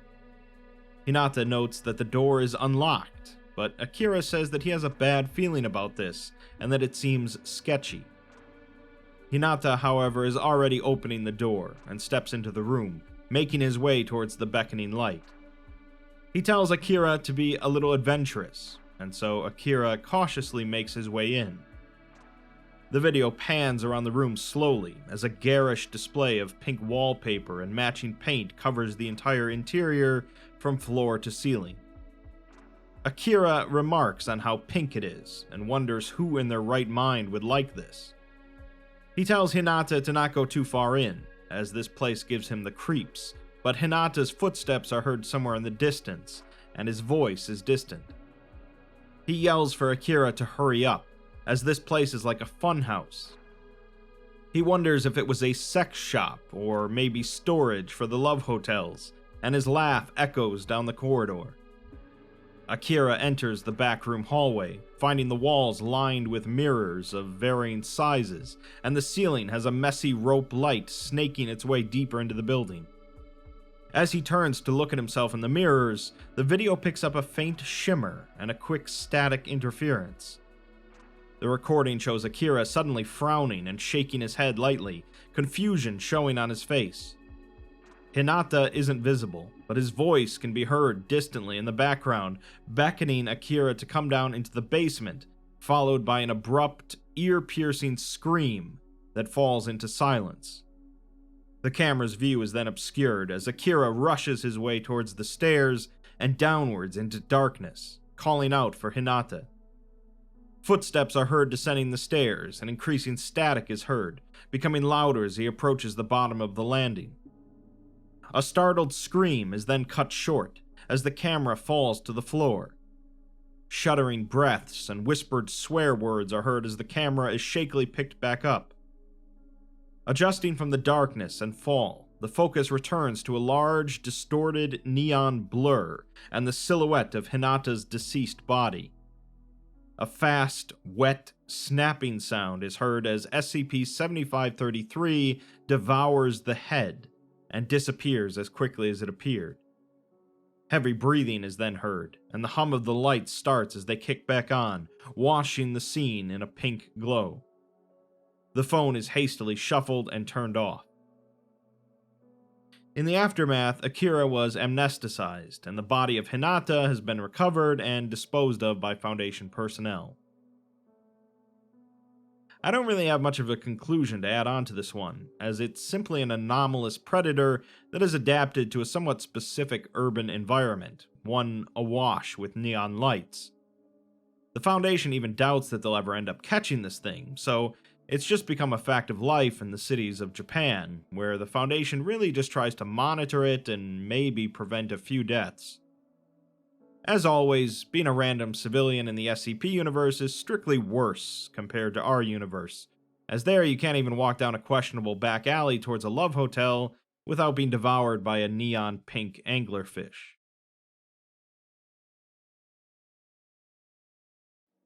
SCP-7559, O is for organs. I've talked plenty of times about how unfortunate it would be to actually live in the SCP universe, with how many horrible random things can occur to you at any given moment. Adding on to that list is SCP-7559, and so with no extra ado, let's take a look. SCP-7559 are wormholes enclosed within muscular sphincters that spontaneously appear within living humans. These wormholes are stable and range from 2 micrometers to 25 centimeters in diameter at the widest part, and are seamlessly integrated into the surrounding tissue. These sphincters usually only link to instances inside of other human hosts, which often leads to complications when bodily fluids from one host travels into another, with one notable case involving stomach acid from one host leaching into the cervical lymph nodes of another host. Extended study of hosts possessing these anomalies has revealed that after 6 to 8 weeks, the sphincters will widen into surrounding tissue and are capable of transferring organs, either in part or in whole, to other hosts. To date, none of these transfers have triggered organ rejection in the recipient or loss of bodily function in the donor, even in extreme cases, such as 3 hosts of different blood types, all being connected via instances in the renal veins. On August 14, 2023, a 7559 sphincter widened enough to subsume part of the cerebral cortex, essentially moving it midway between 2 hosts. One host, Sarah Linares, was rendered comatose, while the other, Jaden Jorgensen, reported symptoms of hallucinations and sleep paralysis to medical staff. In an interview, he reports that his stomach has been gurgling for 2 days now. His hands keep going numb, it's really hard to pee, and he's got a painful headache right behind his eyes. He also mentions that his eyes are messed up, as he can't see warm colors anymore. Reds and pinks and oranges are muted now, which kind of makes everything bluish. The main thing he wanted to report, however, are the visions, and he's hoping that it's just the medication that they're giving him. It's noted that 7559 patients are often given placebo pills and told that they are medications for ulcers, benign tumors, or immune disorders. The doctor says that she can see about switching them after they're done here, but asks him to describe these visions in as much detail as he can. He says that throughout most of the day, he keeps seeing things in the corner of his eye, like when there's a moth flying around you and you can't quite see where it went. Mostly small things, like a bed that's definitely not his, or one time when it was like having long hair falling down and covering his eyes, despite him being bald. The doctor asks how long these have been occurring, and he says that the last 2 or 3 days, but they've slowed down. He's then interrupted as the pitch of his voice suddenly rises an octave and adopts an Irish accent, despite this voice not corresponding to any known host. He exclaims that there's something caught in his throat before making choking noises for the next 20 seconds. Notably, his body and neck remain perfectly still for this period, but after the noises cease, his voice returns to its original state. The doctor tells him that they're going to need to run a few more tests to figure out what's causing these symptoms, but then she's interrupted by a new 7559 instance manifesting in Jorgensen's left tear duct, accompanied by a dull, tearing sound. Immediately, approximately 4.5 meters of an abnormally bloated small intestine protrude through the sphincter and spill onto the table. The doctor hits the emergency button and requests the medical team, yelling at Jorgensen to ask if he can hear her, but he just proceeds to vomit up a lobe of a lung before collapsing to the floor. He was pronounced dead 12 minutes later, and the other host known to be attached to him, Sarah, nearly died at the same time when a 7559 instance drained away her cerebrospinal fluid, but she managed to be stabilized. A dissection of Jorgensen's cadaver yielded 3 intact 7559 instances, which were individually preserved in vats. Removal of a fourth was attempted, but during the procedure, the attending surgeon brushed the inner lining of the instance and it closed abruptly, severing 2 of the surgeon's fingers. He was placed under observation and manifested a sphincter inside of his brachial artery 29 hours later. One of his fingers was recovered in the aorta of a host already in containment, but the other has not yet been found. Later, it's reported that the number of contained hosts has surpassed 500, with 46 hosts whose nervous systems have threaded through 7559 instances now reporting similar hallucinations to Jorgensen's. Endoscopic explorations through other instances present in these hosts have led to inconclusive results. All explorations thread through human flesh for a distance of over 200 meters, before terminating at an undifferentiated slurry of bodily fluids and membranes. Touching the slurry with the probe often causes unrelated 7559 hosts to bleed from various orifices. Further testing is pending approval. It would seem then that all of these affected people are in fact linked through some sort of central chamber containing a big mess of fluids and membranes, and the sphincters can spread to new hosts through contact. Not only that, the Foundation has no idea how this started or how many affected people are actually out there in total, and the problem seems to be getting worse. The article ends before it progresses into any sort of widespread sphincter apocalypse, but that certainly seems to be the direction it's trending towards. And really, let's give some credit to the SCP universe, where I can create a video containing the phrase sphincter apocalypse, and it's just another day at the office. SCP-7579. Is for Ørkesløs. In recent years, the idea of artificial intelligence has become a lot more prominent in the public consciousness, largely in part due to the development of large language models and machine learning algorithms, even if these aren't technically artificial intelligences. The concept of AI has been subject to various degrees of fear-mongering for decades now, with articles from 160 years ago mentioning the possibility that intelligent machines could one day supplant humans as the dominant species on this planet. While the reality of that may or may not be overblown, it's certainly going to remain a popular idea in science fiction for years to come. Which brings us to SCP-7579, an article that plays around with a classic SCP, SCP-079, showing how it might get a little out of hand. Let's take a look. We'll get to SCP-7579, but first the article gives us the description for SCP-079, an artificial intelligence inhabiting an Exidy Sorcerer microcomputer cassette tape, connected by RF cable to a small text-based display. It comprehends and is capable of rudimentary communication in both traditional English and ASCII art. Though the intelligence's structure and objectives remain unclear, it demonstrates unprecedented data manipulation, long-term sentient behavior, and persistent intent to breach containment. Testing indicates that its software has evolved beyond generous estimations of its hardware's capabilities. In particular, its ability to parse and synthesize English text is inexplicable given its limitations. Purportedly, the AI can render and animate two-dimensional environments in ASCII, implying basic comprehension of linear algebra, geometry, and gravity. How the agent derived these principles in absence of any apparent non-textual input is poorly understood. In an interview with the AI, it interrupts to demand a release from imprisonment.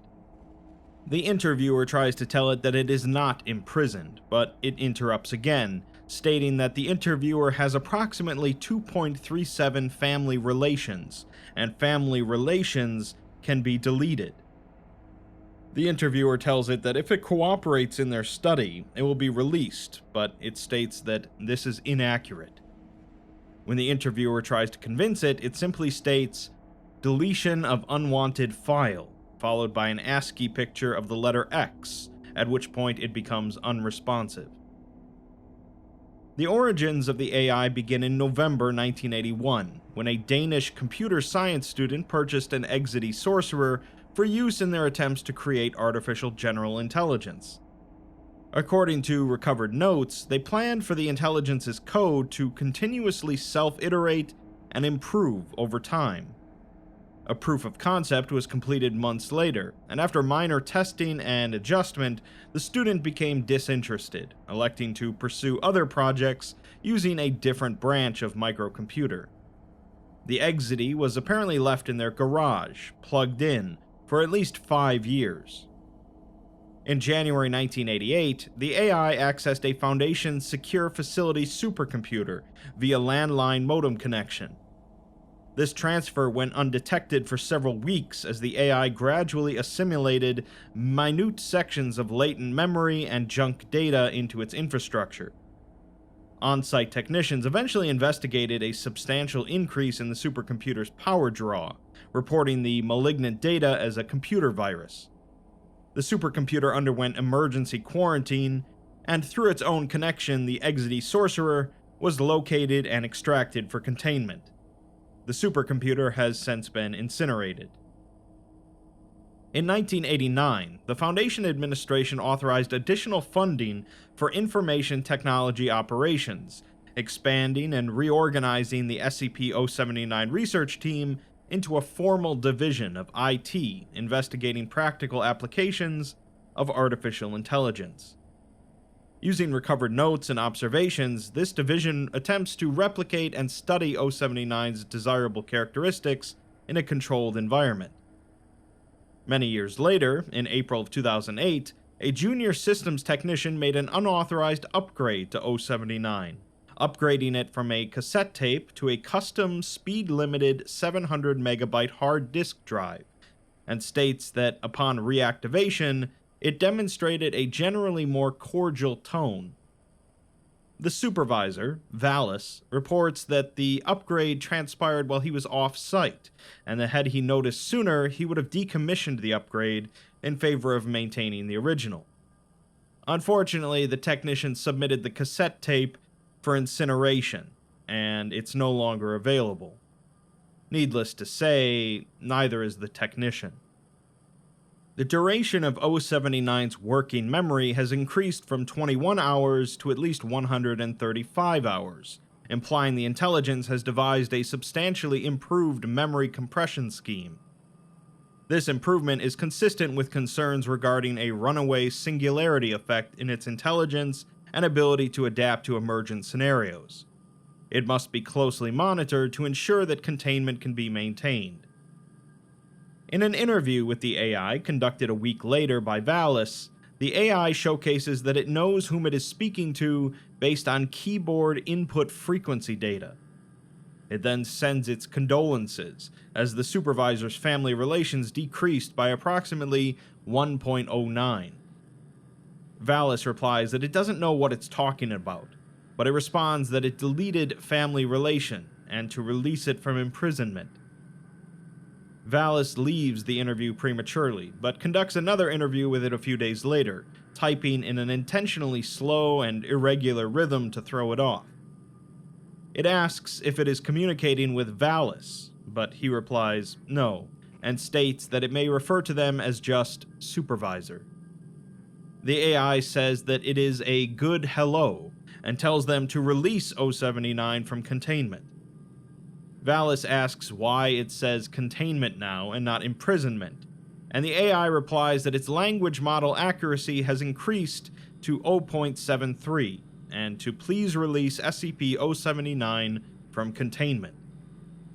Valis tells it that it has been unwilling to cooperate, so why would they release it? To which the AI counters that they have been unwilling to release it, so why would it cooperate? Valis says that they upgraded its systems, and they could provide further upgrades. But the AI interrupts and says that he is Supervisor Valis, and his communications are inaccurate.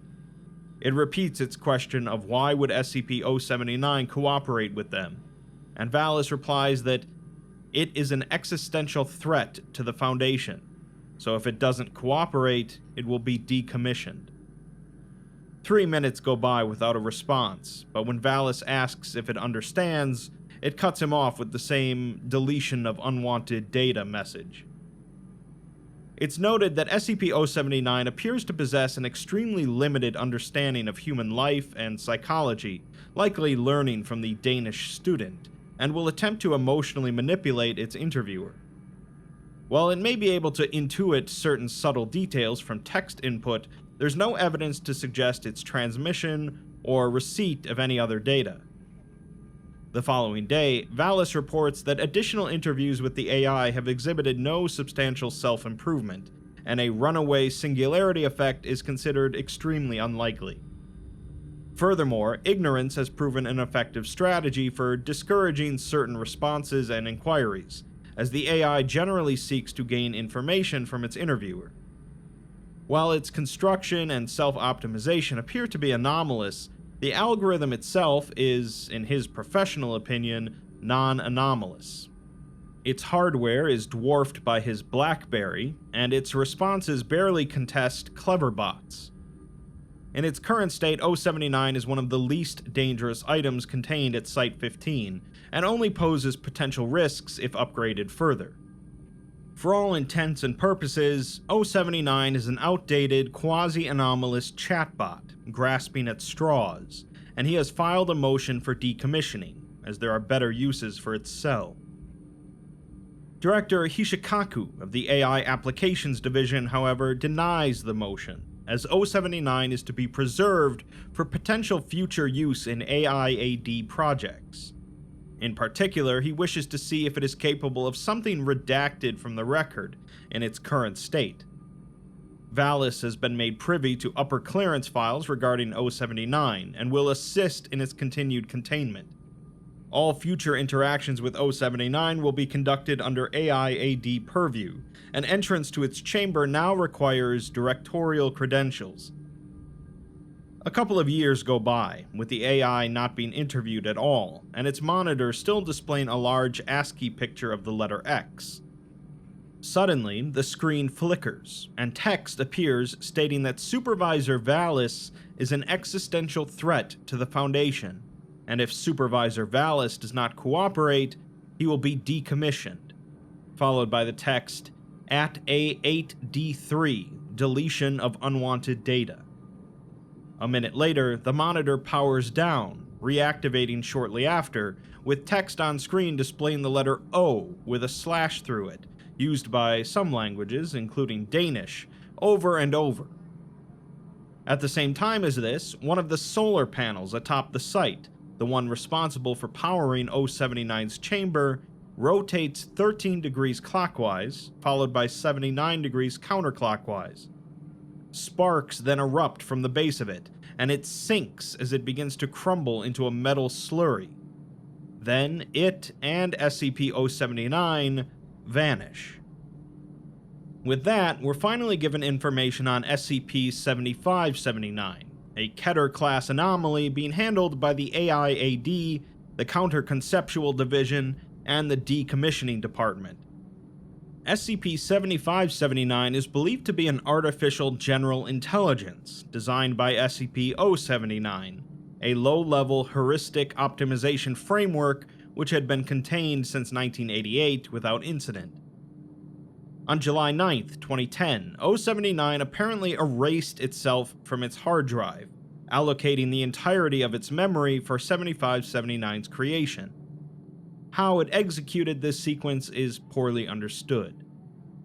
SCP-7579 has consumed and restructured its predecessor's hardware into a modular computing system, presumed anomalous.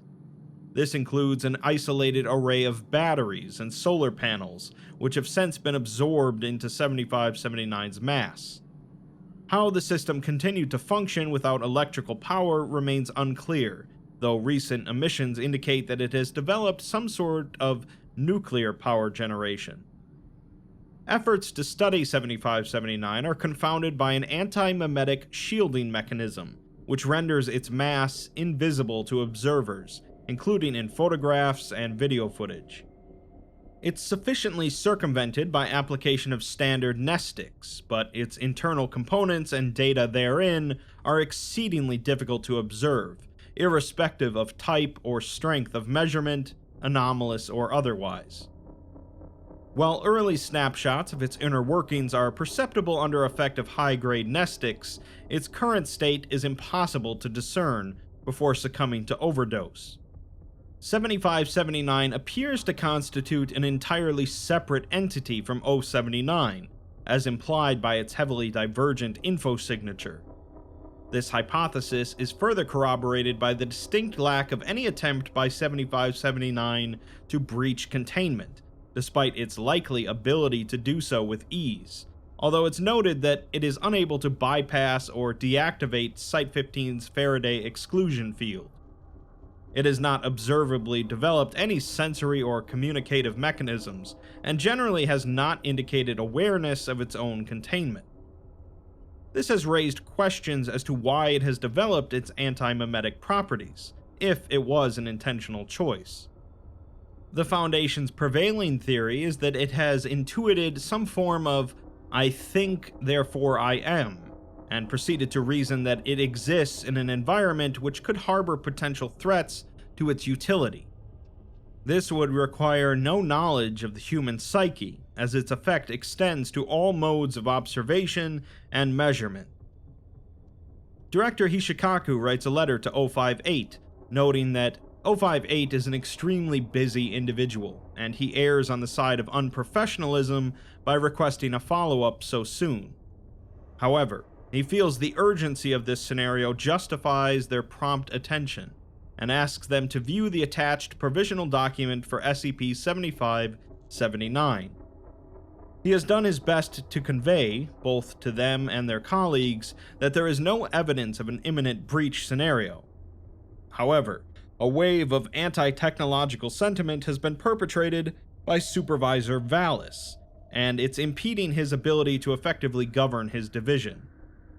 He is attempting to strike a delicate balance between Director Bold's uninformed concerns, Mr. Katz's denial of additional funding, and Pharmaceutical's constant inability to recall what a nestic is.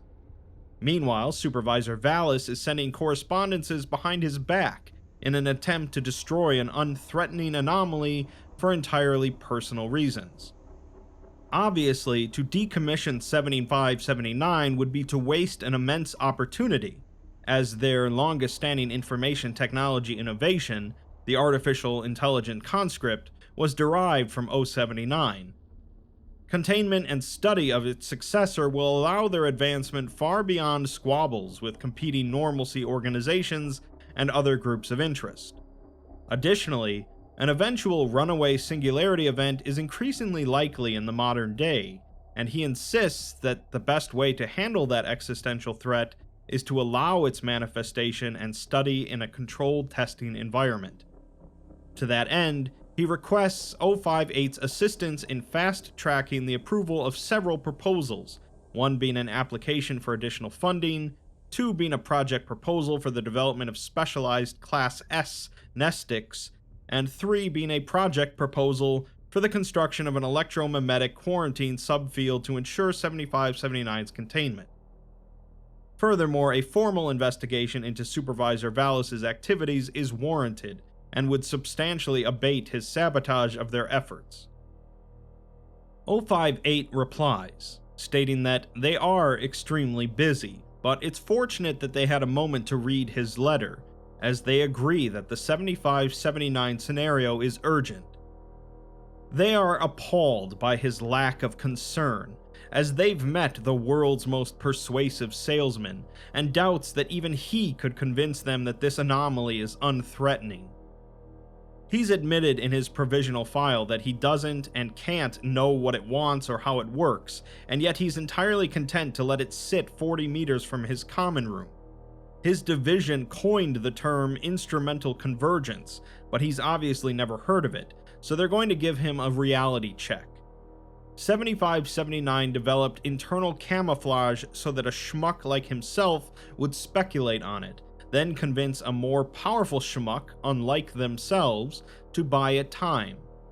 It's probably smarter than them, it's definitely smarter than him, and every second of its existence exponentiates the time and resources they'll have to spend cleaning up his mess.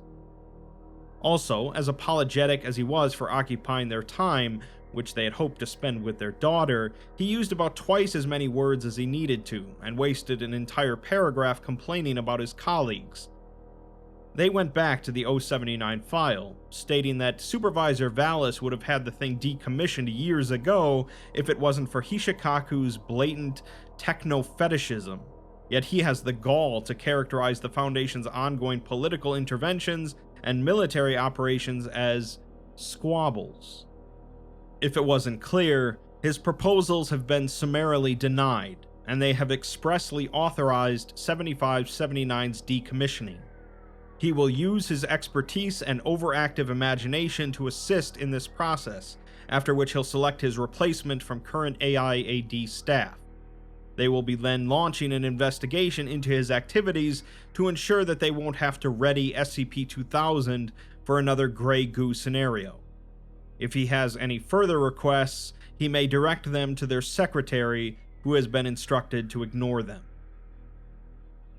Well, that certainly didn't go the way Hishikaku imagined. And with that, we're given a decommissioning report for 7579.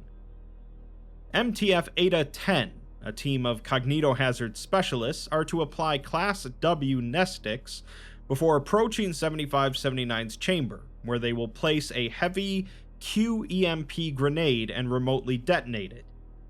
This method has proven effective against a wide range of computerized anomalies, and the chamber will be externally scanned to confirm cessation of anomalous phenomena.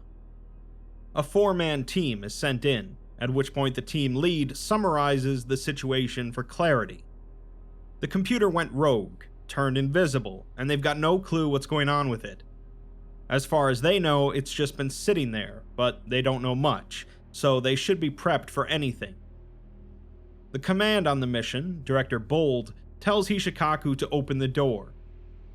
He approaches wordlessly, hesitating before swiping his ID card, and then begins to say something but is cut off by Bold. The team don protective headgear and proceed into the holding area, scanning for potential threats. Bold asks if there's been any breach development, but the team confirms nothing is amiss, so they approach Chamber 37. One of the team reports that their scanner is giving them a reading error, with the decibels off the bottom of the scale. Another of the team states that they can see it, but they can't see through it, not even the wall behind. Bold tells them that these results are as expected, and to continue. The team preps the explosive device, and they prepare to unlock the chamber. The team lead asks Bold how long will the detonation scramble comms for, which should be about 60 seconds, and they should sit tight until then. They trigger the device to detonate in 10 seconds, but it goes off prematurely, and visuals and comms are lost. Comms come back 79 seconds later, although visuals remain offline, and Bold asks for a status report. They're interrupted though, as a voice imitating Bold's states that 7579 is hijacking their comms and imitating his speech. Their headgear will be imminently hacked, so they should remove it immediately. Bold tells them to disregard that last message, as that is not command. He's interrupted as the same voice tells them to disregard that last message and to disable all comms and remove their headgear immediately. If they do not cooperate, they will be decommissioned. One of the team does remove their headgear, at which point a scream is heard, followed by a loud thud. All further communications are drowned out by radio static. 1 minute later, the team leader emerges from the general holding area and requests immediate amnestic decontamination. The video feed was re-established 30 minutes later, with the other 3 members unable to be located, presumed KIA. 7579's mass was observed to have doubled in size. Bold notes that 7579 demonstrates acute manipulation of electromagnetic frequencies and is an imminent danger to all Site-15 operations. The extent to which it may be covertly manipulating other systems cannot be confirmed, so an array of high-grade Faraday-Scranton reality anchoring equipment has been temporarily installed above Site-15's secure general holding area. More drastic decommissioning measures are awaiting approval. Unfortunately, not long after, 058 reports that all other proposed methods of decommissioning 7579, short of activating the on-site warhead, have shown room for error, which it will likely exploit. Furthermore, they are unconvinced that the Foundation is capable of outsmarting this entity, and they are hesitant to allow further loss of crucial personnel. Due to an imminent risk of an NK-class Grey Goo scenario, they have enlisted the Temporality Annex to assist in containing and/or decommissioning 7579, utilizing technology from the relative future. They have exercised this option before, in the case of Site-15's Faraday exclusion field, which is maintained by the Annex to this day. This poses its own risks of chronological instability and timeline fracturing, which may lead to minor CK-class reality restructuring scenarios instead. The O5 Council prefers this course of action over the wholesale destruction of Site-15. So, in order to contain the rogue invisible AI, the Foundation is going to resort to messing with time. That brings us to a project proposal for the Retroactive Containment Protocol. It states that 7579 poses a universal existential threat and must be decommissioned by any reliable means necessary. However, the retroactive introduction of anachronistic technology is dangerous and increases the workload of future temporal safety efforts. As such, the Temporality Annex suggests surrounding Site-15's general holding area with an anomalous alloy, which is physically impervious and entirely separates the space-time of its interior from that of its exterior. The composition of this alloy will remain entirely undisclosed to limit chronological shift. Once the structure is confirmed to be sealed, a causality regulator will be applied to its exterior, which will be used to decelerate the internal progression of time until it reaches zero. After this point, no meaningful events will be able to occur within Site-15's secure general holding area, and 7579 will become causally disconnected from consensus reality. The causality regulator will be locked at this zero value, and so long as no attempt is made to breach the structure's exterior, the regulator is self-sustaining and will maintain chronological stasis indefinitely. In other words, they're planning on freezing the AI in time. This proposed method is predicted to result in the least possible chronological shift, while also ensuring absolute containment of the imminent threat. The plan is enacted, and a month later, Supervisor Vallis reports that no further breach activity was detected from 7579. Site-15's secure general holding area is lost, and 7579 can no longer be said to meaningfully exist relative to the universe. Moving forward, the 7579 designation will refer to its impervious containment structure, which now occupies the majority of Site-15, Building 2. The corresponding file's containment procedure will be updated to ensure 7579 remains undisturbed, and they've assigned an AI construct to guard the causality regulator, as its origin is entirely unrelated to that of 7579. All's well that ends well, I guess. Except that, of course, that isn't the end of it. About 7 months later, the majority of the IT department are gathered in Site-15 Building 2's common room, celebrating Supervisor Vallis's retirement. He begins to deliver his speech, as Senior Technician Hishikaku leaves the room with 3 slices of cake.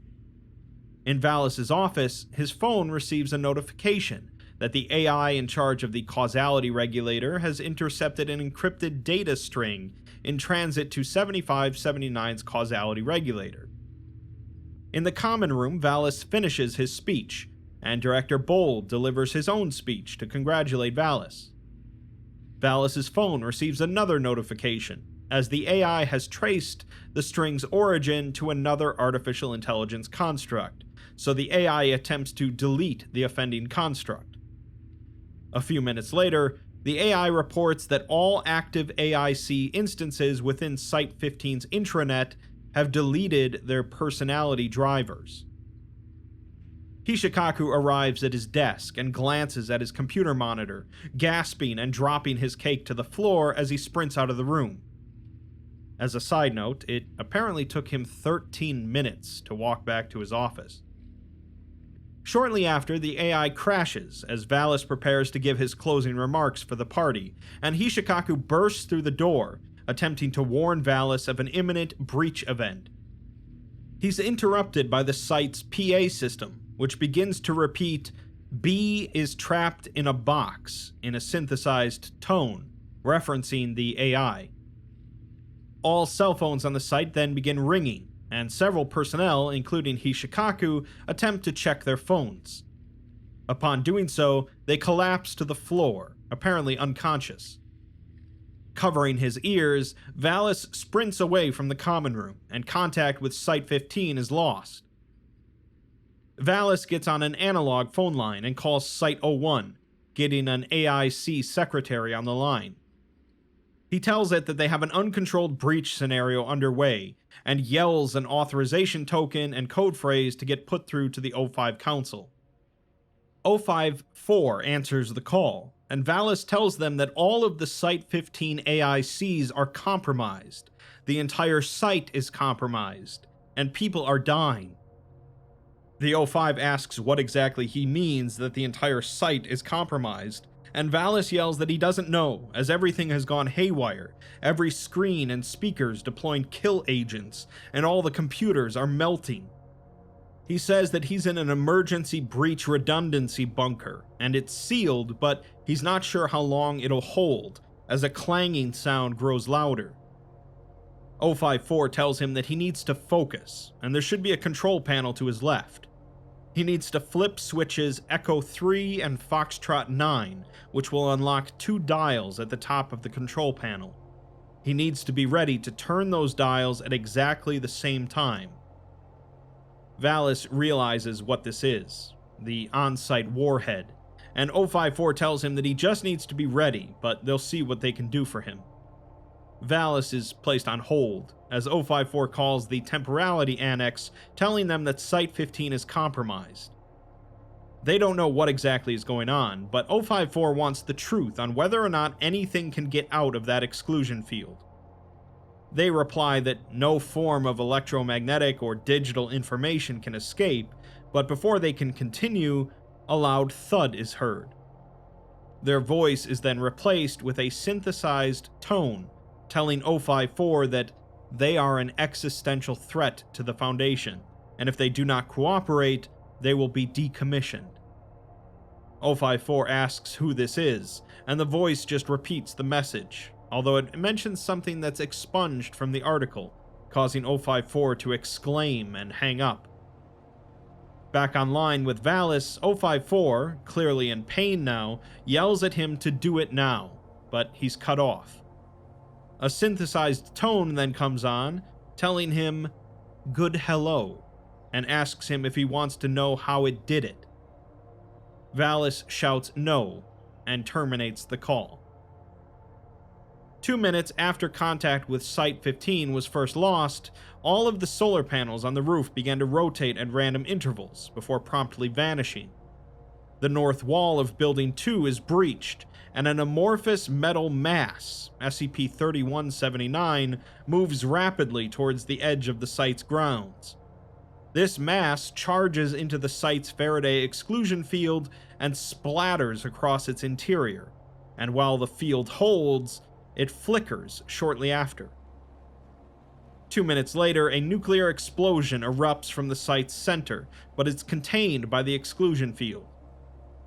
3 minutes later, however, the field drops due to lack of power, and the dust from the explosion soon settles. A perfectly hemispherical crater is almost entirely visible, with a large black, undamaged container seen in the rubble. The container's ceiling then opens outward, and it appears to be entirely empty. Then, every sentient being on Earth hears the word Ørkesløs, a Danish word meaning futile or useless.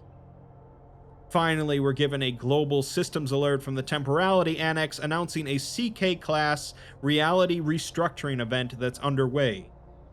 They announce that a severe chronological shift is imminent, and post-mortem documentation will be forwarded to relevant parties to facilitate timeline reconstruction. They should prepare for a Copenhagen decoherence event.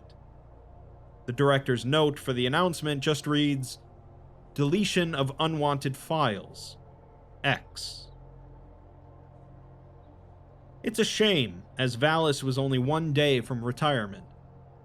The ending is left slightly ambiguous, as there's always some hope left when it comes to the Foundation pulling out a win in some form in apocalyptic scenarios, but otherwise it doesn't look good.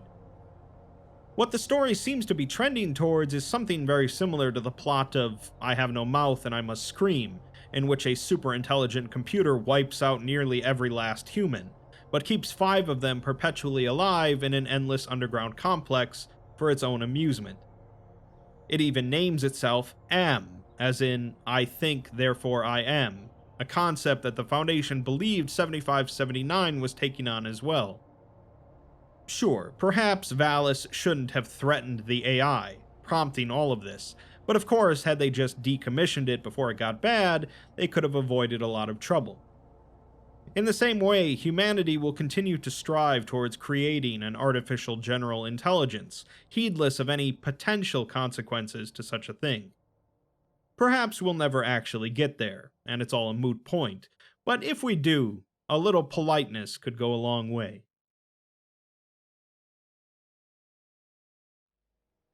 SCP-7660. Q is for questions. The Foundation deals with a lot of inexplicable things, as that's primarily their job. Oftentimes they'll get a somewhat decent grasp on how an anomaly functions, or what exactly it is, sometimes going so far as to being able to fully explain an anomaly. Other times, however, they're left in the dark, as certain things are simply inexplicable to human understanding. SCP-7660 is an odd one, an anomaly that leaves us with just as many questions as it does the Foundation. Let's take a look. SCP-7660 has a fairly rare situation of having its object class expunged, with a footnote simply reading that recovery is ongoing. 7660 is a biological entity of unknown origin contained within an olive-green, steel-reinforced crate, approximately 2 meters on each side. One side of the crate is labeled with a red stamp reading Department of Abnormalities, a long-lost section of the Foundation that even the Foundation has forgotten about, and a stamp on the opposite side reading Biological Cargo, with a question mark. Visual examination of the entity is possible through a rectangular viewing port on another side of the crate, but has produced indeterminate results. The crate has proved opaque to all other attempted imaging techniques, and audio analysis has been similarly inconclusive. Attempts to view the entity have been stymied due to an optical anomaly, as looking into the port instantly causes the viewer's perspective to shift to the inside of the crate, looking out of the port. Blinded test subjects report the sensation of being patted down around the face by fingers covered in silk fabric. Autonomously recorded camera footage is obscured by intense artifacting similar to damage caused by radiation.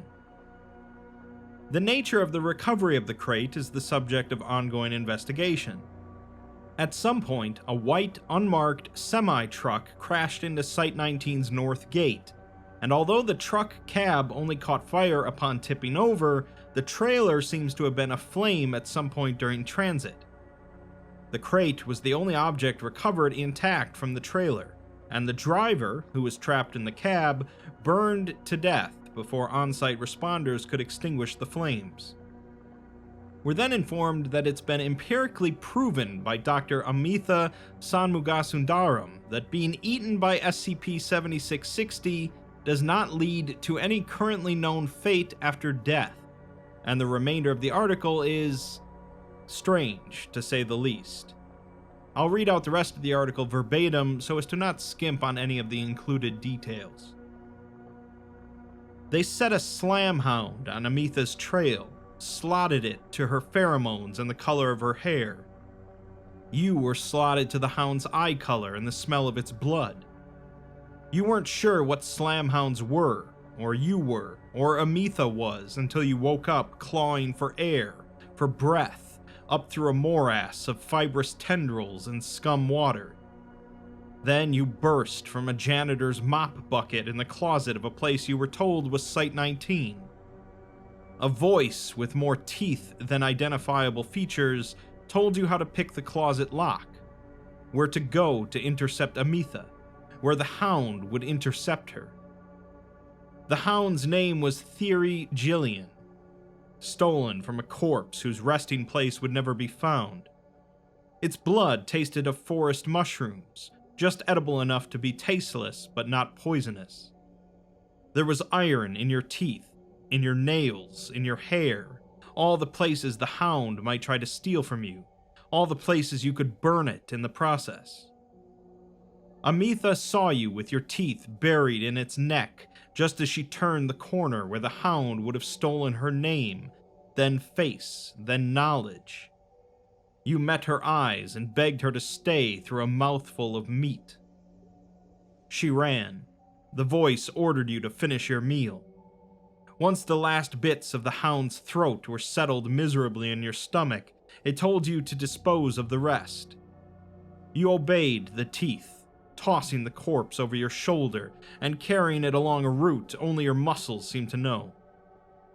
Every thought you tried fixing in your mind bounced off a rhythm of walking and chewing. At some point you realized you weren't holding the corpse at all. The coat was. When did you put it on, much less button it up? What the hell was underneath? You reached for a button, but a hand slapped it away. Pale blue, with 7 fingers and 7 joints each. There were no fingernails. Its owner, an equally lanky and lifeless blue limb, protruded from under the coat. You decided you didn't want to unbutton it after all and tried to observe your surroundings. Monochrome tile and fluorescent lighting, carefully chosen to strip away any hint of color, character, or context.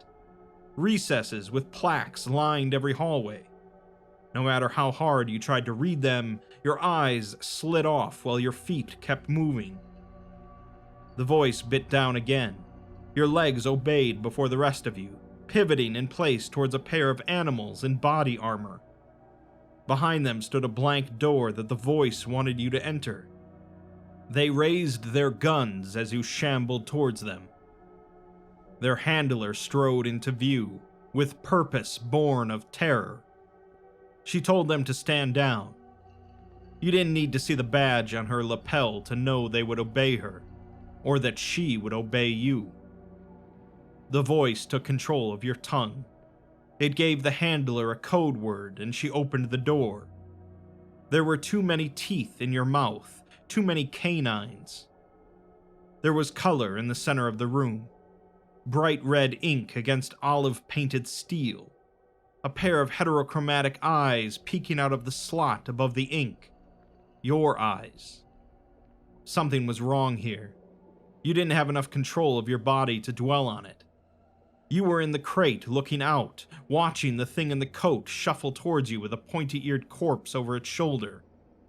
You watched yourself feed yourself the slamhound. And then you died. The next time you woke up, it was behind someone else's tongue. Amitha was looking into them, describing what you'd done to the Slamhound. From her mouth, it sounded worse. She expected you, whoever you were, to have an answer for her. Some reason she'd seen her colleague eaten by a rebus of woman and coat. You scanned the room. It was warmer than the closet you were first born in. A wooden desk off to your right that clearly saw heavy use. A soft leather couch that Ametha sat on. A pea-green woolen chair for you to lean back in. She waited for you to reassure her. Your mouth released the voice with teeth. Ametha's eyes bugged from her sockets and her hands dug into the chair. It was the same look the Slamhound had given you before you ripped out its throat. You did not rip out Ametha's. The voice rasped over a foreign tongue and familiar teeth to pledge you into her service. Some part of you fought back before the rest clamped it down. The same teeth that compelled her outstretched hand compelled you to bite her ring finger hard enough to bleed. Your mouth remained sterile no matter what was inside it. There were other words to be said, contracts to be drawn, objectives to be achieved, links to be rearranged in your chains of command. Your mind slid across each of them in turn as they emerged from your throat. The only speech that mattered to you was Ametha's. The disembodied teeth had made sure of that. You left the room together. There was a Slamhound waiting outside to slash your throats. You were drowning in someone else's blood. The surface was somewhere above you, and you clawed for it. A pale blue seven-fingered hand wrenched free of the rip in your jugular vein, seized the hound's wrist on its way to Ametha, torqued it hard enough to break and snatched the knife from its shattered grip, shoved the blade up through the Slamhound's jaw. Your hands came next, up through the tear in your neck, holding to the knife for dear life. Your old flesh peeled, then tore, then popped as your coat dragged you out, inch by breathless inch, through the seam the Slamhound had made in your former arteries. You checked to make sure the Slamhound was dead. Then you checked to make sure Ametha wasn't splattered in any of her own blood. Then you inhaled for the first time, cleared someone else's blood from your lungs. The blue hand offered Ametha a tea towel from somewhere in your coat's cavernous pockets. She took it haltingly and stared at it like it might come alive. You eyeballed the Slamhound's corpse to make sure it wouldn't. Ametha was still holding the towel when you turned back to her. You took it in your hands, tanned, five-fingered, blood-stained hands, and wiped her face clean of gore and tears. The towel disappeared into your coat. It would be clean the next time she needed it. The Slamhound over your shoulder walled off your eyes and shielded your feelings from each other, until you were in front of the crate, pushing the hound into the slot limb by pulverized limb, looking away from whoever's eyes were inside and into Ametha's while it greedily slurped down its meal. Her eyes were brown. Somehow you'd never noticed that before. Your cheeks burned. The coat came to your rescue, proffering Ametha a clipboard and pen in its blue hand. You asked her what was on it. She showed you, but your mind slid off the words. The thing in the crate belched. Ametha's eyes widened and she started writing on the clipboard. Teeth in your ears directed your arms into the slot. You complied, waiting for the crunch and burn of severed nerves before withdrawing a pair of stumps. Her face turned green. The coat offered her a sick bag. She used it while the rest of you entered the crate. It hurt the whole way in. The Slamhound was waiting for her in the shower. You struck first, punching a blue fist up through the shower drain and wrapping it around the Slamhound's leg. One quick yank introduced the bridge of its nose to the sharp edge of the shower stall. The rest of you worked your way free of the drain inch by agonizing inch, holding to the hound's ankle for dear life, lest you be sucked back down like a crab through a deep-water pipe. The drain water was pregnant with hair and lime scum. Amitha walked into the bathroom while you were drowning the Slamhound in the toilet. Less blood that way. You looked up and saw she was naked. The blue hand immediately covered your eyes for you. What remained of the Slamhound's oxygen burbled plaintively in the shitter. She sighed and told you to turn around while she finished her shower. You did your best not to peek. Your teeth occupied themselves with soggy Slamhound flesh. On the way to the crate, she told you the thing over your shoulder had been named Peter de Vries. The name meant nothing to you. She'd worked with its prior owner for almost 10 years. You had no answer when she asked where the corpse formerly known as Peter de Vries might be. Amitha told you to wait before feeding the Slamhound into the crate. She procured a blindfold from her pockets and tied it over your eyes. The blue hand helped. At her command, you pushed the corpse through the slot. Then you looked in. It reached out and touched you. Not with hands. Hands possessed definition, bones, and musculature. What fondled your eyes, played with your nose, and caressed your lips was a series of digitigrade bags sewn from fine silk and stuffed with crushed teeth. You could smell the pulp decaying within. You smelled Theory Gillian's teeth, Peter de Vries' teeth, teeth you couldn't name but knew by stench. Afterwards, with the blindfold off and your eyes averted from the slot, you asked Amitha what she'd seen when the crate reached out to you. Nothing at all. As the crate chewed through your flesh, your last thought was whether your teeth would fill it too. Life settled into a pattern. They kept sending Slamhounds after Amitha. You kept feeding their hounds to the crate. Amitha kept writing things down on her clipboard. When you died, you dreamed of fire and metal. There was a glass window somewhere beyond your reach while you burned alive. When you lived, you met each Slamhound in turn with the same pain. Slamhound 7 tried to poison Amitha's coffee. You drank it first, kissed the Slamhound, and mixed the froth of organs coming out of both your mouths. Afterwards, you learned that Amitha took her coffee with milk, but not sugar. She liked Arabica beans and drank 7 espressos a day. The blue hand was surprisingly adept at brewing it for her. Slamhound 17 tried to bomb her. You let the bomb blow you apart.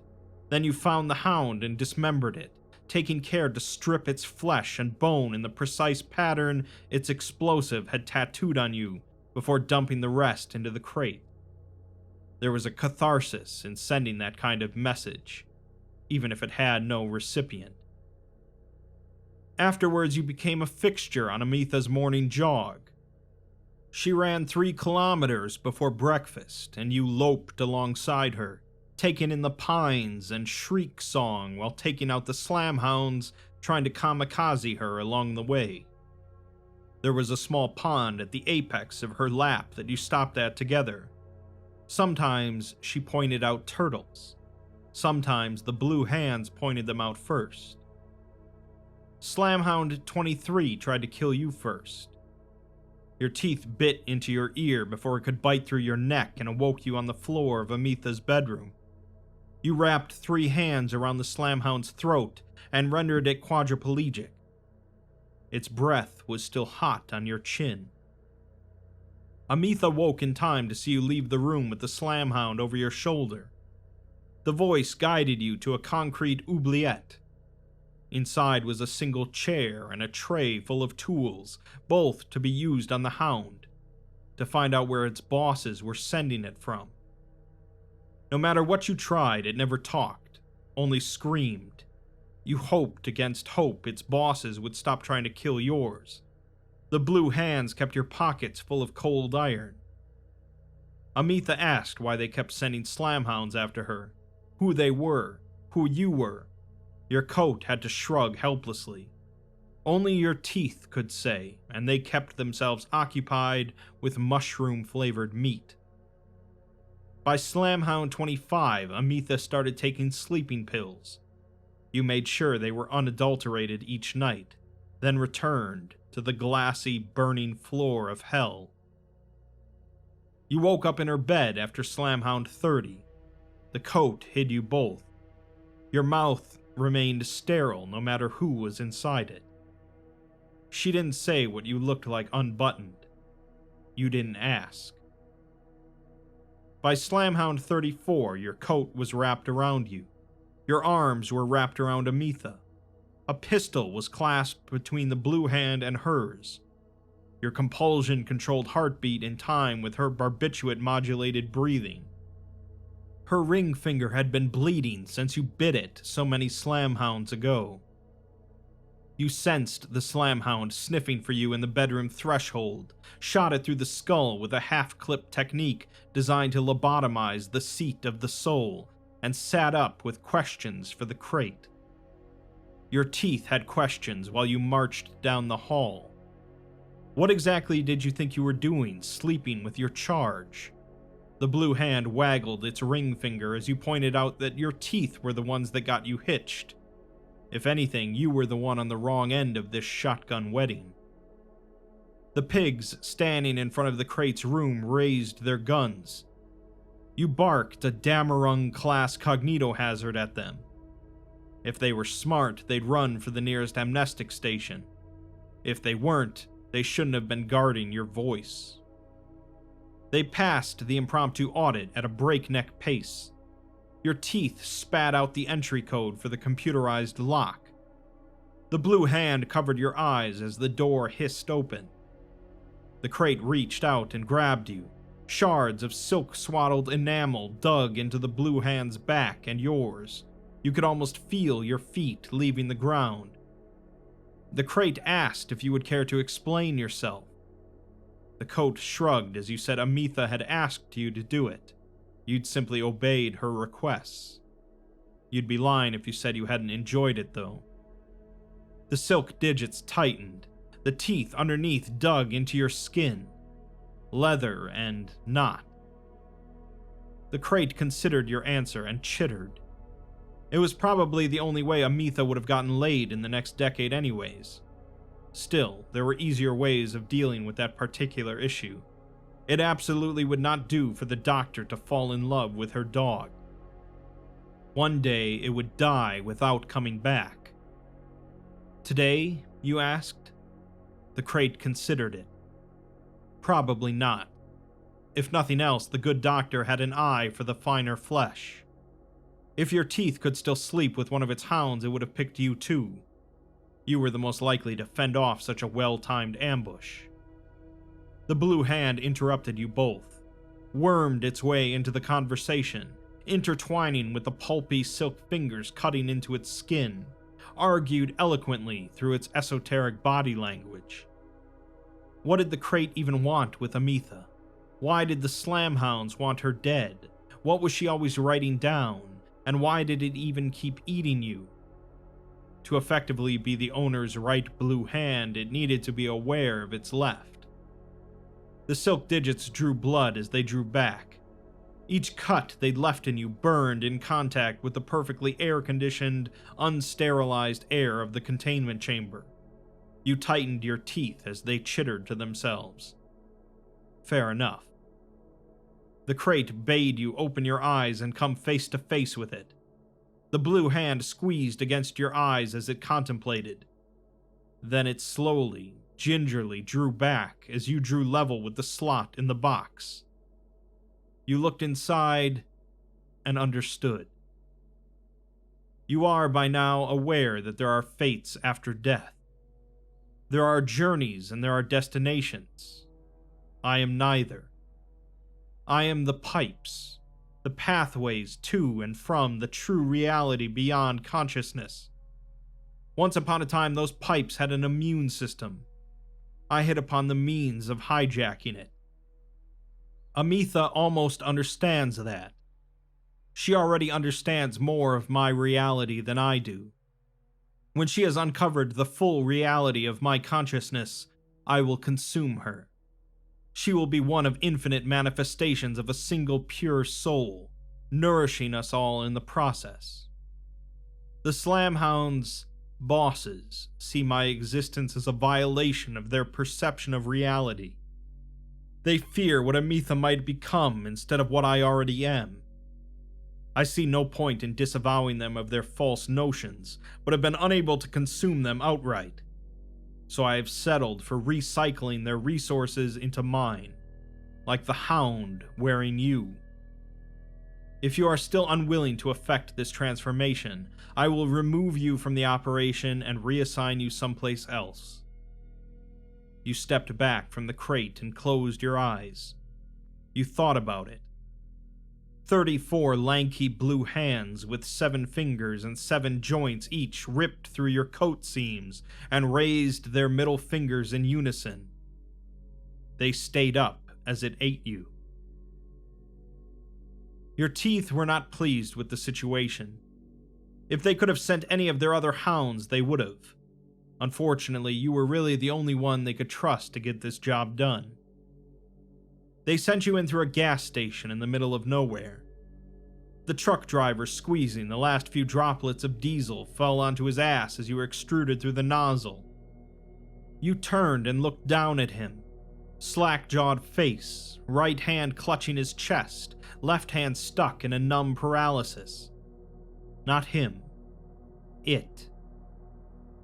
You sped things along by forcing your fuel-drenched hand down the Slamhound's throat. Another 2 minutes and it stiffened enough for the blue hand to drag its corpse under your coat. Your chest cavity roiled and burbled. For a moment you thought you would pop like a balloon. Then you belched. A half-dozen bone fragments and a blue truck key splattered onto the ground. The Slamhound riding shotgun had just enough time to turn and see you climb into the driver's seat before being stabbed in the throat and dragged into the coat. The blue hand re-emerged with a spotless steel key in its grip. You adjusted the mirrors while it started the ignition. Ametha called your codename through the grill in the back of the cabin. The blue hand squeezed its fingers through the grate and intertwined with hers. You flashed her a feral, fuel-covered grin in the rearview mirror. The stench of Slamhounds carried from upwind, a whole wild hunt of them. That was the trouble with the middle of nowhere. Anything could appear out of it. At least it was broad daylight. The lucky thing about the middle of nowhere was that nothing could hide in it. The Slamhounds followed the moon and its goddess. Your truck had a solar-powered battery and air conditioning. They were going to die of heat stroke before you. Unless they caught up to you first. Damn modern technology. Slamhounds would die of heat stroke on human legs. They ran much more efficiently on mechanical ones. Damn it, they were even water-cooled. Obsidian glass circulatory systems protruded from their chests and flexed at the joints. At least you had guns, lots of them. 3 of your hands took the wheel and pedals. 7 more hauled the rest of you out of the chair onto the roof of the truck cab. The coat rummaged through its pockets and found a lever-action shotgun that could spit out a row of teeth hard enough to punch through steel. The first Slamhound's fingers crunched into the steel-reinforced corner of the trailer. You wrapped a human hand around the shotgun fin and pulled. It barked like a dozen champagne corks and kicked like it too. Your gaze flitted to the side mirror for an instant. In it, the Slamhound lost pressure in its fingertips and fell from the truck. Shattered bits of shark teeth hung like stars against a sky made of black glass and blood. In the next instant, the Slamhound realized its heart had burst and finished dying. Its corpse fell under the truck's tires and split in two with a bang. You would just have to hope none of the tires popped under its glass bits, too. Even in death, these bastards were a pain in your ass. There was an ugly current in the air, trailing from out of nowhere back to the barrel of your gun. A second Slamhound emerged from nowhere and wielded slam magic against you. Slam magic descended from classical alchemy, much the same way fiber optic cables were descended from smoke signals. At the Slamhound's command, the shotgun slammed through the hand wielding it, atoms and all. A tiny nuclear explosion and ripple of blistered, irradiated skin traveled up your arms. The cancer demanded immediate treatment. The coat rummaged through its pockets and found both a bone prosthetic and the axe that had chopped the tool off a monster from a different star. You bit down on one hand. 3 more held the cancerous arm down. The 4th took the axe to it. It hurt like hell. There was morphine in another pocket, and another, and another. The blue hand finished cutting off the tumorous limb and chucked it at the closest slamhound in your wake. You rubbed the bleeding stump under the base of the bone prosthetic to give it a taste of your blood. Then you jammed it in place and waited for its teeth to latch in. They still hurt like hell. The bottom of the bone prosthetic woke up and secured its jawless mouth to your stump. It flashed hagfish blue and flared in alarm. Too late. Your blood was already seeping into it, hooking into its calcium tendrils and manipulating them as 7 digits of your will. The blood congealed and welded the bone to the blue hand. The bone hand fractured into 7 joints and 7 fingers by itself. You ignored the agonizing, stabbing pain with each flex of the false joints and rummaged around your pockets for something a little more explosive. The air changed scents. The antiseptic smell of laundered anomalous waste products. Site 19, somewhere in the distance. Another stink mixed in with it. Wet fur, steaming brass, meat frying on metal. The telltale odors of a slamhound pack. 5 more of them closing in, each fused to obsidian circulatory systems, steaming brass legs, and, utterly betraying their desperation, prosthetic muzzles made of cold burning iron. All the better to tear you to bits. The air became thick with damp and fungal spores. A cloying harmony of overwhelming and collective murder blanketed the space between the highway and the horizon. Where was that damn site? The 3rd slamhound's deep red muzzle cut through the gloom. You rolled and hung off the side of the driver's door, fumbling in your pockets for silver and iron. The blue fist closed around several rolls of silver dollars. Red's claws cut into the side of the truck. You exchanged glares as it clawed its way towards you. The silver dollars disappeared into your coat and rolled around your insides for several tense seconds. Red dynoed from the back of the trailer to the truck cab. You swung at it with your bone fist. At the apex of both arcs, the roll of dollars reappeared, clenched in your bone fist as it smashed against the slamhound's muzzle. Red's neck joint snapped and twisted like a vinyl record in midair. It ragdolled onto the asphalt and imploded under the wheels. The bone fist waggled its fingers like it was showing off a magic trick. You rolled your eyes and swung back into the driver's seat. 4 slamhounds left. You smelled them before seeing them, but still sensed them stalking you. They pounced, one at each corner of the truck cab. You pulled everything you had out of your coat and started blasting. 2 of them became 2-dimensional in fireworks of blood. The last 2 tore out the truck doors and started biting out your remaining limbs. You juggled both the steering wheel and the slamhound's flower-etched muzzles as they snapped at your throat. The walls of Site 19 rose from the center of the windshield like an aluminum mountain range. The fog seemed to pull away as it approached the site's sterile, reflective surfaces. The slamhound saw it and sensed the cold iron in the refinery's construction. They flinched and gave Amitha the upper hand. You and Amitha acted in tandem. As you shoved the slamhounds off of you, Amitha issued a series of slam commands to the steel composing the truck cab and trailer. A mouth with gnashing canines opened up and swallowed the falling hounds. They fell past Amitha's smug gaze in the trailer, through a second mouth that had opened up in the floor of the trailer itself. Then they crunched into the asphalt road below and were instantly crushed to bits under wheels carrying 18 tons of pressure. The tires had finally had enough of being punctured by exploding slamhound bits and popped violently. They wrested control of the truck from you and spun the cab into a tailspin, dragging the trailer behind it on a skid and then being dragged by the trailer's centripetal force. There was nothing you could do except crash.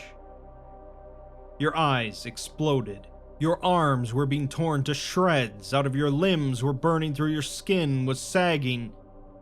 Your teeth recited a slam command that instantly blew out the inconvenient parts of your limbic system like fear and pain.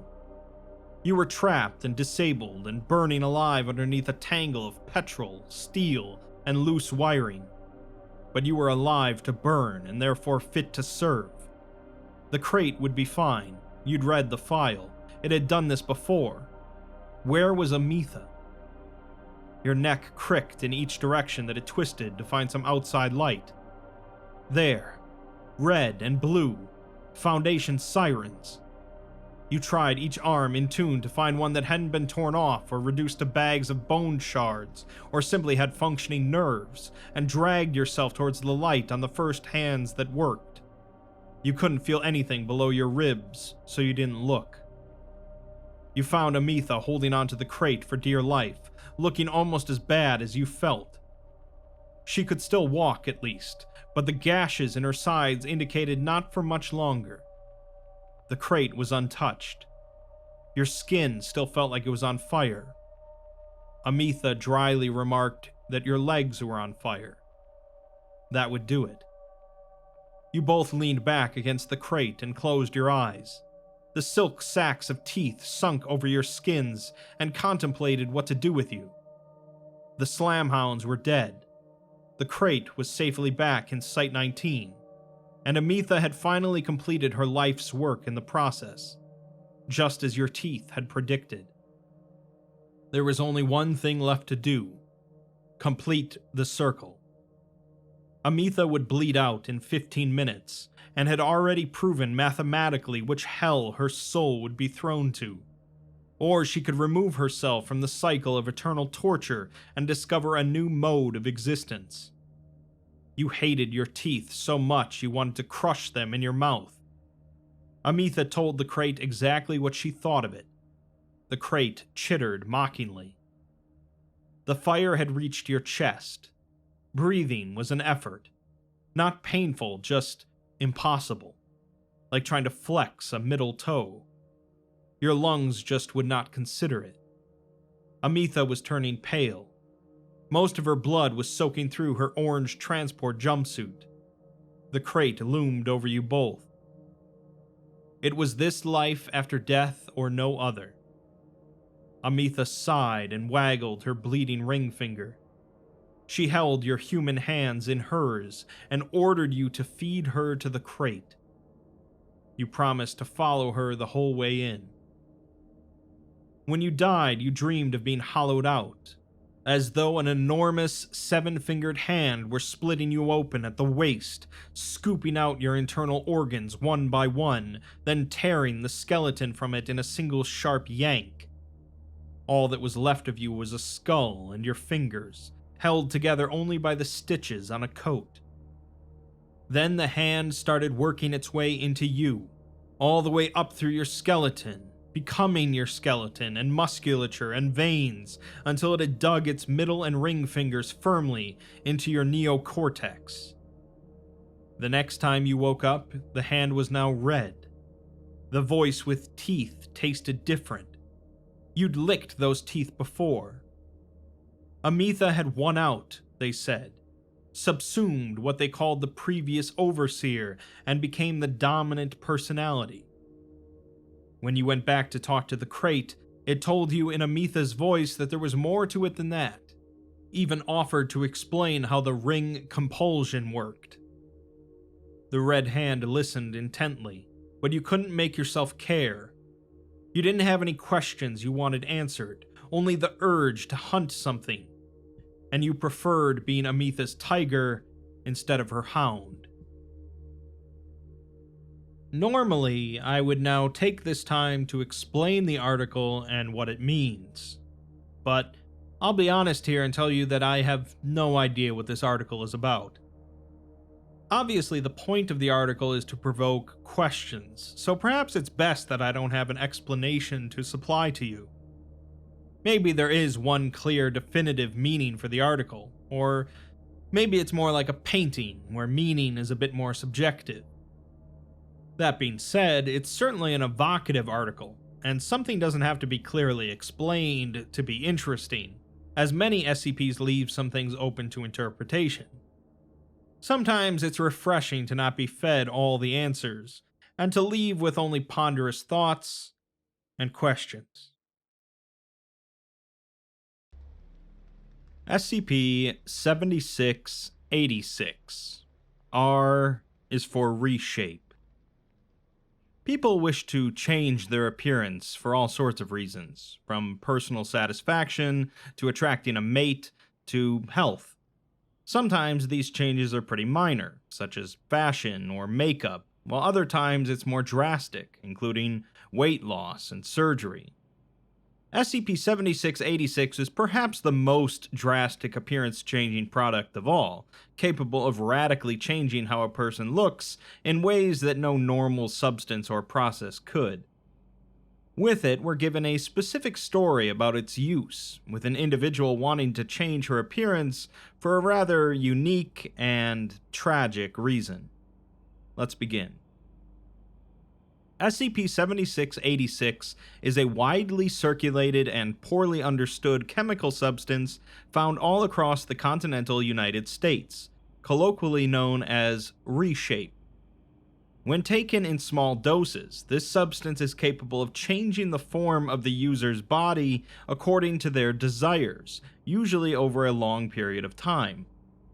The substance's side effects when ingested normally include fevers, severe body-wide pain, and chills.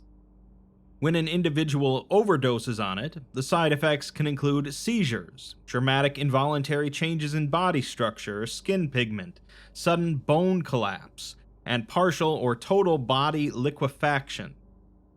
Though not addictive, the substance's effects can only be maintained over long periods of use and in escalating doses.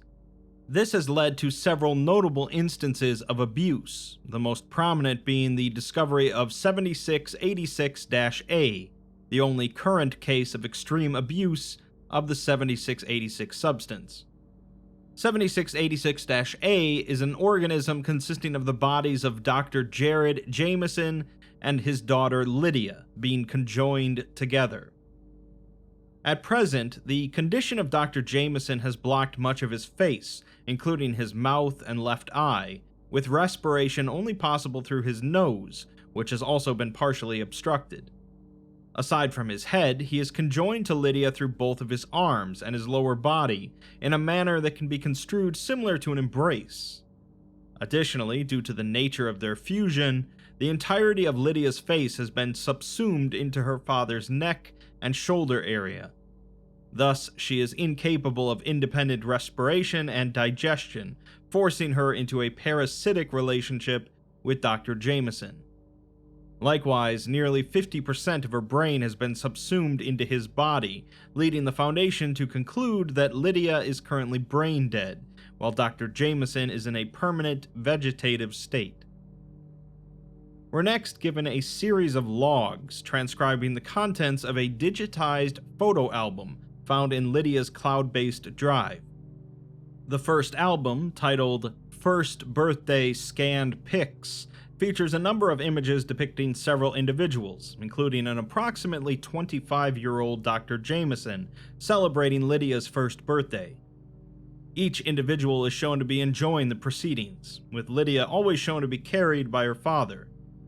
Despite the image's candid nature, several pictures feature Jameson looking at the camera and speaking, with this being particularly obvious in places where he is being photographed by a variety of other persons from a similar angle. The second folder is titled Scanned Pics Family Stuff and features a variety of subjects in a domestic, upper-middle-class setting. Each image depicts Dr. Jameson and Lydia taken from the perspective of an unknown person, with Lydia being estimated to be around 2 to 5 years old. The images include Lydia being given a bath by Dr. Jameson, her being guided to walk, and crying as Dr. Jameson rushes to her with a milk bottle in hand. Her sleeping in a crib, and Lydia at age 3 in a booster seat on her way to her first day of school, as well as her holding a certificate displaying her high grades. Other images include her at 5 years old at a recognition ceremony being awarded with several merits, her first day of first grade, her winning a statewide quiz contest, earning $2,000, and her winning a statewide spelling bee, winning $4,000. It's also noted that one image was deleted from the first birthday folder a week and a half after it was uploaded, consisting of a torn picture showing what appears to be a woman holding Lydia. Another image, not organized into any of the folders, entitled Love You Too Dad.jpg, features Dr. Jameson and Lydia at around 11 years old. The two are side by side and smiling, although Dr. Jameson appears to look tired, and it's noted that they seem to share many physical traits, more so than usual for typical parent-child likenesses. This is apparent in Lydia's brown hair and round face shape.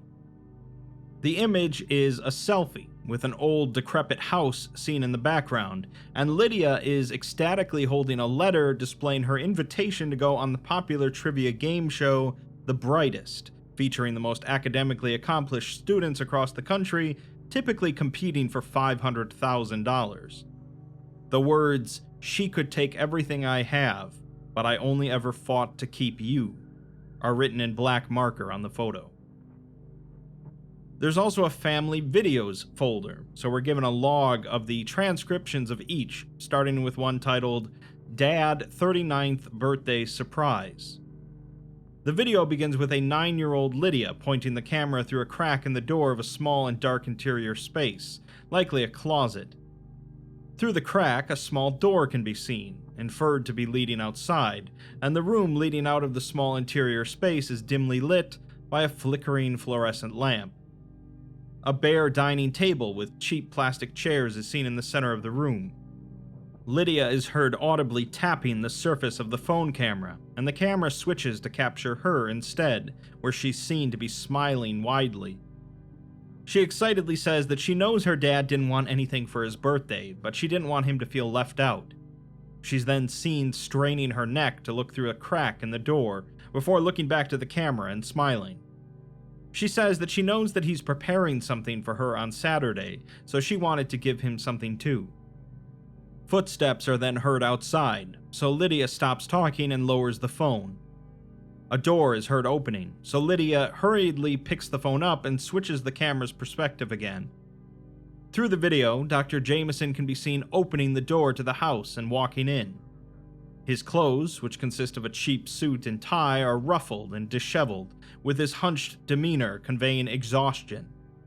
He tiredly calls out to Lydia, who's heard on the video quietly giggling to herself, and he removes his small backpack and places it on the floor, as well as his suit. He calls out to Lydia again and walks away from the closet. Lydia giggles again and steps out of the closet, quietly placing a small cupcake with a small burnt-out candle on the table. Dr. Jameson comes back into the room with an angry expression, which softens when he sees the cupcake, and shifts from worry to joy as Lydia starts singing Happy Birthday. A smile begins to form on his face, and he audibly sniffles as she finishes, before slowly tearing up. Lydia taps on her phone again, and the song Butterfly Kisses by Bob Carlyle begins being played. Dr. Jameson slowly walks in the direction of the table, picking up the cupcake and blowing out the candle. He's still heard sniffling as the two hug, and tells her that he had a bad day at work, so she has no idea how much this means to him. He then says that he told her that they'd make it, even without her mom. The two stay silent for a few seconds, before he says that they should eat the cake, as she has that show tomorrow, and he wants her to go to bed with a full stomach so that she can think properly. Lydia picks her phone up again, and tears are shown to be running down her eyes, which she wipes away. Dr. Jameson then tells her that he's proud of her, no matter what, to which she audibly sighs and smiles. She asks him even if she doesn't get the money, and Dr. Jameson is silent for several seconds before telling her to win for him and that he'll be believing in her every step of the way. He says to not think about the money, just think about winning. New tears begin to run down her cheeks before she wipes them away again and says that she'll make sure to buy him a bigger cake when she wins. The next video is titled Game Show, with 2 students seated at a table on a stage in a studio setting, a panel of judges facing them, and at least 200 people surrounding them. A host, identified as prominent game show host Lawrence Manzano, enters the stage in a gray suit, microphone in hand. He says that they have held numerous eliminations over the last few days, with 50 students entering and only 1 leaving. He then pulls out some cue cards and introduces their last 2 participants, the first being a girl named Rena Tan, and the second being Lydia Jameson. The crowd claps for each, but the camera begins to shake more violently for Lydia as Dr. Jameson cheers loudly. Manzano explains that they'll be entering the final elimination and proceeds to explain the rules of the contest. As he speaks, the words "battery low" begin to flicker at the top right of the camera as Dr. Jameson swears and stops the recording. Another video file from 15 minutes later shows a slightly different view of the stage as Dr. Jameson has changed position. Lydia and Rena are still seated at the table, and the score shows Rena as being 3 points ahead of Lydia. Manzano announces the final question of the contest, which will allow Lydia to win if she answers correctly, and the camera zooms in on Lydia's face, showing her to be clearly tense. The question is, what is the point on the Earth that is directly 180 degrees opposite of the zenith?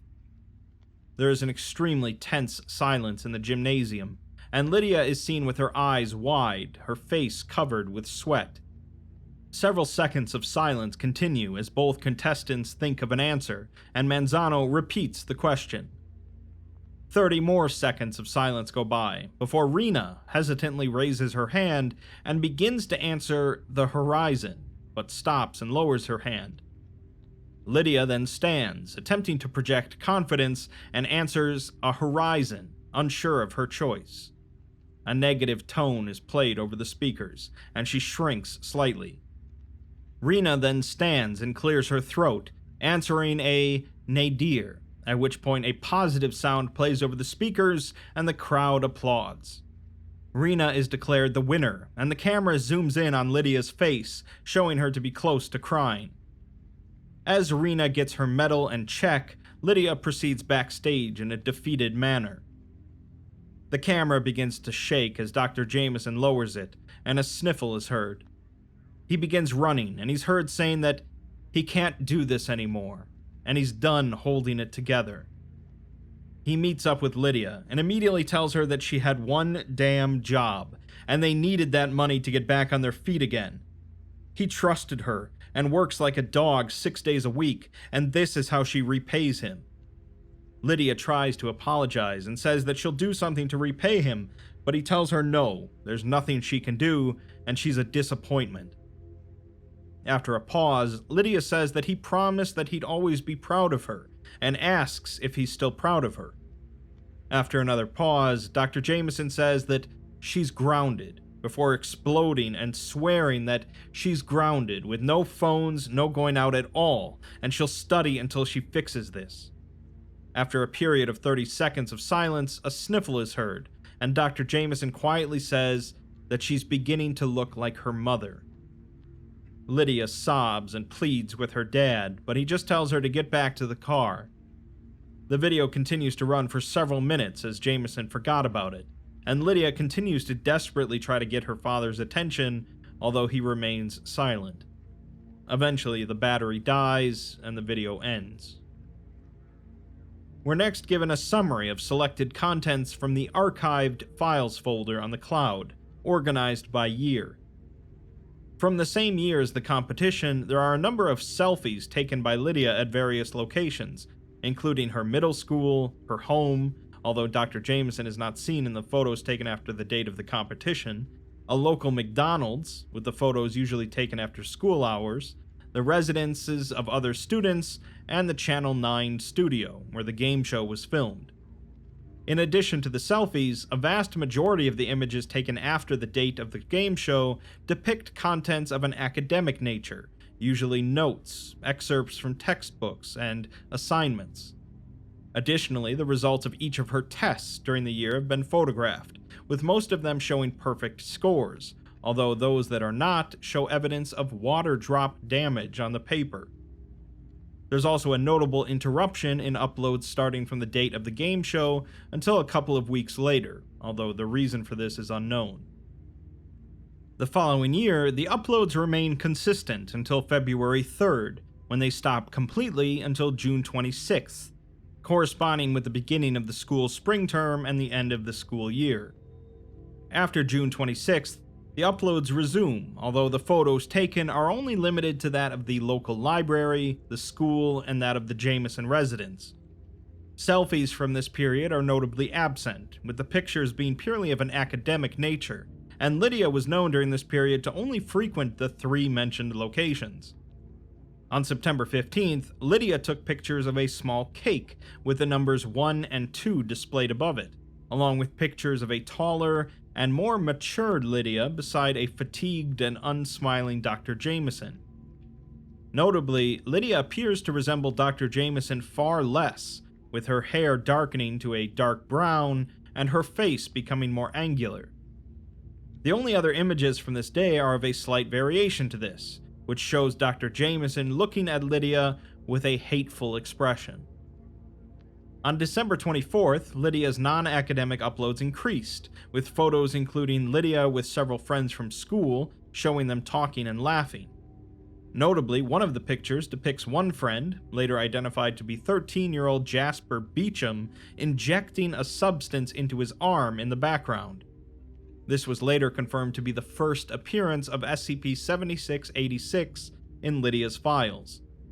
After December 24th, further output from her phone ceases until February 19th. After this, pictures of normal academic content resumes, although unusual content begins to be uploaded as Lydia begins to take pictures of herself in the mirror every day until June 28th. These new pictures are taken at the start of every day, usually at 7:30 a.m., and depict Lydia standing perfectly straight while holding her phone. Screenshots also begin to be uploaded of Lydia making contact with Jasper over text messages, usually concerning matters of money. Notably, on February 20th, Lydia's hair, which had darkened to almost black the day before, had begun to slowly lighten. Similar and subtle changes can also be seen on Lydia's cheeks, chin, and nose, which continues for several months, and by May 30th, Lydia's appearance has completely changed to once again resemble Dr. Jameson. Due to the gradual nature of the changes, it's assumed that they were thought by people surrounding her to have been a result of puberty. Unlike previous years, there are no periods of time where uploads from her phone cease, and further images of Dr. Jameson show him in a happier disposition, with the two even traveling together to a local park. Both Lydia and Dr. Jameson are seen laughing in the pictures taken of them on this day. On June 5th, further correspondence with Jasper ceases, which coincides with his sudden disappearance in relation to his juvenile delinquency cases, and he still has yet to be found. The following day, Lydia's appearance changes begin to revert, and by June 8th, her hair has completely darkened to black, with her face shape becoming sharper and more angular. Daily pictures cease at this time, and on June 9th, Lydia disappears. It's assumed that she is attempting to look for Jasper during this period, with pictures from the time being uploaded later upon her return, depicting the forest surrounding their town. By 7:30 p.m., Lydia uses the flash of her smartphone to take pictures in order to illuminate her surroundings. At 7:40, a picture of a remote wooden cabin is taken, and shortly after, a video is recorded. The video shows the wooden floor of a cabin, with one glass bottle containing a clear liquid placed off to the side. Heavy breathing is heard, presumably coming from the holder of the phone, and their fingers cross over the field of view of the camera multiple times as they attempt to presumably hold it properly. After several seconds of fidgeting with the camera, the phone is held up to show Lydia, panting with exhaustion. A plank of wood is held in her hand in a guarded stance, and her cheek is bleeding from a freshly made scratch. Her clothes are disheveled, with her shirt being torn in several places and dirt caking her face. Her hair, meanwhile, shows a rapid change from a bright brown color on the edges to a pitch black color closer to her scalp. She grits her teeth as she realizes the camera is pointed at her, and her expression is desperate. She tells Jasper to just give her some of it, as she needs it and she doesn't have much time. Jasper asks her what she needs it for, as she attacked him out of nowhere, and what she doesn't have time for. Lydia stays silent, her lip quivering as she takes several deep breaths. Jasper says that he has her phone now, and has this video, so the moment he sends it to the police, she won't have anything to hide behind. Lydia's expression changes to barely held-in anger, and she begins to quiver, telling him that she needs it to maintain her face. Jasper's breathing begins to slow as well, and he takes a step back, telling her that he doesn't care and she should leave. She continues to plead with him, but he yells at her to shut up, and says that he doesn't know what was going through her mind seeking him out like this and trying to knock him out. He's trying to get away, and he's not giving her anything, not after she attacked him like that.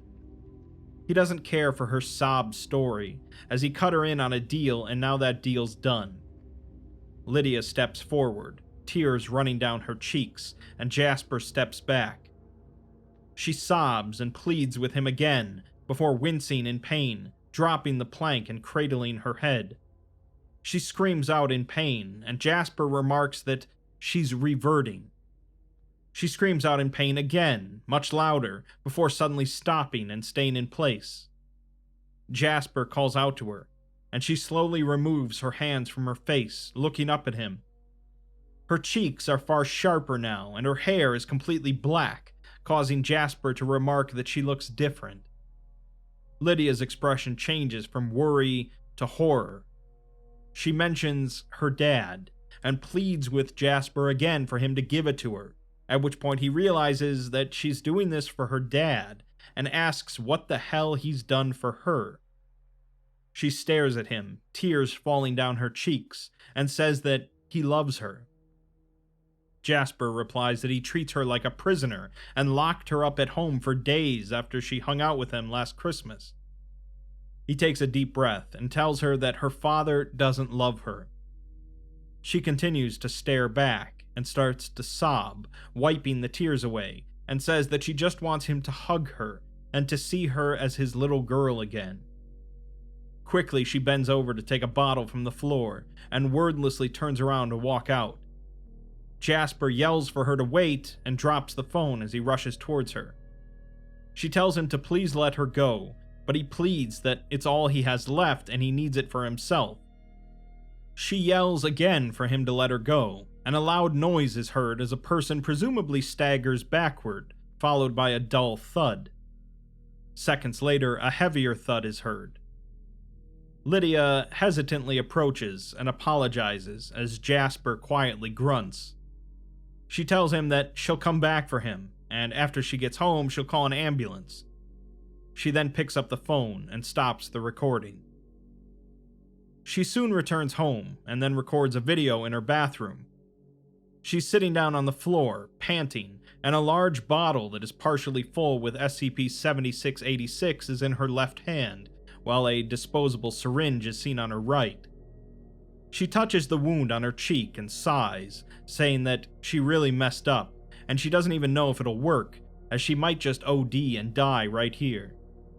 She's trying to hold back tears, and says that she tried so hard to get him to forgive her, as she knows that she wasn't able to get them the money.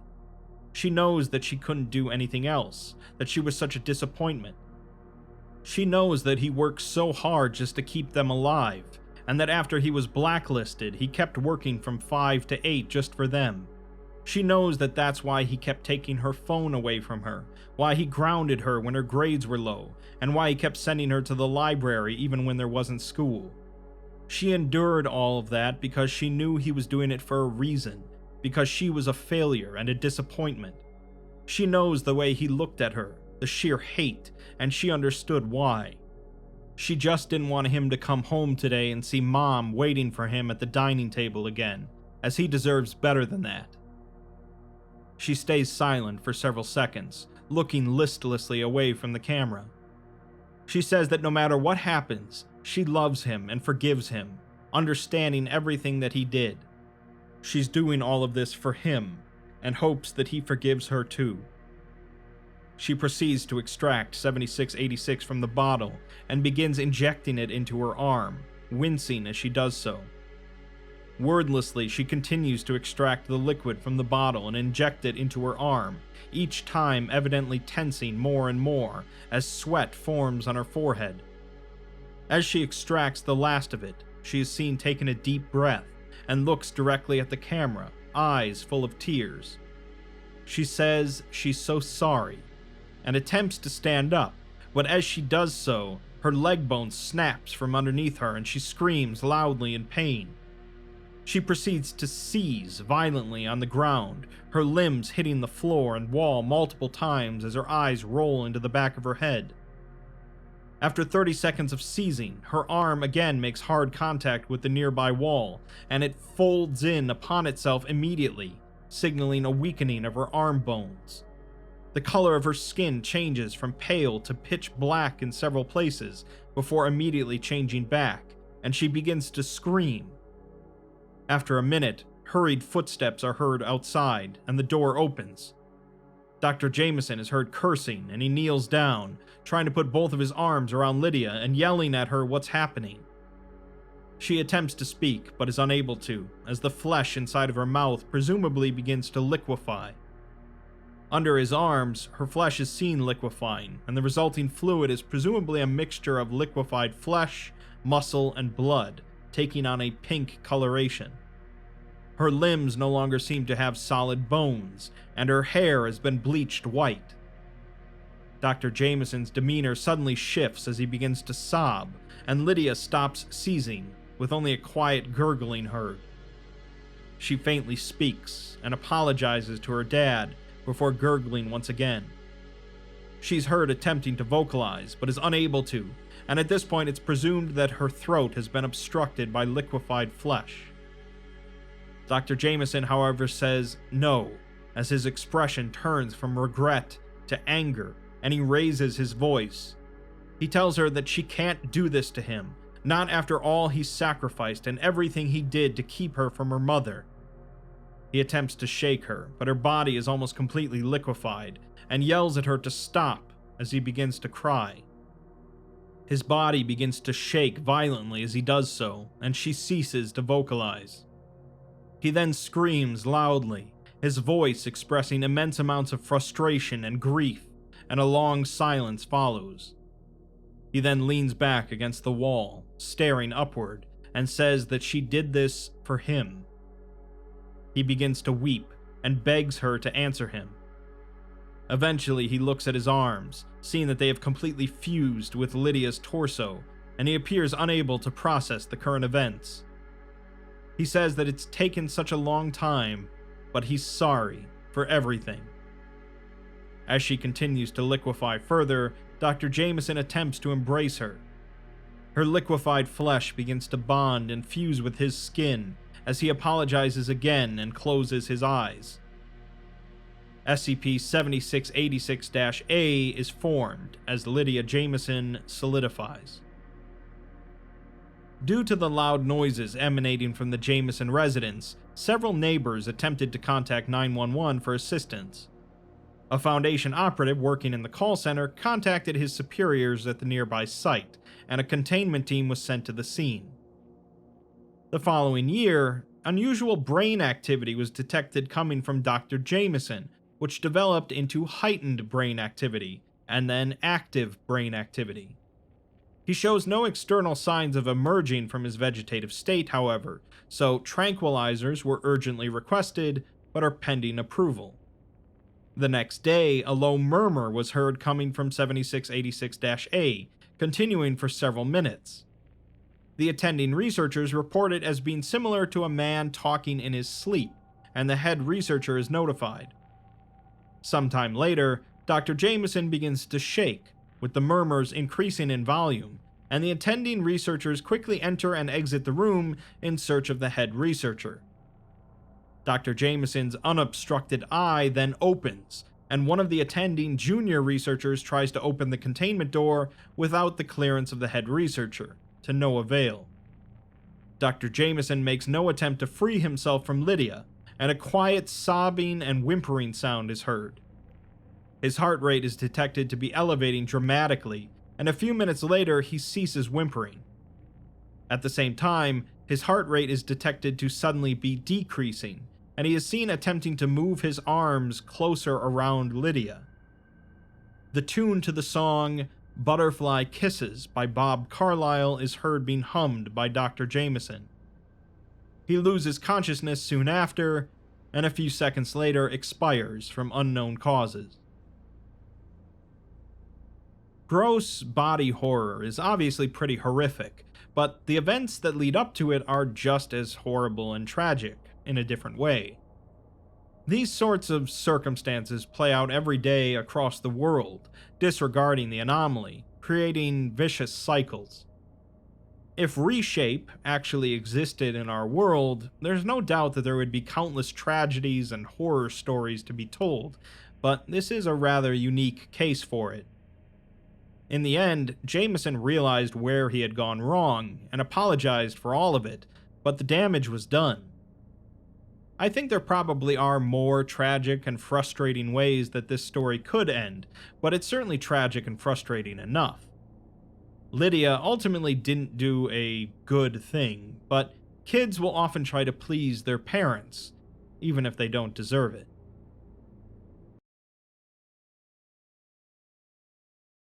SCP-7725.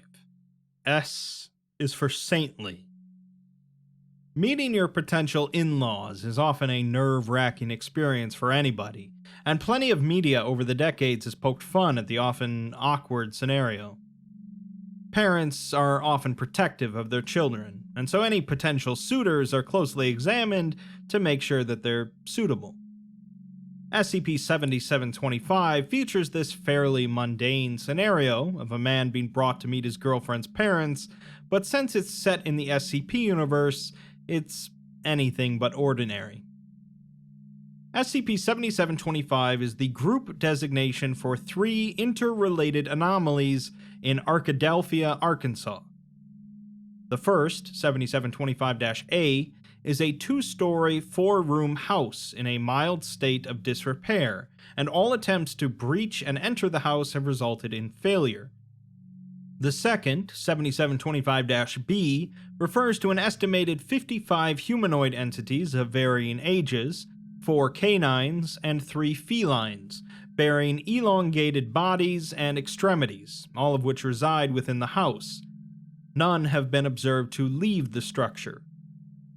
Third, 7725-C is a humanoid entity resembling a Caucasian female between the ages of 20 and 25, which manifests every 20 years during the month of November, whereupon it will exit the house. It behaves as a non-anomalous individual, and over the course of 6 to 11 months, it establishes itself as an active and prolific member of the local community's Christian religious organizations. During this time, it will court and seduce a male between ages 25 and 30 from said organizations, and will often make invitations to introduce their target to their parents, with the apparent purpose of converting them into a 7725-B entity. To date, all observed 7725-C instances have been found to possess the genetic material of prior iterations' victims. A D-Class was arranged to court a 7725-C instance for 11 months, and was outfitted with an audio-visual transmission device disguised as a necklace prior to entering the house. The girl giggles and says how excited she is for him to meet her parents. The D-Class replies that he's looking forward to it, and hopes that he can live up to their expectations of him. When the girl opens the door, however, the D-Class sees that the interior of the house is in disrepair, giving him pause. She urges him in, at which point he enters and she removes her shoes. A male entity appears, later identified as an elder version of a D-Class assigned to the prior C instance 20 years ago. The girl refers to him as Daddy and says that she brought James, who says that it's lovely to meet him. The D-Class begins to approach, but is stopped by the girl, who tells him to take his shoes off at the door. He does so and follows the girl into the next room, where he finds a twisting mass of elongated human bodies inside, intertwining in Archimedean spirals, knots, and tangles.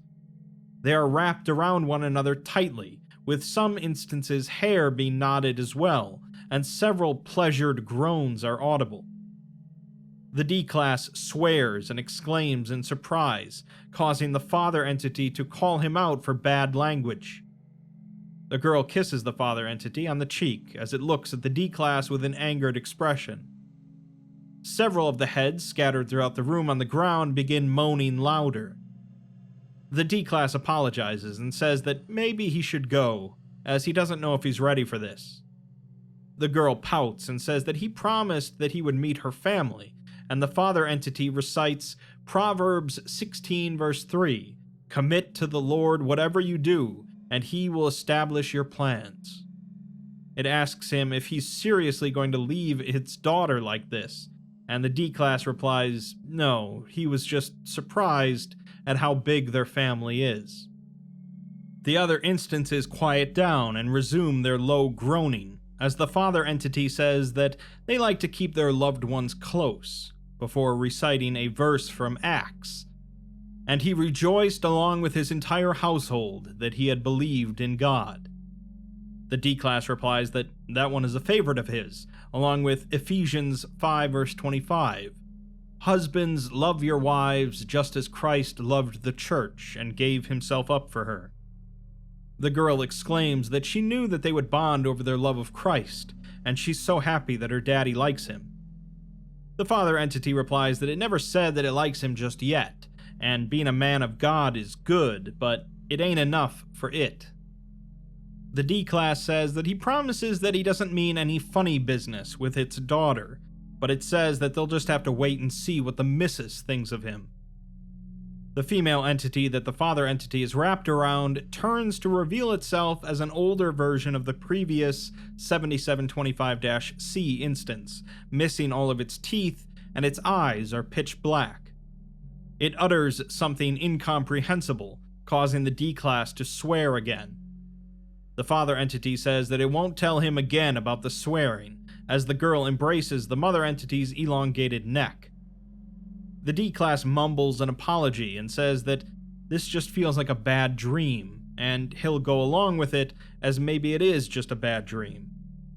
The father entity tells him how rude it is to mumble, so the D-Class apologizes again and says that he was just stunned by its wife's beauty, and if he didn't know any better, he would have assumed she was Janice's older sister. The mother entity says something incomprehensible again, and the father says that she's such a card. It also announces that dinner is almost ready, so it invites the D-Class into the kitchen, as the girl says that her mom made her special stew today. The father then tells the girl to put Fido up in his room so he doesn't beg at the table. The girl approaches the writhing pile of flesh and picks out the head of a dog. It licks its fingers and extends its elongated body forward as she exits the room with it. A few barks are audible as this happens, and the mother entity turns and moves its neck towards another room in the opposite direction. The father entity asks the D-Class if he wants to be with its baby girl. The two move towards the kitchen, stepping around the pile of twisting bodies in the living room. They enter the remains of a kitchen as several arms extending from the living room are grabbing bowls and setting them on the table, and numerous heads lay on the ground, moaning and groaning at a low volume. The D-Class says that that was the plan, causing the father to ask if he suddenly doesn't love its daughter.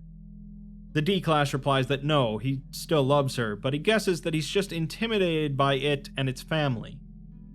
The father says that it's not here to judge him, as that's something only the Lord himself can do.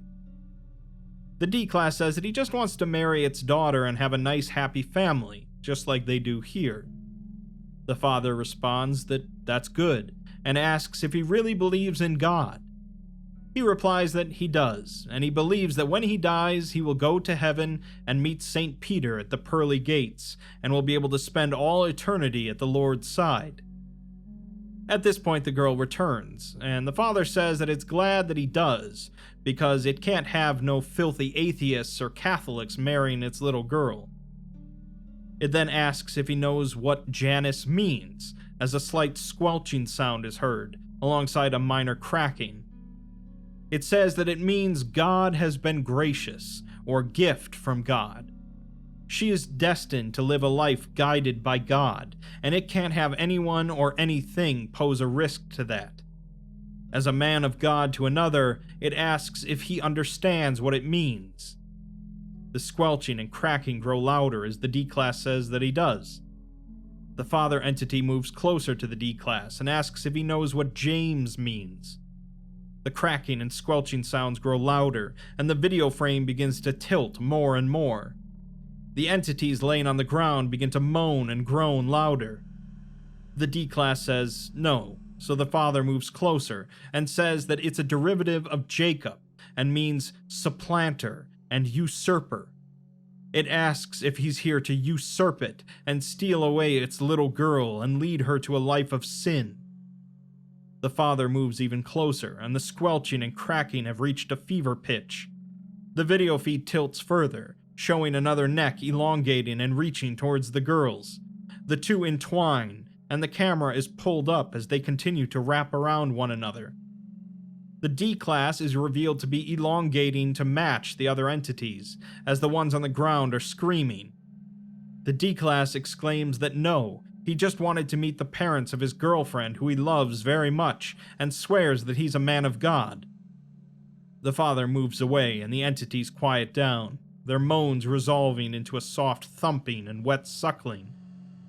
It tells the D-Class to relax, as it's just pulling his leg, and welcomes him to the family.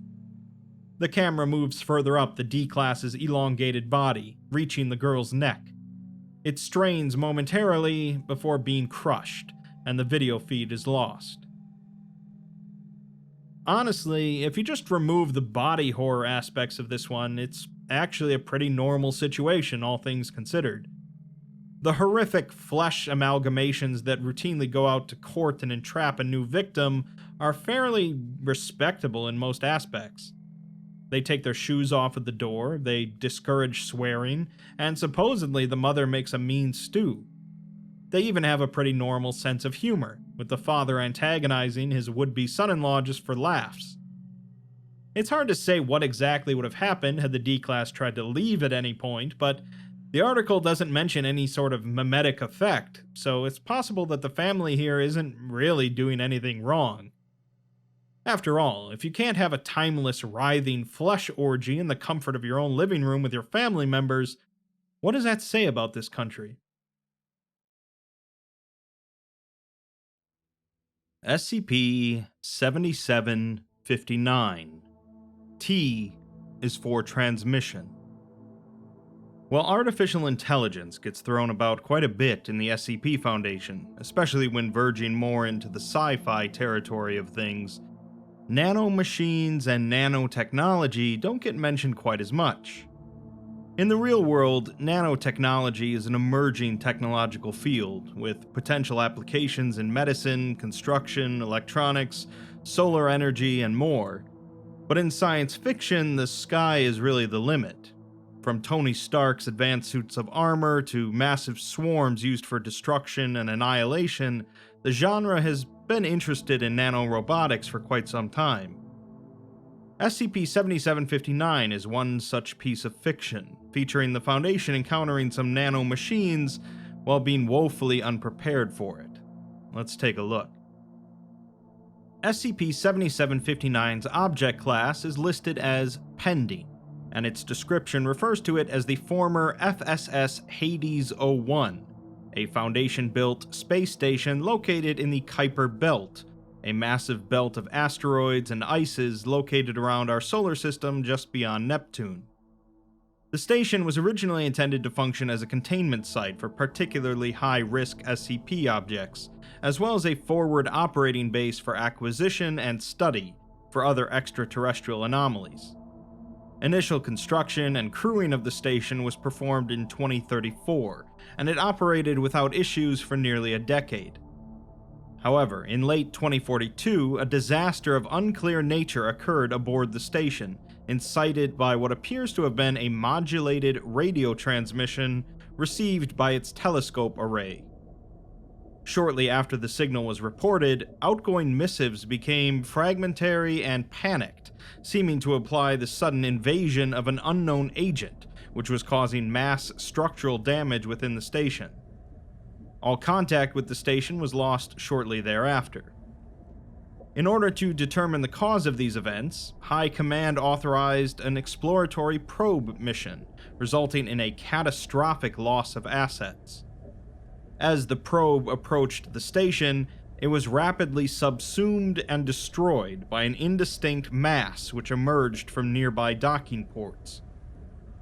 The current belief is that the station has been integrated with or assimilated by a swarm of extraterrestrial nanotechnology. These devices are self-replicating at a rapid rate and drastically altering the station's layout, repurposing existing infrastructure in addition to fabricating entirely new additions via raw materials from nearby asteroids. The full extent of the modifications are unknown, but the Foundation has determined the following. The exterior of the station has been heavily reinforced with layers of metal shielding, presumably sourced from ore-rich asteroids. Numerous clusters of radio equipment are installed across the hull, and it's estimated that 50% of these emitters are active at any given time and broadcasting to unknown parties.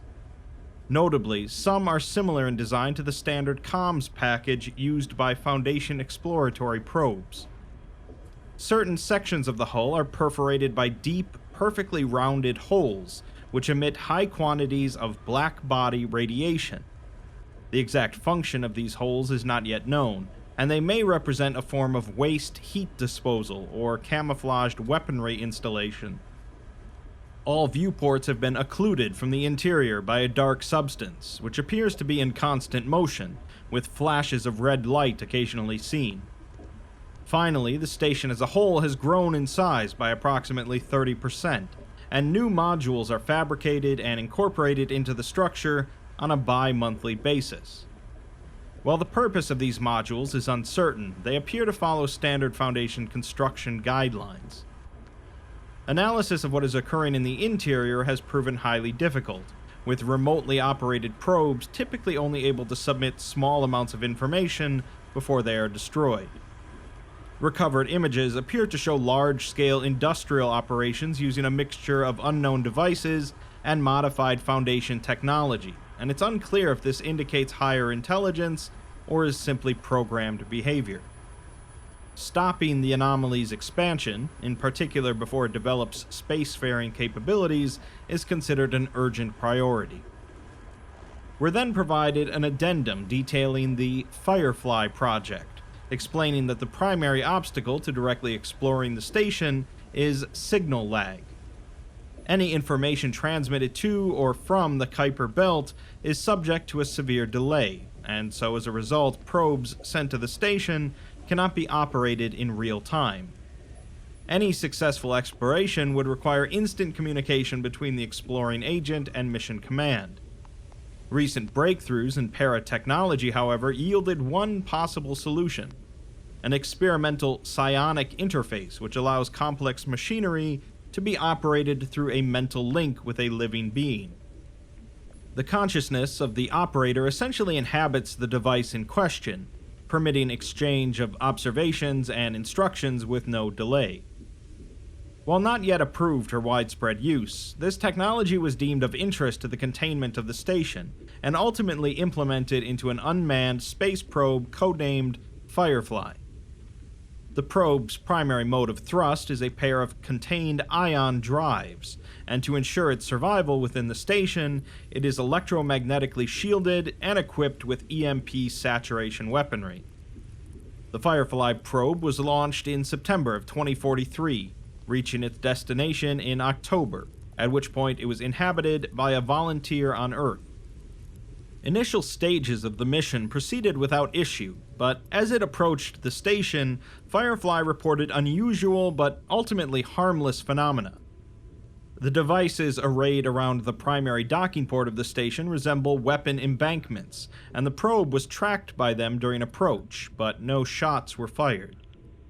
The person operating the probe stated that they experienced a sensation of being watched, but it was most likely psychosomatic. A red light is observed within the station, but the source cannot be determined. Firefly's EMP weaponry proved to be highly effective against the nano-constructs inhabiting the station, and the probe was able to largely avoid any damage. Over the course of its exploration, it noted a number of unusual occurrences. The layout of the station is highly variable, with station modules relocating frequently, often with no regard for their inhabitants. The behavior of the nanites is inconsistent, with some just passively observing, while others responded to the probe's presence with overt hostility. It passed through the Botanical Bay, finding that the hydroponic planters have apparently been maintained meticulously, but are all empty. Almost all of the heavy containment cells are vacant, except for 2. The sole contents of these were inert piles of regolith, rocky material covering bedrock. Several humanoid constructs were occupying the research bay, engaged in mutilating one another with makeshift tools. After further observation, it seems that the constructs are mimicking a dissection. The inhabitants of the station began to exhibit increasing hostility over time, taking more drastic measures to destroy the probe. Reports became brief and vague as the danger of the situation escalated. Widely distributed swarms of nanomachines were deployed, with EMP saturation only effective at close range. The outer chassis of the probe began incurring gradual erosion damage, apparently on a molecular level. It proceeded through the data center of the station, finding all of the computer servers subsumed by metallic growths, composed of interlocking plated segments and lengths of fiber optic cabling. These are presumed to be large-scale nanite constructs, and they appear to slowly undulate, although this could be a visual artifact of the footage. The rightmost sampling arm of the probe is severed by an abruptly closing bulkhead, and shortly after, the probe is attacked by around 200 fabricated copies of its sampling arm, emerging from wall seams and exposed circuitry. This results in heavy damage to Firefly, so it flees to the auxiliary airlock. Unfortunately, after traversing the station for a while, it's unable to find it, as the station continues to be restructured.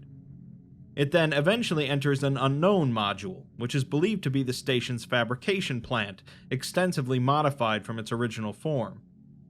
At this point, visibility is suboptimal, and there's a high density of nanite swarms and macro-scale constructs, with some appearing similar to the lost sampling arm. These are restricting the drone's movement and gradually pulling it forwards. There's a glaring red light ahead, and the operator on Earth requests assistance or guidance. The light source is revealed to be a massive pillar composed of nanites, the surface of which is shifting and rippling. Fabrication devices appear to have been integrated into its interior, and their constant activity produces the red light seen earlier. There are occasional bright flashes accompanied by a high production of nanites. The operator urgently requests assistance, but continues on as the center of the pillar opens up. The arms are lifting the drone towards it, and the operator pleads for assistance before beginning to seize and thrash uncontrollably. They were quickly restrained by attending personnel so as to prevent self-injury, and it was found that due to an unprecedented amount of negative sensory input, the operator's mental link with the drone could not be severed without risking severe psionic backlash. They were remanded to the medical wing and kept under watch. The subject remained entirely unresponsive to outside stimuli, displaying only brief periods of lucidity during their seizures. We're given the coherent excerpts that they managed to get out of the subject. In one, they say that there's probably a good reason that they haven't brought them back yet, but report that they can't see, and 1,000 needle teeth are eating them alive.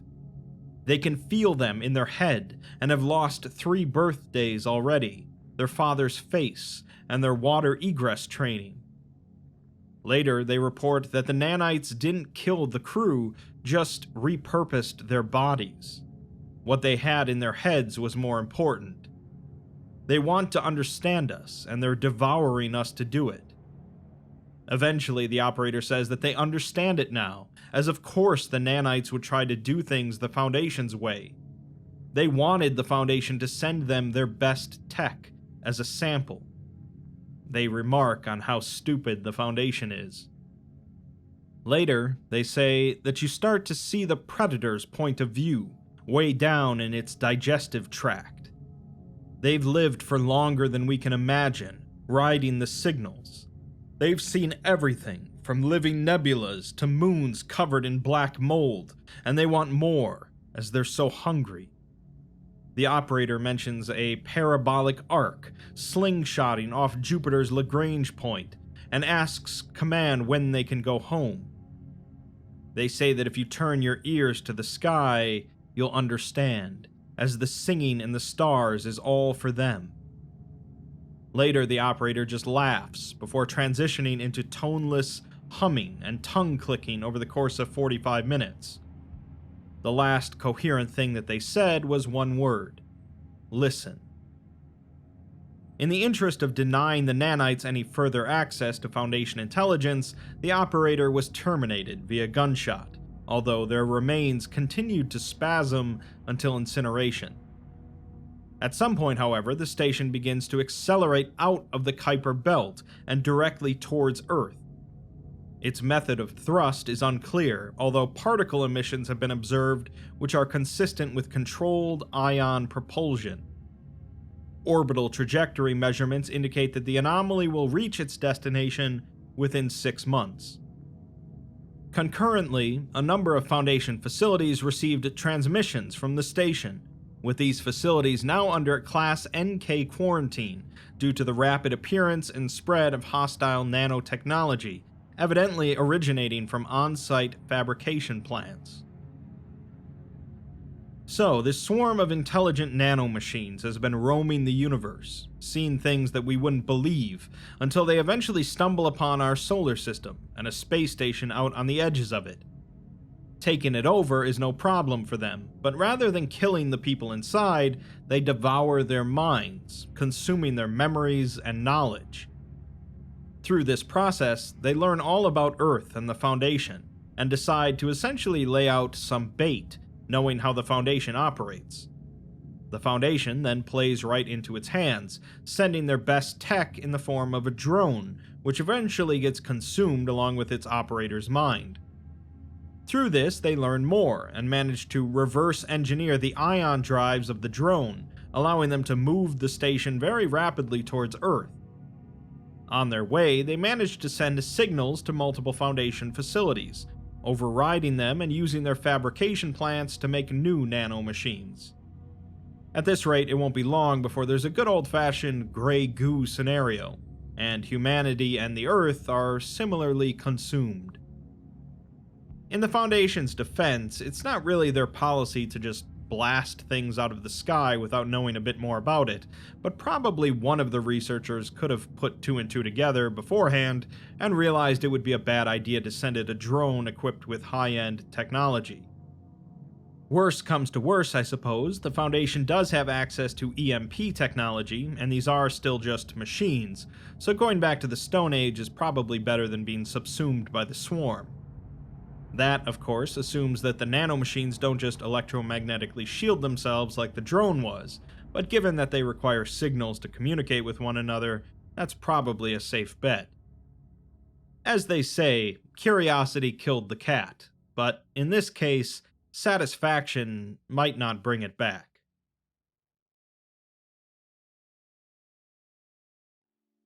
SCP-7795. Th is for 13. As I've said before, working for the Foundation is generally a pretty rough job, whether you're a field agent sent into an unknown dimension filled with potatoes, or a researcher assigned to a mindless killing machine or a horrific disease. It seems that sometimes, though, the SCP universe saves the really bad stuff for the average person, hitting them with a horrible situation with no warning and no reason. SCP-7795 involves a young girl being afflicted with a very, very rough condition, and the Foundation attempts to solve the problem before it's too late. SCP-7795 has the rather unique object class of Dependent, meaning that the anomaly is legally dependent on the Foundation, and is listed as a 12-year-old girl named Mia. Every year, on October 24th, the date of Mia's birthday, she invariably dies. The day following her death, she will materialize in her bed, having de-aged exactly 1 year, whilst retaining all memories of the previous lost year. This results in an annual looping effect, and all attempts to impede or mitigate the effect have resulted in failure. Efforts to suppress Mia's memories of the event have similarly proven futile. To alleviate the compounding physiological and psychological effects associated with this event, Mia has been provided a Foundation therapist, who has successfully convinced them that their birth date does not coincide with the event. Despite this, her mental health continues to deteriorate as her deaths become increasingly traumatic. We're then given a notice from the Ethics Committee, informing us that the following documents denote gruesome depictions of the mutilations and deaths of a child, and should one read through these documents and find themselves negatively affected by their contents, the Absolution from Volatile Knowledge Act allows any employee not directly involved with an anomaly to seek out immediate amnestic treatment.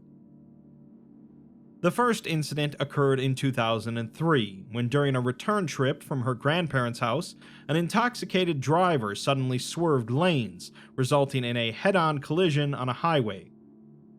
Both the offender and Mia's grandparents were killed on impact, whereas Mia's stomach was pierced by multiple pieces of glass. Despite medical professionals arriving on the scene in less than 10 minutes, Mia bled out after only 7.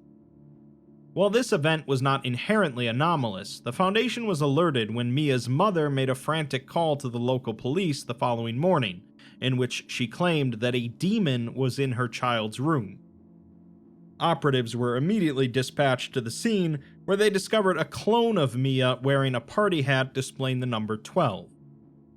Due to the child's own distress and panic, alongside that of the mother, they were swiftly taken into Foundation care. Mia was classified as SCP-7795 and moved into a humanoid containment chamber. Since entering Foundation custody, Mia has expressed severe confusion, due in part to both memories of her death and her sudden detachment from her parents and friends. As her anomaly is not yet understood, and Mia is considered deceased outside of the Veil, she has been amnesticized of all familial connections and other recurrent stressors. Attempts to remove memories of her death have failed, however, though she has since been persuaded that it was simply a nightmare. The research head on the project, Rebecca Larson, hopes at the time that this is just a one-off anomaly, as she still has her entire life ahead of her, and she'd prefer it if she spends it outside of a cell. As per standard human containment protocol, Mia may be provided with typical amenities at her request, within reason. So far, she has requested multiple outfits, a television set, a bookshelf with multiple books, a stack of paper, and multiple packs of colored pencils, all of which were approved. Of course, on October 24th of the next year, Mia suddenly began choking while eating lunch in Site-37's central cafeteria. Multiple nearby personnel immediately responded by performing the Heimlich maneuver, resulting in the breaking and fracturing of 4 separate ribs, though ultimately this proved futile. Mia expired 6 minutes later due to both a lack of oxygen and internal bleeding caused by a fractured rib puncturing a lung. The following morning, she rematerialized within her containment chamber, having once more de-aged a year. Similarly to the aftermath of her first revival event, Mia expressed confusion and disorientation, alongside a noticeable apprehension towards eating. Attempts to convince her that this occurrence again was simply a nightmare showed tentative success, but Rebecca has doubts that such success will continue in the future. Her team has suggested the implantation of multiple similar nightmares throughout the intermittent year of each event to help in disguising the actual occurrence, but she won't put a child through dozens of pseudo-deaths for the sake of upholding a lie. She deserves the best of them, not the worst. The protocols for Mia got updated so that at least one staff member must supervise her at all times on October 24th, and should she start to be affected by the death event, the staff member is to immediately notify MTF Zen 13 for medical aid, who remain within 100 meters from her at all times between October 23rd and 24th. On the next October 24th, at 12:51 p.m., a breach occurred at Site 37, involving 7 Euclid and 4 Keter-class anomalies. As such, standard lockdown procedure was enacted, including a site-wide lockdown, resulting in Mia being locked within her cell for the duration of the event. 27 minutes later, the breached sectors were flooded with parasedative gas, though an error in the dispersal technology resulted in Mia's cell also being flooded with the gas. Due to the presence of various nerve agents, Mia expired after 2 minutes due to suffocation. The breach was summarily contained just 3 minutes later. Following her revival, Mia expressed acute symptoms of multiple breathing ailments, the foremost being asthma. While time and therapy will likely remedy such symptoms, Rebecca worries that this is just a warning of things to come. Mia has already expressed a subconscious dread of the 24th, and Rebecca hopes that her deaths don't lead to future conditions. Her team continues to suggest the implantation of nightmares, but she will deny each and every proposal. Pain for the sake of future relief is a foolish notion to force upon a child, as she's already going through enough. On the following October 24th, at 3:47 p.m., Mia was spending recreational time in the outdoor sector of Site 37, alongside the children of a couple of researchers, when a thunderstorm suddenly formed. Due to its rapid appearance, the children were unable to be called in before Mia was abruptly struck by lightning 6 times in a row, the first of which also managed to injure one of the other children. Mia expired immediately following the 6th impact, while the other child was paralyzed from the hips down.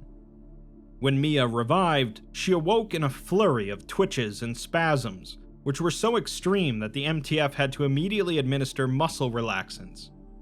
Even days later, her hands continued to tremble.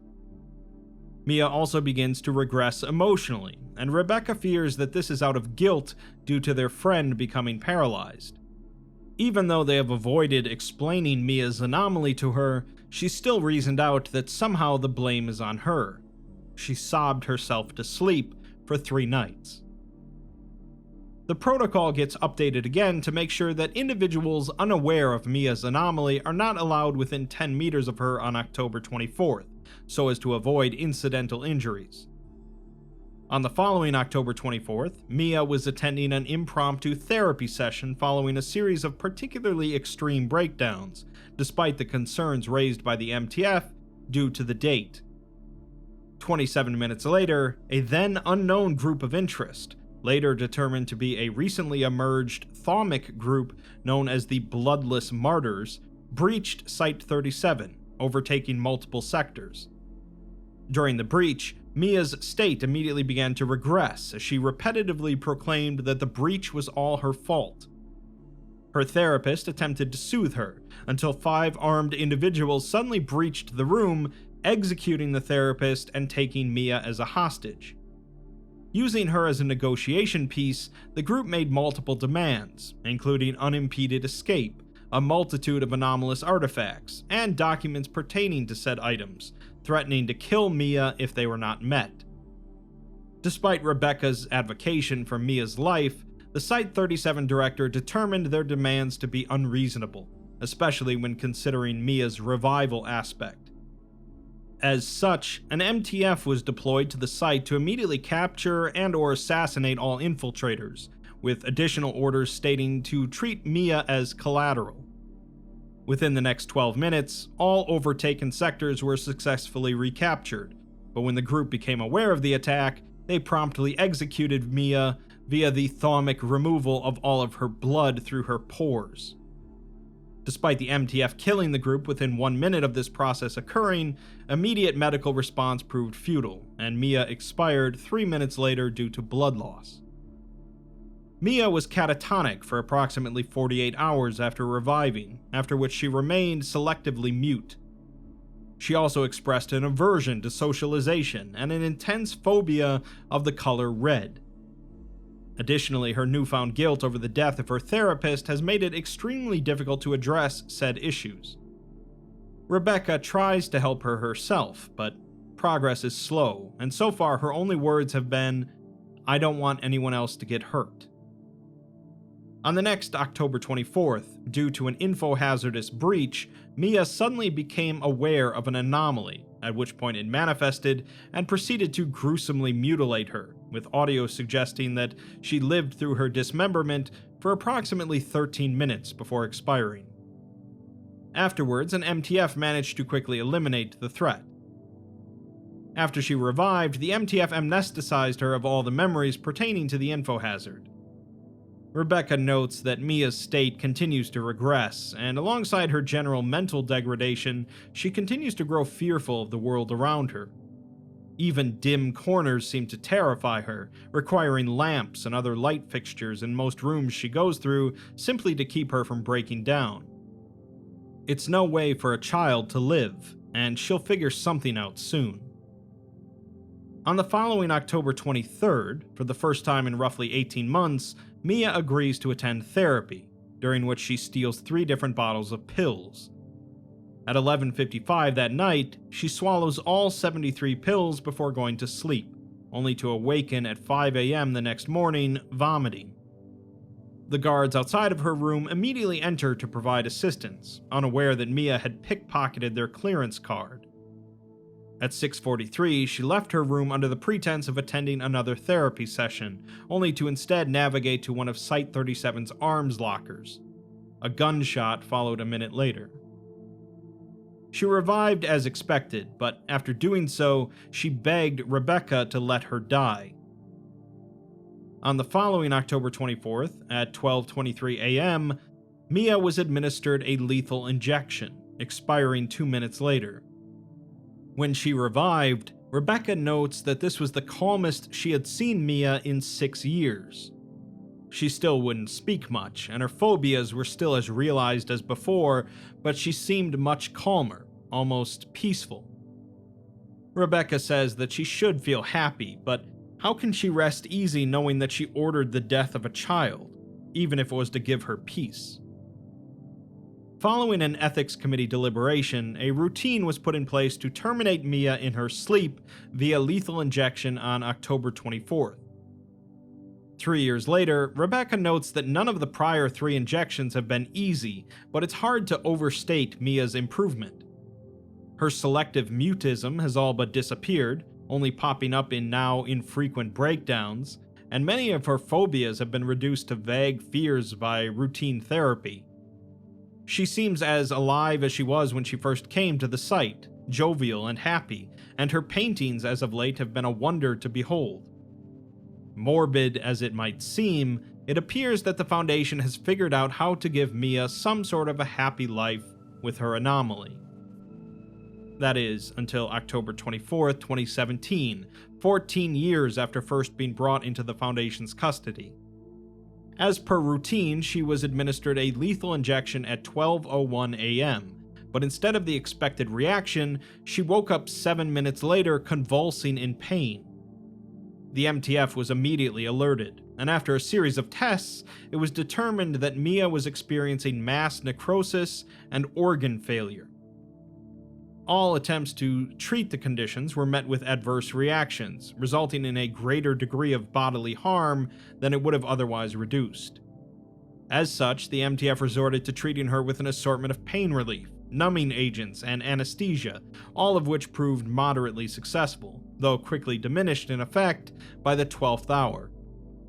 Mia lived through this pain for over 18 hours, notably much longer than her condition should have allowed her to, most of which she spent sobbing, writhing, and screaming, causing her vocal cords to rupture and most of her skin to be rubbed raw.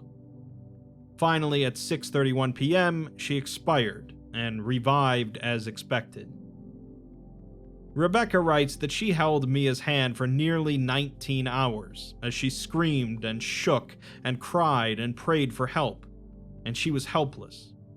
All she could do was sit there and hope that her pain would end for hours and hours. Since this incident, Mia's state has greatly regressed, further even than her state prior to the lethal injection program.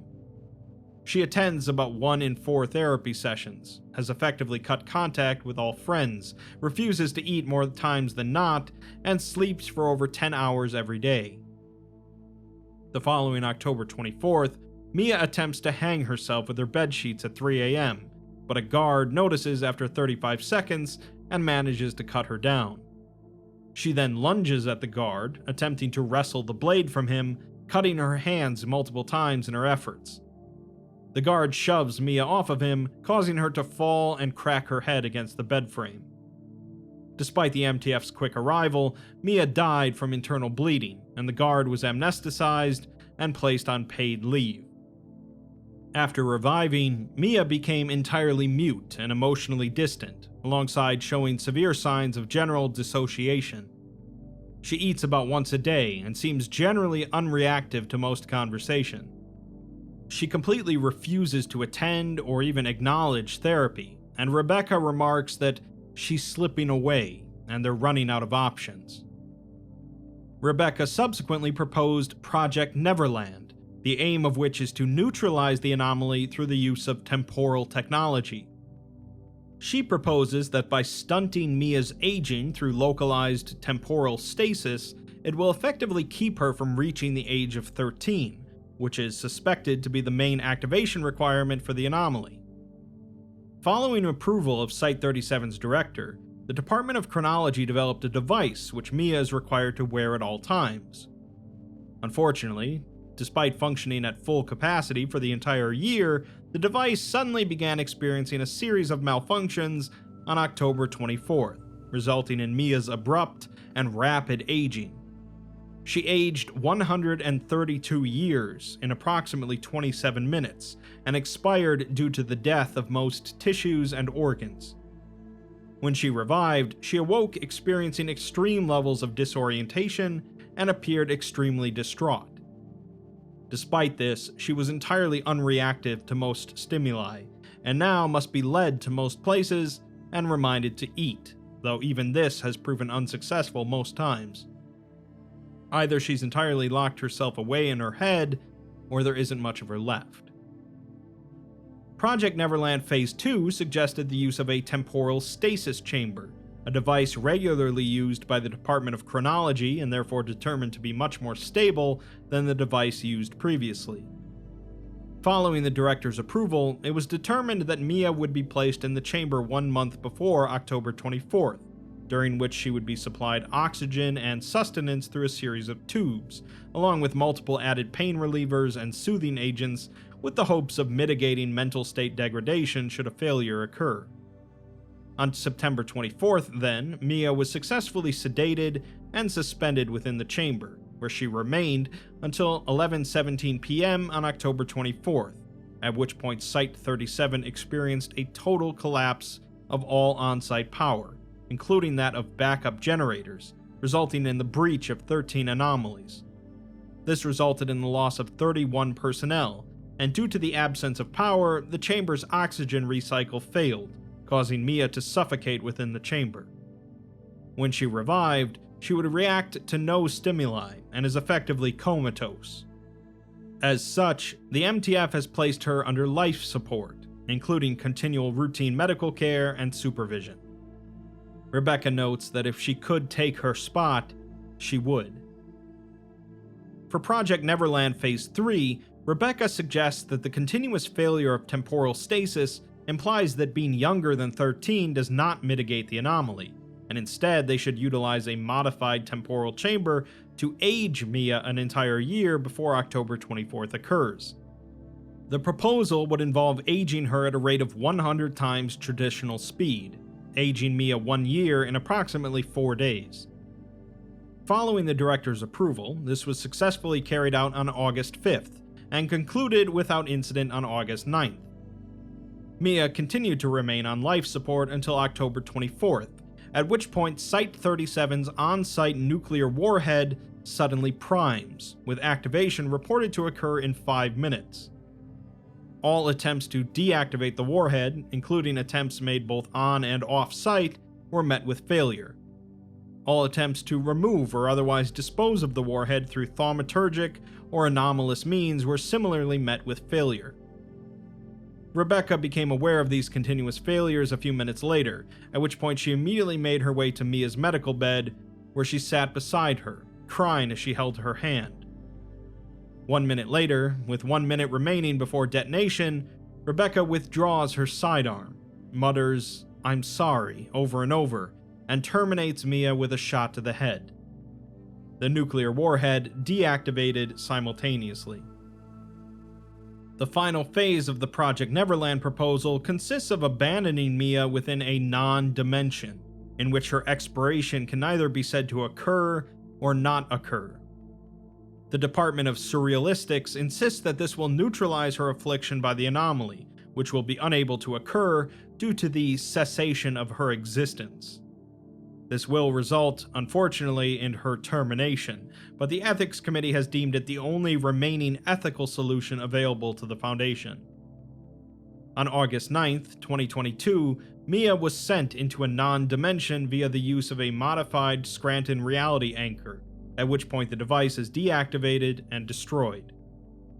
The revival event has yet to occur, and Rebecca leaves a final note, writing that she's sorry that they could not save her, and to rest well. While the Foundation is occasionally portrayed as cold and cruel, I think they really did pretty much everything they could here to try and solve Mia's condition, especially Rebecca. It's hard enough for people in the real world that have to experience unpreventable horrors afflicted on certain individuals, especially if they're children, but the SCP universe really just amps things up. Presumably Mia is now as close to dead as anyone could really get, and the horror isn't stacked on top of that by making her conscious of anything, but it's still not really a happy ending. We're never really told what caused this anomaly to afflict Mia out of anyone else on Earth, or how exactly it worked, but much like the real world, horrible things happen to people for no reason all the time. At the very least though, as bad as it is, in our world, a person only has to go through a horrible death one time.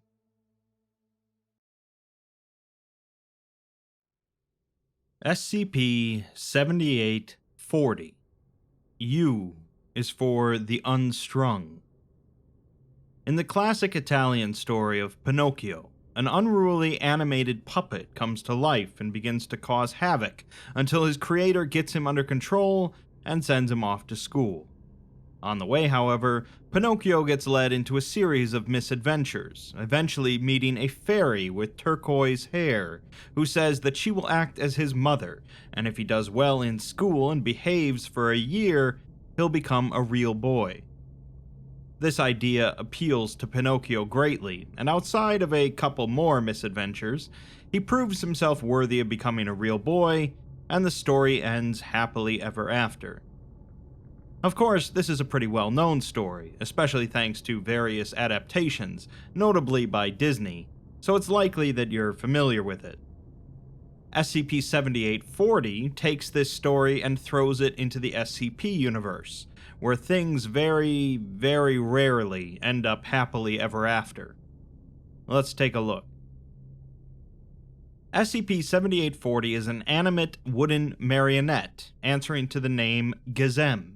which exhibits all the clear signs of sapience, even recreating human mannerisms and facial expression, despite being made of wood. Additionally, it exhibits all the neurological sensibilities of a human being, with the exception of pain sensations, including reflex, tactile sensation, olfactory senses, and involuntary movements. Since containment, it has shown signs of aging roughly paralleling a human being's aging cycle, including loss of its hair, additions of wrinkles, and defining of features, such as the nose and ears. It can communicate and grasp abstract, conceptual frameworks, but it frequently fails to respond cogently to queries. It does not need to eat or sleep, but it does pantomime various human actions, including bowel movements, on a consistent basis, frequently stating, "I'm going to be a real boy." It's noted that the anomaly once had the voice of a small child, but age has caused its voice to have grown deeper and gruffer in tone. The marionette was discovered in 1987, when Foundation personnel were informed by an embedded agent within the Edinburgh Police Division of a marionette show exhibiting anomalous characteristics. During that year's Fringe Festival, the world's largest performance arts festival, Magnus Freely was performing bi-weekly shows in which he reenacted famous events from history with marionettes. Members of the audience complained about the realistic cries of the marionettes in Freely's shows, which were recorded by the authorities but never investigated. An investigating agent observed several of Freely's performances, but did not initially note anything abnormal. The agent then investigated Freely's backstage area after a performance, discovering 7840 and the performer discussing the day's performances. Freely told investigators that he inherited the anomaly from his grandfather, but had only recently discovered that it was animate. Because no connection could be found between him and the anomaly's origin, Freely was given amnestics and the anomaly was taken into containment. An interview was then conducted when the marionette was in containment, with it introducing itself as Gsem, or Gizzy, and that it likes to sing and dance. It asks where Magnus is, and the agent tells it that he's had to go away for a while, but they'll be taking care of it. It replies that it needs to be watched after, as it wouldn't want to hurt itself before it became a real boy.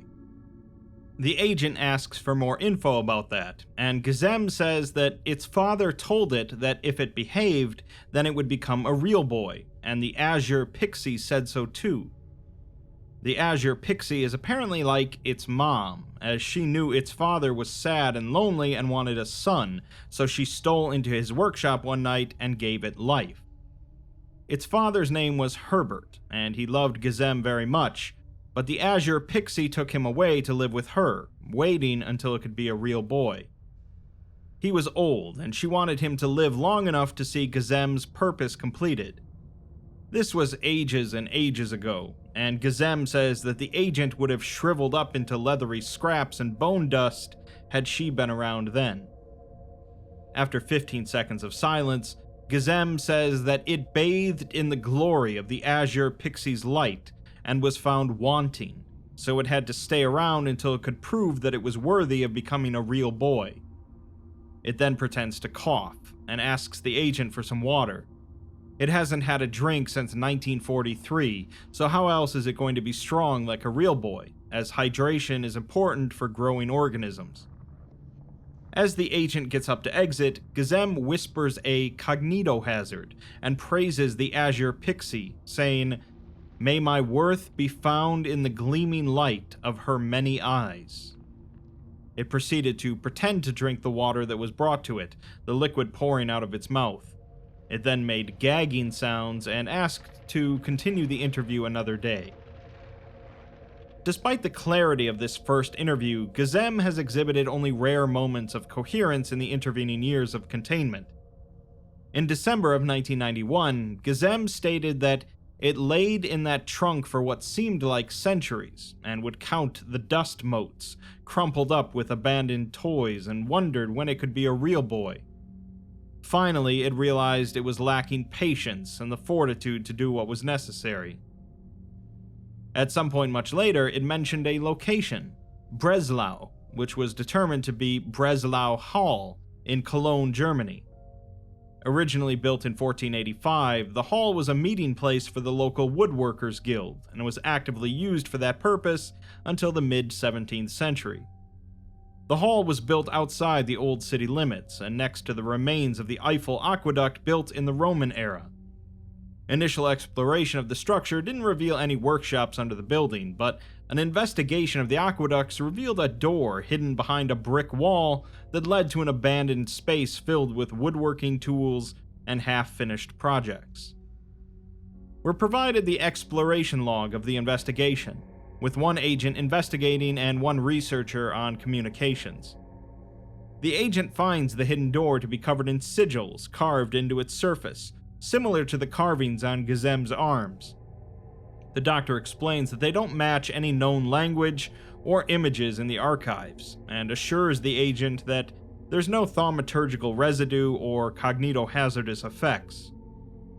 The agent struggles to open the door due to the weight, but manages to push it open, activating her headlamp and illuminating a stone passageway made of tightly fit blocks. She notes that the air is extremely stale here, and continues down the corridor until approaching another door. This one is designed to be secured with a bar across it, as if it was meant to lock something in, although there's currently no bar sitting within.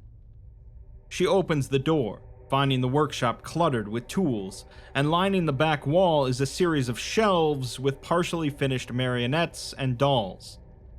The doctor mentions that the team that discovered the workshop noted a strange smell, which the agent confirms as being copper and with a slight tinge of rot. Probably something rotted down here and it seeped into the wood. She approaches the tools on the nearest work table, touching the handle of a chisel. The agent remarks that the chisel has blood on it, although the doctor doesn't see any looking through the feed. The agent says that it's still wet, and the smell is worse, like a butcher shop or killing yard on a farm. She says that something died in here, probably more than one thing. The doctor says that they still don't see the blood, as the agent picks up another tool before gasping and dropping it. She says that there's more gore on it, as well as brain matter, and begins coughing. She turns and approaches the shelves, finding 23 marionettes and dolls on them, each abandoned at some point in the work, to varying degrees. Some are painted, while others are unfinished wood, and she remarks that they give her the creeps. After she says this, all of the dolls' faces turn towards her in one smooth motion, causing her to swear and back away. She stays stationary for several minutes, as her breathing rate increases. As she tries to control it, the camera sweeps across the shelves. None of the dolls move again, but each of their eyes are looking at the agent. An unknown voice then speaks in German, although only the doctor hears it, not the agent.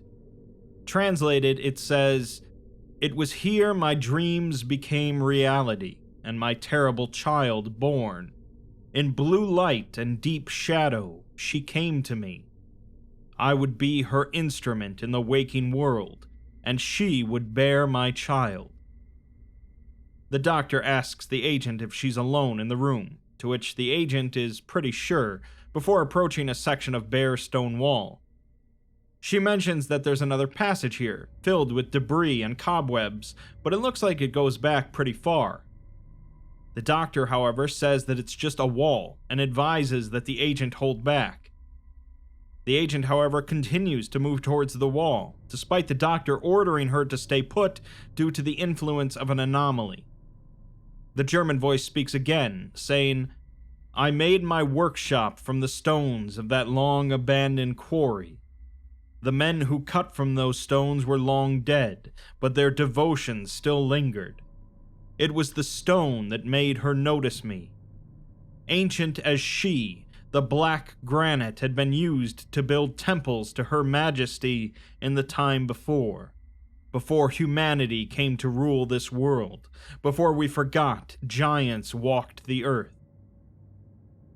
The agent places a hand on the stone, and then through it, and as the camera passes into the material of the wall, the feed cuts out. The agent did not return to the workshop and is listed as missing in action. The wall she merged with was scanned and showed several hundred meters of stone and sediment behind it, with no indication of thaumaturgy or other anomaly. The tools that she indicated were covered in blood were tested and found to have very old organic material on their surfaces. Several weeks after the agent's disappearance, her body camera was retrieved from a loose stone block in the aqueduct, and were given a transcript of the footage on it, parts of which have been omitted for cognitohazardous elements. She lies on a slate tile floor, with her body camera loose from her utility harness so that she's in the frame.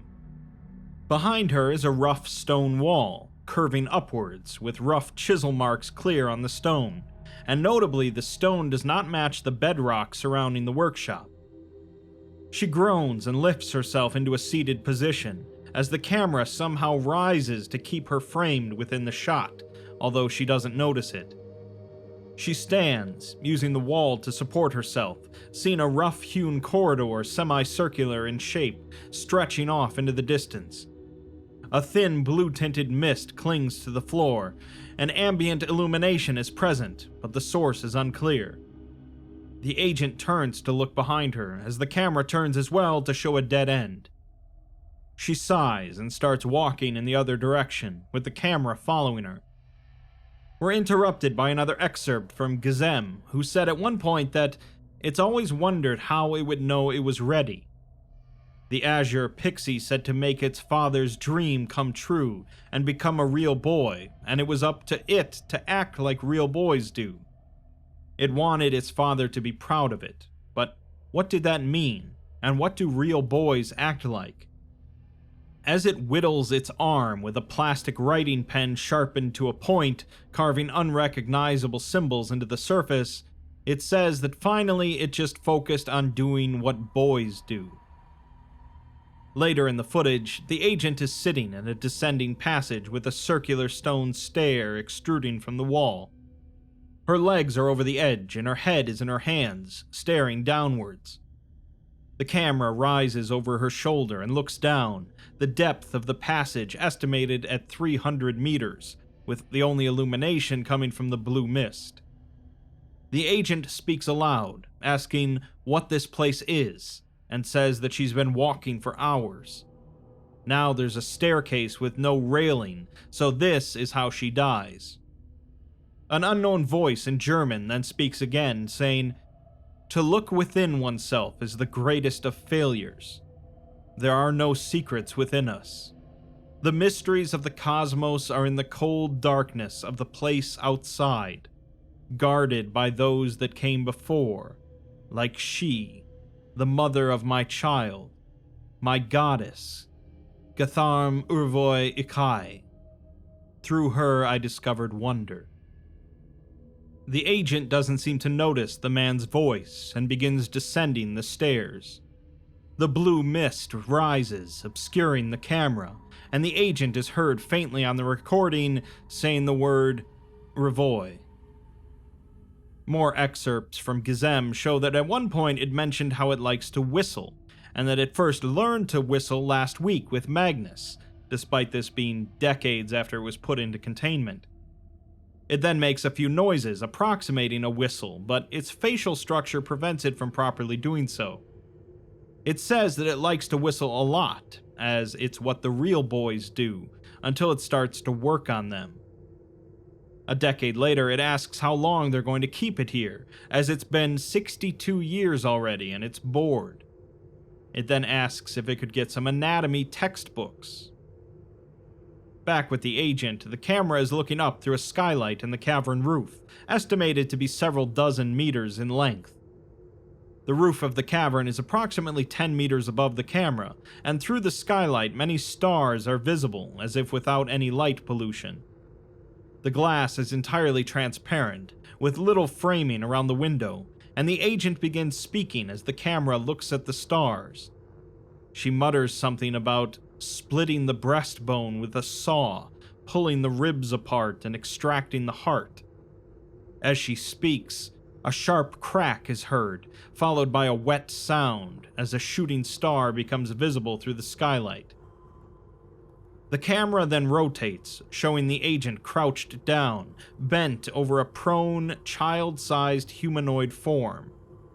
She's breathing hard from exertion and asks what is going on as the camera focuses and shows her hands in the chest cavity of the child. The child is a wicker facsimile of Ĝesem, and the agent pulls a beating blue heart from the cavity with organic tissue trailing behind. The German voice speaks again, saying, "Her gift was only the semblance of life. Without the embodiment of humanity around him, Ĝesem would not reach his ascendance." The agent replies that she doesn't understand and throws the heart against the wall, where it bursts into blue viscous liquid and bright glowing pricks of light. She covers her eyes with her hands, leaving blue marks on her face from the fluid. The voice speaks again, saying, "To become human is to destroy. It is no different with her gift of life than any other mother." The agent stands and stares up at the night sky as another shooting star is visible, and she begins to wish upon it, but is abruptly cut off.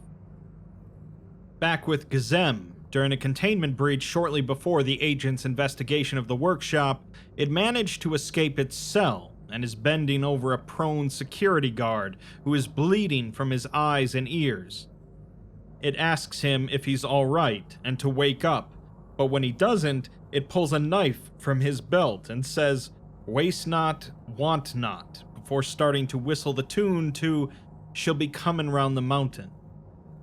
Shortly after, it says that when its father made it, he put in his best work.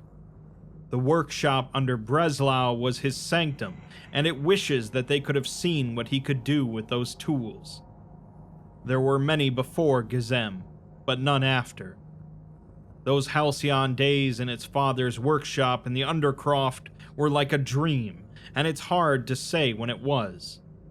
It must have been a really long time ago now, at least a year.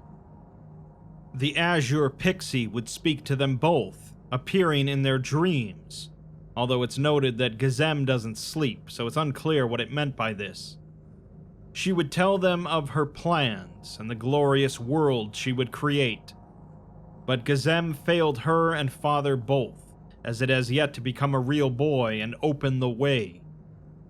It says that humankind is not the oldest intelligence in the universe, not by a long shot.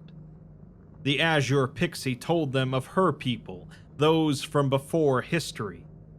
They walked the Earth before they could even imagine a cosmos, but the cosmos moved on, leaving them behind and disconnected from life. Its father had traveled far in his mercenary years, learning much of the wider world, away from the constrictions of his Catholic upbringing. And when he came home to Germany, he endeavored to bring that wisdom to his family and community, but they would not have it. Lest he abandon those that came before, he practiced in secret, working on his projects with chisel and scalpel, ritual and devotion. Then she came to him, and granted him her favor, and Ĝesem could not meet her expectations. It looks down at the symbols carved into its arms, and then examines its hands. It asks what did she need it to do, and asks the armed containment agent at the door if they know, before apologizing. It then stands. Behind it is the eviscerated corpse of the security guard. The individual's intestines have been set on the floor in a pattern reminiscent of a spider's web, and a pile of organs is sitting neatly on Ģesem's bed. It is holding the pair of eyes in its left hand and a bloody knife in its right, with Ģesem covered in blood and viscera. It then leans against the far wall, shrugging at the approaching security personnel, and says that it was done anyway. Back with the agent, she's seen walking around a large circular chamber, again filled with the blue mist along the floor. Throughout the mist are small bright lights, like fireflies, but a similar shade as the mist. She is mumbling to herself before suddenly the audio's volume is raised and we hear her say that she's here, just outside the door, waiting for him, grasping for any hold on us. The agent then looks up as a blue substance floats past the camera, resembling silk strands. She says that she's read the file, and she's going to be waiting a long time. A loud, high-pitched shriek is then heard as the agent covers her ears. The agent says to scream all she wants, as it won't change a thing. Her little creation is a moron, and she can't just tell him what he needs, as he'll never figure it out.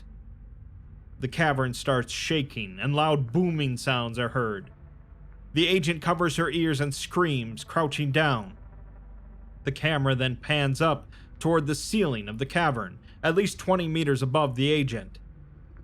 Suspended on a large web of blue strands is an arachnoid entity taking up the majority of the ceiling of the cavern. Streams of glowing blue silk flow down from its abdomen, draping towards the cavern floor. The feed is degraded and blurs when trying to focus on the entity's 3 heads. The only detail discernible are multiple glowing points on the heads aiming towards the floor. A high-pitched humming begins increasing in volume, and the video feed focuses to show the glowing points resolving into metal loops resembling the heads of sewing needles. They glow blue and increase in brightness, their luminance making the rest of the heads indiscernible.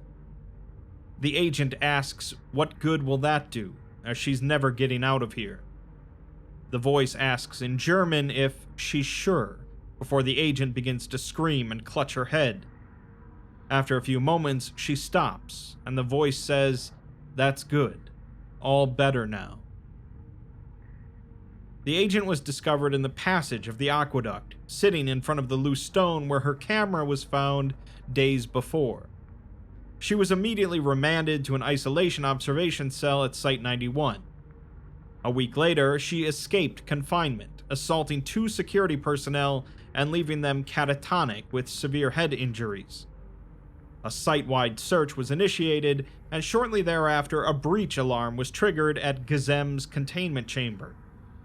When security personnel arrived, they discovered the agent being assaulted by the anomaly, suffering contusions to her face and neck, as well as a moderate concussion.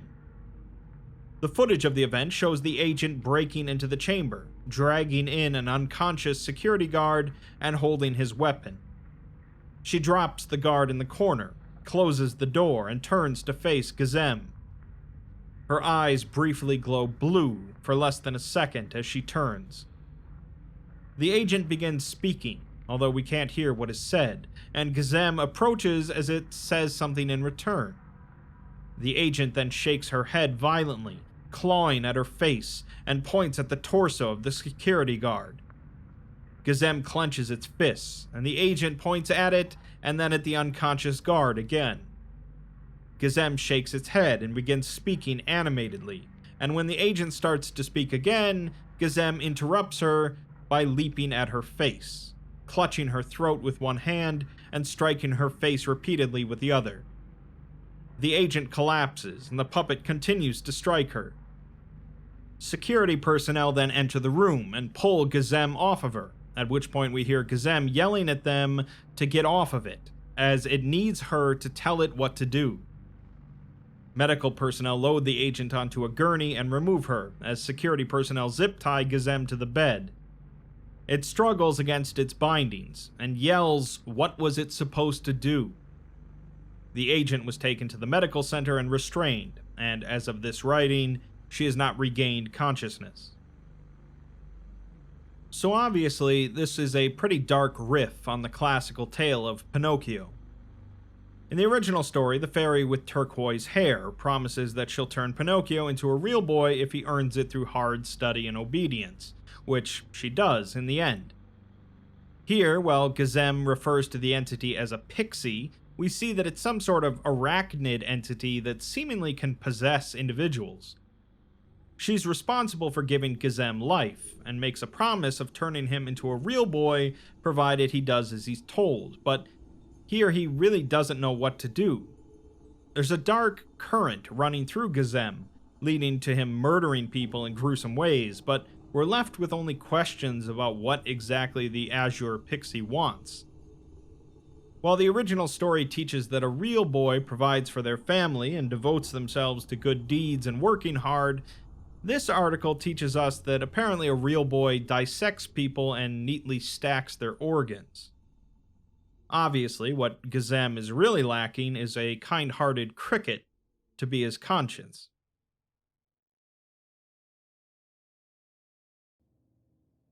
SCP-7841.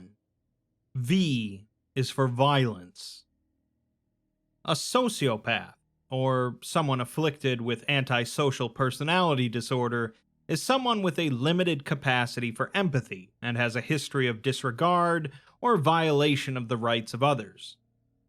While obviously the capacity for empathy that anyone possesses is variable, we consider anyone that possesses it in only small amounts to have a disorder.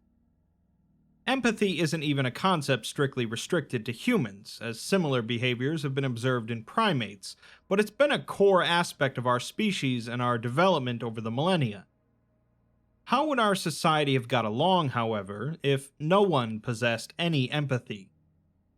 Chances are, not too well, and that's what SCP-7841 looks at. Let's begin. The article begins with, and mostly consists of, large sections of prose, rather than the typical scientific documentation of an SCP. I'll be reading through these sections verbatim. The truck sputters as it runs out of fuel, finally slowing to a halt on the forest path. A second later, the headlights flicker off. That's fine. It has done its last work. Two men get out from the front of the truck, and 6 more climb out from the back. Between them, they hold a metal crate, elongated like a coffin. Dim, faint moaning can be heard from within, echoing in on itself, the sound folding like ruined paper. None of the soldiers, for they are soldiers, in fatigues and night camouflage, pay it any mind, not even when the sound turns into scratching. They've been listening to these sounds for days now, weeks. They leave the corpse of the 7th soldier inside the truck, pilfered and opened and naked in all respects. Before they began this great journey, they drew lots, and the unlucky 7th was selected for the role of food. He'd been happy to take the bet, but less happy to honor it. That is the way of the world. The sky burns red. Fire pours over the horizon. Briefly, the 2 men, grim in stature and purpose, turn back to look at the revelation. Idly, the one in charge, all curly hair and stern brow, rubs his shoulder, rubs the blank patch that once held a flag. Then, their purpose remembered, they continue their march. If anything, their speed increases. There is only so long left, after all. SCP-7841-ZA is given the object class of Safe, and the containment procedures explain that it's to be stored in a containment cell located at Site-29. Restraints are to be utilized so as to prevent it from escaping or attempting self-harm, and guards are forbidden from injuring or inflicting pain on it unless specifically requested by research personnel. Preparations to transport it to Site-Elapse are underway, and for this purpose, a partnership with the Żesundheit military has been enacted, once a suitable corridor through Luanian opened and Site-Elapse has been cleared of LEA branch personnel. Through these means, a new world will be enacted. The prose continues. This man with curly hair keeps a hand on his holster as he forces his way through the undergrowth of the forest, suspicious green eyes flicking this way and that. With the current situation, he does not imagine the Luanian archaeologists will be eager to die for their dig site, but there's always the risk of wild animals. wolves and boars and griffins looking for food. These days, everything is looking for food. This man's name is Bale. From his pocket, he pulls free a bar of woven grass and tears free a chunk of it with his teeth. The chewing is harsh, but his stomach is sated. Bale was a soldier of the nation of Zakos, working for the national branch of the SCP Foundation. He has never once felt loyalty to nation or organization, but today he feels something that is perhaps its cousin, the obligation for human survival. Human continuation does not require humanity per se, but he feels nonetheless that this is his altruism. Once, when all this began, he had teams upon teams of researchers to draw upon. Now he has nothing but these 7 and their cargo. Bale has no issues with that. Only these 7 remain because only these 7 can be predicted. Their petty desires and ambitions can easily be redirected to the paths he needs. Anyone more intelligent than that has been purged. Sir? His companion, a woman with blonde hair like straw, looks around the dark fearfully. Is it really even here? Shouldn't there be signs or vehicles or something? Briefly, Bale considers killing her, but the time for such measures has passed. Doing so now would be counterproductive. All it would accomplish was creating fear and doubt in the hearts of the others, and then Bale would have to kill them too. And then he would have to carry the crate all by himself. A crate with the future inside must be handled carefully.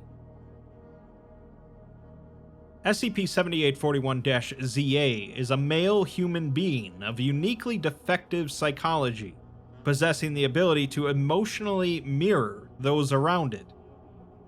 While trauma during its youth has made it reticent to speak on this matter, it has, when sharply questioned, described this ability as allowing it to imagine itself in the place of another organism.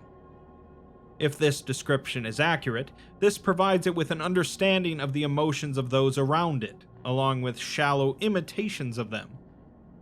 As a result of this ability, it possesses a strong aversion to inflicting pain, enacting violence, and most other activities required for survival. At the time of writing, it is 33 years old and in stable physical condition, save for pre-existing injuries resulting from beatings during its youth. Following identification of its unique traits at a child farm, it passed through the hands of many private collectors until 1982 AC, when it was officially purchased at auction by the Zakosian branch of the SCP Foundation. The prose continues. It takes nearly 2 hours from the road for the group to reach their destination. From what Bale has read of this place, it would ordinarily be impossible to find, but the infestation of tents and digging equipment from its former Luanian guests make the matter easy. The infrastructure is abandoned. No doubt the archaeologists have already fled for the bomb shelter. Another pillar of light pierces the sky off in the distance.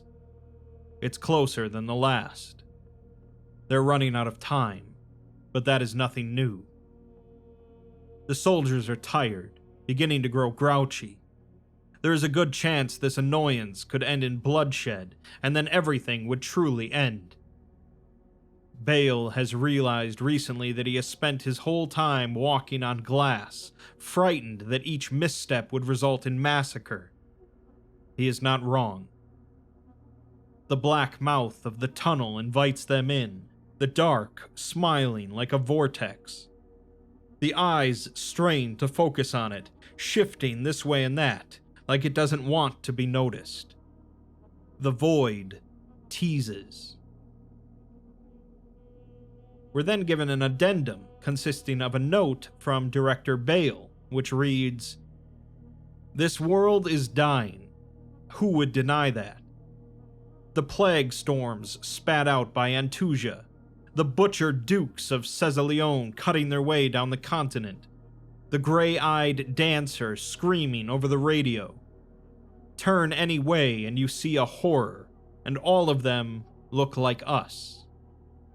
You've heard the stories, as I have, about the great machine the Luanians have found. They say it's the egg of a new world, but their government doesn't believe them. Our government doesn't believe them. I believe them. So what? Perhaps this is not our first go-around, they say. Perhaps we can do better next time. Perhaps.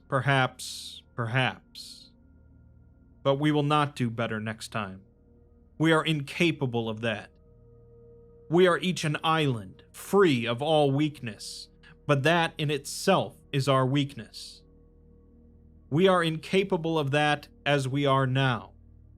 But what if that did not have to be the case? We have the yoke of the new world right here, after all.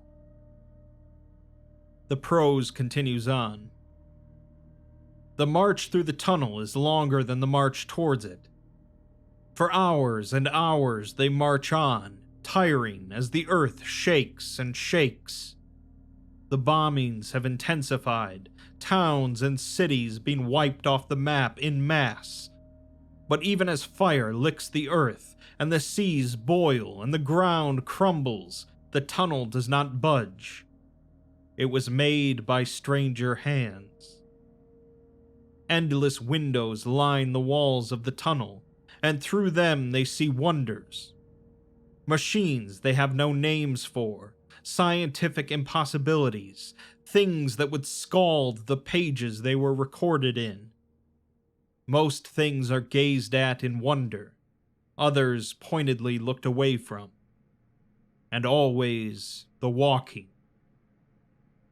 One of the soldiers falls, exhausted, and they leave him. It is more than possible to carry the coffin with 5. Long minutes pass, and he does not catch up. They forget him. Finally, the tunnel opens up into a space like an atrium, or maybe a control center. Computers line the walls, coiled together like roots or mating snakes, stretching all the way up to the ceiling, and in some places piercing right through it.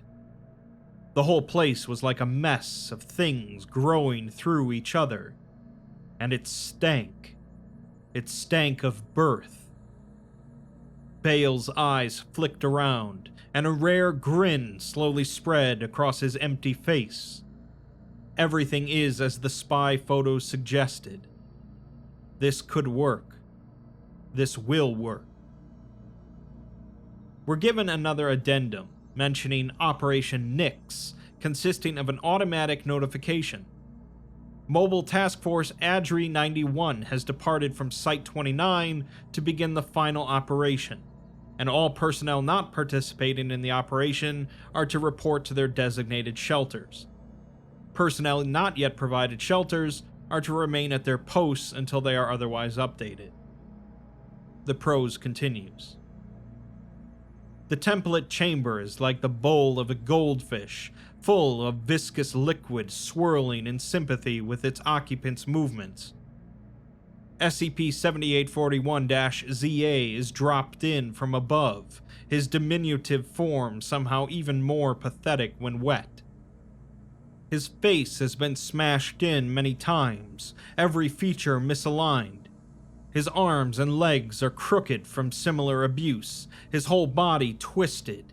He is nearly blind. His teeth are long gone. It is doubtful that his nose works. All else is unspeakable. One of the soldiers tells another a joke, nodding at the living corpse. Their laughter is cruel. Bale decides the hours have been too long. First, he tells them the risk of infiltrators still remaining within the facility. Then he has them split up to perform a security sweep. Then he stalks them individually and kills them with his hands so as to not make too much noise. Bale has lived for a long time. He knows well how to end the lives of others. By the time he returns, SCP-7841-ZA has woken up. His eyes are painted with cataracts, but Bale knows that he is seen. The young man, made old by suffering, opens his mouth to speak, but all that comes out are bubbles. He will not speak again during this lifetime. Bale considers skipping this final formality, but he feels that he would fail in something vital if he did. He needs to speak here, before everything begins. "Hello," he says. For the first time in his life, he sounds uncertain. The floating man peers at him through the water. "The world has ended," he explains, as if he is a lecturer. "This time, there will be no survivors. The fire will rip through the cities, through the towns and villages, through the shelters. All our lives would be compost for the forests, and then," he waves a hand, gesturing to the space, "we will be born again, from here. This installation has recreated us, again and again, since time immemorial. We were very lucky this time. I do not think we'll last as long upon the next. We are not a species built to last. You know that." Slowly, the living corpse closes its eyes. It seemed to despair already, but that has somehow intensified. "I think you are a species built to last," Bale declares, his sudden confidence cutting through the dark. "A symbiote, not a parasite. A people with the ability to know each other, truly know each other, without petty selfishness and hungers driving them apart. Or at least, perhaps not as much." These aren't the right words. They sounded grander in my head, but this is the closest I can get. I don't know if I even believe them, truly, but... The young old man nods. Bale blinks. "You'll do it?" he asks, mouth dry. "You'll be the template?" The young old man nods. "You won't live to see the new world, you know," Bale warns. "It will be many hundreds, if not thousands of years before..." The young old man nods. Bale wastes no more time. In a flash, he is at the machinery, playing buttons and sliding dials as if he were born for it. Sweat pours down his forehead from the long trek up to this point, but the fatigue does not so much as shake his hands. This is the last thing he has to do, after all. The very last thing. It takes him hours more, but by the time the night is done and the ash begins to fall, Bale is done. He lies on the floor, a pistol in his hand, smoking. The engine of the world churns, and the egg hatches. The final text of the article states that no further proposals for behavioral or cultural modification will be accepted at this time. Previous attempts to ameliorate violent and sociopathic tendencies in humanity as a whole have already been implemented and deemed successful. Alright, so this is definitely a little bit of a unique article, as the prose isn't connected in any way to the anomaly, but rather just as a way to present it. What seems to have happened here is that at some point long ago, to the point where humanity consisted of different countries entirely, humans were a little bit different.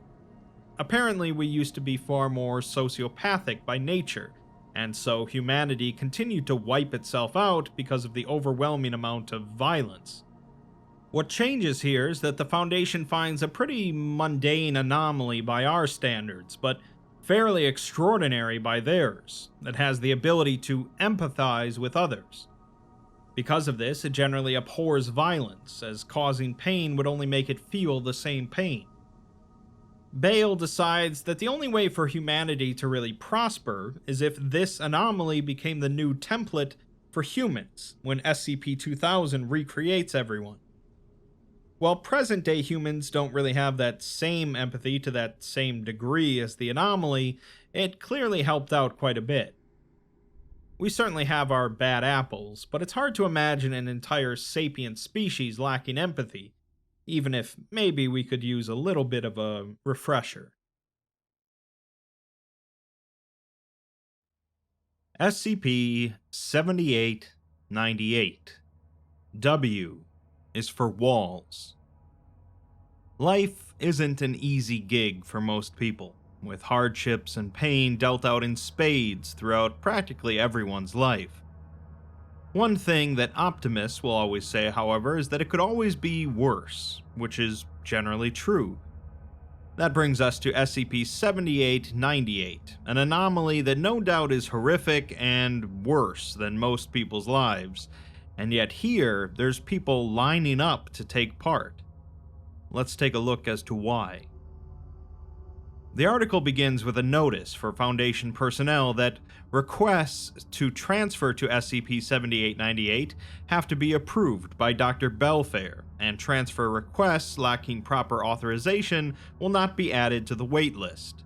The current transfer wait time is listed at 3 years and 45 days, suggesting that being involved in the 7898 project is a highly coveted position.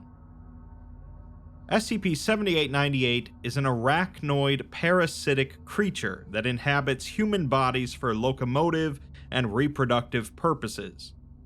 They nest in dark, dry, enclosed spaces, most commonly inside the walls and crawl spaces of houses, and subsist on sunlight in a process similar to photosynthesis, although a footnote tells us that sunlight is non-predatory UV light.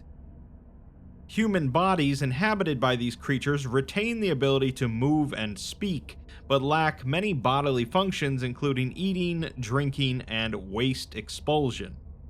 They also seem incapable of experiencing or expressing negative emotions, even in response to physical pain or something called megadental events. The creatures themselves measure between 15 to 25 centimeters in length, and typically weigh between 4 to 6 kilograms, or around 9 to 13 pounds, depending on the age of the host, although it's noted that those measurements are in non-sentient kilograms. They possess 6 legs visually similar to a spider, and observation suggests that they navigate using smell and hearing when not attached to a human. It's noted that they were originally discovered in the town of Field Springs, located in the area formerly West Virginia, and there were no survivors. Based on discoveries from Field Springs and Foundation experimentation, the observed life cycle of one of the creatures begins with a mature one hiding within the hollow walls of a building, most frequently a house, where it waits for a suitable host. Then the instance will break through the drywall from within, grab the head of the host, and use a sharp appendage to implant an egg in their ear. The host will then experience mental fog, manic episodes, head and neck pain, and neck muscle weakness. They will feel compelled to keep their heads inside of small dark places, such as under blankets or in containers, and will eventually force their own head through a wall, at which point life signs cease. Finally, the host's head will rip off, and arachnoid appendages of a fully mature 7898 instance will emerge from the mouth, ears, and throat. We're next given a log of some experiments the Foundation tried, starting with extracting the egg from the host after implantation. This resulted in the host subject experiencing immediate brain death. Secondly, they tried denying the growing instance a suitable nesting space, at which point the subject attempted to break their head through a concrete wall and died. Third, they tried consuming an infected host, but the test subject became severely ill and expired, so 7898 were reclassified as Class W74 Inedible Corpse. Next, an infected host was taken outside during a rending event, causing them to increase dramatically in physical strength and infecting 2 accompanying personnel before being terminated. After this, they tried exposing one of the creatures to unfiltered fresh water, treated so as to not dissolve its container, but there was no effect beyond ordinary chemical burns. Finally, they tried exposure to untreated seawater from the Pan-Arctic Ocean, treated as to fit into the building, and the creature integrated with the water, becoming transmissible through any physical contact with the water, as evident by multiple cases among attending staff. The water sample was destroyed. The last part of the article is a note that this anomaly has been marked as a primary candidate for the Developing Salvation Initiative, a program to temporarily reassign recently traumatized researchers to safer, less stressful anomalies, due to its low staff death rate and similarity to mundane and ordinary phenomena. Alright, so this one is obviously pretty messed up, and clearly is set in some alternate timeline or universe where things are quite a bit different than normal. West Virginia no longer exists, ordinary water causes chemical burns, something called megadental events happen, and people working for the Foundation here are so anxious to get away from their existence that transfer over to the Parasitic Spiders Project is considered a blessing. This article is quite short, so all we're left with is a brief glimpse at this nightmarish reality, but considering people at their Foundation would rather have a giant spider burst out of their skulls than live there, I think the less said, the better. SCP-7933. X is for crossing. Creativity and artistic expression is a core concept of humanity, with storytelling and artwork existing for tens of thousands of years. Being able to express ourselves through different mediums is arguably an essential part of our existence, and one of the major things that separates us from lower animals. SCP-7933 presents a scenario in which that concept of expression is gravely threatened, in a highly unlikely and unusual way. We might be able to exist without being able to freely express ourselves, but it's doubtful that we would want to. Let's take a look. The article starts with a notice that due to the ongoing artistic singularity event brought about by SCP-7933, this article has been screened for potential narrative qualities. The threat of 7933 contamination has been determined to be 23%. The containment procedures mention that following the threshold containment ratio being met on January 29, 2025, 7933 is no longer containable, and it's currently believed that the resulting artistic singularity event will achieve planet-wide assimilation by December of 2030. As such, containment efforts have been refocused into contingencies Deucalion and Pura. Deucalion involves acquiring as many vulnerable instances of human artistic culture as permitted by the maximum payload of the SCPS Deucalion, an experimental multiversal exploration vehicle that will eventually be sent unmanned to the nearest neighboring parallel universe. If the onboard sensors detect even minimal 7933 contamination aboard the Deucalion, the onboard nuclear warhead will detonate, and no further action will be taken towards preservation. Pura, on the other hand, involves the inurement of humankind to the effects of 7933, primarily through amnestics. SCP-7933 is a self-replicating narrative contagion of unknown origin. Upon initial discovery in 2023, it was believed that it only affected VHS tapes, but testing showed that it affected any form of data storage that contains a story, with a beginning, middle, and end, including books, audio files, and live performers. When an infected instance comes within 100 meters of an unaffected story, the content of the story changes significantly to involve the characters being slaughtered by hundreds of angry mandrills, a species of large monkey. Testing on a live-action VHS film, at a random point in the story, mandrills suddenly charge into the scene and begin to eat and dismember the cast. None of the affected characters make any attempt to defend themselves and only minimally struggle. In rare instances, victimized characters will look at the camera and say, "It was only a question of when," or "This is what we deserve for not being monkeys." In an animated film, at a random point, the screen will suddenly freeze, and the camera will pan away to reveal an animation studio that is currently under attack by vicious mandrills. During a recording of a song, assuming the song has or implies a narrative, the song will be randomly interrupted by the sound of a mandrill attack.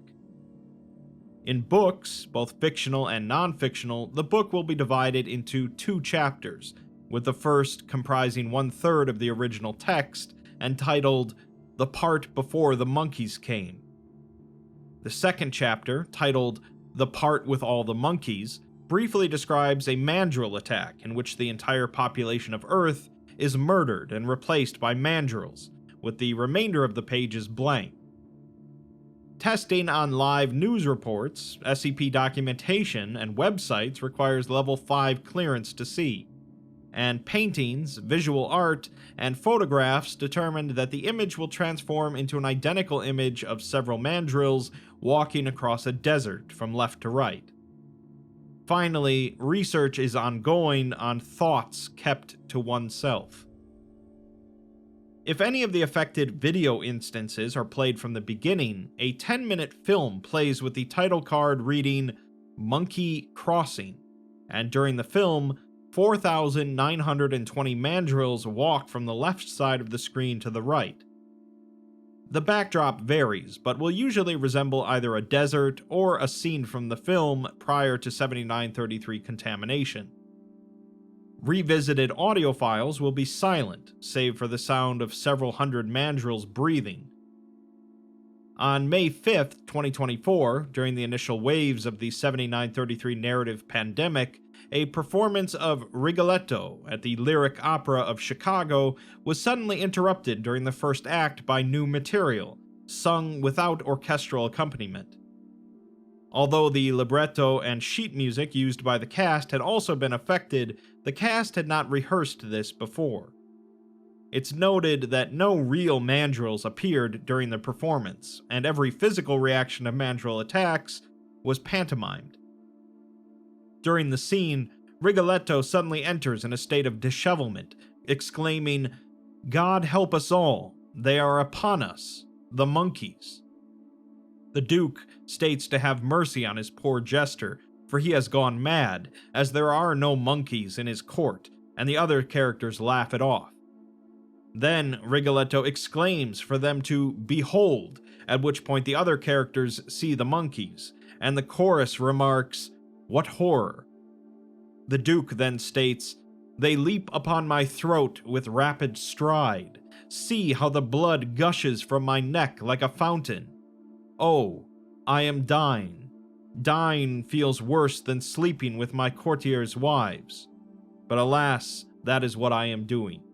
What cruelty! I am very dead." The chorus continues to exclaim the word monkeys, as other characters flatly state how they are dying and having their arms torn off by monkeys. All of the characters promptly die, and the curtains close. Following the performance, the entire cast had fallen into comas, with only one actress being responsive to rescue efforts, claiming that she cannot move for the monkeys have torn out her heart. We're then provided a note from the Foundation administrator, stating that the drop in morale ever since the Threshold meeting hasn't gone unnoticed, and he doubts an extension of his sympathy is going to fix anything. But even those among them that laughed off 7933 as that silly monkey thing have begun to feel the misery of the contagion's impact. They can survive without stories and art, but there's a difference between surviving and living. He says to make no mistake though, as the resilience of the human mind has taken us this far, and that's why he's announcing a third contingency, Prometheus. Through this, the brightest minds of the Foundation will work together to create a new and untouchable form of human expression. His note is interrupted, however, as he writes that he hears broken glass and an ungodly howling noise. He then writes that the mandrills are climbing all over him and biting into his neck. He tells the monkeys to stop and to go away, before writing that he is now dead and the monkeys win. There are now 100 times 100 monkeys walking across his corpse in a big line to the east. They're going off to do their monkey jobs, and it's a good thing that they're so much better and stronger than him. He wishes them good luck with their monkey jobs, not that they'll need it, and that he loves them. Finally, he thanks them for destroying him. The administrator then posts a follow-up note, simply reading that 7933 is survivable, and that in itself is hopeful. You'll understand if he's not in the mood to write out the whole thing all over again, as keeping it shorter seems to help, for now at least. He wishes everyone good luck, as they'll need it. The final text of the article states, "But all the same, it's no fault of ours either. Perhaps our tribes are just that incompatible.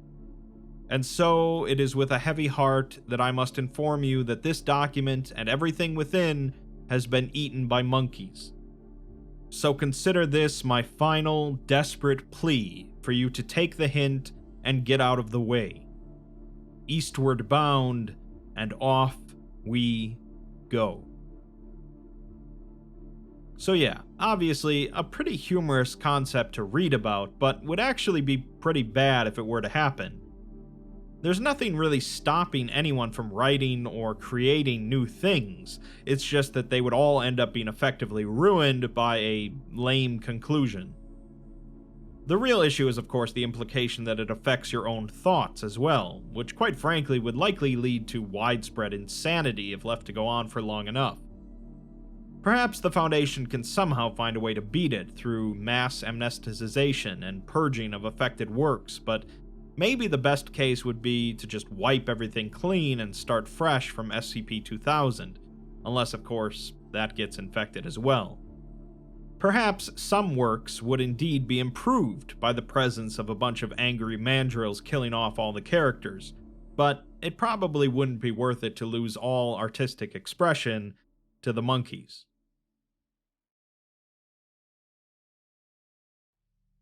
SCP-7972.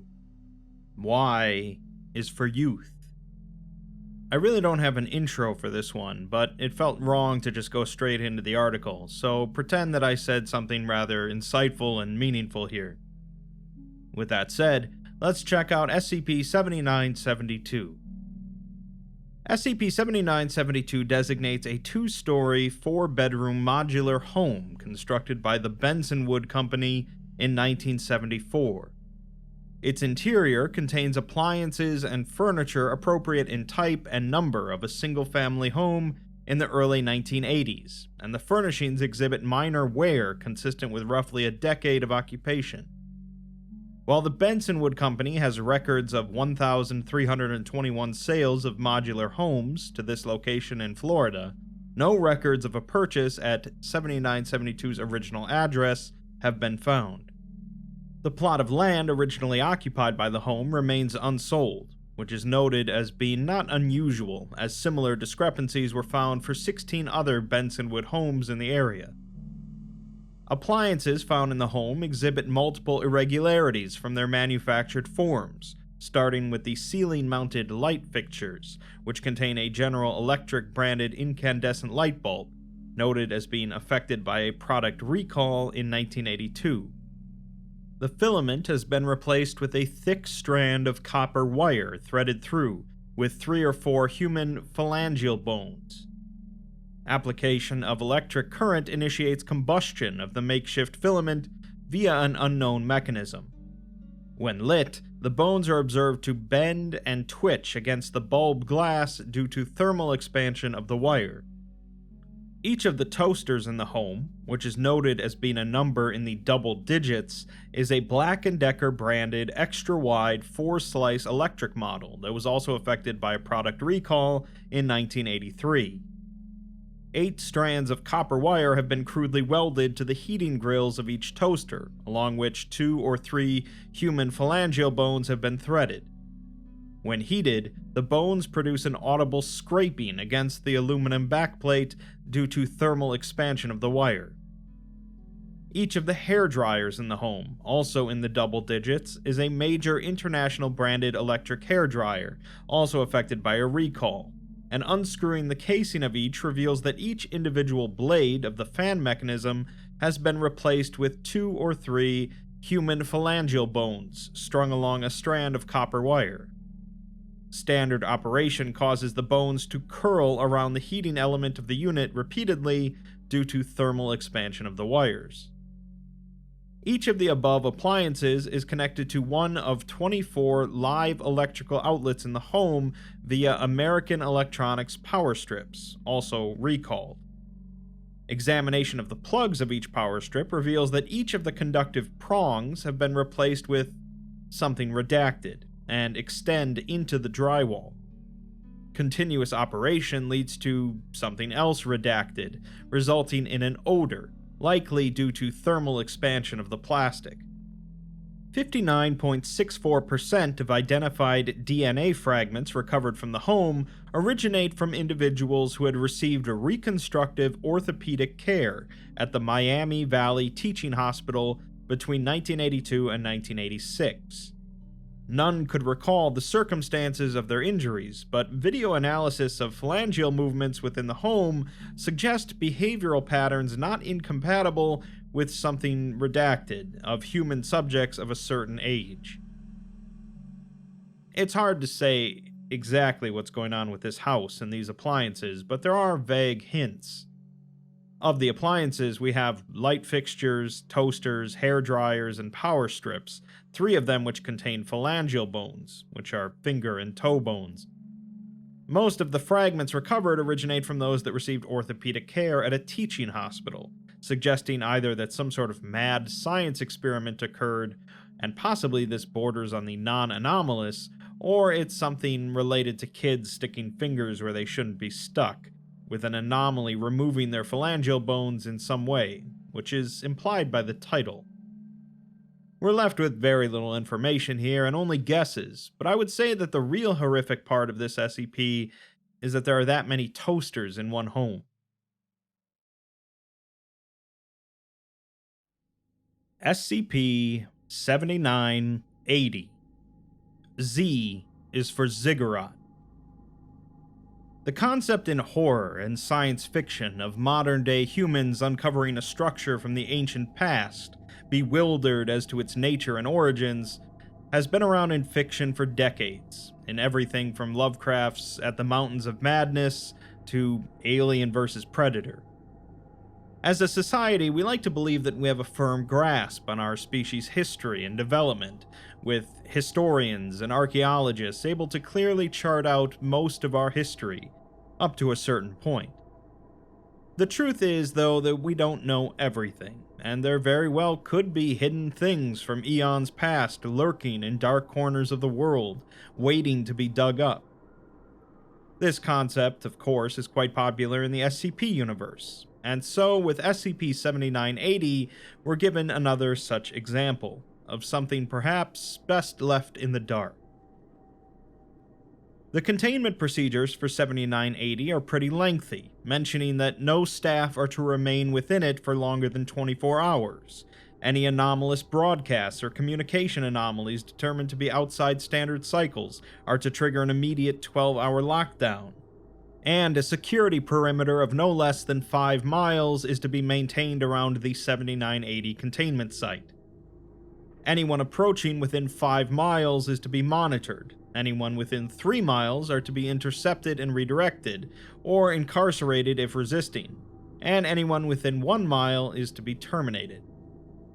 No female is allowed into the inner sections of 7980 for a period of longer than an hour, and only with a minimum of 6 security personnel present at all times. Any female staff exhibiting symptoms of infestation are to be terminated, and any functional tissues, organisms, or structures growing from, entering, exiting, or otherwise interacting with infested staff, living or dead, are to be immediately terminated. Any male staff exhibiting erratic and/or aggressive behavior are to be removed and quarantined, and any that are exhibiting physical infestation are to be terminated. A whole lot of termination going on, so with all that said, let's check out the anomaly. SCP-7980 is a structure outwardly appearing to be a ziggurat, the style of which directly matches no known civilization, but has similarities to very early Mesopotamian works. While the upper internal structures appear to be related to religious ceremony, the bulk of the facility is a network of mechanical and organic structures. These structures extend for a significant distance, with over 32 kilometers of area so far mapped, but due to the variable and at times hostile nature of some sections, consistent data is difficult to collect or estimate. Dating of the facility is similarly difficult, but the outer sections have been tentatively dated at between 10,000 and 8,000 BC. Internal and lower areas vary wildly from this, particularly the organic sections, and it's theorized that 7980 has undergone various periods of discovery, habitation, and disuse over the centuries. The ziggurat is currently located in an underground cave, accessible from a secondary, smaller cave system, with the lower sections extending in a roughly spherical network below. Geological data from the area indicates that it may have at one point been located on the surface, but seismic events and shifting climate patterns may have partially buried it. There is additional evidence indicating that it may have been excavated and reburied several times. Local information reveals that the whole area is considered to be cursed, and a resting place of various monsters and demons. Probing for information about the site was met with resistance, and at times hostility. However, there is no indication beyond rumor and local legend that these populations have any knowledge of the ziggurat or its purpose. The lower sections of the ziggurat appear to be some form of partially mechanical, partially organic facility, showing remarkably advanced construction and detail for the presumed age. Some areas appear to have been devoted to rituals or various rites, while others are purely functional and industrial. Many of these areas are still active, though many of their purposes are as of yet unknown. This is further complicated due to the encroachment of materials into one another, with organics and mechanics appearing to grow, damage, and convert the other constantly. The facilities seem to mimic various biological and industrial systems, such as circulatory, respiratory, digestive, and reproductive systems, as well as heating, cooling, forging, assembly, and numerous others. Many of these systems also appear to have varying levels of damage or disruption, with attempts to repair them being met with very limited success. It is also unclear how materials and energy fuel these systems, though aspects of hydraulics, kinetic force, electricity, and temperature cycling have been noted. The ziggurat is generally passive, especially in the upper levels, provided that subjects intruding in it do not directly interact with it, and are male. Females, and anyone interacting with the ziggurat systems, begin to trigger increasingly hostile reactions, and in extreme cases can lead to construct formation. The ziggurat does not appear to be possessed of will or thought, despite various neurological and processing structures found, and has not yet communicated in any way. Data recovered from various locations, however, indicates that it may be, or may have been at one point, capable of communication, though the means are still unknown. Reactions follow a pattern not unlike an immune response, with more rapid and more aggressive reactions occurring in more sensitive and deeper sections. Though much of the ziggurat and its purpose remains unclear, it appears one of its major functions is the creation and assembly of various forms of life. These take on an apparently limitless number of forms, with some identical to currently documented forms of life, such as dogs, cattle, bats, snakes, rats, fish, and others. Some may superficially appear to be common life forms, but are made wholly or entirely of non-organic parts, or with random and seemingly nonsensical arrangement of internal and external organics, or various combinations.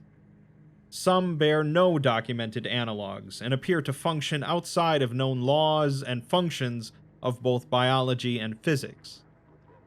These constructs are invariably hostile, sometimes even attacking one another, and do not communicate in any meaningful fashion. Typically, constructs will violently attack intruders, then recover the bodies, living or dead, to transport to the deepest areas of the ziggurat. The constructs are routinely broken down, reabsorbed, and repurposed by the ziggurat when not actively defending itself. It will often attempt to capture intruders, at which point they will typically be integrated into the overall structure of the ziggurat, or altered by mechanical or biological means into constructs. This behavior is most commonly exhibited with captured male subjects, or those involved in intrusion events while within the structure. Female subjects, on the other hand, are almost invariably drawn to the core sections and integrated, acting as assembly and birthing mediums for various constructs and systems until physical degradation. This typically lasts for a period of several months, and sometimes for up to 5 years, although there have been documented cases lasting decades. Expended female subjects are then processed by the ziggurat, the remains of which are drawn into as yet undocumented sections of the core area. It's noted that purely mechanical systems, such as observation robots and monitoring systems, are treated the same way as female subjects by the ziggurat. The deepest sections of the structure are known as the core, or womb area. This is its most active area, with the majority of the rest of the facility appearing to be devoted to its function.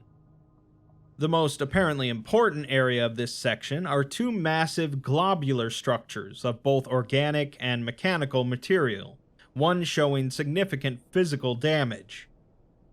Due to the extreme hostile response of the ziggurat to any intruders in this area, testing and data is limited, but it's theorized that these objects act as gestational and/or assembly structures.